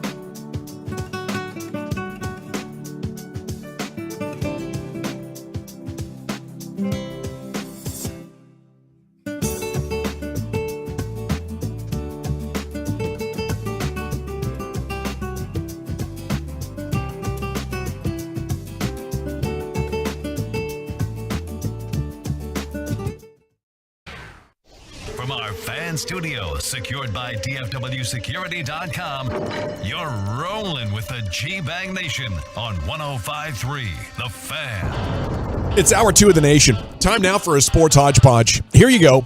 It's Eric Chiafalo. JJ Redick, former Mav. That's right. He was a Mav for that, what felt like 5 seconds. His podcast is great. It is. It is really, really good. Old Man in the 3, I believe. Yep. But he's also on ESPN, and he sits down, especially now that we are entering basketball season in a bigger way. He will be on First Take and stuff plenty. And listen to him talk about the Mavericks here. Obviously, watching the game last night, familiar with Luka, familiar with this team, familiar with Kyrie. And here's what he says. He's not worried about a couple of things, but he's extremely worried about this one thing. And here is JJ Redick.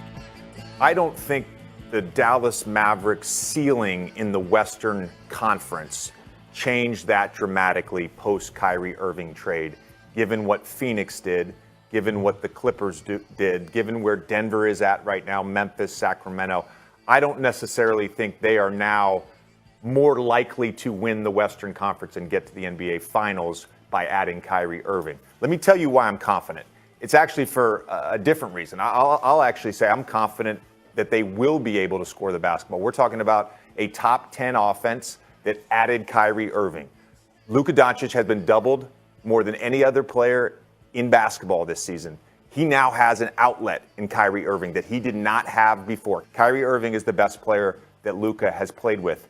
You bring up the LeBron thing. See, to me, Luka will have to make an adjustment, but Kyrie has the experience of playing with high usage players like Kevin Durant, like James Harden, like LeBron James. He has produced consistently in those environments. There really hasn't been any change in terms of his efficiency, his usage rate. He's been the same player. I think Luka will have to make an adjustment. He's already talked about the fact that he knows he has to play off the ball more. Kyrie Irving has played off the ball. To me, I'm confident this team will be able to score the basketball. If the returns on the first 2 games are any indication of a top 7 offense, they're going to get better offensively. My main concern is defense. The other end. Yeah. This is my concern, defense. I mean, this is why I don't think they are now in the conversation of real Western Conference contenders. They traded away their best wing player in Dorian Finney-Smith. This was a top 10 defense last year. It's part of the reason they were able to get to the conference finals. It was because of their defense. Dorian Finney-Smith was a big part of that. So he doesn't even feel like, because the defense is so bad and because of what the other teams in the West did after the Kyrie trade went down, he doesn't even necessarily think that the Mavs are in a better position to win the title than they were, whatever it was, a week and a half ago. I'll disagree. I think great players win playoff series. Being able to offer matchup nightmares is huge. And I think they will get things figured out defensively to be significantly better than what we've seen so far.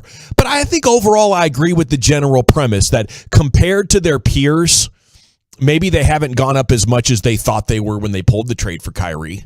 Everything changed the day after. And now it's less of a move to try to win a championship this year, and it's more of a, hey, let's see if we can get things really vibing between Luka and Kyrie and some guys, make some adjustments this summer, and really go for it next year. I think that's kind of what the move evolved to, 24 hours after they did it. Yeah, and the beauty of it is you have the offense handled when you have those two guys. It's like, how can we bring in the defensive reinforcements and some guys that can shoot open threes for the most part? And so that will be the task. But, I mean, obviously you're getting Kleba back. Hopefully the mind bleeping that Kid's doing right now and the emphasis on defense, that is going to be really pushed over the next stretch of regular season games and into the playoffs. Hopefully they can get better in a way that allows them to win some series. But certainly for the offseason, that's task number 1. Like, just bring as much defense, assuming Kyrie ends up coming back. Yeah, it's funny that it really, if you look at what the Suns did by going out and getting KD, they're a top 10 defense when you watch them play. But they're in the bottom half or near the bottom half, midpoint, 17th in offensive rating. So all of a sudden you're in a situation now where, what does Phoenix do? They go out there and make themselves better offensively. They're already good defensively. And the Mavs, they made themselves better offensively. They were already pretty good offensively. They didn't do anything to help their defense. some of these teams make moves to try and like bring the other level up. And I think that's what, JJ was talking about with the moves that some of these teams made. Yeah, and he's 100% right. You're not going to be really able to compete legitimately, even with the dominance of Luke and Kyrie, and assuming they figure it out and it's just fireworks every night offensively. You have to have some level of defense. And this great offense can allow for, hey, you don't have to be top 10, but can you be between 16th and 20th defensively? That's all you need to do, but I don't even know if they're capable of that. Yeah, but that's the Mavericks know this. We talk about this quite a bit on the show. The people I talk to over there, they know that with the limitations they have of the roster, that they might not be good enough on defense. Yeah, that's true. They realize that. They're not gonna wave a magic wand. Then all of a sudden they're going to play better. They're going to have to play better just by, not getting killed on the glass, not getting killed on the paint, getting some more loose balls, not let the offensive, rebounding game just get completely out of hand. They've got to, that's a lot of it with effort and desire. And, the willingness, like you said, Kyrie going out and getting a rebound with two, that was incredible. Two bigs right there, taking him on. They have got to have more of that on a nightly basis. But other than the Suns with KD, I don't think those other teams improved themselves more than you did. You're adding something, and just wait until the playoffs come, and it's hard to grind out good looks, and you have an opportunity now for Kyrie or Luka to get doubled and swing it to the other side where a Hall of Fame player gets to attack a compromised defense. They're going to absolutely put their foot down and dominate teams offensively in the playoffs. Once they get in a place where they can run the same set over and over, they'll be chasing bad matchups off the court. They're so good. And the reason I think this could happen still, even though it's kind of a long shot, is they didn't have great defensive personnel last year, and Jason Kidd figured out a way to get it all connected and maximized. So happy Valentine's Day, gentlemen. Love is in the air. Love was certainly in the air last night at the AAC. First of its kind, a halftime wedding. Yeah. And it was Followell. Yeah. That was officiating. Yeah. So he's ordained. And Yeah. I mean, I've never seen that before. You see the proposals all the time. You never see the full-fledged wedding. And they were all dolled up. They had the whole thing going. And apparently huge diehard Mavs fans who did the proposal at a 2021 Mavs home game, and then circled back last night and actually had the wedding ceremonies. They did a first dance. They did the whole deal. That's kind of cool. I've never seen that done before. I always wonder if the non-Mavs super fan in the equation is stoked or like just going along with it, Oh, like it takes a special two people to be that excited about it, right? Correct. Yeah, Yes. where they were both Mavs super fans. Yeah, maybe yeah. they'd met at a Mavs there, game. yeah, maybe so. I could see that. I think it's rare to find the spouse that would be stoked for that. I know. She's a unicorn special Absolute. lady to be like a huge Mavs fan. Sports fans' dream come true is that lady. Are you guys all about the proposal at the game? And do you cringe when they don't say yes? Well, for sure. Because we've seen a couple of times, and I don't know if that's staged or not. Yeah. You think it's staged? I'm sure there's been maybe some staged ones in the past, but 9 out of 10, I think that's legitimate. Nobody wants to be embarrassed that way. No guy wants to be embarrassed that way. I saw a video the other day. This girl walked out on the guy. She just he went down on the knee. She knew what was happening. She went right for the exits. You don't ask unless you know. Thank you. Yeah. Thank you. Yeah, in general, but especially in a setting like that. Especially like that. That has to be a no-brainer. Okay, so you're asking your gal, you're going, hey, or your guy, whatever you got, and you're going to go, hey, I'm going to ask you to get married at a ball game. And if they say no, are you immediately going to keep after it, or are you going to just say, okay, well, I'm going to ask you in another setting? You'll know. You'll know if she loves you that much. I'm not telling her the setting I'm doing it in, but I do want to know for sure that she's going to say yes, no matter where I'm doing it. Wedding at the Mavericks game is kind of crazy, huh? Just see what she says. You know what I mean? Yeah. She's like, yeah, what idiot would do that? Okay. God, if you ever do that. Yeah. Let me cancel that plan. Don't ever embarrass me like that. I would guess the original proposal at the Mavs game was full-on surprise. He's not necessarily worried about, like, he knows she's a Mavs fan. And all that he needs to be guaranteed is, hey, she's going to say yes. She wants to marry me. Now, for the actual wedding ceremony last night, she was 100% all in on that. I'm assuming the proposal was a huge surprise. She wasn't expecting it. And then for the wedding last night, she was completely in on that because she has to sign off on that situation. I would be a little bit nervous about fans getting rowdy. In the stands, not necessarily booing, but just not respecting it. They've been having cold beers. They want to talk about the game. They're on the phone. They're bro called. They're trying to get a wager in, a halftime wager.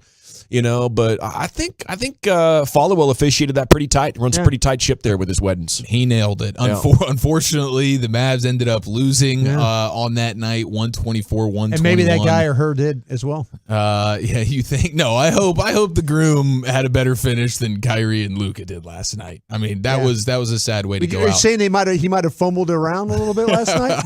I don't think he could have fumbled it as bad as Kyrie and Luka, but hopefully that was not foreshadowing for what was going to take place. 4 in 2 minutes of game time. It was the pressure. I've never seen this many people. That's right. But congratulations to those two. That was pretty cool. The proposal in the arena or the ballpark or whatever is a little bit played out. The in-game wedding, I believe that's the first of its kind. That's cool. It'll be played out at some point, but right now I was like, wow, all right, that's sweet. And getting Followill to do it. Yeah. Do you have to give the Mavs money to do that? To hold your wedding there? Do you have to you have to give them you probably have to pay Followill, right? You're probably paying. I don't know exactly, but there's a transaction there. That's not free. I wouldn't think. Maybe they pay you to be the halftime entertainment. You know what? I'm all about the dude or the gal that spinning plates. I'm all about that. Plate lady. Yeah, if you can spin like 26 plates, I'd rather watch that than a wedding. For sure.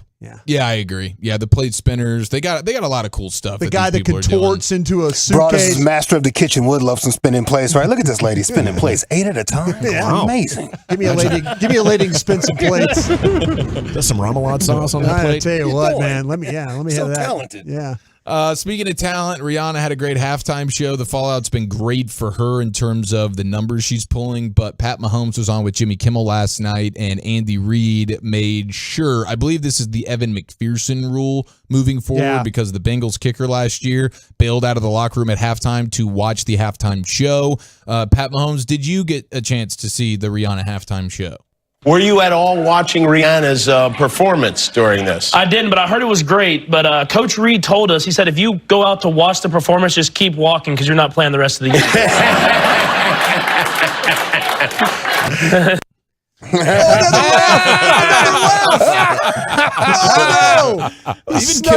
Even Kimmel's laugh was pretty. He snuck in another laugh. How does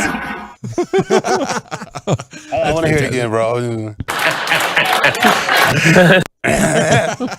What a weirdo. Oh, that laugh is pretty legendary. Yeah, he was at Disneyland yesterday, right? He was. Very busy, man. Okay, if you're Aaron Rodgers and you win the MVP, are you going to Disneyland by yourself? Kind of a thing? Probably. Yeah. You don't have the wife and you don't have kiddos. a wife or maybe not even the girlfriend anymore? Are you just showing up and riding the floats and stuff? What are you doing? Yeah. Pretty sad. You just trip balls solo and go ride a bunch of roller coasters. It's a Magic Kingdom. Mushrooms. Yeah. Right. Magic Mountain. Yeah. Here we go. It's probably why he's on this journey of self-love because there's so much to not like. I mean, his family's left him. He can't keep a girlfriend. A lot of issues going along with that guy. I just wondered if you didn't have a family, would you go do that? That's what I'm saying. Well, I think for the deal, you go down there and take a picture and get your $250,000 or whatever they pay you to do that. Right? Yeah. Trip balls are going to Universal Studios. Yeah, Florida's very open to that hallucinogen life. Rodgers was going to do that anyway, so this is just like a Which one is the one that has the presidents that talk? Have you seen that one? Is it Epcot. Is it Epcot? That's Disney. That is amazing, by the way. Wow. Have you a president that can talk? That's rare these days. No. Sorry. No, they have all the presidents lined up. Gosh dang, what, Gavin. man? Yeah. He nailed that. Yeah, but they're all lined up. Oh, yeah, back to the Disney. Yeah, no, they're all lined up, and they're standing there like they're hanging out. The first one to the last one, and they're talking like they're robots. That'll really freak you out. It is. It's good. Yeah. No, you ever didn't see that? Yes. Yeah, that's a real thing. Yeah, real thing. Well, the Rihanna halftime show, it certainly worked out for her. She's since been the #1 most streamed artist globally. 5 million more viewers during the halftime show than there was during the game. 17 songs in the top 40 on Spotify. Gained 3 million Instagram followers. Searches for her beauty line or whatever are up almost 1,000%. So when you start to wonder, like, hey, these artists don't get paid, like that's kind of how they get paid. It's the marketing ploy of the world. And Gab and I were talking about this today. These performers come out of their own pocket for their setup. They get a budget to work with, but they usually, like the last couple have been $7 million we were talking about. $7 million. $7 million out of their own pocket. And I had a feeling she kind of said, nah, I'm not going to put $7 million into this thing. Yeah. She's too much of a businesswoman That's for what I'm that. saying. Yeah. I'm saying she didn't put it in, but she's reaping the benefits of it, right? Well, they are blaming her and her performance for the bad field conditions in half number 2. Yeah, it's They are reaching for that a little bit. But overall, Rihanna crushed. Did you get this note here from the text that the Mavs gave that couple $7,000 as they walked off the court for their honeymoon? Dude. Yeah. That's cool if that's true. That is so legendary. Why from seven? top to bottom, man. Any reason? I don't know. Maybe that's the amount of money for a halftime show. Maybe that's the budget. You know? And they were like, hey, let's be nice to him. You know, $7,000 for a honeymoon. That'll get you to Play Tahiti. spinning lady was getting it in, huh? Yeah. I'll tell you what, It's good work if you can get it. No, that's impressive. That's that Yeah, maybe that is plates. a lot. $7,000. That seems like about $2,500 at work for 8 minutes. Is throwing I know plates. that guy that the Minnesota Vikings used to have a mascot, Ragnar, I think is his name. He used to ride a motorcycle out there. That dude was asking for $25,000 a game just to ride a motorcycle out there. We're not going to need Ragnar anymore. Yeah, Ragnar is like, hey, Ragnar, you can take it somewhere else. Cowboys news of the day. Big story on Trayvon Diggs and why I want to see the Cowboys offer a max deal ASAP. It's next here. G-Bag Nation 105.3 The Fan. I want to chat D&M leasing, though, before we do that. You know, whether you want a big motorcycle.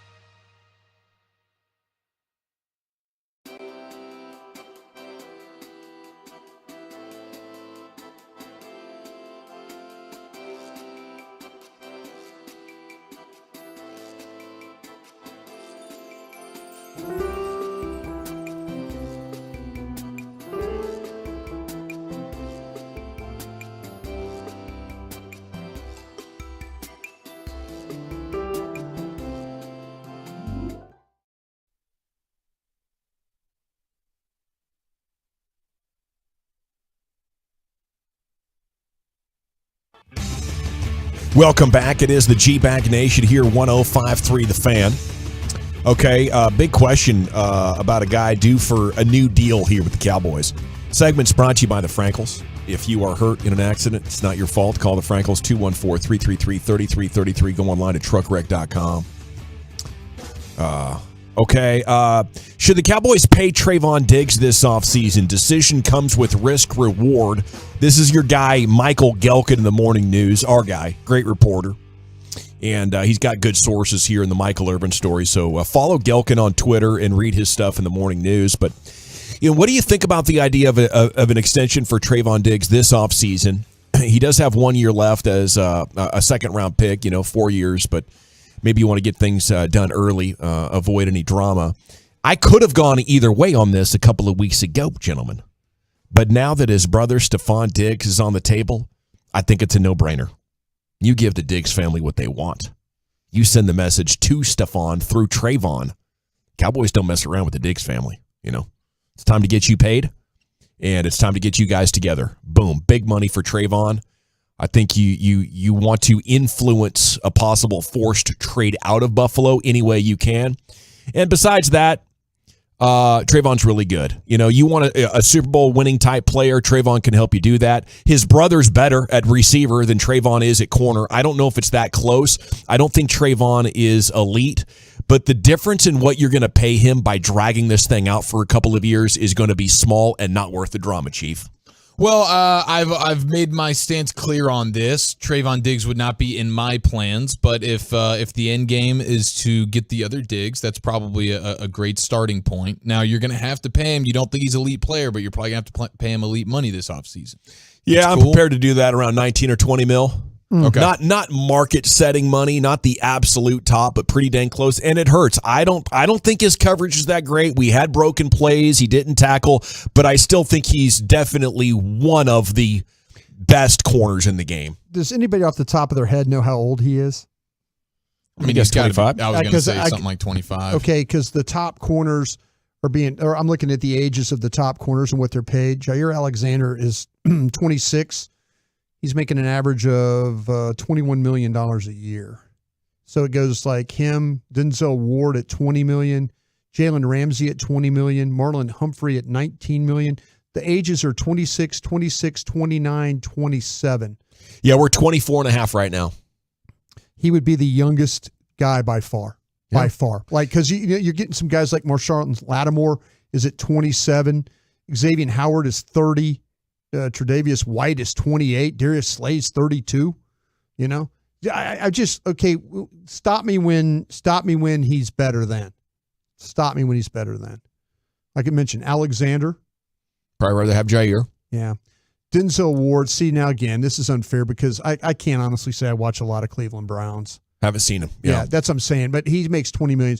Jalen Ramsey. Age appears to have a declining factor for him. Marlon Humphrey with the Ravens is making $19 million a year. Would you rather have Marlon Humphrey or? I think it's a tie. Marshawn Lattimore. See, like to say, Xavier Howard. I mean, White, Slay. It's. I think it's a hard. He's group. In that group. Yeah, that's what I'm saying. It's a hard group, and it stops where it stops being $20 million is with the third guy. So Alexander, Ward, and Ramsey are all $20 million players. Yeah. Then you get Humphrey, Lattimore, and Howard there's two $19 million players, one $18 million player in Howard, and then you've got a 17 in White, and then you start with 16, 3 16s in a row. Yeah, so you're paying him about 20. You're probably paying him $20 million a year, and then you're going to pay Micah and CeeDee Lamb. Like, those are the three big money deals that are on the horizon here. And do you guys have an order there? I think we'd all go Micah 1, and then it would probably be a coin flip on Lamb Diggs. Not for me. I'd go Lamb 2, Diggs 3. I agree with that. Okay. Yeah. I think I would start the Diggs one as quickly as I can. You know why? I think he's going to be the hardest one to do. Because he's not going to play as nice during negotiations kind of thing? I don't think he is. He's going for every last cent. I would say this one is going to get maybe a little nasty. And I say that just not because I've heard anything from anybody or anything like that. I just kind of feel like that there is going to be a certain chip on his shoulder. Yeah. That with, you've got the extra year. We talked about they need to stagger these contracts so they don't keep coming up at the same time. You got the 5th year on Lamb. You're fine. You can take care of that. I'm starting on this Diggs one. If you're going to do it, start on it now. Yeah. Because it's only going to get harder with him, I believe. I think it's really hard to determine the exact value because he's not the best corner in the game. He's never going to be a candidate to be an All-Pro again unless he gets like 8 or 9 picks. I think this year the team could say, look, you didn't get a lot of targets. You could have given up a lot more yards, but our other corner was so bad, they just kept attacking him the last 5 games of the regular season. So I definitely think there's some weakness to it, but you don't find perfect corners. Like maybe Sauce Gardner's going to be the next perfect corner and he'll be there for 3 or 4 years. You had Patrick Peterson at the height of his powers. You had Richard Sherman. You had Revis. But these guys are so rare, and Diggs is definitely a $20 million guy. A lot of different angles on this conversation. The morning news story points out that his quiet nature makes him a recluse in the locker room, which I'm fine with, but some teams want leadership qualities. If they're going to give you the big money, they want to know that you're a leader as well. For me, I'm okay if you're just awesome and you're kind of quiet. That's not that big of a negative to me. And then Gelkin talks about how this team has to be careful because evaluating their own guys has been tough. Yeah. In 2019, Zeke, Lyle Collins, Jalen Smith, none of those worked out well. Yeah. None of those within a short period of time were you excited about. So as the front office, you got to be like, guys, what could we be missing here? Is there any way we're going to regret Trayvon Diggs if you sign him long term? I think we've seen enough good football. This isn't a guy like Lyle Collins who's maybe unfocused in the offseason. This isn't a guy like Zeke who just plays a position that's tough to age well in. This isn't Jalen Smith who was playing with a significant handicap. We're good with Trayvon Diggs, right? For the life of his deal, he'll play about as well as he has the last 2 years. Yeah, because he doesn't play overly physical, so he's not going to have much wear and tear. And I think you see a little bit of that with Jalen Ramsey right now. Jalen Ramsey was a guy that would come up and smack you a little bit, and maybe he's now aging a little bit more poorly than he would like, and so that's something to consider. And Trayvon Diggs, 24, 25 years old, barely been playing the position. So, and we've talked about this for a couple of years now with him now, but you would think he's still ascending a little bit, still kind of learning the position. Sure. Relative to what most of these guys that you just rattled off, all those top paid corner probably been playing Alexander, the position Ward, for 20 Ramsey, years. Humphrey, Lattimore, They've all been playing. He that for wasn't a long time. tackling in his youth when you would learn how to tackle. You Right. know, He's a wide receiver. I would make that a big point in the negotiations as well, though. Like I kind of get you making business decisions as a second round pick, making $2 million a year or something like that. Now that we're giving you all this, can we get the tackling? Is that coming along with it? Was this an idea that you had that you didn't want to get hurt? Because once you make that kind of a financial commitment, we kind of need you to be all in. Well, the problem is when you make that financial commitment, he's got you over a barrel. Sure. Yeah, now he can miss and avoid and do whatever he wants. Listen, you pay me to cover. You don't pay me to tackle. I hear you. Yeah, like Dion said at the Hall of Fame, I tackled on my mom's bills. Yeah. And there's something to be said for that. I would say when it comes to self-scouting, the terrifying reality is the Cowboys are about to give the franchise tag to Tony Pollard. Mm-hmm. You know, we talk about this, and it's like, are the Cowboys learning from their past? They're about to give huge money, double digits of millions to a running back again. So, well, if they move on from Zeke, then it shouldn't be a problem, right? No, it still is. It still is a problem. We just talked about yesterday, every Super Bowl champion over the last decade's paying $1 million or less, pretty much, a max $2 million for their running back, and you're going to go pay 10 to one who's coming off an injury. Well, you got guys like Emmitt Smith coming out, though. Did you hear what he said about this whole thing about running backs? Mm-mm. He said it's a marketing ploy behind it to convince everybody that the position is not as valuable as it should be or it once used to be. It's a shame. They're reducing the value of running backs and pushing them out to wide receivers and cornerbacks and the quarterbacks. And this is all about fantasy football and the points you gain in fantasy football, period. Well, he's a crusty and a former running back, so I'm not going to dislike him for that opinion. Right. He's just dead balls on wrong. You know, the running game is important. The individual running back, unfortunately, isn't because they're so interchangeable. They're fungible. Running backs are fungible. Who do you feel better about as a player? Do you feel better about Diggs or Pollard? Just as a player. Pollard. I mean, yeah, Pollard. Yeah. Pollard's a better player, but if I had to project it into the future, it would be Diggs by a long shot. Mm-hmm. Okay, Brian, I do not want to stir up your flight anxiety, but Oh, no. what would be your reaction if you're on a plane with your family? The plane starts to head for a possible crash. You've taken off. We're 70 seconds in. The next thing you know, the plane's nose dramatically turns towards the ocean. You're coming out of Hawaii. Yeah. And now you're heading down. United Airlines flight from Hawaii to San Fran plummeted in the air, came within 700 feet of the Pacific Ocean in a terrifying incident.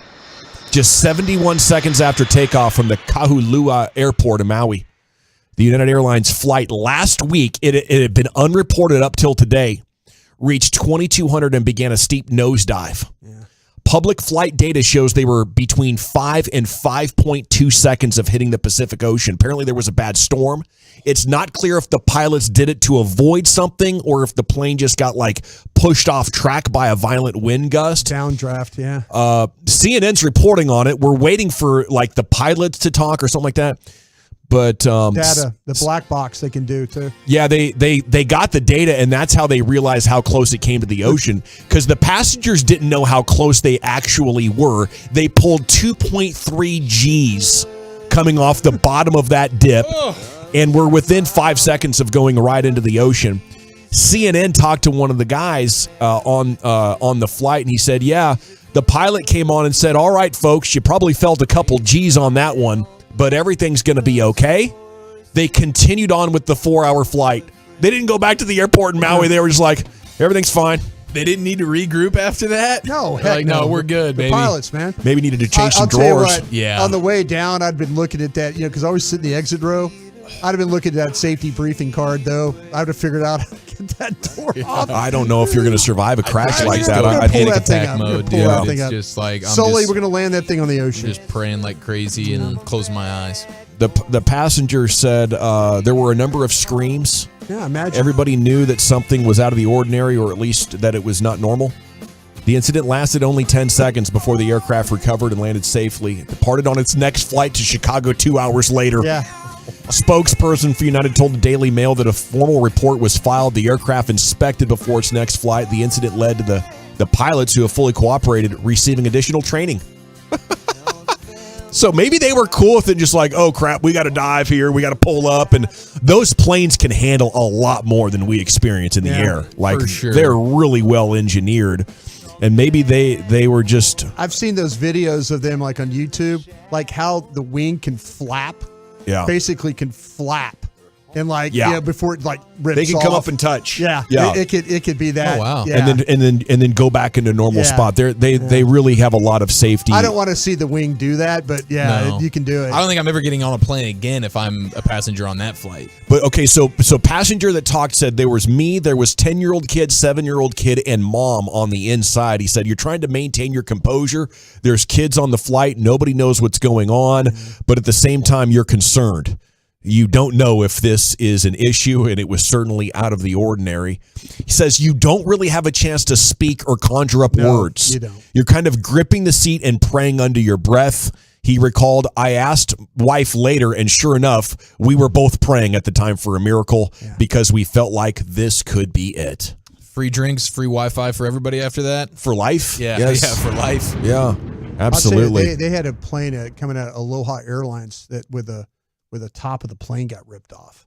Wow. I mean, the whole That's the memorable. top came off, and it was Got a they landed convertible the here for plane. you. Yeah. Let's say, my Landed the gosh. plane. Cowboys news of the day. Big story there on Trayvon Diggs. Great stats of the day coming up next. Plus, you be the judge. Worst take of all time. That's next here on 105.3 The Fan. Got to chat Window Nation, though. These are the guys to go to from one nation to another. Window Nation, they have a factory 15.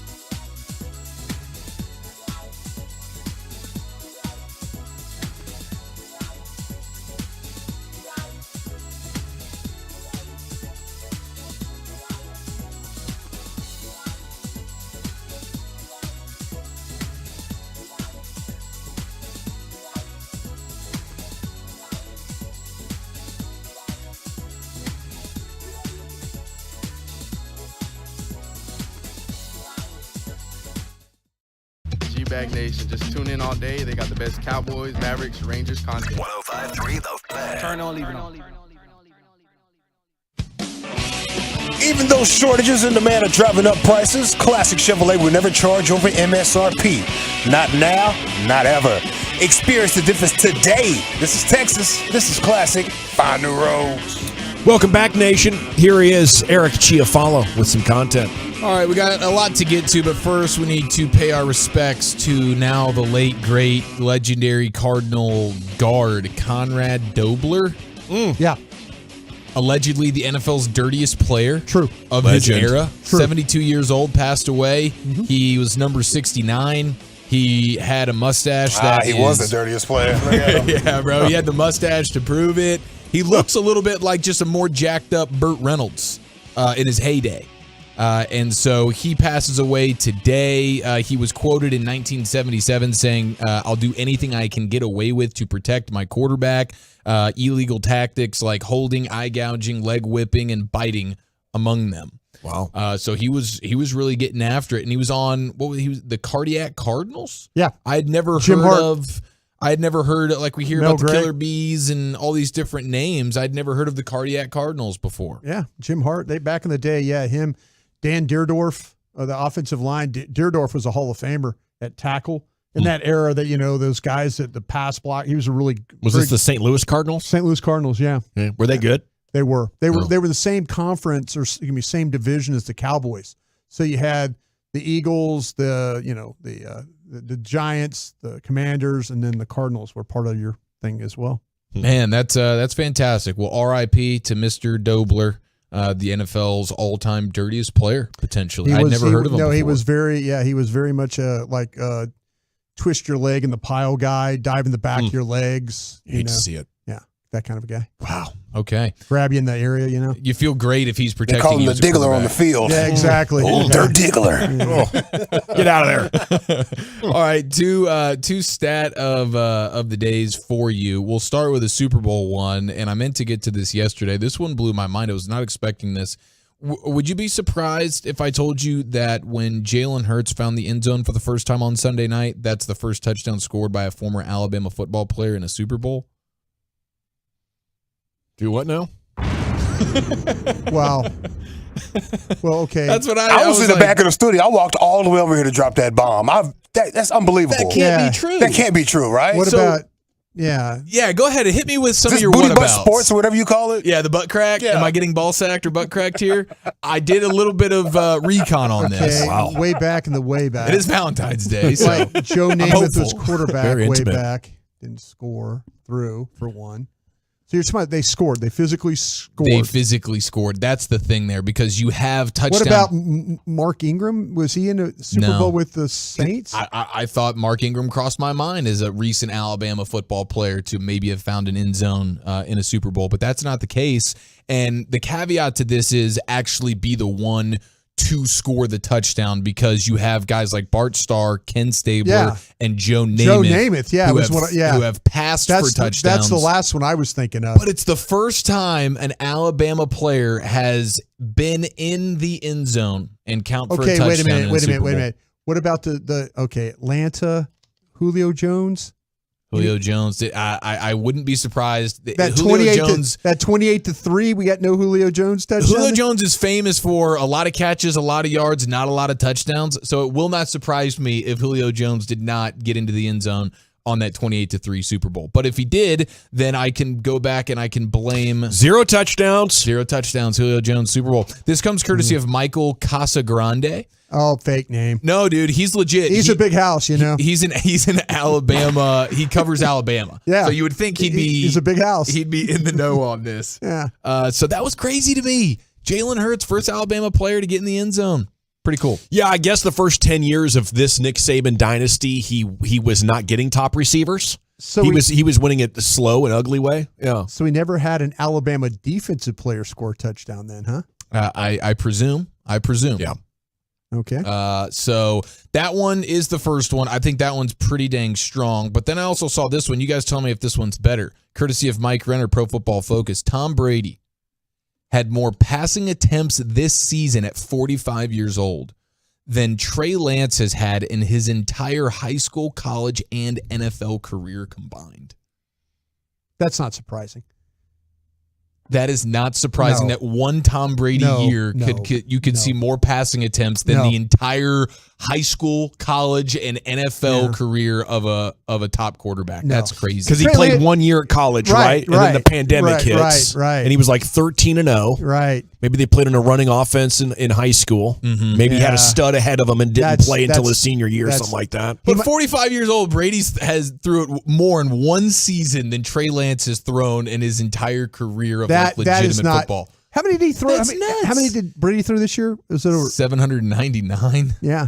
Will it remain that way for history? Is Trey Lance going to get this career off the ground? Well, Trey Lance is one shy. So it's 799 for Brady this past year, and you have Trey Lance with 798 combined passing attempts, high school, college, and NFL. That is a crazy stat. So he's two away from breaking the Brady passing attempts. But 45 years old, it's twofold. I'm still trying to think of an Alabama player. I know. That was a brain buster. That was crazy.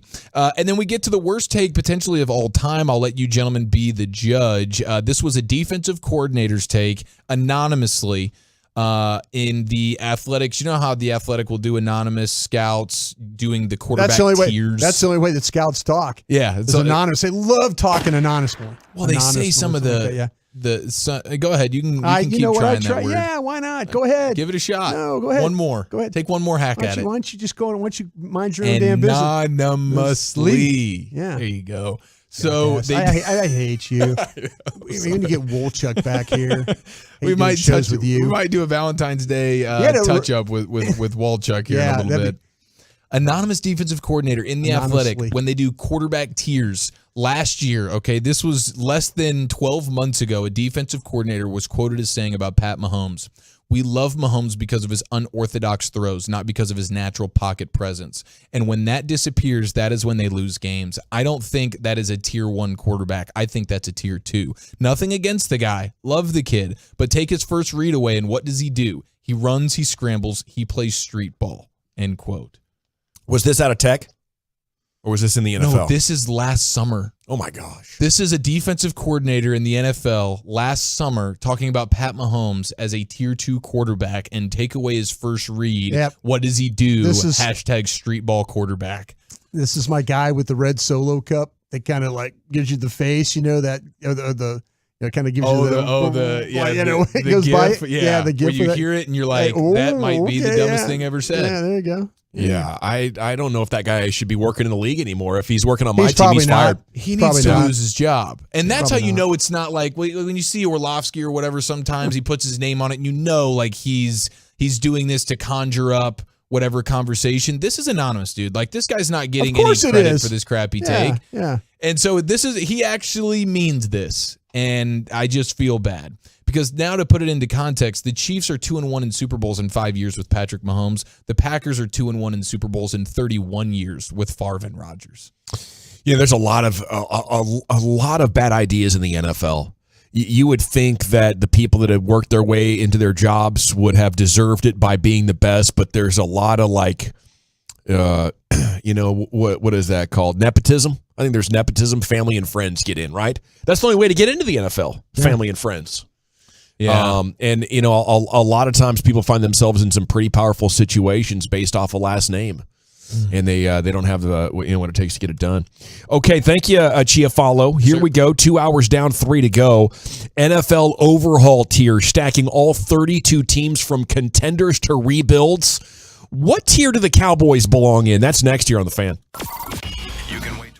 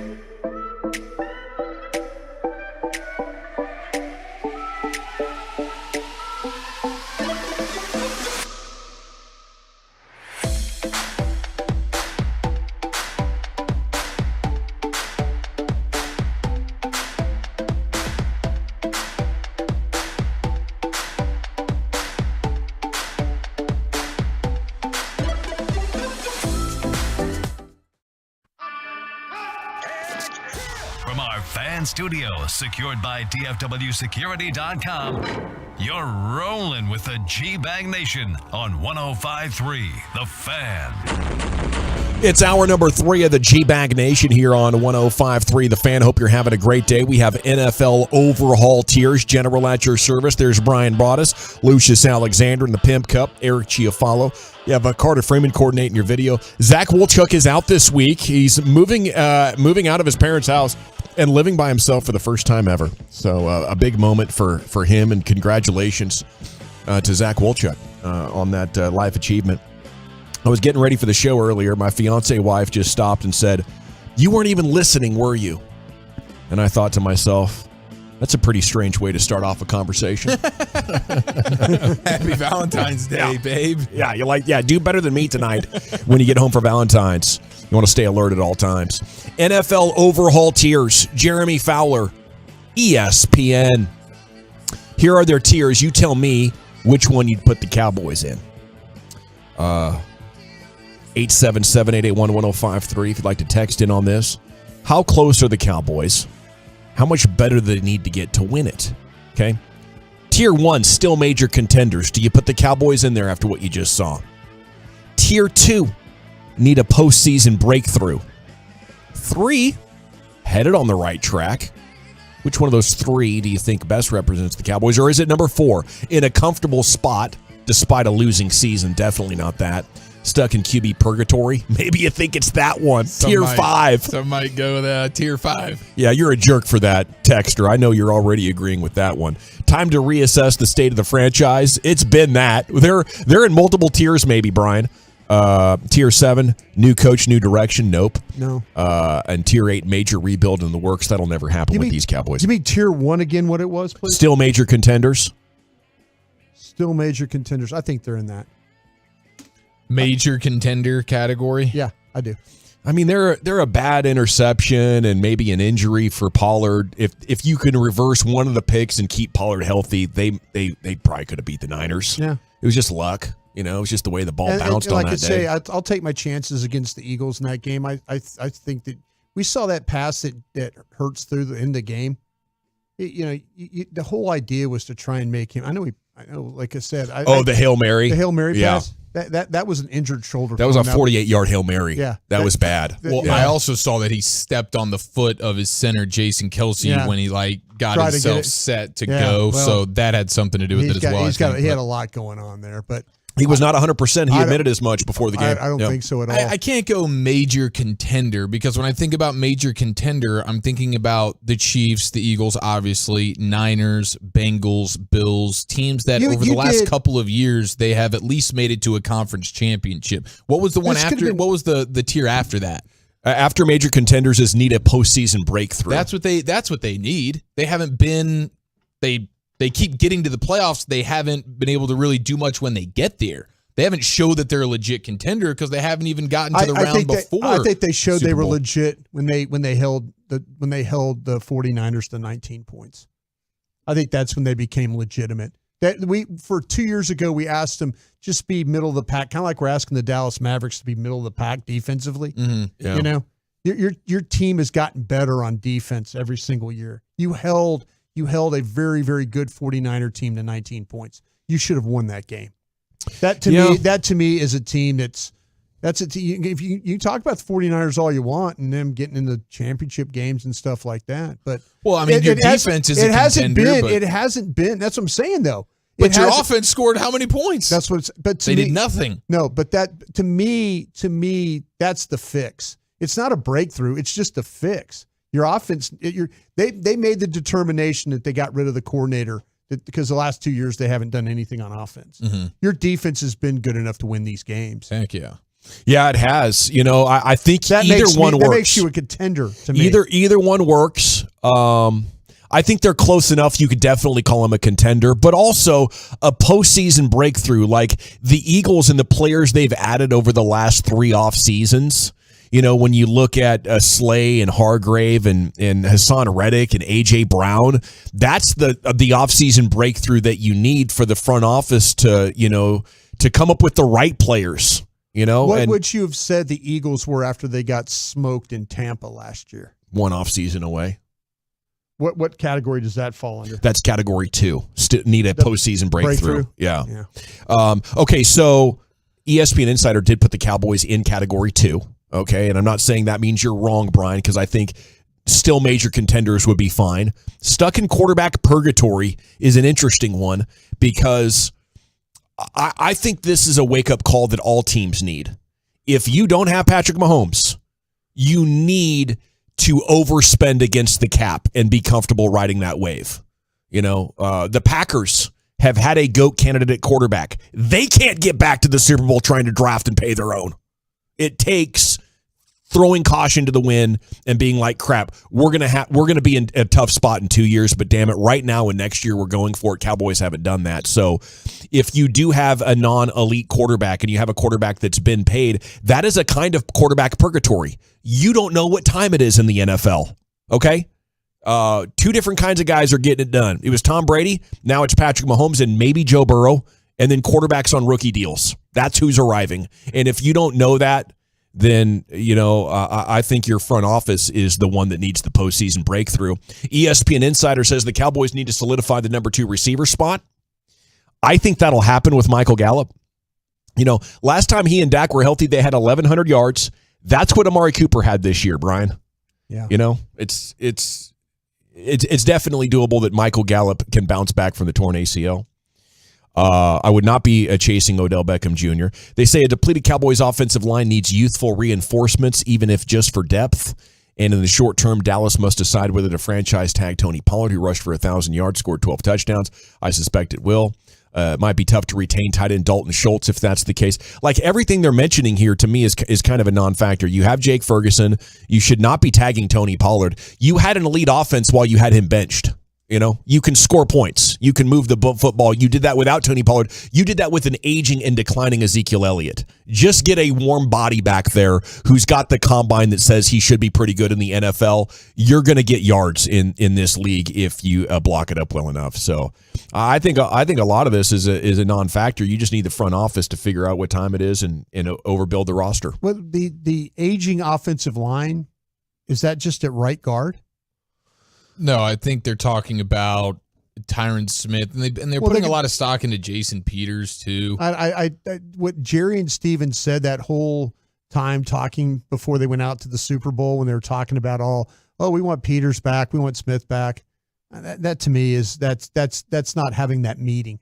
I'll say it again. That they have not had that meeting where they talk about we need to do this for the cap or we need to do this player wise. That meeting's about to take place before they go to the combine. Right now, I think Jerry and Steven, everything's fine. Zeke, we like Zeke, we want Zeke back. It's the Senior Bowl press conference that they did. Things get real at the combine? Yeah, things get real at the combine because that's when they're going to sit down and they're going to talk to these agents on that bus and tell them, listen, we're not bringing your guy back. That's when Tank Lawrence's agent, Mother Bleep Stephen Jones, in front of everybody. Yeah, and then Stephen Jones basically says, hey, MFer, you're dealing with me now, not my old man. Yeah.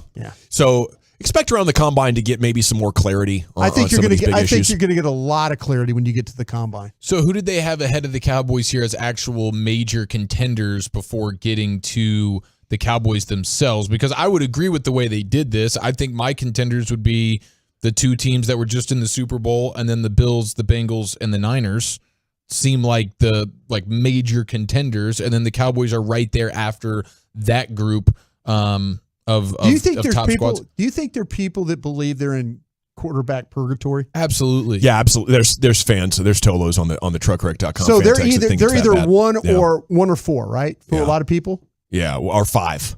5. 1, 2, or 5. Okay, still major contenders. You got the Bills, who coming off 13-3. They do start with minus $16 million in cap space, but they can remedy that pretty quick. The Bengals, the Chiefs, the Turds, the Niners. That's it. You got 5 teams there in the top tier as far as being clearly in contention. That's one of the annoying things, though, about with the way the Cowboys have done it. And I know the pandemic threw things for a loop. And Hagee and KNC during the week of the ice storm here a couple of weeks ago, he had a great segment about how the Cowboys to get back into the green so that they can then go give a bunch of $1 million deals to aging veterans. It's not like, okay, well, at least with all the cap management that you talk about and you do, every couple of years you land with just like a pot of gold of cap space galore, and you can go throw money around. It's never there. No. They're always in the red. They're always spending it, and there's always a couple, 2-3 deals on the team that are so regrettable, and they'll continue to haunt you. You know, you're still paying for Lyle Collins. You're still going to be paying for Ezekiel Elliott. A year after Tyron Smith is gone, you'll still be paying his deal off, and it's exhausting. They talk about how they got this cap thing whipped, and they're not building an edge in for getting to the Super Bowl with how they do it. Okay, we are in quarterback purgatory, says the 903. Dak isn't good enough. The front office isn't good enough to be able to be creative enough to put the pieces around him that he needs. That's fair. I Dak think so is as well. good enough if the front office decides they want to go all in with him. If Purdy's good enough, if Hurts is good enough, then Dak is also good enough. But with the caveat being you have to go all in. 940 has a good point. Is there a 1A? The Cowboys are a smart move or two away from being major contenders. I think that's a great text because I think they were in between tier 1 and tier 2, to be honest. 214, Dak is Derek Carr with better coaching. When things go great, he will be great, but he can't elevate the team when things aren't firing on all cylinders. Yes, and when you talk about getting to a Super Bowl level, I think all teams are like that. You know, and maybe for a while there were multiple dudes in the league that could carry you, especially when the bar was lower. Like the bar used to be lower to win a Super Bowl. Now teams are overbuilding the roster, and it's not good enough. You know, like Eli Manning won 2 Super Bowls. There's no way those Giants teams are sneaking in and catching up to people that overbuild the rosters like the Eagles, Rams, and Buccaneers have over the last 3 years. It's either that or a Hall of Fame quarterback. And if you don't know that, then it's a major problem. Guys, 515, I hope all is well. First of all, love the show. Tolo always. But this is the stuff that makes me mad. Yeah, I hear you. It's frustrating as well, because there are a handful of teams and they keep getting back. Okay, how about a little sports broadcasting news? Greg Olsen set to take a huge pay cut as Tom Brady comes aboard Fox.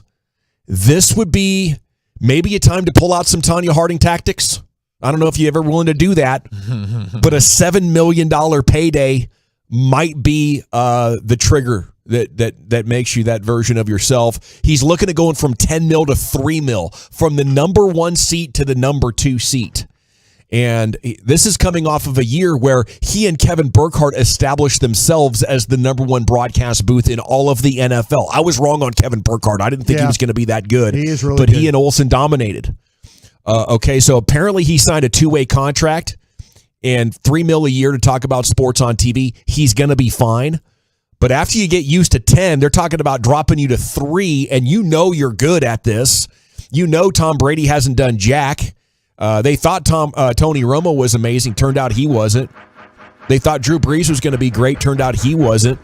You can't assume Tom Brady's going to be magical, and you're kicking me down here, $3 million man. I kind of feel like what he needs to do is go ahead and work this year for the $10 million. And see what happens at NBC with Collinsworth. Yeah. You know, like okay, I'm cool with this. I'm your guy this year. I'm going to work hard. But if I'm his agent, I'm finding out what NBC is. I think if you pair him with Mike Tirico, that'd be great. I think you'd be really good on Sunday Night Collinsworth Football. is good too, though, isn't he? Like the fans like him. I think fans like him, but I think Greg Olsen. I think more fans know Greg Olsen now because he was Fox. And he did like 7 or 8 Cowboy games this year. And he was great. You know, I think either way he just plays out this contract and works his butt off. Just maintain the standard that he set this year, and there's going to be a massive bidding war when he comes available, and he'll be over that 10 mil. Yeah, maybe that Thursday night game too with Herb Street and all that. You know, they move on with that. They're going to probably move on from Al Michaels, and then maybe even Herbie says, "Listen, the college football is my bread and butter. I don't want to do this Thursday night game anymore." And maybe he can make his $10 million that way. Brady's going to get $37.5 million a year. Isn't that crazy? People are going to tune in for Tom. That is nuts, dude. The difference between Olsen right now is the number 1 man, is making $10 million. Brady's going to come in without having done a single broadcast in his life and immediately make 37.5. That is crazy, bro. Yeah. Do you think if Tony Romo's listening to all this, it's going to challenge him to get back to being amazing at it? No. You think he's done? Broadus would know better than me. I would think there's a competitor spirit inside a professional athlete, but maybe I would think Romo's so too. different. No, I kind of feel like though that Tony is, Tony's okay being Tony. I mean that leopard ain't changing his spots.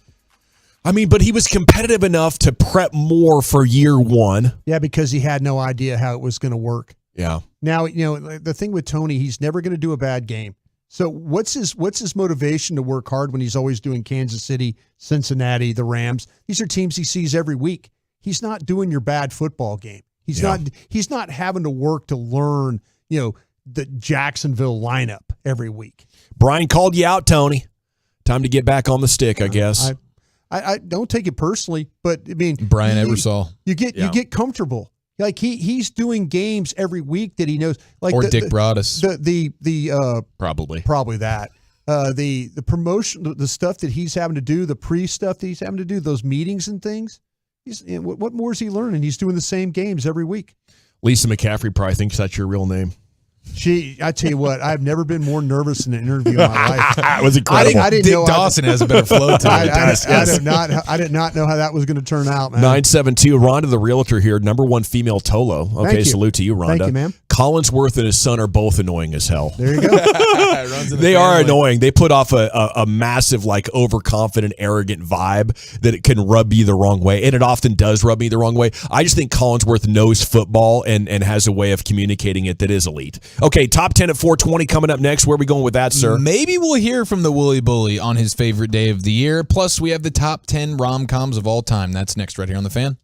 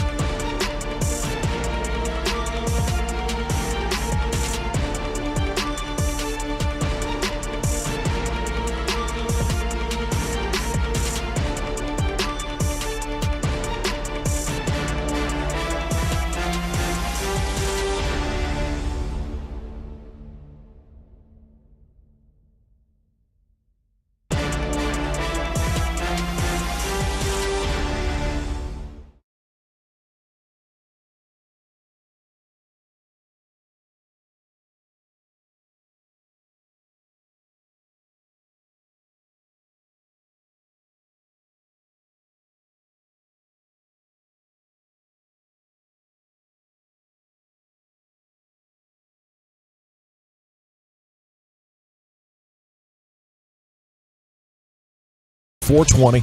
Segments brought to you by Window Nation. Go to windownation.com. And it is brought to you from my friends at the Frankels. There's a reason you need a special license to drive a big truck. So companies that hire drivers and put them in a big truck should be held accountable for what happens when one hurts you. Frankly, you need Frankel and Frankel. The consultation's always free at truckwreck.com. Here's Chief with the top 10. Thank you very much. Top 10 rom-coms on this Valentine's Day. 877-881-1053. This is very exciting for me because the rom-com is my favorite genre of cinematic features. I do love a good old-fashioned rom-com. You're just a dream come true, aren't you? Yeah. Well, no. I had the same conversation with my wife as you did this morning. Yeah. I'm sorry, honey. Are you starting the conversation now, or have you been talking for the last 3 or 4 minutes? That's got to be a major advantage, though, when trying to find a show to watch. If you like rom-coms as a dude. Yes. Very agreeable situations. 100%, man. Yeah. 100%. So 877-881-1053. We were hoping to bust the chops of the Wooly Bully right now, as I imagine he's slaving away, just getting his apartment nice and tidy and ready to rock and roll. He is a bachelor, so he kind of has to keep up with himself and his cleanliness a little bit because he's still in that world where a spur of the moment anybody could be sliding through, and they make big time judgments when you live by yourself. Like if you have roommates, you can at least partially blame. Holy smokes! How about a Valentine's this delivery, Matt from Kroger? Thank you, legend. How about it? 4 giant bouquets. Oh, we just came up, fellas. Look at this. Yes. We came up, fellas. You have no idea, Matt. Thank you. Oh man. Okay, so we're not losers after all now. No, we're not. No, we're big time right here. These are beautiful bouquets from Matt and Vincent from Kroger. If you were listening to Sean and RJ today, there was a special delivery for those boys. And I was feeling left out when I came up here. I noticed there was 1 bouquet remaining, but Hagee had called dibs on it. So this is special, guys. Wow. They said they wanted to take care of the afternoon crew as well. Thank you guys so much. Yeah. So we can DoorDash flowers straight to the house. There you go. You dial up the DoorDash, the Kroger, the Bloomhouse or Bloomhouse, and get those flowers sent right to baby girl at the doorstep. So Matt, we got to get close to the mic.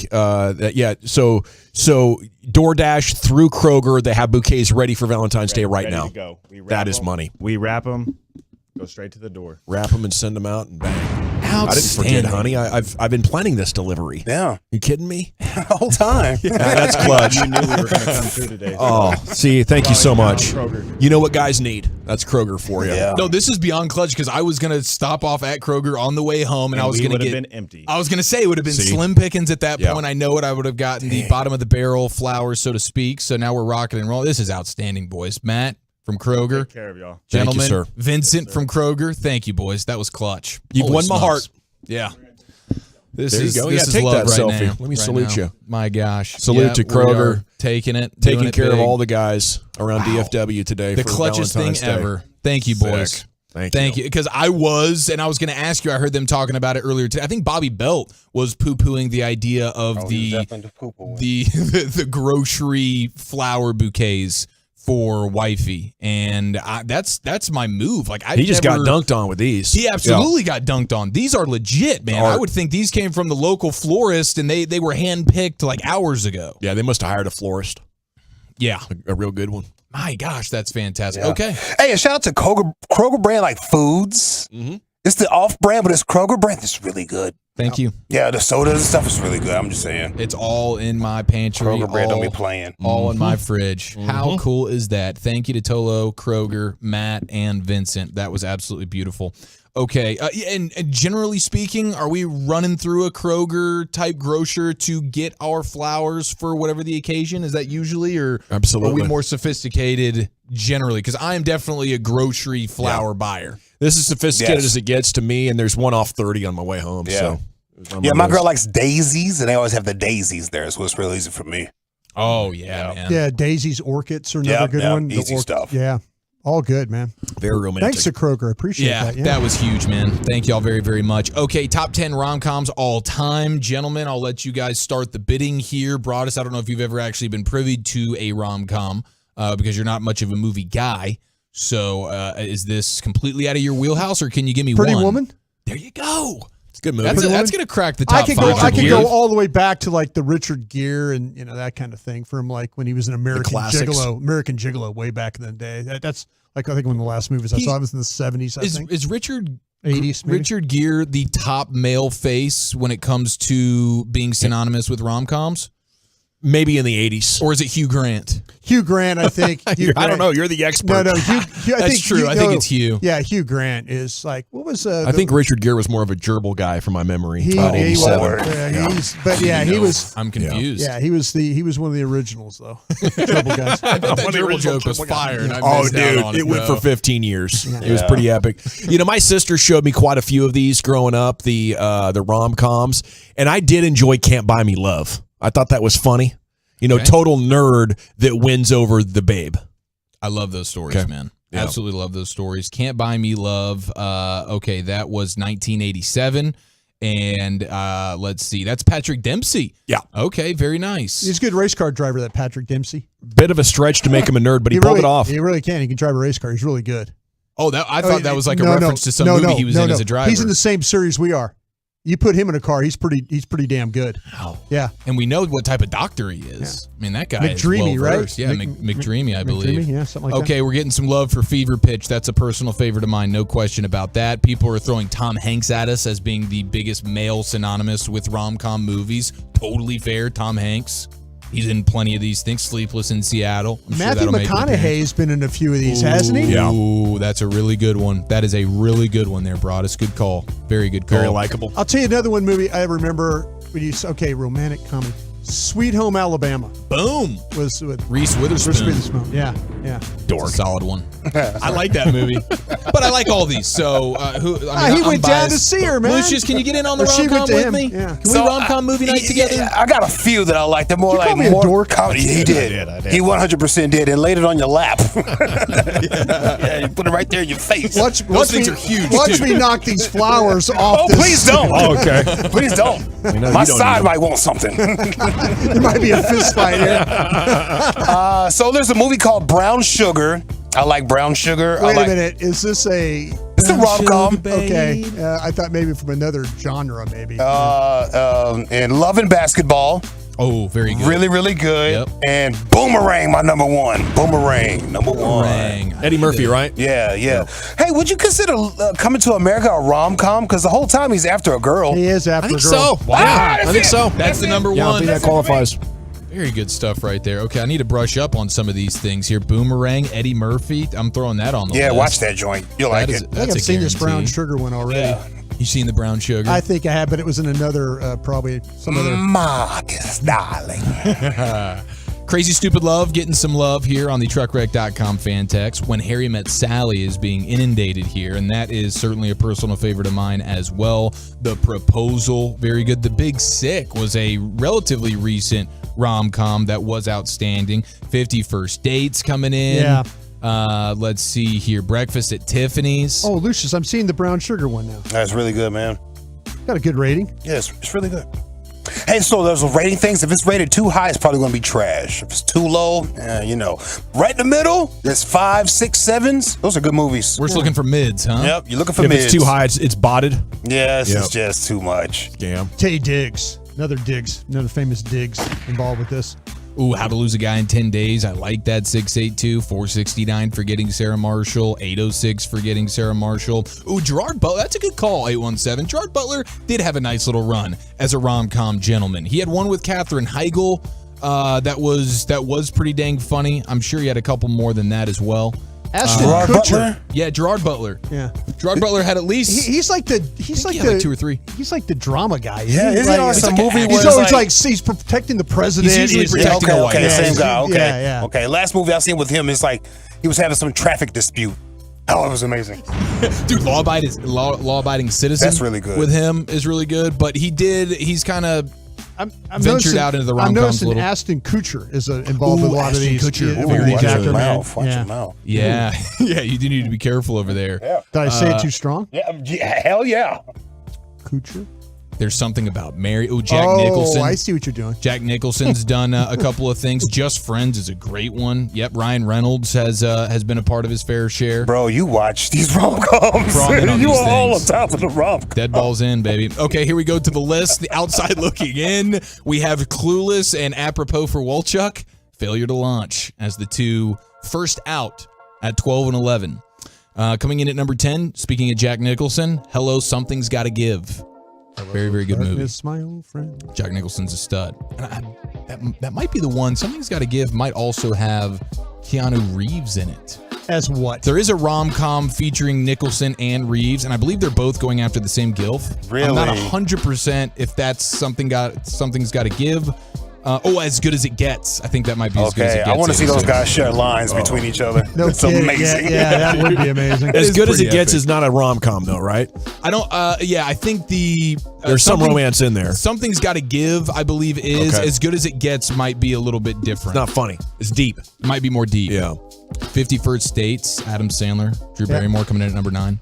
Get Clueless coming in at number 8. That is one I've not actually seen that one. You've never seen that? I might have to do that tonight. I swear to God, girl, you can't drive. Is that a Freddie Prinze one? It's a great movie. It wouldn't surprise me if Freddie Prinze Jr. was in that one. She's Out of My League was good, 817. Lucius, you're thinking of Russell Crowe in Unhinged. I sure am. Thank you, brother. Unhinged is the movie with Russell Crowe. Oh. He's having a bad traffic dispute. The whole movie. The whole movie. That's fantastic. Maximus Decimus Meridius floating around the highways of sorts. You didn't use your blinker. That's fat Russell Crowe, too. High blood pressure. Yeah, he has bloated out a little bit. What's up with you two? Hitch He comes got in at big. number 7. Hitch is probably my personally, my most watched movie, certainly most watched rom-com of all time. And somebody was actually seen on an airplane during the Super Bowl. All the TVs are on the Super Bowl, but one person is sitting there watching, I believe to be like TBS, and it's just another rerun of Hitch. And somebody was watching that on the airplane during the Super Bowl while the rest of the people were watching the Super Bowl. Yeah, or there's Broadus doing that. Sleepless in Seattle, Tom Hanks coming in at number 6. Overrated. Some Kind of Wonderful. I was very excited to see this make an appearance. This is with Leah Thompson, and it is one of a kind, absolutely must watch, but it doesn't usually get the love, and so I'm really appreciating that Some Kind of Wonderful is number 5 here, best rom-coms all time. Happy Valentine's Day. You know, you mentioned that Hugh Grant thing. Dude, Hugh Grant was a rom-com I remember because I saw 4 Weddings and a Funeral. Yes. Is that one you've seen before? That's that a was solid actually one. Pretty good, man. That's a good one? Yeah, that's a pretty good one. I remember that now. How to Lose a Guy in 10 Days comes in at number 4. They were Knicks fans in that thing. Yeah. A lot of Knicks action in that one. I Yeah, remember. you get a little sports crossover. Why do I in that remember one. these now? You're a rom-com guy at heart. Oh, geez. If you were a movie guy, you'd be a rom-com guy. That's what we're Were learning. you watching these when you struck out on dates? Probably a lot, Lucius. I don't This know. ain't working. I might as well pay attention to the movie. I don't know what I'm doing with these flowers. She I ain't got feeling here, me. right? Yeah. Just going spoon into the ice cream.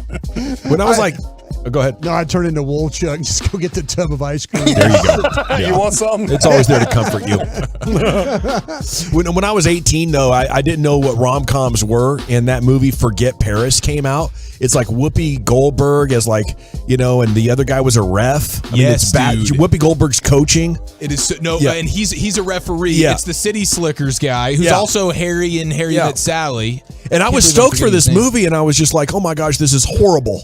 I remember about halfway through it thinking, It's so my funny. goodness. I love that You movie. love that movie? Okay. Absolutely love that movie. All But right. it's okay. You were 18. Maybe it was better. Circle back Yeah, now. maybe I should circle back. But that was the first moment where I realized, oh, these are the movies for women. Right. You know? Right. Yeah, I got to be more aware of this in the selection process. Number 3, Pretty Woman. Number 2, Notting Hill. She was a coach? It wasn't Whoopi Goldberg? Yeah. I don't I remember thought it was even the Whoopi fish that Goldberg saved being Philadelphia or something like that. Forget Paris is the name. Yeah, Forget Paris. Something like that. Yeah. It's a real movie, Lucius. Billy Crystal was a ref. Billy Crystal. And the promo was great. They have all these awesome jokes, basketball players in there. I'm like, oh, this is going to be sweet. It's a movie about the NBA. No. Yeah, that's the problem. Your expectations going into that. Harry Met Sally. I think you're talking about Eddie, the movie Eddie. Yeah. Yeah. Coach, I got the mad crap, and he goes and dunks There the ball. you go. Yeah. There Yeah, you go. he just morphed those two movies I did. together. That That's a okay, I do that all the time. That made a great movie. So number 2 is Notting Hill. That is no brainer. That is a good one. Mount Rushmore. I've seen these Hugh Grant movies. I've seen these before. Number 1, When Harry Met Sally. There it is, ladies and gentlemen. Thank you, Chief. Cat Taking care Stelly in New of York. that top 10 for you. Famous scene. Okay, coming up at 5 o'clock, is this a big pivot for Jason Kidd? And is there a limit to how big they can win with this new approach? We'll talk Mavs with you coming up at 5 o'clock. What needs to be said about Andy coming up next year on The Fan? Coming up Wednesday morning on Sean and RJ, headlines at 7.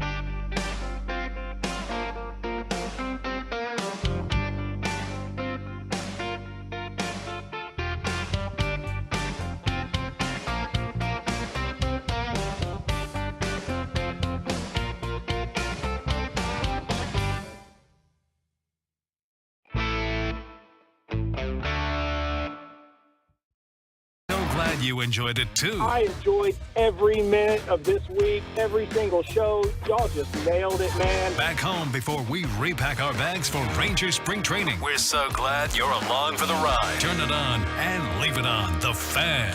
Even though shortages and demand are driving up prices, Classic Chevrolet will never charge over MSRP. Not now, not ever. Experience the difference today. This is Texas. This is Classic. 5 new roads. I'm up on y'all. Welcome back, Nation. What's going on? What do we do? I'm up on y'all, man. Uh-oh. Yeah, every time I read that read, I see y'all smile. I look down now. I smile, but I look down, trying to not make eye contact. Every time I get to that part, I'm like, oh, here it comes. Hey, we have Mavs talk coming up at 5 o'clock. A big pivot possibly for Jason Kidd. According to his press conference last night, looks like he was waving the white flag on trying to make this a defensive team. What's your thoughts on this coming up at 5 o'clock? But right now, what needs to be said about the Andy? Here we go. Here's Giafalo. Yes, sir. Real Andy Reid we need to pay respects to, and the fake Andy Reid, I think we can all agree once and for all he was lying his balls off, and we'll get to that momentarily. But courtesy of True Media, the Chiefs posted their best success rate of any game this season during the Super Bowl. Offensively, they were dominant, tied for the 6th best success rate by any team in any game this season. Wow. The Chiefs ran for over 150 yards. Mahomes completed 78% of his passes, the second highest mark for any Super Bowl quarterback in the past 20 years. And so salute to the Chiefs, Andy Reid saving basically their best performance for the last one. And we have reason to believe here some of this Super Bowl fallout. We got a chance to catch up with fake Andy Reid at Radio Row, And here is the sound, and then we will have evidence to disprove. I just think fake Andy Reid needs to get his facts straight. Here he is.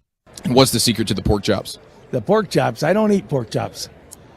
That's the first time you've lied to me all day, Andy, my dear God. Hey, good luck this Super Bowl, my friend. All right, thanks. Okay, so I felt like that's a bold-faced lie right there. This Andy Reid, and I don't know if he started talking like really about his own interests, or it's like if you're going to be fake Andy Reid, nail everything. Buy into it. Yeah, like, buy in. Yeah, don't just dip your toe in the Andy Reid waters. Yeah. Go all the way in that bad boy. Andy goes no cheese on the cheeseburger. Yeah. Then you go no cheese. You got to be doing your burger. research. Yeah, do your research. And so I have since done my research, and I can completely disprove the idea that Andy Reid is not a pork eater. And he's sort of walking evidence himself. But after the Super Bowl, we found out that one of the plays that we've talked about of them scoring those touchdowns and they're wide open. And they did it with Sky Moore, and they did it with Kadarius Toney. That play is simply called corn dog on the play sheet. I love that part. Yeah. It's wonderful. It's wonderful. Keep it simple. We don't have these Spider 2, Y banana, Z cross, Y whatever John Gruden style brought us. Andy Reid's like, let's just dumb it down.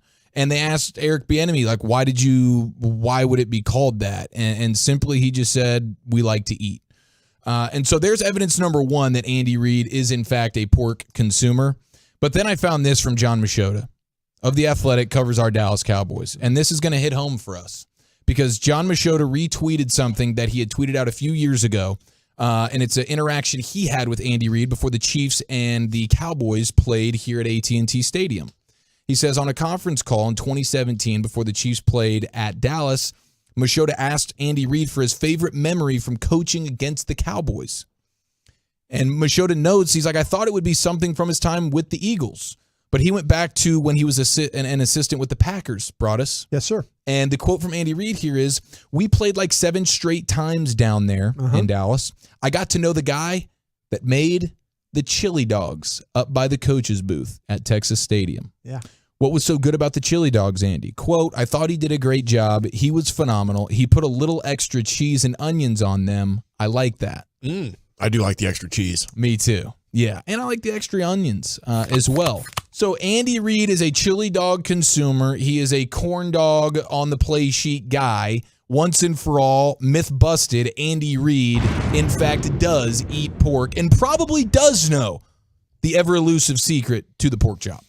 You know, that fake Andy Reid does a heck of a job. But he's got to tighten things up. He does. On Super Bowl week, you need a non-faded pullover. I know it's another $90 or $120 or something like that, but it's got to look brand spanking new. Right. If you're going to pull that off. And then you got to know the diet stuff. I mean, this is simple, fairly surface level. I mean, salute to you. You did some good digging here. Thank you. Right? It's a good segment. But if you're capable of doing it, for the love of God, he should be able to. 100%, I could not agree more. And the cheese on the cheeseburger thing was news last week. It was out there. That should have been, that was a no-brainer. The pork stuff, you kind of had to go back a little bit, but still. And you also have things where, okay, so corn dog was on this play sheet, right? They've also had plays. Is that corner drag? That's a combination for corner. They didn't get into the X's and O's. Eric's not going to tell you that, but it's like a corner drag is what the combination. The C and the D is what it is. That's why must have had a mispronunciation on it. Yeah. Yeah. What, you can say that? Corn dog, Andy? Yeah. Name of the play now. Yeah. And they've done things in the past, like Andy Reid is known for his trick plays and stuff. And remember when they had Don Terry Poe? Yeah. Yes. And he's an interior D lineman. Yes. And I believe he was the heaviest in the sport for a time. He was 346 pounds. And they had little offensive goal line packages that featured Poe as sort of like the fridge, but he's so much bigger than even what the fridge was. Mm-hmm. And so they had 2 different plays. One was a jump pass, and this on the play sheet was called Bloated Tebow, which is pretty good because they basically did the Florida Gators, Tebow. Oh, go in the line and jump pass? Yeah, and then jump and pass it. And, and it was a completion. Big 350-pound Don Terry Poe, he completed the Tebow bloated jump pass, which was pretty cool. They also had Hungry Pig Right, which was a receiving touchdown for the 350-pounder. Big man TDs, we love them. It is TD Tuesday. It is Valentine's Day. What a great collision course. But Hungry Pig Right, and that's more evidence. Pigs, pork. Yeah. I mean, get your bleep together, fake Andy. Yeah. And you have to because the real Andy is probably going to be making appearance after appearance in the Super Bowl. Yeah. So that means you are too. Let's do a little bit of homework here. It's a great impression. He could take it to the next level. He really that walk. And I'll admit, I was disappointed. The walk, dude. Yes. Or as Bradshaw would say, the waddle. The waddle. Yeah, like was on point. You're trying to crush the world with every step on that Andy Reid waddle, and it is majestic the way that the fake Andy Reid pulled it off. But I got to admit, when you were talking to him last Friday, and he said he loves mustard on a cheeseburger, it took something off it for me. I'm glad I was that disappointed. I was not alone. I think you took him to school right here, Chief, and we're going to cut this interview or this segment up and send it to him. Let's make do sure that. he gets some get Put right. a little pressure on. I am Yeah. the Dick Ebersol to fake Andy Reid. Yeah. You got the first part of it right. Well, you're just being a good friend. Right before I said Ebersol. Yeah, you're good there. Your buddy's got to keep you accountable on this stuff. Make you a better version of yourself. That's what Chief will do for you. Big pivot for Jason Kidd. It's next to the nation. Listen. Stream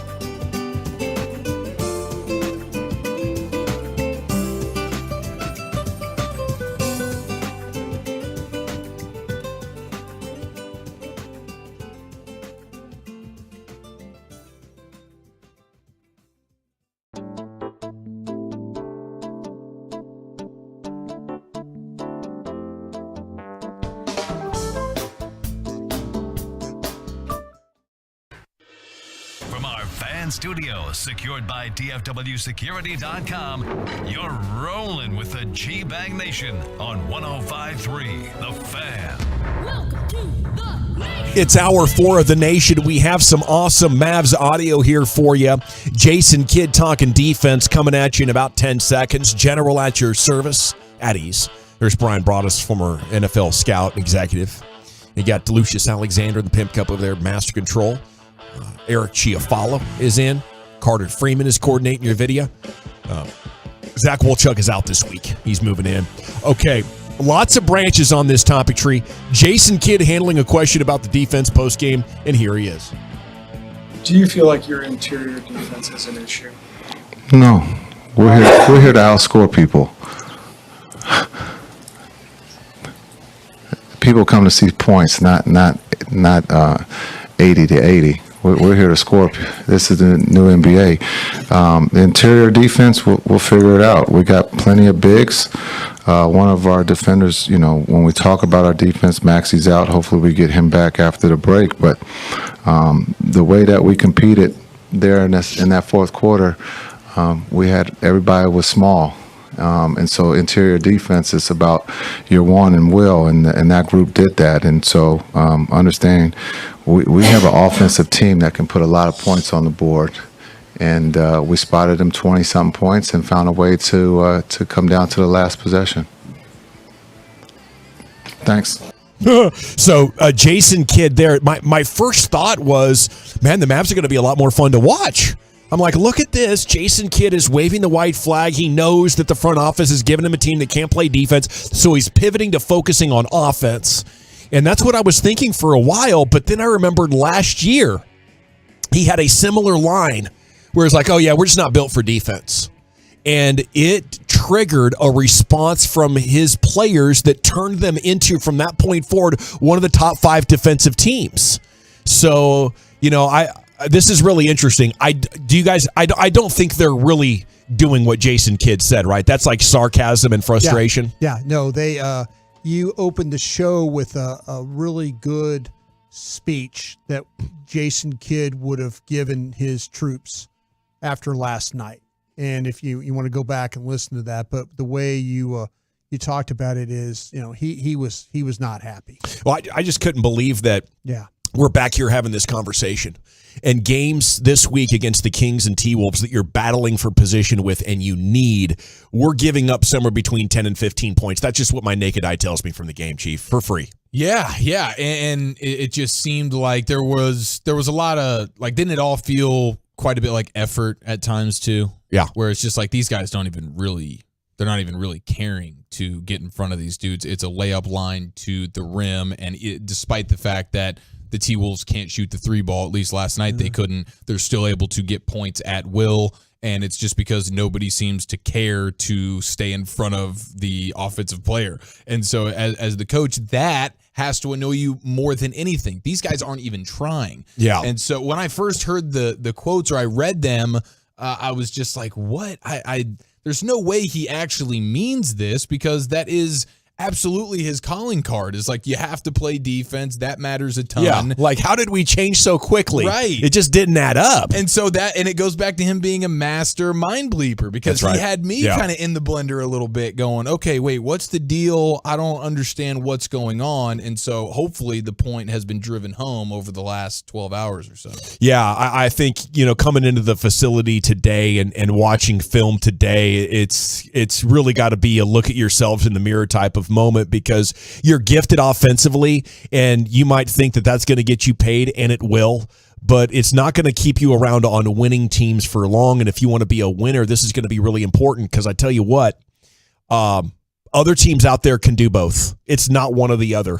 You look at Boston, you look at Milwaukee, you look at Denver. That's 3 of the top 5 teams defensively in the NBA right now, Brian. And you're going to face off against those teams. So you can't think you're just going to outscore people. I think that was Jason Kidd trying to get the message home to his players. No, he was, and they've got a big game coming up against the Nuggets in Denver right before they go to break. So maybe that's one of those moments where I do know this for a fact, that everything that you said and talked about they talked about as a team today. Right So on. that's at least that message. If you're a Mavs fan, know that Jason Kidd's not just going to sit there and let this thing go. Yeah. You'll probably see a lot better effort against the last time the Nuggets have lost was when the last time the Mavs were at home. Yeah. So this is a big matchup for them. And I love doing it now, shortly before the All-Star break.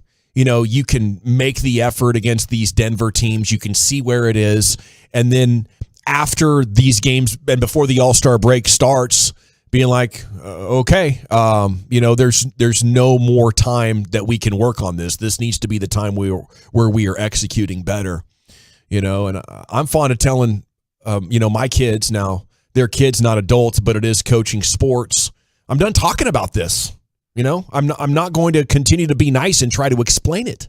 I've hit the end of my patience. I keep asking for it, and we're not responding. I can only assume, you're not listening to me, or you don't think it's important. And I can't accept either one of those things. Really, it's time to really start applying this, especially in the playoffs that happened last year for Luka. That should have been a massive moment where he's like, okay, a line in the sand. I'm not playing that kind of defense anymore. But Luka's the biggest offender here, because I don't know what it is. One of every 4 or 5 games, it's just like he's so frustrated with the offensive possession. You could take the fouls out of it. He's just frustrated with not scoring and wants the defense part to get over with so he can go back down there and try to get his bucket again. Now, that being said, the offense flows so much better that I think, paying attention to the offense could bear significant fruit. But you can't get so much better on offense that your defense doesn't matter to the extent that they played last night. So, but with Luka and this style of faster offense, Chiafalo, I feel like there's got to at least be a compromise towards that approach. And you can see Luka trying to do that, like deferring to Kyrie last night on that final possession. The end result wasn't great, but the thing that really sticks with me is both guys know I can't be selfish through this. And the mistake came trying to help each other out instead of trying to, ice somebody out of the offense. And I think that's a huge difference. Yeah. I like those late game instances between these two guys, Luka and Kyrie, will get ironed out, figured out. We've seen it time and time again when duos or trios of superstars get together and you have to work out the kinks at first. I think all of that will get handled. But there is going to have to be some level of give and take here with the way in which they play, because Luka wants to slow it down and get into the half court. Kyrie has shown he can get out there and run, and Josh Green and some of these guys, it might be more conducive to their styles as well. And through 3 quarters, it was kind of like they were getting back to the Luka laboring to get points, slowing it down, and then they unleash the beast in the 4th quarter. Kyrie goes bananas. They're out and running, and it's like, okay, like that probably needs to be more than just a Hail Mary 4th quarter last resort when you're down by 1,000,000 points. Absolutely, it should. Okay, let's shift gears here a little bit. The sports minute there at the top of the hour lit up the text pretty good. The lady said the Eagles are going back because the NFC East is so open. Got a big reaction on the text. How do you see the East going into next year? I think year 2 of this Giants coaching staff, if Washington can get a quarterback, that's what I would think about. Yeah, it was one of the best divisions in football this year. Yeah. For multiple weeks on Monday, we were talking about all 4 teams being in playoff position. The Eagles might go back, but it's not because the East is going to be weak. This is going to be one you're going to have to earn. The problems that everybody runs into is Dallas has to find solidify their wide receiver core. I feel like figure that out. The Commanders need a quarterback. The Eagles have got to, they've got 6 or 7 guys off their starting defense that they have to somehow sign. And 2 coordinators now. And 2 coordinators now. And then you look at the Giants, to me, it's about adding skill on the offense. Who is able to kind of figure all that out going into next season? That'll be the team that likely, will be the one that you'll have to deal with. Washington doing the interviews. I was surprised Baltimore didn't go with Eric Bieniemy. They go Todd Monken, the play caller from Georgia, but Washington is set to meet with Bieniemy. And that just seems like an absolute no-brainer to be the OC. Well, and Andy Reid's like, I want him to go and be able to run the show somewhere as a full-on play caller, and he doesn't have that autonomy in Kansas City right now. I thought Baltimore would be a no-brainer. Washington, maybe they get him, and I think that would be a huge, huge signing for Washington to be able to get him. There's a lot of anxiety going on right now in the Commanders' offices because of the sell of the team. There's a lot of people in that building that feel like they're going to lose their jobs. Yeah. I don't know if you're Eric Bieniemy, do you want to go there? Do you want to go into a situation where maybe you have new ownership? Now, maybe new ownership means if you go in there and have success and all that, that Ron Rivera, okay, I'm going to retire, but I don't know if I'm Eric Bieniemy if I want to go into that situation, because just talking to people, we had Julie Donaldson on at Radio Row, and just visited with her a little bit and talking about the team and stuff like that. Just kind of feel like that there's a lot of unknown going on with the Commanders right now. Yeah, I don't think I'd want to go work for them. I don't think I would either. Yeah. So if I'm Eric Bieniemy, I'll ride this thing out for another year and hope for the best. Yeah, I'll take some interviews, try and parlay it into a little bit of a pay bump, and just stay hanging with Andy Reid and Pat Mahomes. That seems like a pretty at least for another year. deal. At least for another year. Yeah. 214. It takes a week to move. Well, I mean, Wolchuk's been on the show for dang near a year and hasn't taken a week off. So I think it was partially. It takes a day to move, but it also takes time to be there for the cable company. That's the problem I have. Yeah, get everybody turned on. The cable company acts like that they're going to see you in a year. You're on their schedule, not on their. I mean, they're heck. Yeah. You like, hey, well, I'm putting in. Well, we'll be there between Wednesday and Friday. We can't give you a time. We'll just drop in at a random moment. Yeah, he might be on the radio, and all of a sudden it's like, oh, we're here to fix your cable. Yeah. It only takes a day or two to move, but then a few days to settle, as you mentioned, and then also Wolchuk is still having to cope with the idea that his beloved Chick-fil-A is venturing into cauliflower sandos. I saw that. Yeah. Now, what part of the sando is cauliflower? The what is supposed to be the fried chicken. Is what I believe to now so be the protein. Actually, the protein. Because you do the cauliflower stuff with rice, or mashed potatoes, cauliflower mashed potatoes. Cauliflower pizza crust? The crust, cauliflower pizza crust. But when you start going into the cauliflower, protein. I'm not buying it. I don't know what the deal is there. And so Wolchuk, who's a huge advocate of Chick-fil-A, worked there for a long time, went back as a manager. He is a tried and true Chick-fil-A gentleman. I think he's a little bit perturbed by their latest decision. I wouldn't blame him for that. It seems off a little bit. I do like, a vegan or vegetarian lifestyle. I think it's pretty dang healthy. I just don't like when they try to recreate meats with fruits and vegetables. Yeah.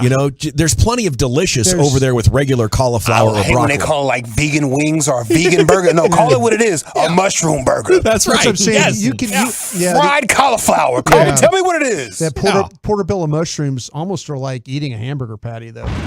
They really are. If you do it the right way. I'll take your word for it. If you close your eyes and you lose all sense of taste, you could convince yourself while hammered that it's close to being a burger. Don't go on record of you acting like it's a mushroom. No. Excuse me. You're absolutely right. He's got a bone to pick with me, dog. Yeah, Step aside real quick. This my man over there is acting like that he's eating lobster thermidor when he's coming in at 4:15 in the morning, hammered.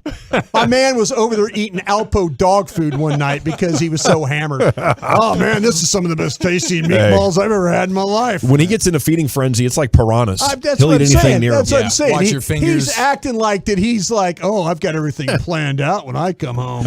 Yeah, man. It's yesterday, I believe, they unveiled. Chick-fil-A announced the test one-of-a-kind plant-forward entree, the Chick-fil-A cauliflower sando. Started yesterday. I don't think I'd try that or the mushroom burger as a bet payoff. Which I gotta work. How good, man? You'd be surprised. Yeah, really? If they don't tell you what it is, that's great. What is this? Yeah. Cauliflower. Oh man, I ain't signed up for this. It is fast food, so you can never be too sure what you're eating. Even at a highfalutin spot like Chick-fil-A. Anybody into the black bean burger? No, never tried one. Not personally. Yeah, I like black beans in my burrito. I didn't like it. Not at all. I've had it before. Couldn't doll it up enough to make it taste. No, it wasn't pretty enough. Okay, not enough mustard in the world to get past that idea. Okay, once again. The 4-6-9 Cowboys still need to address Nasty jelly out of a linebacker, jar. corner, and running back as well. There's a lot of things that need to be addressed with the Cowboys, but you know what? That's life in the Give me NFL. the positions again. Linebacker, corner, running back. The Eagles have Bradbury, free agent. Chauncey Gardner-Johnson, free agent. Javon Hargrave, one of the best interior defensive linemen in the NFL, free agent. I mean, the list goes on and on for Jason Kelsey retiring. Like, that's 4 better players than I think any of the Cowboys available free agents. So everybody's got issues, and the Eagles, I think, are going to pay Jalen Hurts, which will end their Super Bowl window effectively. So we could be confident. Last week when I said I think the Eagles are building a dynasty, I remember now, I said that if Howie Roseman gets his way and they draft their next quarterback instead of paying $45 million, $50 million against the cap. We got to run the Expressway, 35 minutes of uninterrupted sports content coming up next right here. It's the G-Bag Nation on 105.3 The Fan. Okay, can we chat about the Frankels, though, before we do anything else, though? Because, if you're hurt in an accident and it's not your fault, what the big trucking companies or insurance companies will try to do to you is it's horrible. They try to get you to settle for less. The Frankels make sure that doesn't happen, and it's important to have representation like these guys who are trial lawyers. They'll go in front of the judge and talk bad about the other guys. They'll do whatever it takes to make sure you don't settle for less, and that's important. That's why we call the Frankels in the Dawson household. Looking at these medical bills from a wreck that happened last May. Now, no settlement yet. Keep in mind, the insurance company, the guilty party, still trying to fight and get us to settle for less. I've seen medical bills that will make me clutch the pearls. I mean, huge numbers. And that's just the start of it. When you're trying to put your life back together after an accident, someone was not paying attention. They were negligent behind the wheel of a multi-ton vehicle. They plow into you. You've been hurt. You can't get to work. Your vehicle's destroyed. And they're fighting, trying to get you to settle for less. That's wrong. Frankels will make it right. 214-333-3333. A pinched nerve, back pain. It got spinal on you. It's what happened in my household. And if it happens to you, you will be happy to have the Frankels on your side. The number, 214-333-3333.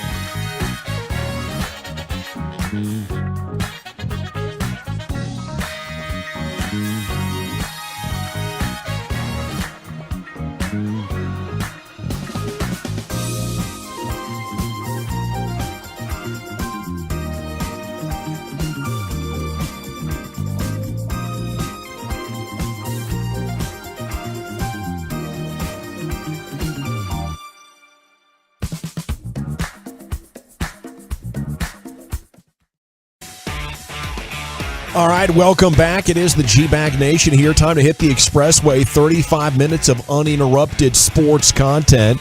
Yeah, we got Bobby Belt coming up here in about 6 minutes, and Lucius Alexander, LA Live, coming up in about 15 minutes for you. Cowboys have added an assistant. Will Harriger spent last year as a senior offensive analyst at USC, working with Lincoln Riley. I like that. He has a pass with Dan Quinn in Atlanta and Brian Schottenheimer in Seattle and with the Jags as well. So Will Harriger is a name. Maybe he'll have significant influence. You know, I love some of the running game stuff that we would see on occasion from Kellen Moore, but it's like he used it as a trick play or something we were going to try this series, and then it was back to boring stuff. So hopefully Harriger can, get you some of that horizontal spread and misdirection and create, running opportunities, easy opportunities. I think, a lot of teams get frustrated that those intricate type of misdirection plays can backfire on you and create turnovers and mistakes, and it's hard to get everybody on the same page. But the teams that are coached the best, they figure out a way to get it done and executed. And I think that's what you saw from the Kansas City Chiefs, getting touchdowns instead of field goals down there in the red zone when kind of man for man they were outmanned on the line of scrimmage. Okay, the Raiders released Derek Carr after the veteran QB to decline